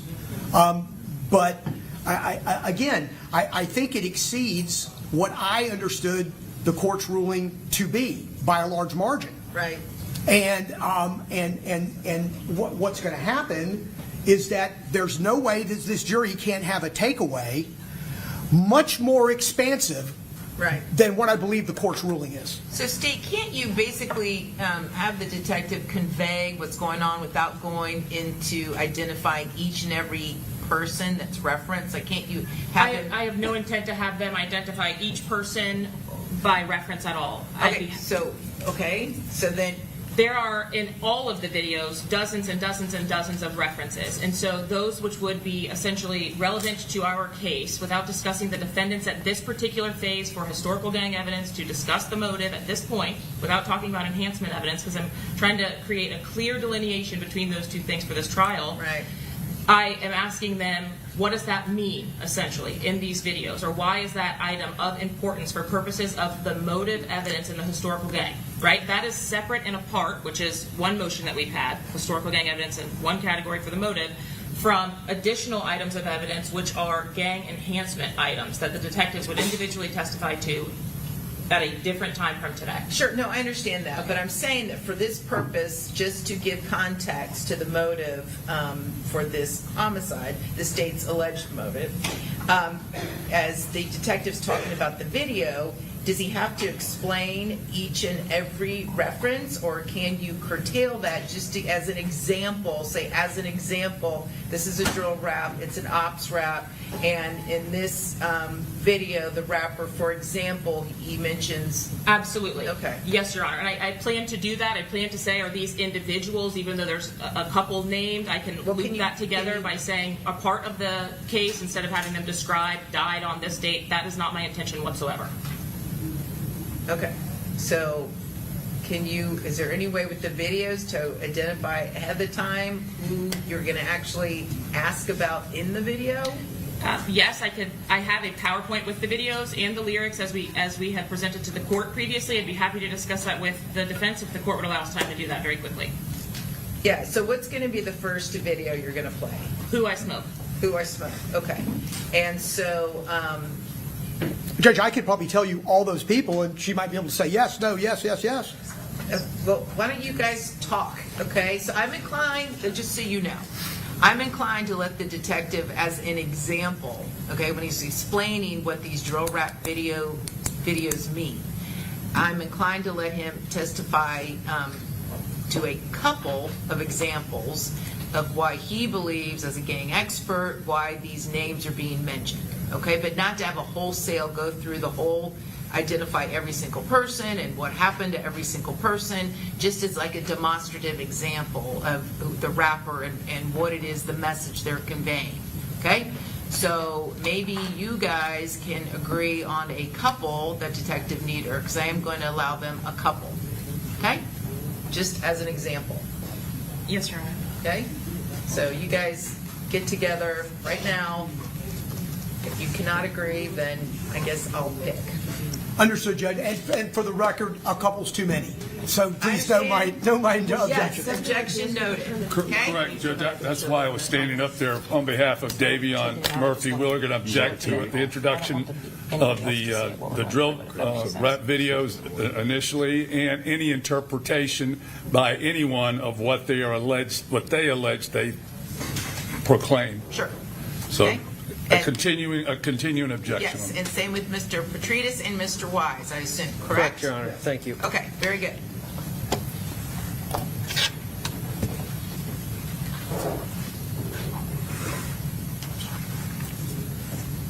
No particular objection to the optics, beyond whatever you indicate. I hate all the optics. None of this is the video. So may I move on from this slide? You may.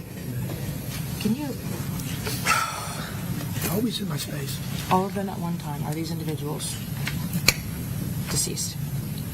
All deceased. Yes. She said pick two. Okay, and just so, and I'm sorry, just for the record, these are the 6 incidents that I have said are relevant for the gang history. And it would be contained in the state's motion in limine. That'd be the August 18, 2018 murder of Joe Rod Adams at Rains High School. The February 2019 murder of Adrian Bibby Gaynor. The August 16, 2023 I don't know if he was murdered. Homicide, yes, Your Honor, of Jaquan Pickens. Yep, Jaquan Pickens. August 17, 2023, attempted murder of Jacoby Bells. October 7, 2023, Antonio Tilley, ATK member, was murdered. And then the previous attempted murder of Mr. Jones. That's correct. Correct, Your Honor. Okay? So if there's anything outside of those 6 that the state feels they want Detective Nieder to just briefly explain the significance of the reference to.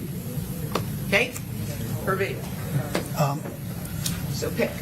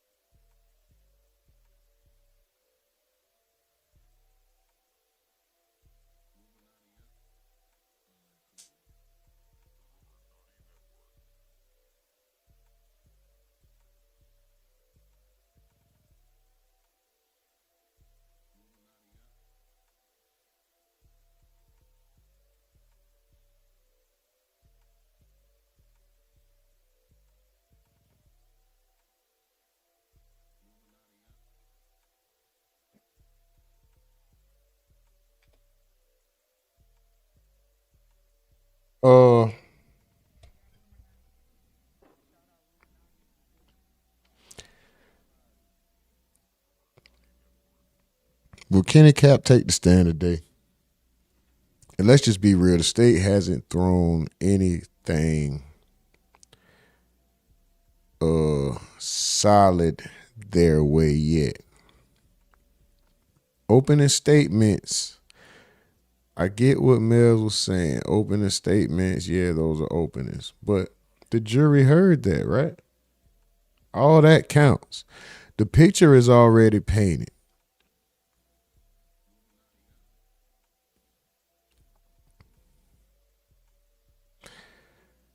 It's long and drawn out. Chevy says Cisco definitely allowing them to explain some of the mentioned. Mike from the field says more videos. Actually, are they about to get someone to explain what's in the video? Chevy says Mills, these objections ain't looking too good for the defense. Uh-oh. Christopher Hogan says, man, he was trolling. You must never heard these jits talk. Who beefing? Oh, you damn near would think they friends. Ain't like when I grew up. Mike from the Ville says, I get your point, but this is a different situation. It's the timing of things, bro. It's what was said before. It's who shot who was shot and who wasn't. It was what was said after.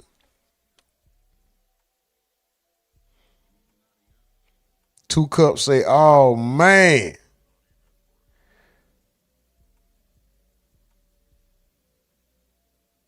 Christopher Hogan says, Foolio and Queso used to be on FaceTime. Jits always communicate with their ops. It's weird to us because we're older. Mike from the Ville says talking to is one thing. Saying I forgive you for killing my family after I kill your homie is some whole other shit. Wow.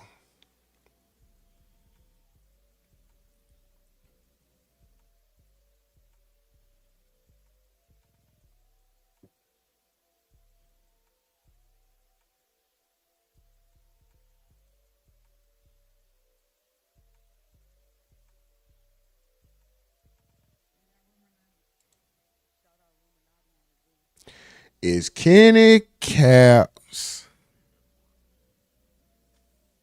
playing dirty?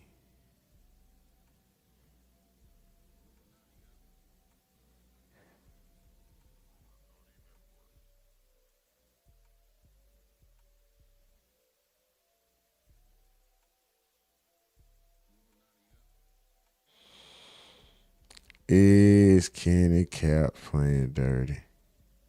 Is the youngin' Ace Rico on the way?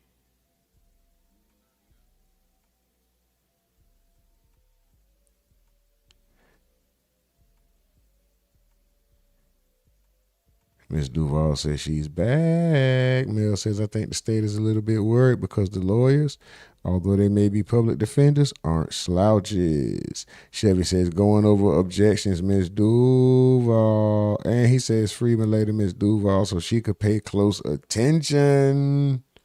You know, talk about? Yeah, man.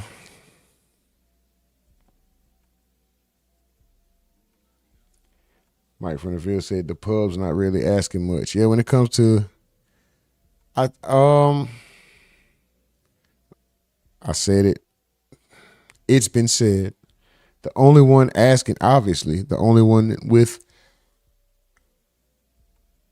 any amount of questioning is Rashad Murphy's lawyer.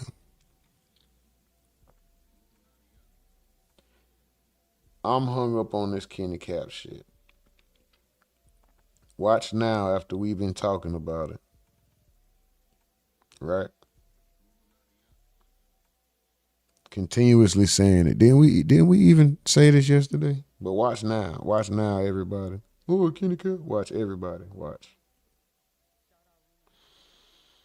But shout out to him.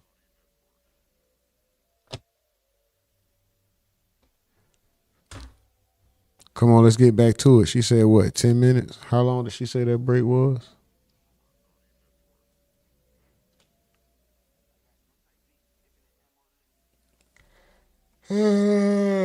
Excuse me. Sorry. Shit.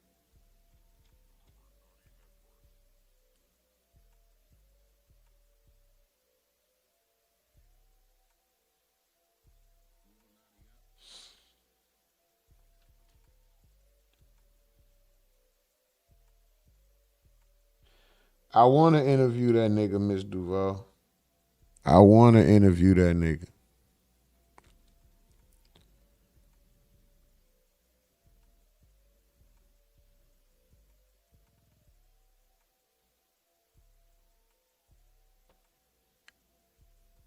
Yeah, I gotta walk.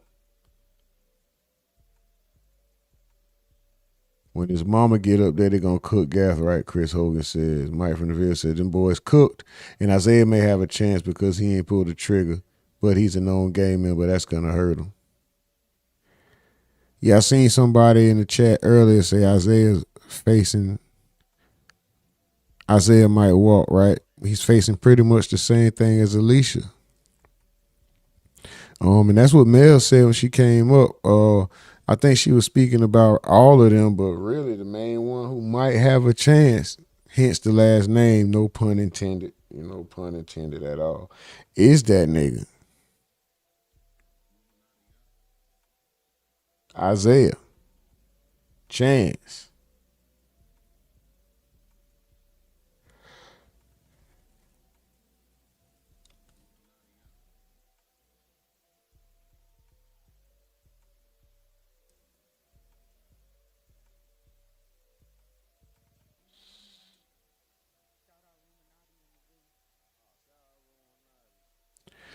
Miss Duval called it a bounty. She said, you got to get that interview. She said a bounty. That's so funny. Yo, she called it a bounty. You funny for that. You funny for that. We definitely going to reach out, though, if we can get them. Free. Calling from custody. However, if we can get them. You already know. We'll get them up here. Was this another 10-minute break? They need to come on, man. I need to get up and move. I need to move around.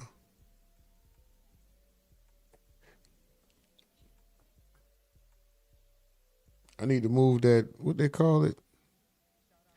It's like a diet treadmill, like a treadmill junior. They call it a walking pad. But you could do a light run on it. It go like 6.5 miles per hour. I'm trying to, I need to move around. I'm about to move that motherfucker over here.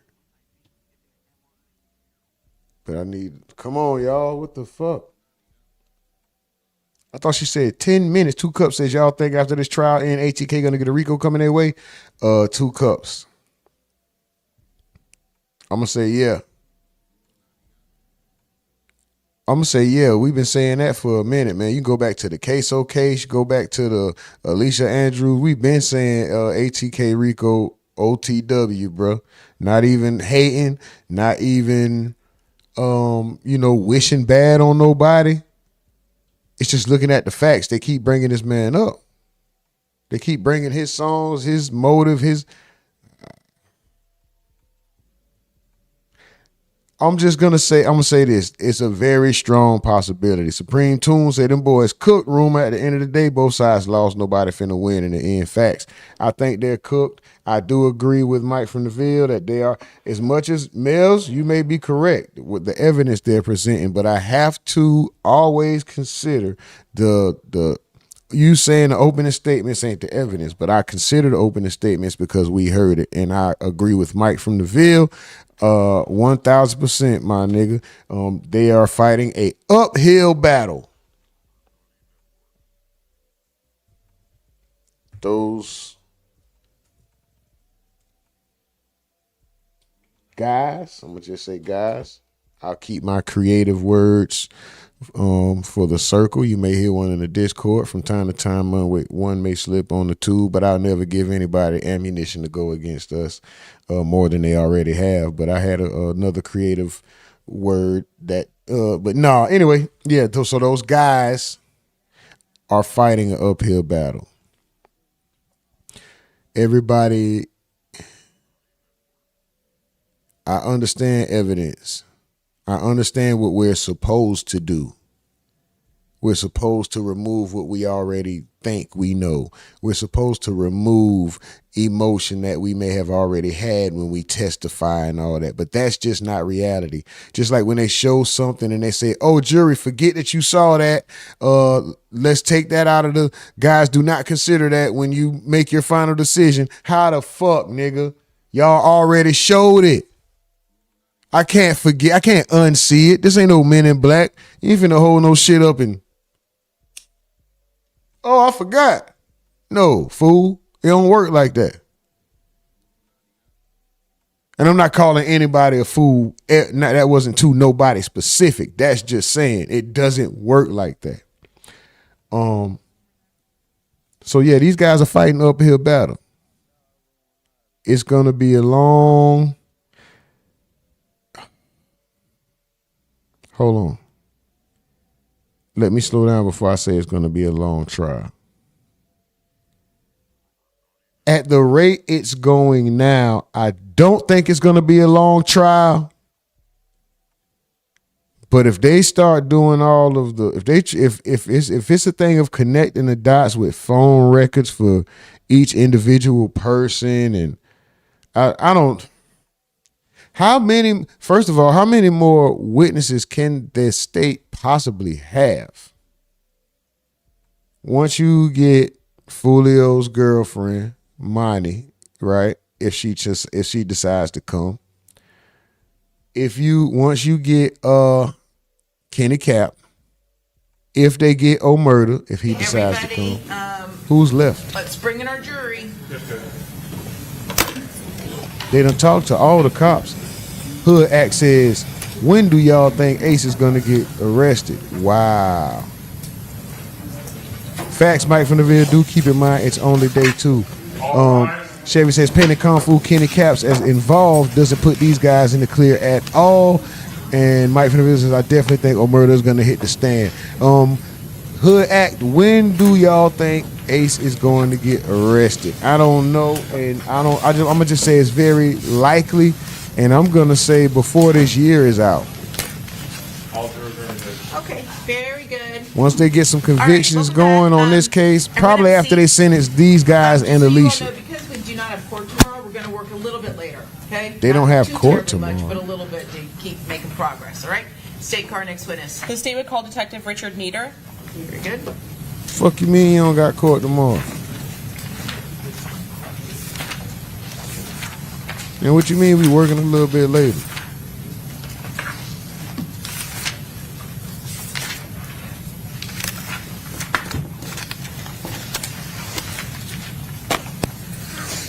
And detective who?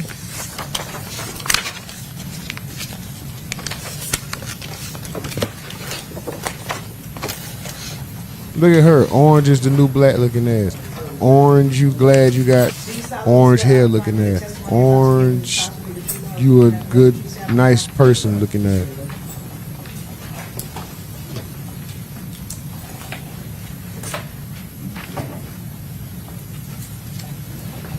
Okay, very good. You may proceed. Good afternoon, Detective. Would you please state your full name for the jury? That's Detective Richard Nieder, What agency? What'd he say? Jacksonville Sheriff's Hold on, bro. He said the N-word. Richard nigger. Sheriff's Office. I'll be 10 years this fall. Do you have any particularized unit that you work in? I do. I'm in the gang investigations unit. And That nigga like he in a drug unit. investigations unit. 4 years this fall.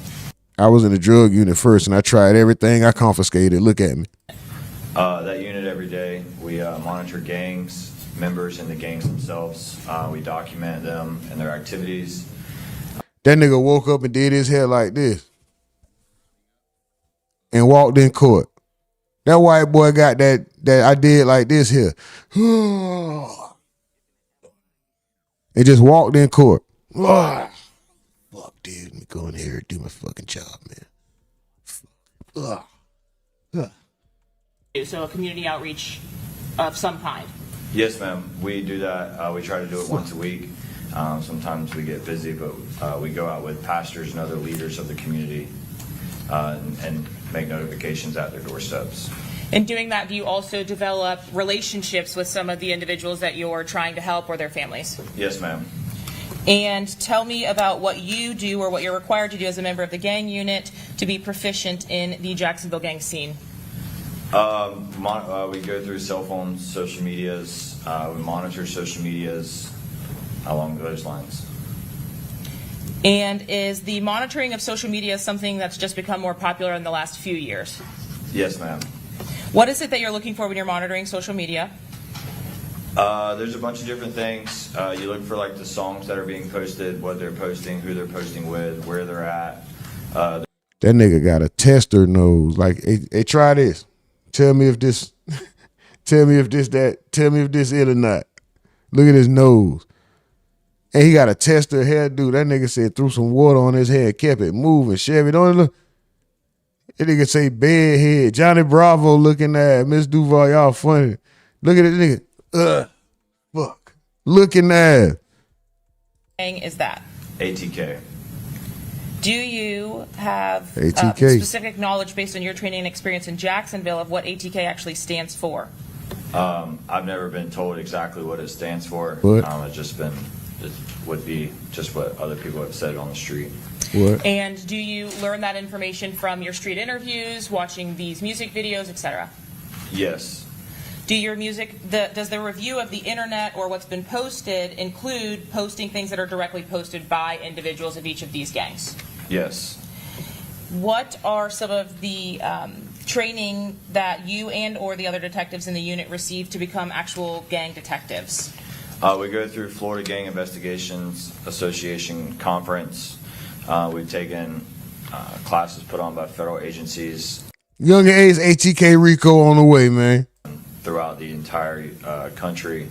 At those conferences, we learn what other agencies and that nigga said, I don't know, dude. I'm just a police officer. Bitch, you supposed to know because you're a police officer. The FGIA conference that you mentioned, does it specifically teach courses on Jacksonville gangs?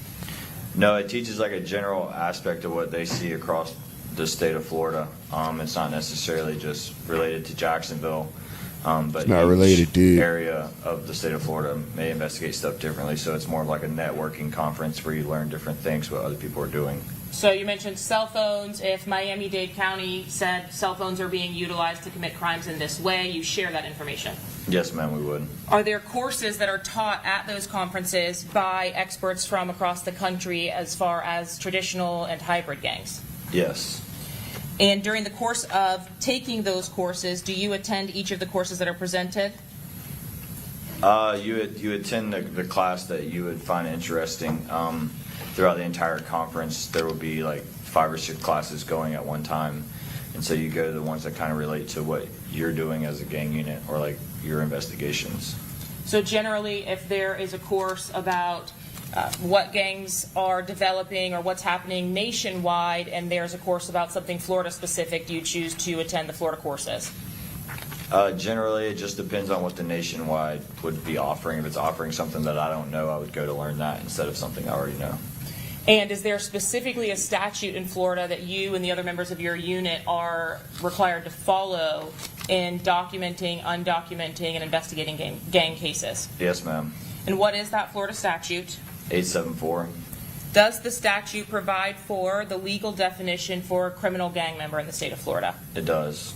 And is that the statute that you follow when you mentioned you document or purge different gang members? Yes, ma'am. How do you go about reviewing that statute and then comparing it to the evidence or information that you've collected? So the statute is 3 or more people that are committing one of their primary activities is criminal or delinquent acts. They colors, hand signs, clothing, stuff along that line that shows they're a part of the same group. You definitely got that nose on the We follow that, but the main key would be the criminal and delinquent acts. That be committing crimes to be a gang. So there are requirements in order to form a gang itself.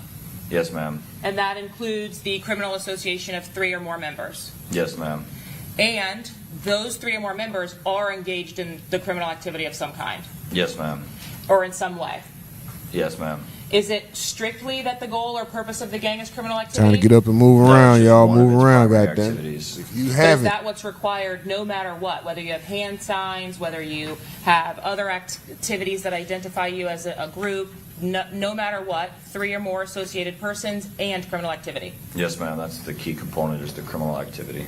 If you have one of the documented gang member criteria underneath that, so the hand signs, the admitting that you're a gang member, those types of things, are you a gang member or an associate? You're an associate. In order to be a member, you have to meet 2 or more of the criteria that's outlined in the statute.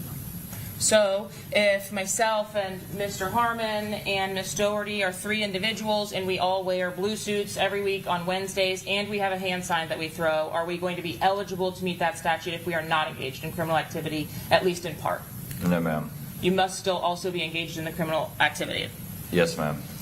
When you are working gang-related cases or in your duty or capacity as a gang detective in Jacksonville, how much of your work week is actually devoted to the investigation of gang-related crimes? The entire work week. And in addition to the gang conferences, have you also attended something called HIDA? Yes, ma'am. That's one of the federal agencies that we attend classes for. Is your investigation or criminal investigation of gangs strictly related to murder investigations? No, ma'am. What are the other types of criminal investigations that you are looped in for? We've done everything as from economic crimes to drugs to firearms charges. And in your role working on your assigned group, ATK, are you also at least educating yourself on the other gangs in Jacksonville? Yes, ma'am. Is that a requirement to work in the gang unit? Yes, ma'am. You would need to have knowledge, general knowledge of the other gangs. When you are working on assignment to determine whose cases will be assigned to each member of the gang unit, how are they assigned? If it's after hours, it's whoever's on call. You would respond to the scenes, and then you'd gather the information, and the next day we'd have a meeting, and we would pass it off to the person that's assigned to the gang. What is the information that you gather to identify the appropriate gang detective to assign? More than likely, we'll go off the victim.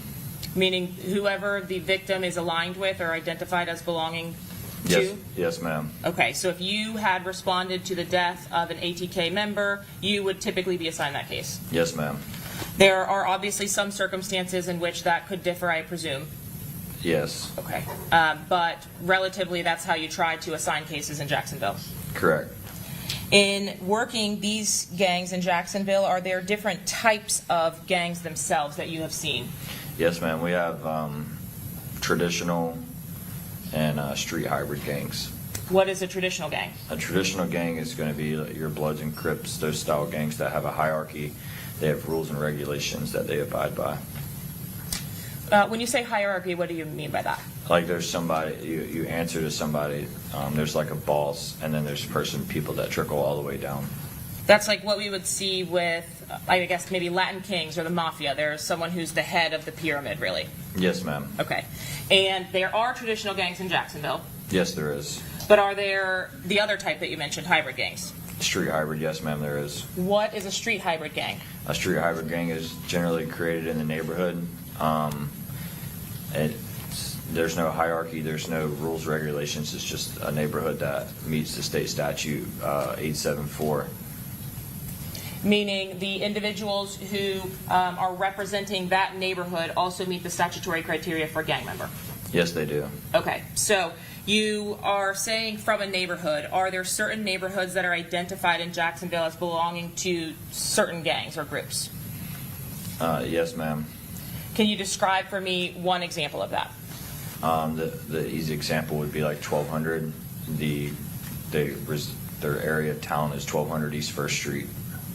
Is 1200 commonly referred to as Out East 1200 or 1200 Out East? Yes, ma'am.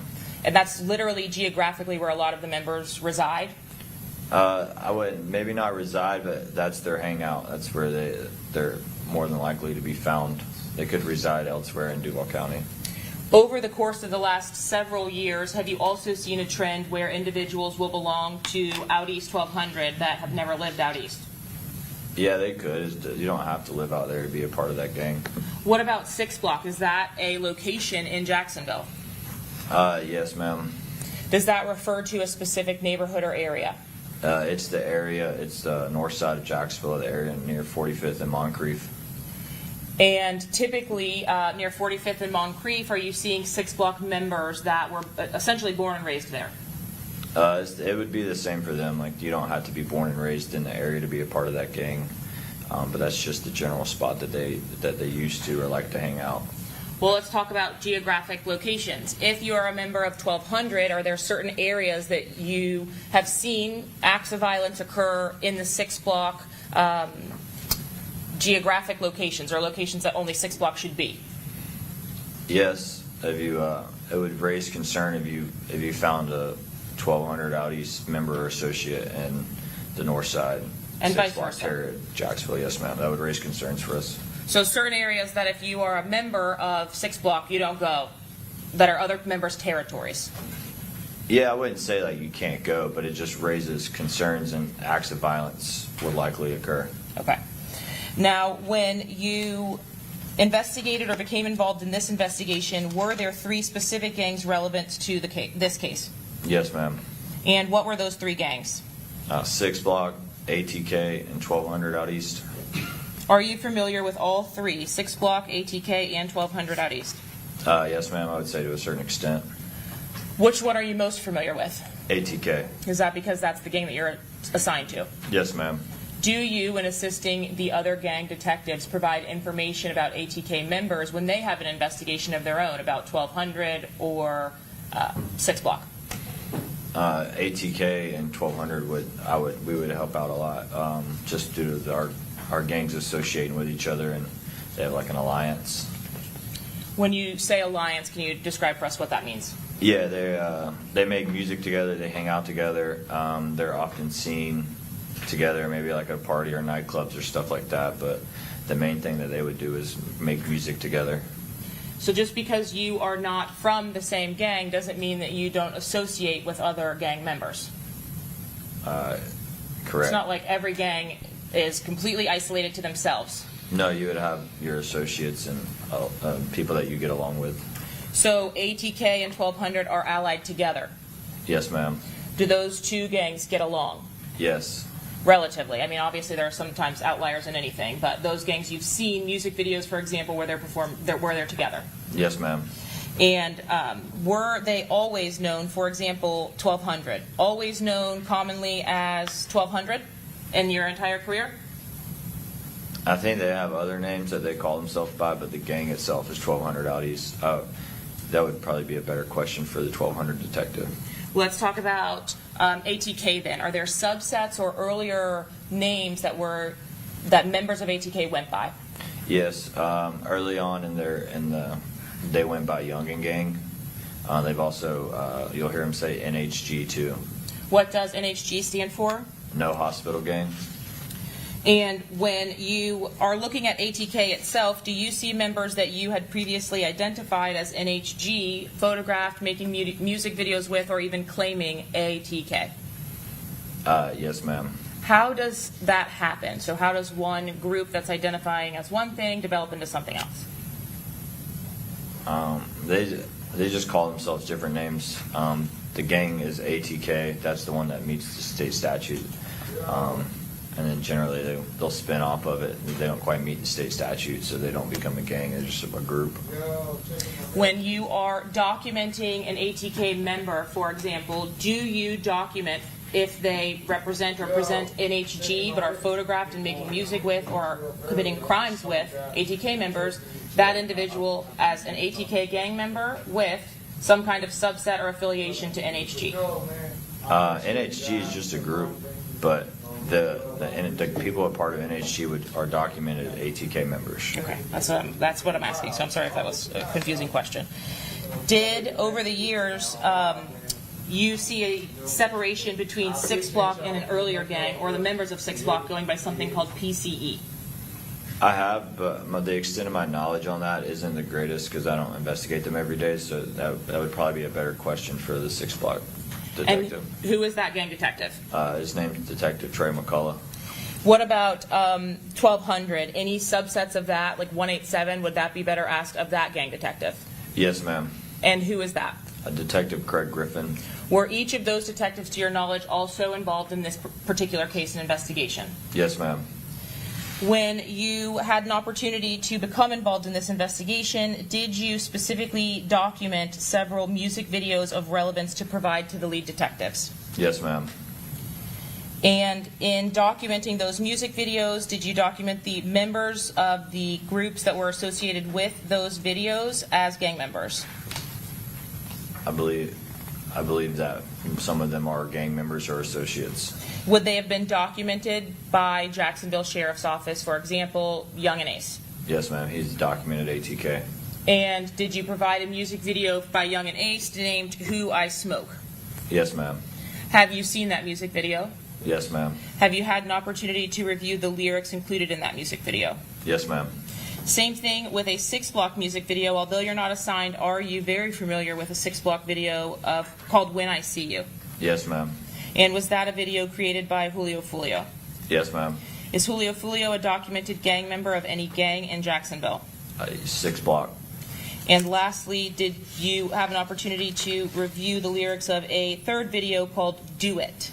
Yes, ma'am, by Young and Ace. Also, same Young and Ace that is an ATK member. Yes. And is it a part of your investigation to learn the legal names of these individuals despite these monikers of Foolio or Young and Ace? Yes. What is the legal name of Young and Ace? Kenyatta Bullard. And have you been familiar with him since you have been working in the gang unit? Yes. Have you had an opportunity even prior to your time in the gang unit to patrol the neighborhoods in which these crimes of violence would occur?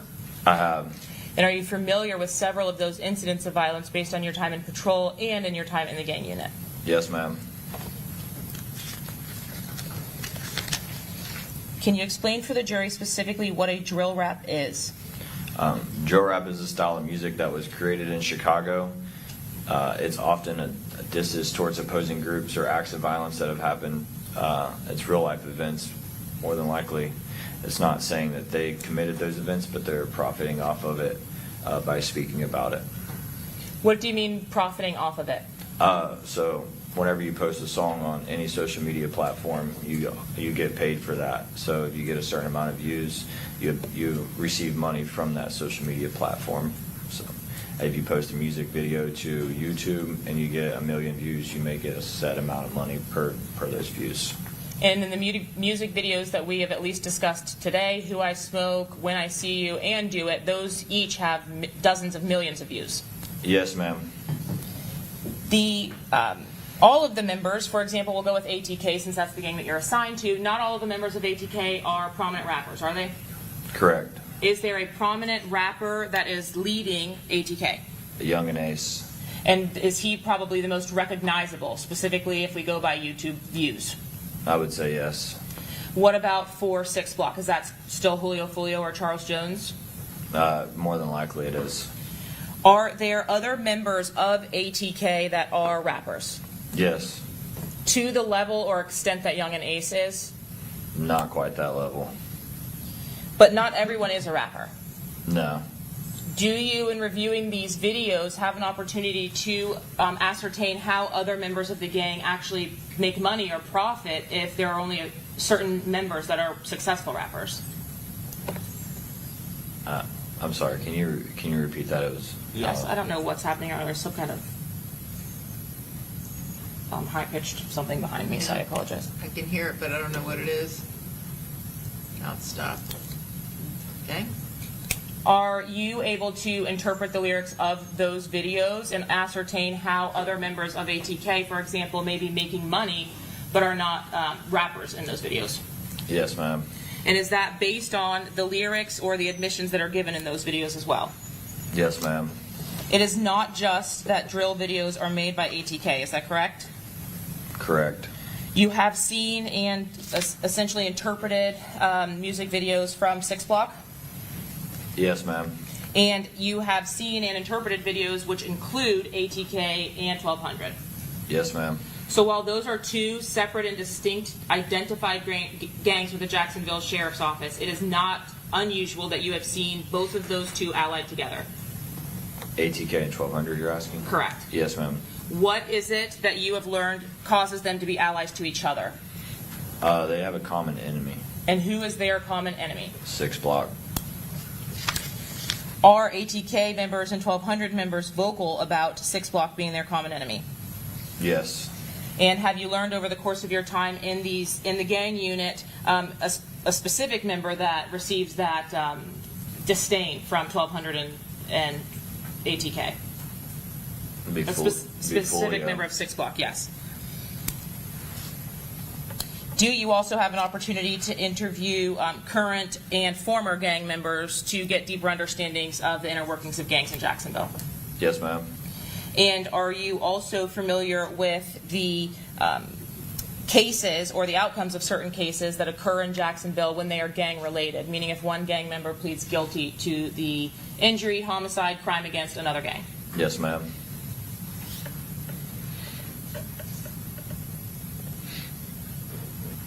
Do you work with the other detectives as a part of your unit to track and follow and understand the war between ATK and 1200 versus 6 Block over the course of the last several years?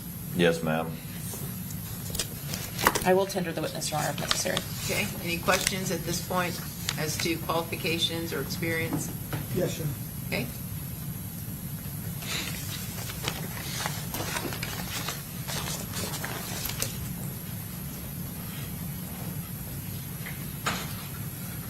Good afternoon, Detective. How are you? Good. So you've been in the gang unit since 2022. Yes, sir. And during the course of your assignment in the gang unit, I think you told us that you have gone to HIDA conferences, correct? Yes, sir. At least a couple of them, correct? Yes, sir. Those would be like classes, like day-long, two-day-long classes. Yeah, 2-day-long classes, and this is the High Intensity Drug Trafficking Association, correct? Yes, sir. So they're general classes. You may get a gang class, you may get a drug class, you may get a trafficking class, you may get a social media class, you may get an importation class, you may get multiple different types of things in general context, correct? Yes, sir. They generally put the class title out, and then you sign up to attend that specific class. So I would only attend the gang-related classes for that. And this occurs over a 3-day period, correct? They could be up to 3 days, but generally they're 8 to 10-hour classes. Correct, because there's lots of things going on. It's 3 days, Yes, but it sir. has a whole bunch of things going on at the same time, correct? Yes, sir. And in addition to those 2 conferences, you also attended the Beginners and Intermediate Florida Gang Association Conference, correct? Yes, sir. Additionally, I think you've indicated to us that you also have taken some social media classes or technology classes that generally talk about cell towers and mapping and social media and getting warrants, things of that nature, giving you a general understanding about how to go about doing those things. Yes, sir.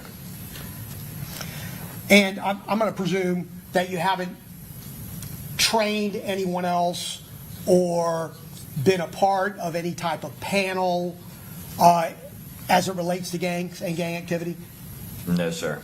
And I'm guessing that you haven't authored any kind of paper on that particular subject, gang intelligence or gangs in general, gang affiliation, correct? No, sir.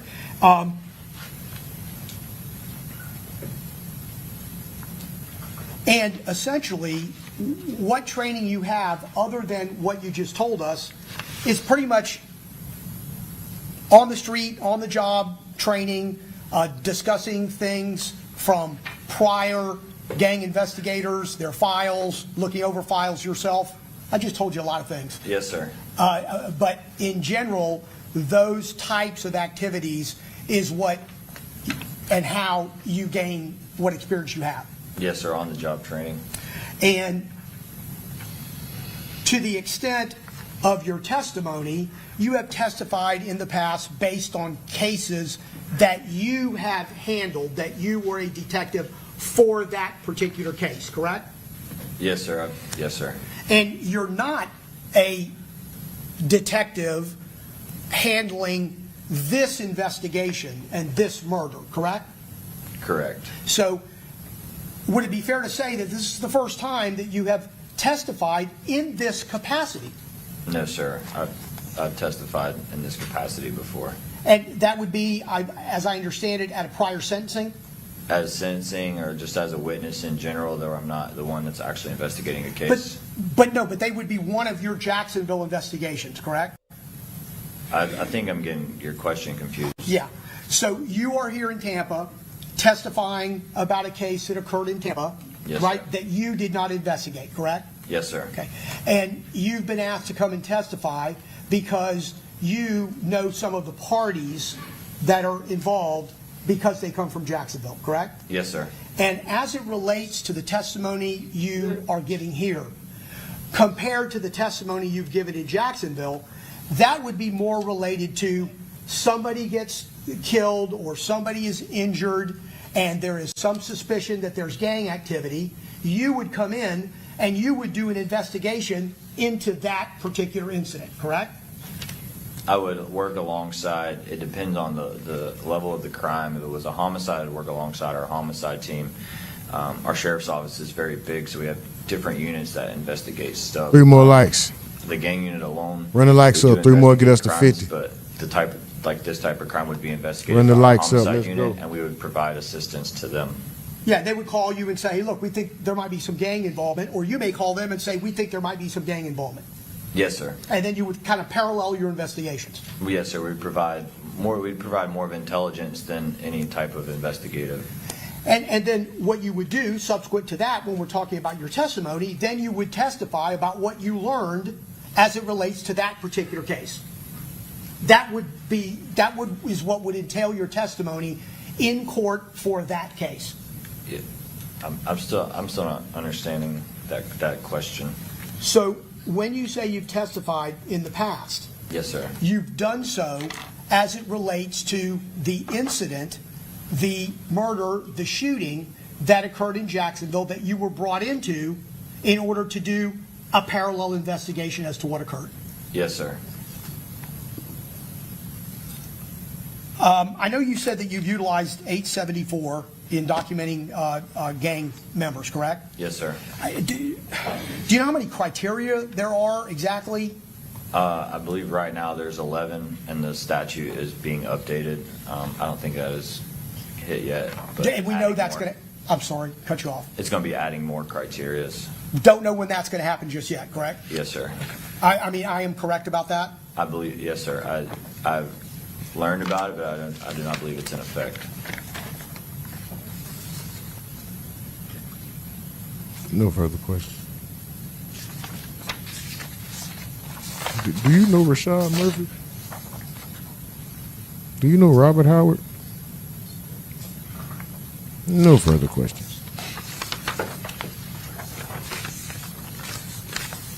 Detective, you've never documented a gang member in Jacksonville based on the criteria of them making an admission to you, correct? I have not. And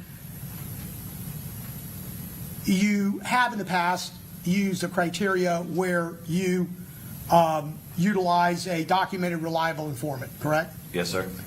And it's the standard with the Jacksonville Sheriff's Department, as it is a lot of other agencies, that when you have an informant, a confidential informant, and you need that person to be deemed reliable, you open up a file, you bring somebody in, you have a process that you go through with the agency in order to get that confidential informant documented, correct? Yes, sir.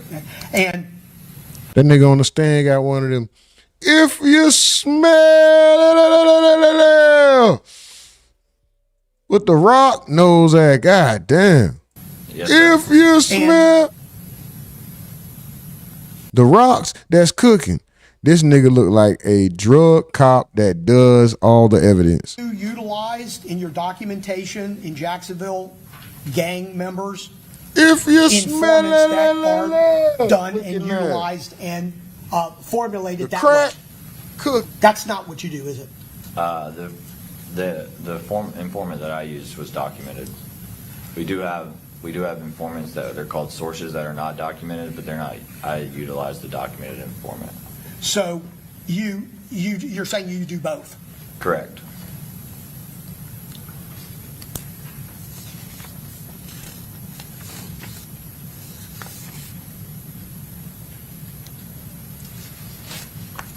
And in the day-to-day activities or the day-to-day investigation, strike that. Judge, nothing more at this time. Okay, Mr. Snurdy, any questions only as to Detective Nader's training and experience at this time? Yes, Your Honor, Okay? very quickly. I don't like the way she said that name. Good afternoon, Detective. How are you? Do you know Rashad Murphy? Detective, we took your deposition back in September of No, Debbie, 25 in relation to these cases here. You recall that? Yes, sir. And since that time until today's date, have you ever been qualified by any court for a trial or hearing as a gang? Objection. Proper argument. Sustain the objection. No further questions. Okay, Mr. Wise? Mr. Freitas? Mr. Experience at this time. Okay. Hold on, what'd you say? I got you. Run it back. No further questions. Hold on. Good afternoon, Detective. How are you? Fine, sir. Detective, we took your deposition back in September of 25 in relation to these cases here. You recall that? Yes, sir. And since that time until today's date, have you ever been qualified by any court for a trial or hearing as a gang expert? Objection, Your Honor. Damn. Sustain the objection. No further questions. Damn. Okay, Mr. Wise? Grandpa shitted on his ass with that. Interpreting it, and then the evidence that corroborates the statute. None of the national gang conferences teach you about the Florida gang stuff, correct? Correct. Yes, sir. They just teach you the general stuff in the national gangs. Yes, sir. And when you're talking to gang members, you generally talking to them when they've been arrested? It just depends. Do you know I've talked to Robert them when Howard? they've been arrested. I've talked to them just in public if we see them, or we're out doing proactive police work and they're on a traffic stop and they get let free that night. Any chance I get, I talk to them. Would you say it's fair that for the most part they're not giving you specific details or a lot of information? Yeah, it just depends what kind of situation they got themselves into. Okay. But generally they're not telling the full truth of everything that's going on to law enforcement? Not at the beginning. And you're getting a lot of stuff, you said, from social media? Yes, sir. Social media and like phone downloads. And this requires the understanding of some coded words and some language that they're using? They'll talk. They might like change up a couple words, but they don't really talk in like very like code like you would think. And you get those from just watching more and more videos, correct?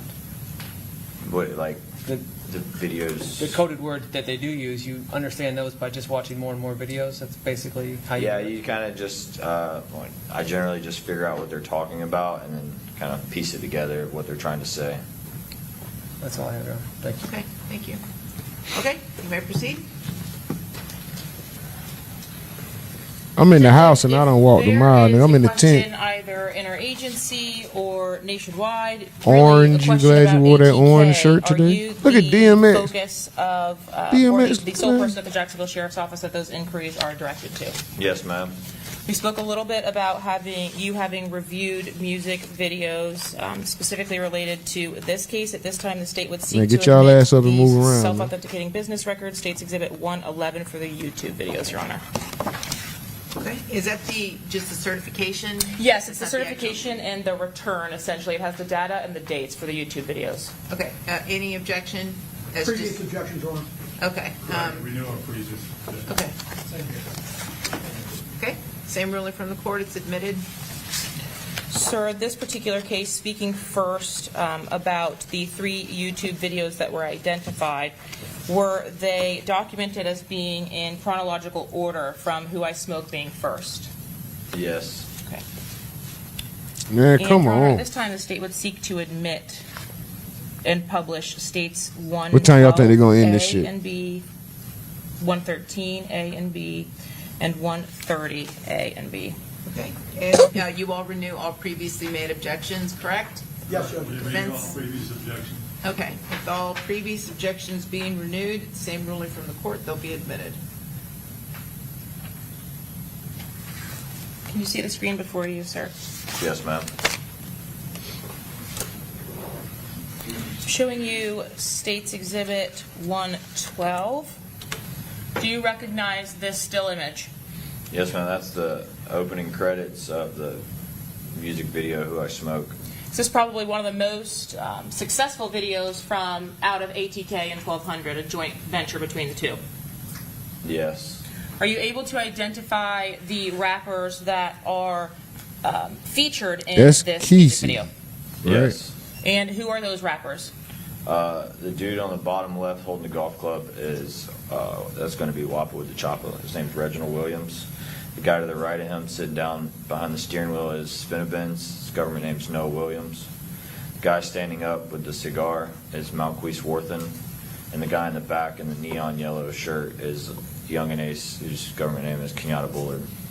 In the credits page, or this title page here, on top of the Who I Smoke title are the individuals who actually rap in this music video, also named. Yes. And are three of the individuals that you've just named, Spinabins, Wappa with the Choppa, and Young and Ace, rapping in this video? Yes. Are Spinabins and Wappa with the Choppa affiliated to a gang? They're 1,200. And is Young and Ace the individual that we previously spoke about, Mr. Bullard, the most prominent person in ATK? Yes. The publication from the records on this case indicates March 28th of 2021. Do you recall having viewed this video when it first came out? Yes. And did you have an opportunity to see these opening credit images that are depicted on the screen before you? Yes. Is this symbol in the top left, ATK, the symbol that you frequently see as a part of your investigations, which represents or is the moniker for this ATK group? Yes. What about the moniker to the right there, A Team Records? That would be affiliated to 1,200. And what about on the bottom, Cuckoo Gang? Also affiliated to 1,200. At this point in your career, meaning when you're testifying here today, is it unusual at all for you to see a music video containing ATK and 1,200 representatives? No, it's not unique. During the course of the videos, are there graphics that are often placed across the screen, specifically in this Who I Smoke video? Yes. And over the course of your reviewing these music videos, are there significance in the names that are utilized by the rappers in these videos? Yes. When you discussed drill rap videos, you talked to us about the content of those videos. What is typically the content or the purpose of a drill rap video? To be disrespectful towards the opposing group. Oftentimes when you are reviewing these music videos, is the disrespect directed towards fallen members or ops that have died? Generally, sometimes they'll speak about the ones who got shot and lived. Who got shot and lived, is that what you said? Yes, ma'am. I'm going to publish now states 112A. Oh, how he going? He going off that Yoda. He going off that Yoda.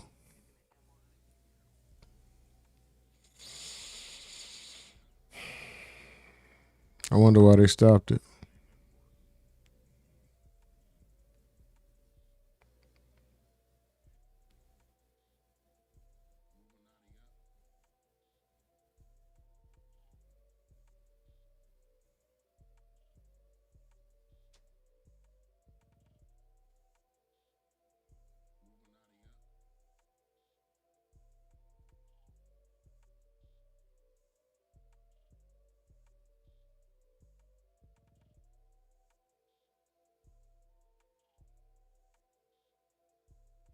When I see you, I'm gonna push your shit back, boy. Oh my God. I'm gonna shoot that bitch when I motherfucking see you.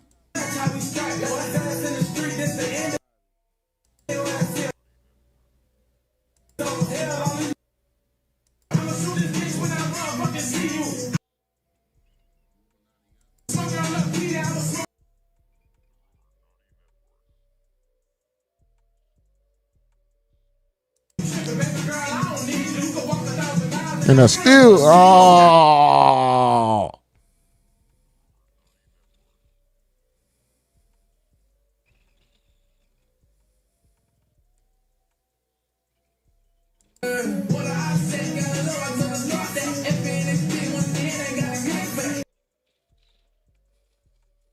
That's crazy. That's crazy. Man, court dirty for real. They be playing op dissing songs and oh my God, court really. Y'all some pieces of shit in court, man.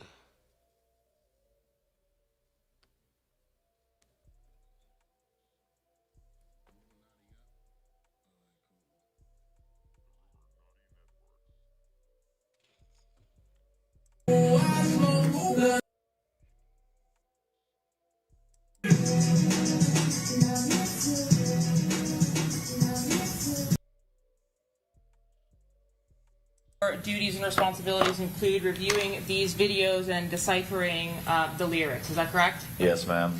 Specifically in the Who I Smoke video, if I could direct your attention to the last line on the slide of the lyrics that were provided. In this case, there was a line depicting I was smoking tray D2. Did you understand there to be any relevance or significance to that line? Yes, ma'am. What does Dang. smoking someone mean? Smoking somebody means like you killed them or like they're The dead. judge definitely in that You business. roll them up in a joint and smoke them.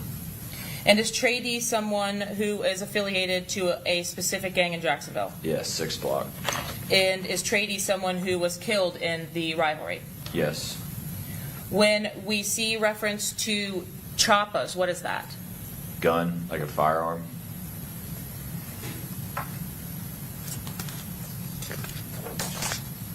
As we watch the videos themselves, we see several individuals that are at least named in the video. So in looking at the last line of this current slide, no hospital gang boy, that line, do you see that, sir? Yes. Could you describe for the jury what no hospital gang means?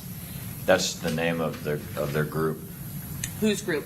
It would be like a spin-off of ATK. And is that NHG, like what we were discussing earlier in your testimony? Yes, ma'am.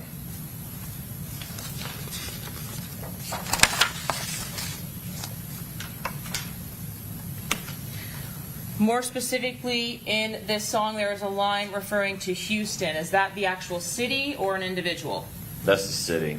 What is it that you know about Houston that was relevant in your review of this particular video?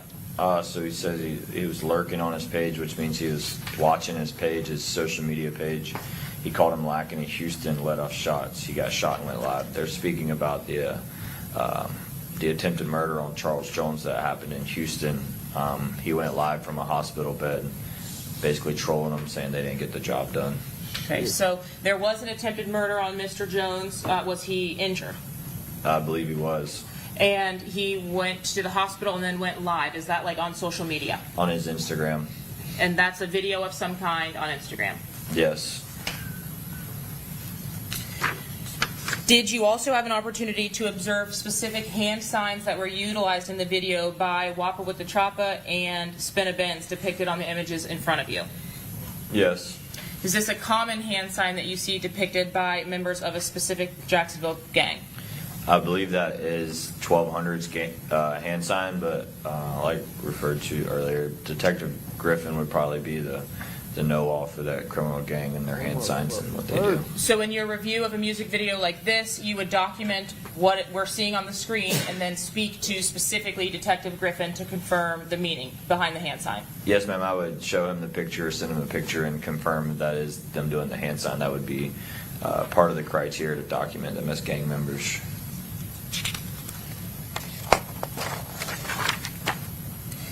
I want to ask you specifically about two homicides which occurred in 2018 and 2019. Are you familiar with the homicide of Joe Rod Adams, a.k.a. Spaz, and Adrian Gaynor, a.k.a. Bibby? Yes, ma'am. To what group is Spaz or Joe Rod Adams affiliated or was affiliated? Out East 1200. And was Mr. Adams ultimately killed? He was. What was the circumstance of that homicide? It was at Raines High School football game. He was shot and killed at the game. Robert Howard, who goes by Kenny Caps, who is a 6 block member, was charged with and arrested for manslaughter and was sentenced to 5 years in that case. So Kenny Caps or Robert Howard, the individual who was also present on the night of Charles Jones's homicide, Yes, he was. arrested and convicted of that homicide Yes. of Joe Rod Adams. Yes. Had that sentence been concluded and he ultimately been released at the time of Charles Jones's murder in June of 2024? Yes. Was there an individual present for during the homicide of Spaz or Joe Rod Adams named Adrian Gaynor, a person present with or aligned with Robert Howard? Yes. What group is Adrian Gaynor or was Adrian Gaynor a part of? 6 block. Mr. Howard, in the homicide of Joe Rod Adams, he was arrested approximately how long after the homicide occurred? I'm not exactly sure of how long it took to arrest him. I don't think it was very long, but I don't know the exact time. Okay. But ultimately, afterward, was there also a homicide of Mr. Gaynor? Yes. At the time Mr. Gaynor was killed, Mr. Howard would have already been in custody, though, correct? Correct. And we're talking about specific instances or acts, but these are not the only investigations or only cases that you investigated as a member of the gang unit between the dates that we're talking about in these offenses, correct? Correct. Did you also have an opportunity to view or review a video called When I See You that was posted on April 23rd of 2021, so about a month after Young and Ace's video, Who I Smoke? Yes, I have. And is that what we're seeing a title page shot of here in State's Exhibit 113? Yes, we are. Are you able to identify the individual depicted on the cover of this page? In the all black with the black shoes and red bottom. I think it's his underwear. That's Charles Jones. And you've become familiar with him over the course of your work in Jacksonville? Yes. In reviewing that video, were you able to observe hand symbols that were used by Charles Jones as well? Yes. Is it common in these music videos for the rappers to diss the other gangs by using the other gangs' hand signs? Yes. Whenever they use another group's hand sign, they'll face it down. That's where the disrespect comes in, is when you put it down. And When I See You specifically, did Mr. Jones also utilize his right hand to make another depiction towards the upside down 1200 sign?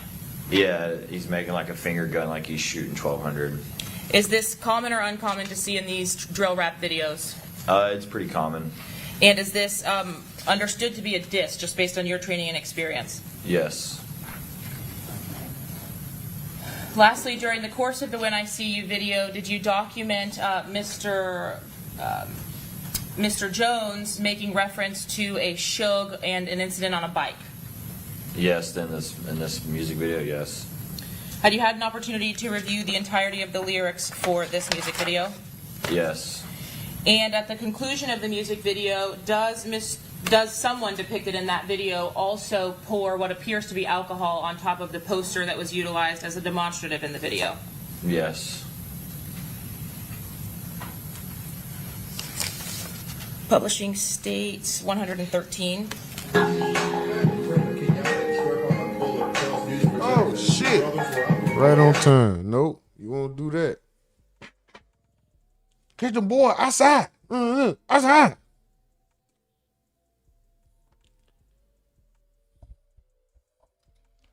Two more lights. Y'all run the lights up. Two more lights. Let's go.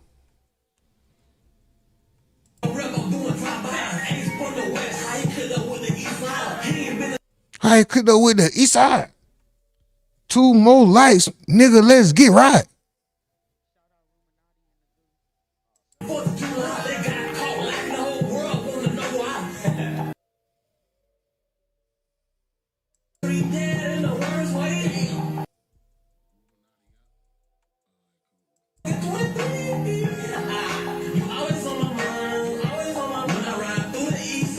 Oh man, this shit is crazy. When I.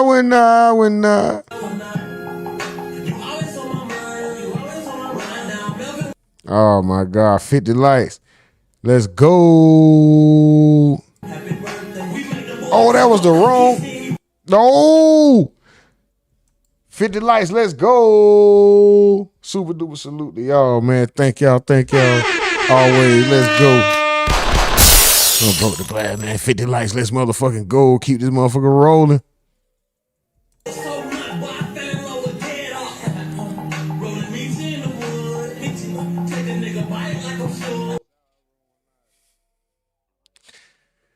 This dude crazy, man.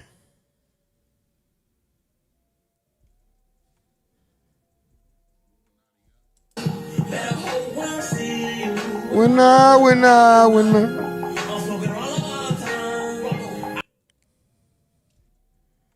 Something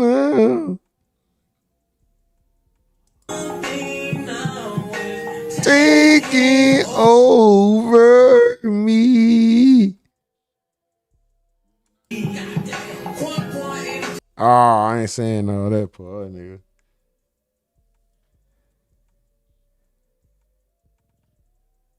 One man versus 4.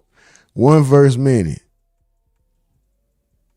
That nigga went and got a printout and went to a graveyard and went demon time.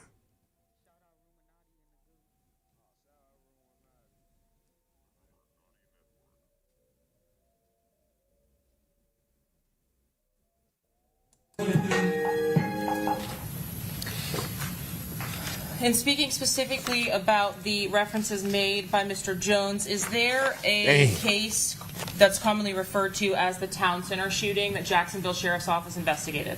Yes. Oh. And is that the preliminary or the primary focus of this video that was posted by Charles Jones? Yes. Is that what Mr. Jones is referencing in this poster here that's observed on the screen? Yes, that's the 3 victims, the 3 deceased victims of that case. The Town Center shooting? Yes. Were you able to ultimately identify those 3 victims? Yes. And is that by nickname Quan, 23, and 4? Yes. Was there also another individual present with those 3 when that shooting occurred? Young and Ace. Is Young and Ace the only individual who survived that shooting? Yes. When we're watching these music videos and we hear common terms that are used, like smoking on another person, does it mean the same thing even though it's included in a music video posted by the opposite side? Yes. So smoking on someone would mean the same thing essentially in a 6-block video as it would typically in an ATK video? Yes. Okay. You still would look towards the context to ensure whatever the meaning was? Correct. When the Town Center shooting actually occurred, the references that are made by Mr. Jones in this video, gone out to eat on his birthday, those specifics, are those accurate as to the investigation for the Town Center shooting? Yes.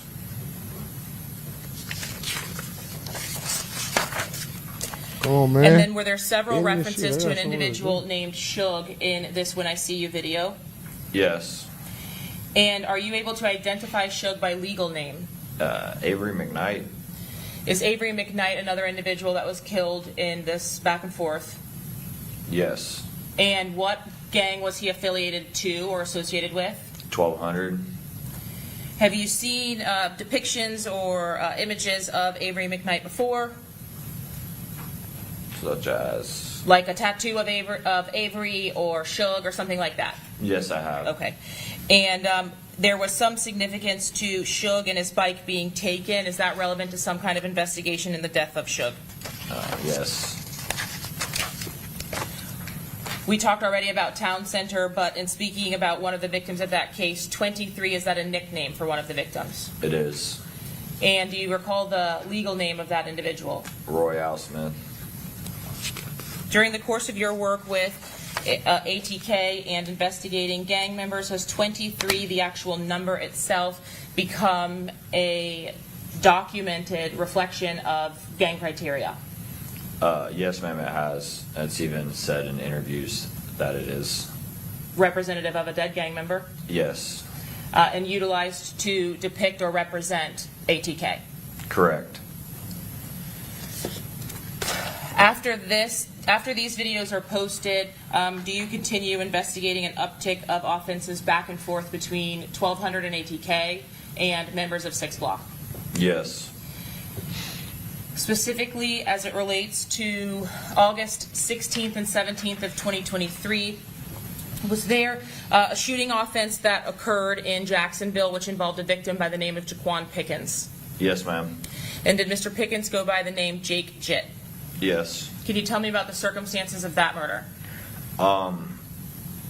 It was early in the afternoon on I-95. Interstate runs through Jacksonville. Mr. Pickens was northbound, coming over one of the rivers. A car pulled up beside him, unknown make, model, and color. Shots came from the car, struck Mr. Pickens. Mr. Pickens crashed into a broke-down semi, and that's where he was found deceased. His cause of death was gunfire.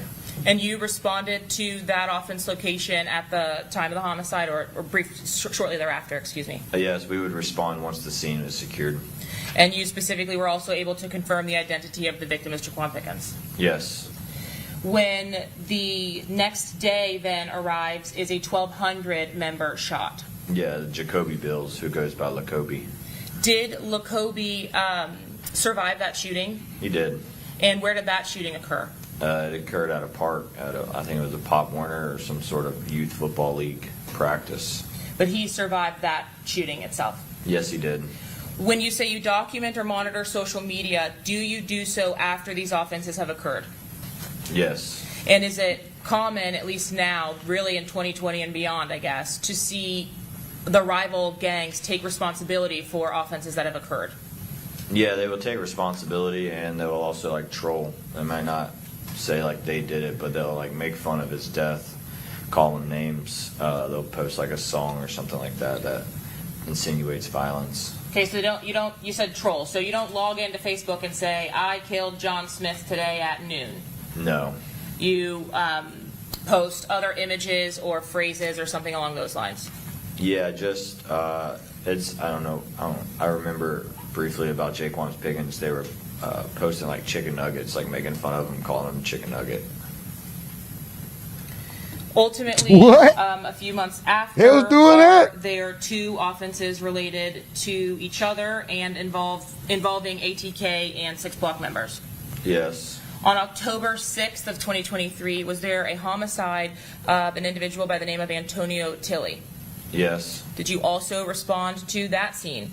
I did. And were you able to confirm the identity of the individual who died at that scene? Yes. What are the circumstances of that homicide? Antonio Tilley was messaging a female on social media.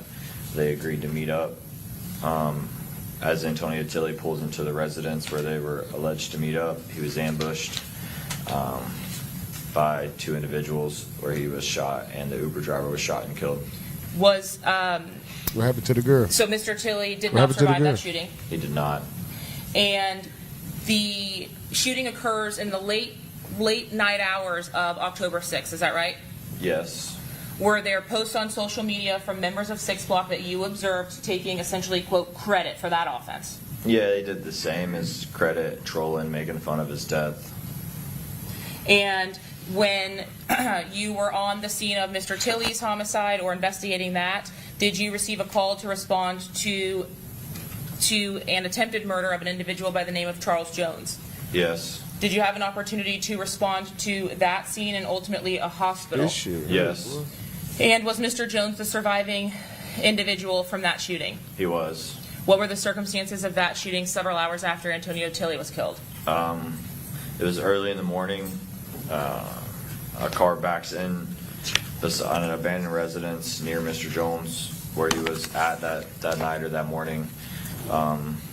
As Mr. Jones backs his black Charger out of the driveway, he starts driving down the road. 2 individuals get out of You his had to say vehicle, black back into the like that, abandoned bro. driveway, and open fire on Mr. Jones's Charger. Mr. Jones fled down the road a little bit and then exited his vehicle and ran to a neighboring residence for help. And you responded to the offense location? I did. And then another detective with the Jacksonville Sheriff's Office would have collected the evidence from that offense itself? Yes, ma'am. Anytime any violent crime or anything like that, our evidence technicians collect all the evidence. And ultimately, does Antonio Tilley on the left side of our screen here become also a predominant figurehead or reference in ATK, just like 23? Yeah, I wouldn't say he's quite as big as 23 and reference like paying the respects, but he did become a name to a group of them.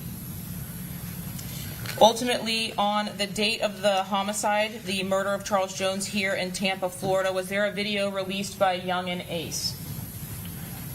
I'm sorry, I missed the very beginning of that. On June 23rd of 2024, was there a video released by Young and Ace called Do It? Yes, ma'am. And in reviewing the content of that video, I guess in the time that it had been uploaded to YouTube, was it apparent that it had been recorded on a date in advance of June 23rd of 2024? Yeah, that's what I would, based on the scene of the music video with it being nighttime and stuff like that. I don't see where he would have had time to record it at night and release it the same day. Did you have an opportunity to look at the lyrics of the music video called Do It, posted by Young and Ace? I did. And was there anything as it relates to your investigation of ATK which led you to believe that before June 23rd of 2024 there was an ending of the war between 1200 and ATK versus 6 Block? Was it still ongoing at that time? Yeah, I would say like the ending of the war would be probably the death of Charles Jones. Publishing states 130. Is this a still from the music video Do It, posted by Young and Ace on June 23rd of 2024? It is. And to your knowledge and based on your involvement in this case, was Charles Jones killed around 4:40 a.m. on June 23rd of 2024? Yes, ma'am. Is this Mr. Kenyatta Bullard sitting on the ground here in this slide? Yes. Publishing video for 130A. These niggas be trying and these niggas be these niggas be hey, what you saying? Hey.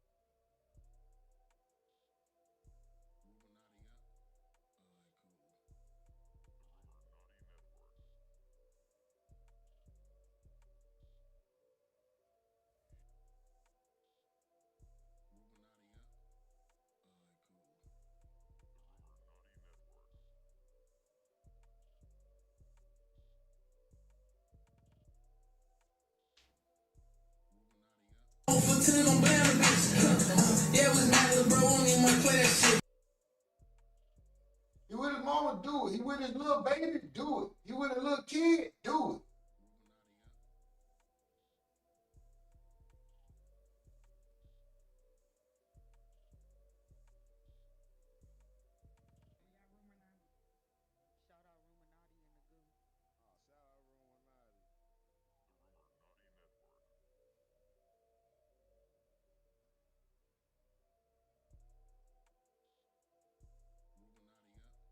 He with a little baby, do it. Kenyatta Bullard is using in this video.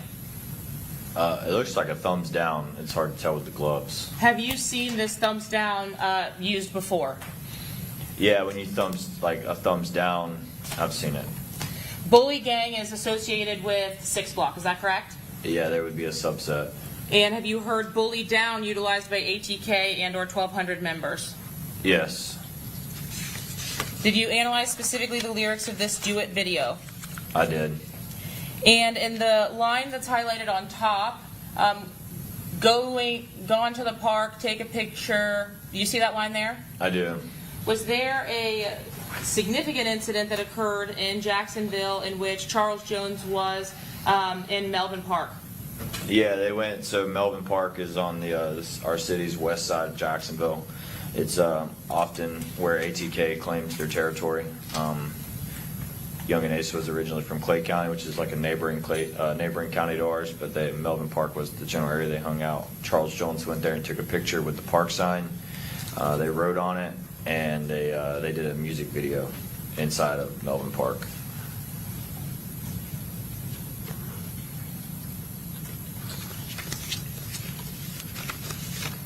And lastly, did you have an opportunity to look towards the content of the lyrics in the Do It video?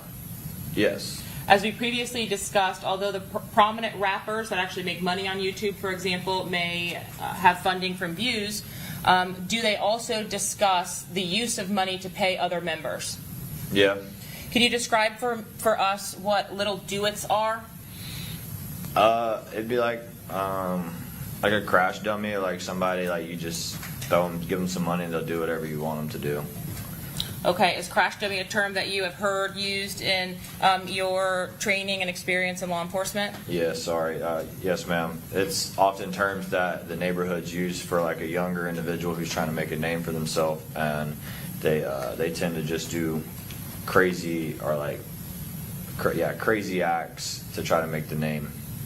And is that what you understood in this music video in the last sentence that we just read? I don't even call him by his name. I call them N's little do-its. Yes.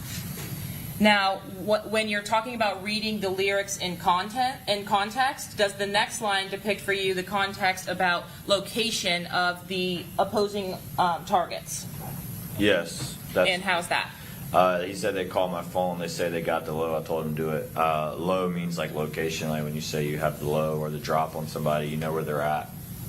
And I told them do it, and reading the rest of the contents in context, all this money, make an N-word, do it. Is that saying or providing anything for you in the context of this song?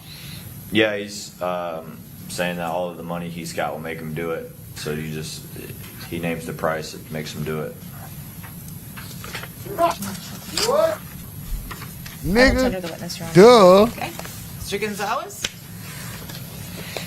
Do you need to keep any of these up, or are you going to utilize any of the exhibits? Yeah, Judge, you can take them down. Okay.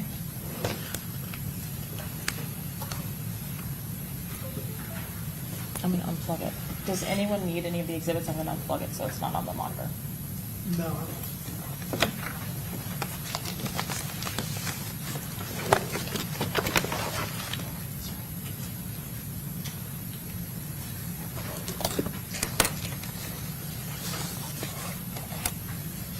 I don't call them by their name no more. I call them my little dude. Detective, you have testified about translating the lyrics of a rap video, talked about it, testified to it, specifically today with regard to these three videos, When I See You, Who I Smoke, and Do It.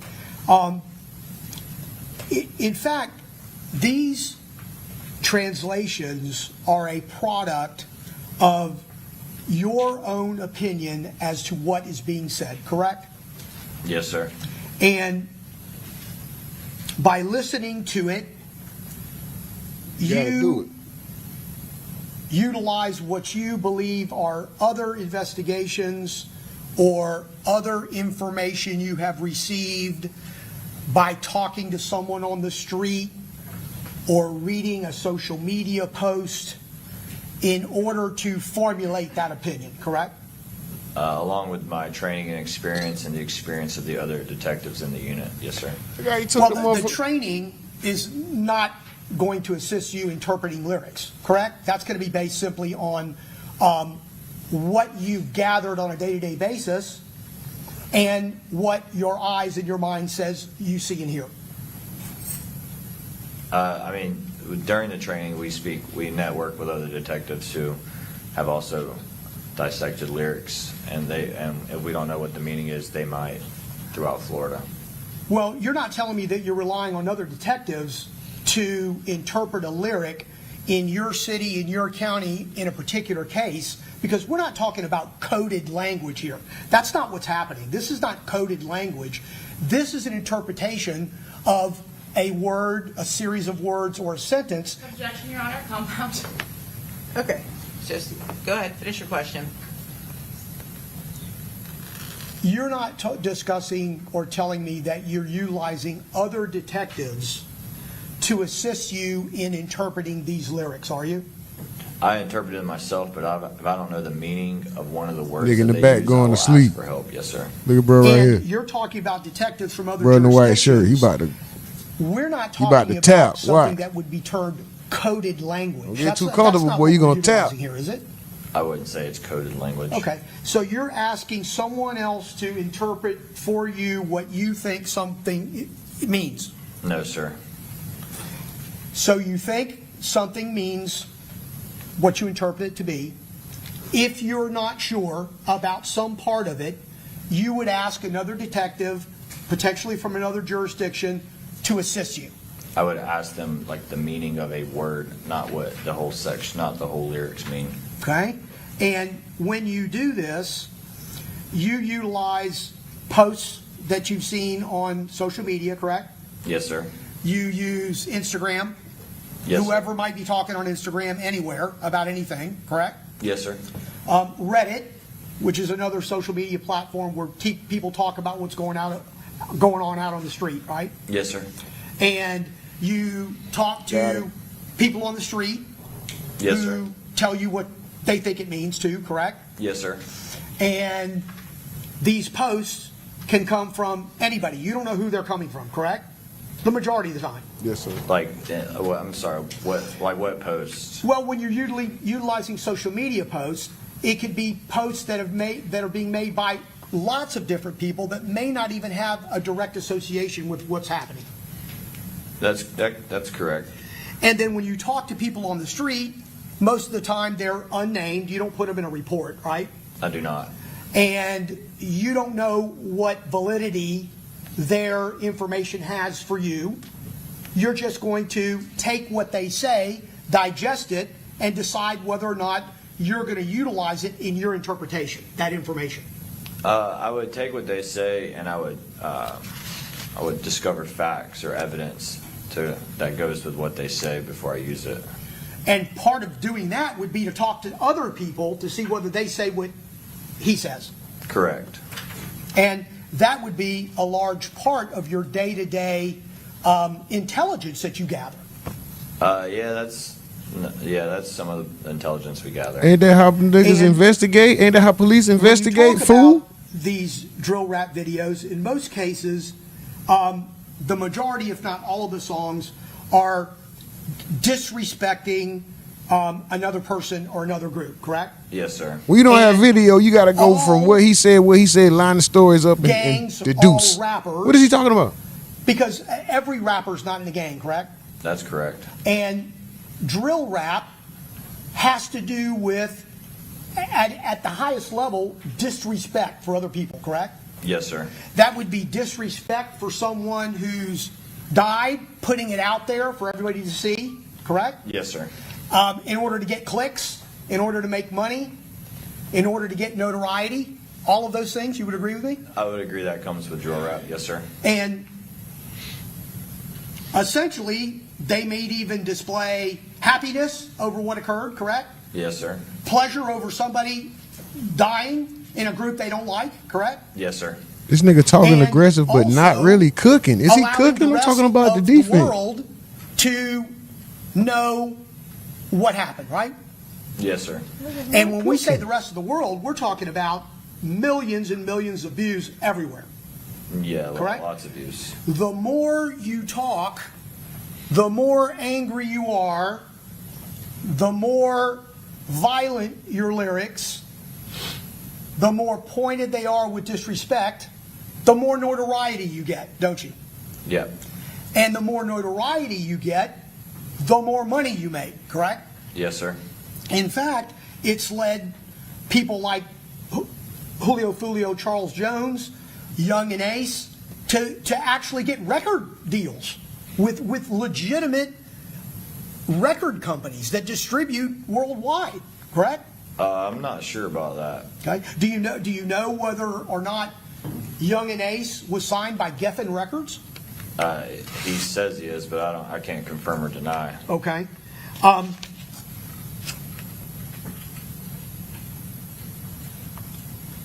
And that's all. No further questions.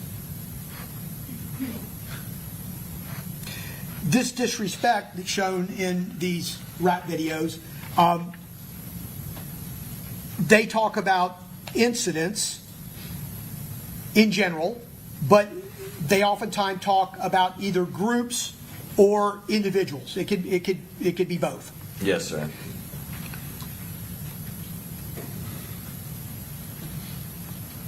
This also expands that particular rapper or performer's base of either customers or followers when they do these shocking things, correct?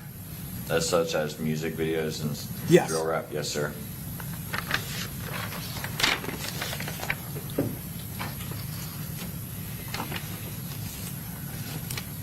And more often than not, when you're doing drill rap videos or you're doing these videos in general, you're doing it because somebody else is rapping about you. Generally, yes, sir. And so it's back and forth kind of thing. Yes, sir. And it's generating a lot of buzz and it's generating a lot of money for a lot of people. Correct? Yes, sir, I would say so. And would you agree with me that because a rapper, a drill rapper, any rapper, people that are in drill rap videos, This nigga is not cooking, people that dog. post these things, if it's not a rap video, let's say it's just a post, they are not Cooking. A, admitting to a murder, correct? Correct. B, they're not saying things most often that are not already everywhere over the streets, correct? Sometimes it's more likely that the lyrics that they rap is knowledge, like news knowledge, I would say. Maybe they've said it in like their news briefing, but there is sometimes where they rap about things that it was not released to the news. They don't always happen, 30 minutes after. Yes, And sir. even if it's 30 minutes after, would you agree with me that in the age of social media, in the age of all of these social media platforms, incidents that occur in areas and neighborhoods that know and keep their eyes open spread it immediately like wildfire? Yes, sir. But what do this have to do with anything? And so the majority of the time, You're not defending what you're Young and Ace. getting when you have these drill rap videos are things that are already very common knowledge. Yeah, majority of the time. So discussing these things, disrespecting these people, does not necessarily mean that you were involved in any crime at all, correct? I would agree with you.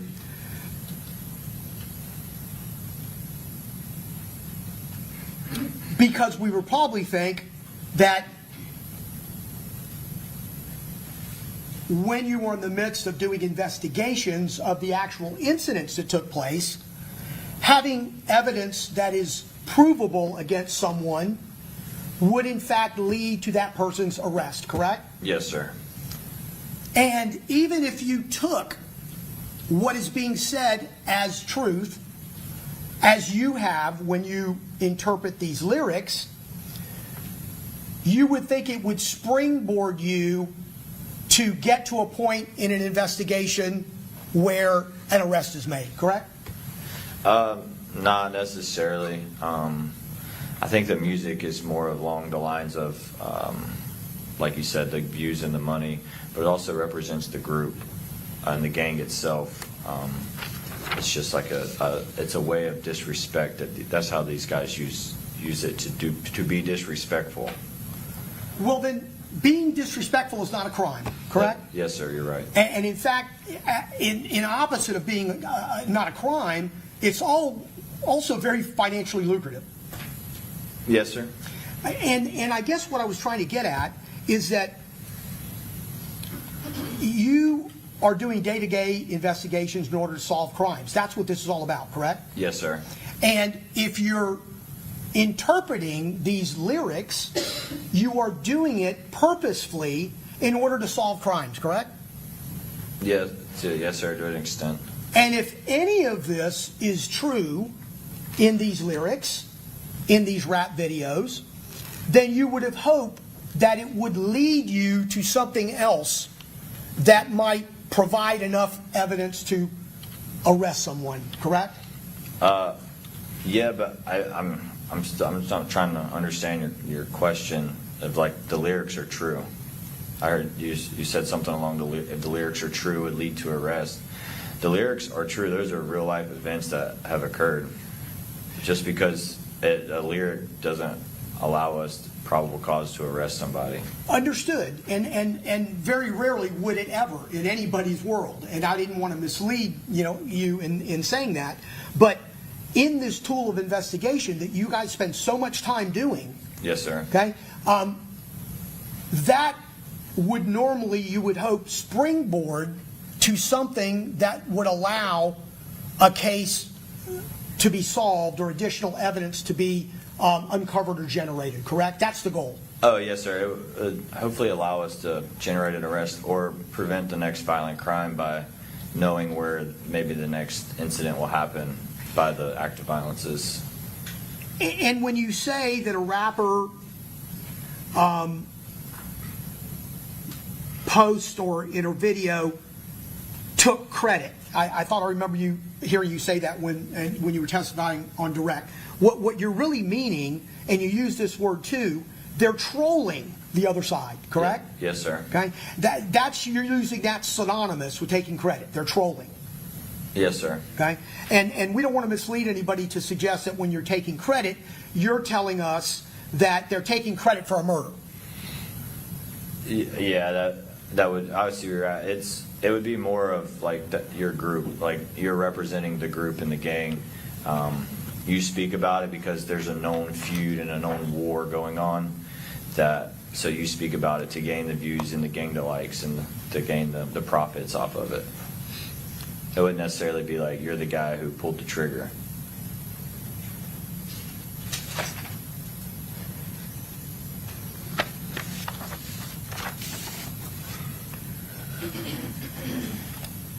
Let's talk a little bit about some of the incidents that you have discussed.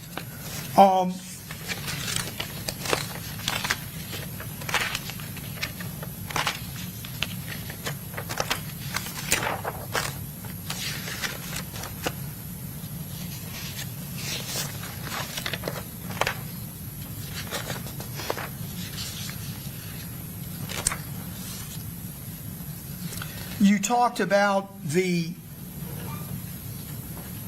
town center murder. That occurred in 2018, correct? Yes, sir. That was going to be probably 5 years or so before Mr. Jones's death, correct?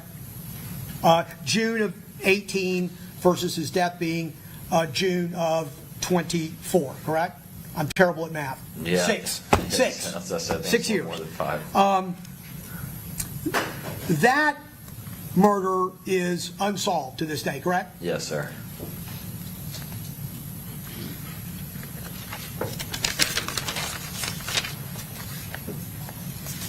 And the Joe Rod Adams Spaz murder, August 24th, 2018, again, about 6 years from Mr. Jones's murder. Were you aware that that investigation indicated that Mr. Howard, who did that shooting, shot Spaz Adams over a girl, a problem with a girl? I'm not aware of the investigation, the details behind it. I'm just aware of that Robert Howard was sentenced to 5 years for manslaughter for that charge. Correct. Robert Howard admitted that he shot Spaz Adams. The question is why, right? Yeah, I'm not sure the motive behind it. Did you ever have any conversation with Detective Dishman, who did that investigation? No, sir. Okay, so you are utilizing that as what you think is a critical juncture in this alleged gang war, correct? Usually utilizing this particular incident. Yes. Okay, but in fact, you could be wrong about this incident actually having gang undertones as opposed to an argument between two people over a third person. Yeah, but it's about the underlying factors of it. The one was 1200 and one was 6 block, and the war goes way before that date and time.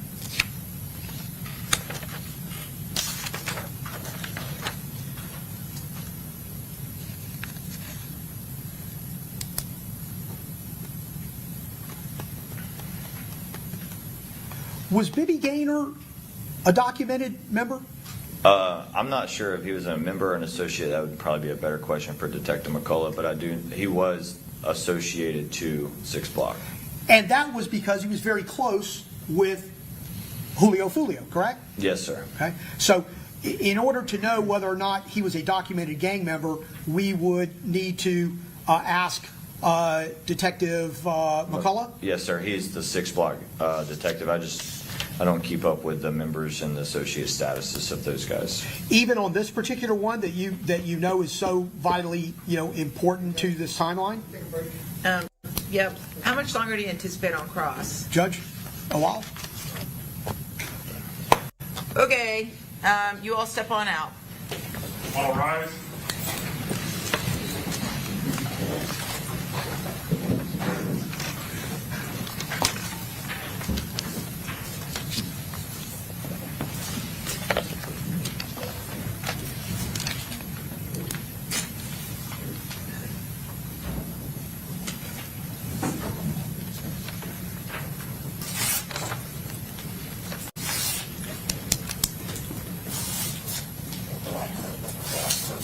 Jury's out there. Okay, so what does a while mean? Because, let me just tell you this. You can take whatever time you need as far as cross goes, but we're not going to replow all of this territory again when it comes time for the gang enhancement portion of this. So my understanding is Detective Nieder's going to come back for that? Yes, Your Honor. Okay, I'm just letting you know that we're not going to do it twice. So if you're telling me you need a lot more time, great, I'll give you whatever time you need, but we're not doing this 2 times in a row. So Well, you're Judge, telling me how much time do you think you're going to need? First, let me just say, Judge, I may not rehash this entire thing with Detective Nieder if he's going to be testifying to something completely different when he comes back. But all of these 6 incidents that the state's chosen to, bring to the jury's attention through Detective Nieder's testimony, we're now going to get testimony from those particular gang detectives that are not going to be Detective Nieder. I know, I'm talking Detective Nieder is what I'm talking about. So at some point, depending upon what it is, when he comes back, when he testifies to, I'm going to start sustaining asked and answered, just so you know, okay? Understood. We're not going to do this 2 times in a row. Okay, so at this point, it's already 6 o'clock, and it looks like Mr. Gonzalez is not anywhere close, and then we have 3 more lawyers that have to do cross. So we're just going to have to wrap it up for today and bring Detective Nieder back on Monday. Yes, Your Honor. May we request permission to at least have our staff communicate with Detective Nieder about plans for travel in of course. coming back? Given Yeah. that he's- That's crazy. Yeah, that's fine. Okay. Okay. Very good. All right, let's bring our jury back in. That was crazy, dog. That's crazy how that just. I see why this trial is gonna be. I might have to recant my statement. I stand on the trial ending next week, nigga. Okay, not next week. The week after, the beginning of the week after next, the end of the trial, like Wednesday. That's like mid of the week. So not next week, but the week after Wednesday, that should be the end of the trial. I'm standing on that. If it go long, bro, this is, oh my God. They really not doing Fridays. That's crazy.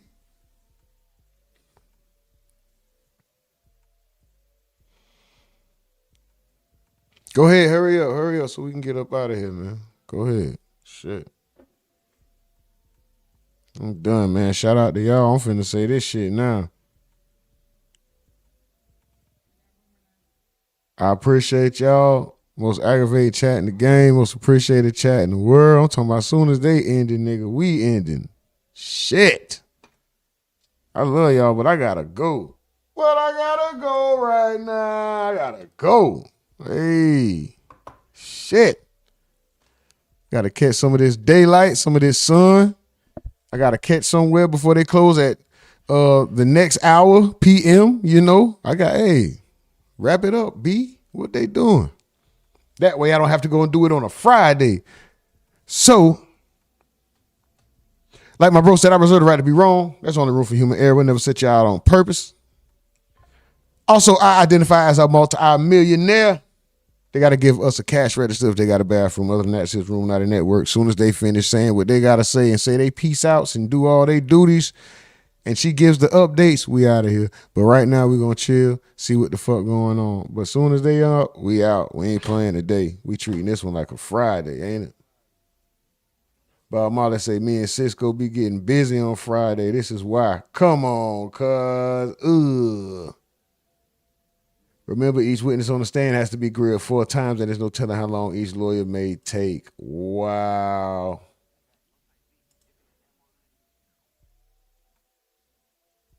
Come on, dog. That's a lot.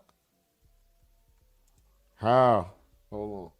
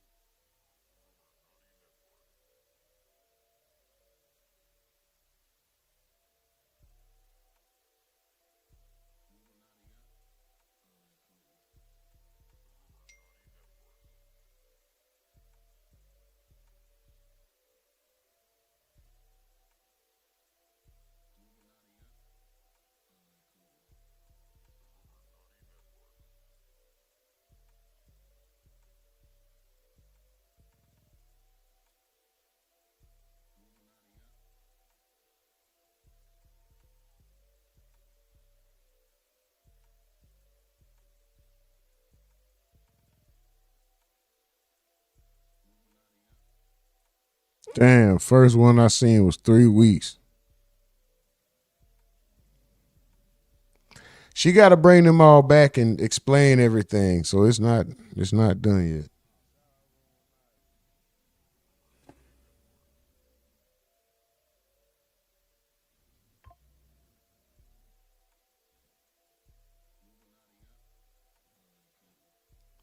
Foxborough News says I got some questions from Duval for him.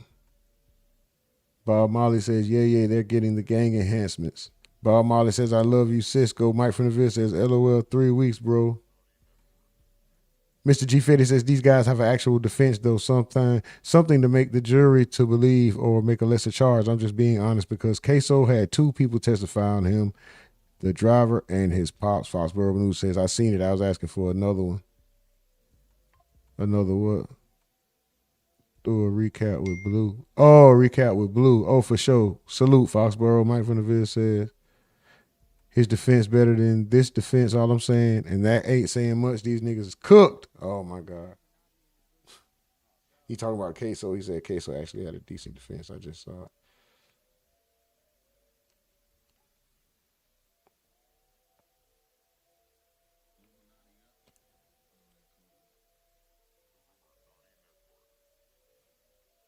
Is this considered the wrist, like right under the thumb? No, the wrist is this. So what is this right under the thumb? Is that part of the thumb? The hand part under the thumb right here.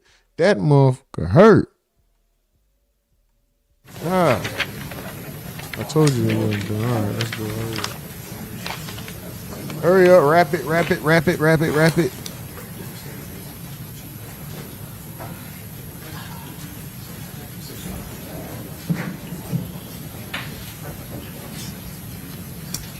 Okay, welcome back. Everyone have a seat.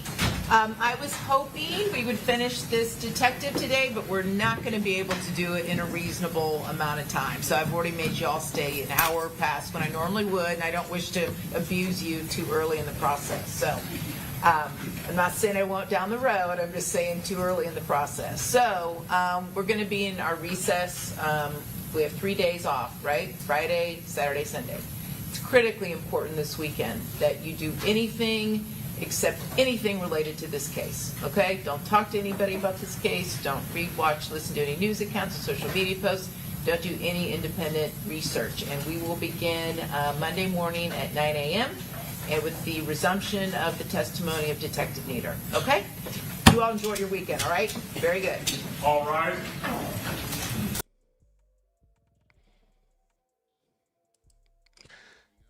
See y'all in the morning, man. We out of here. Let's go.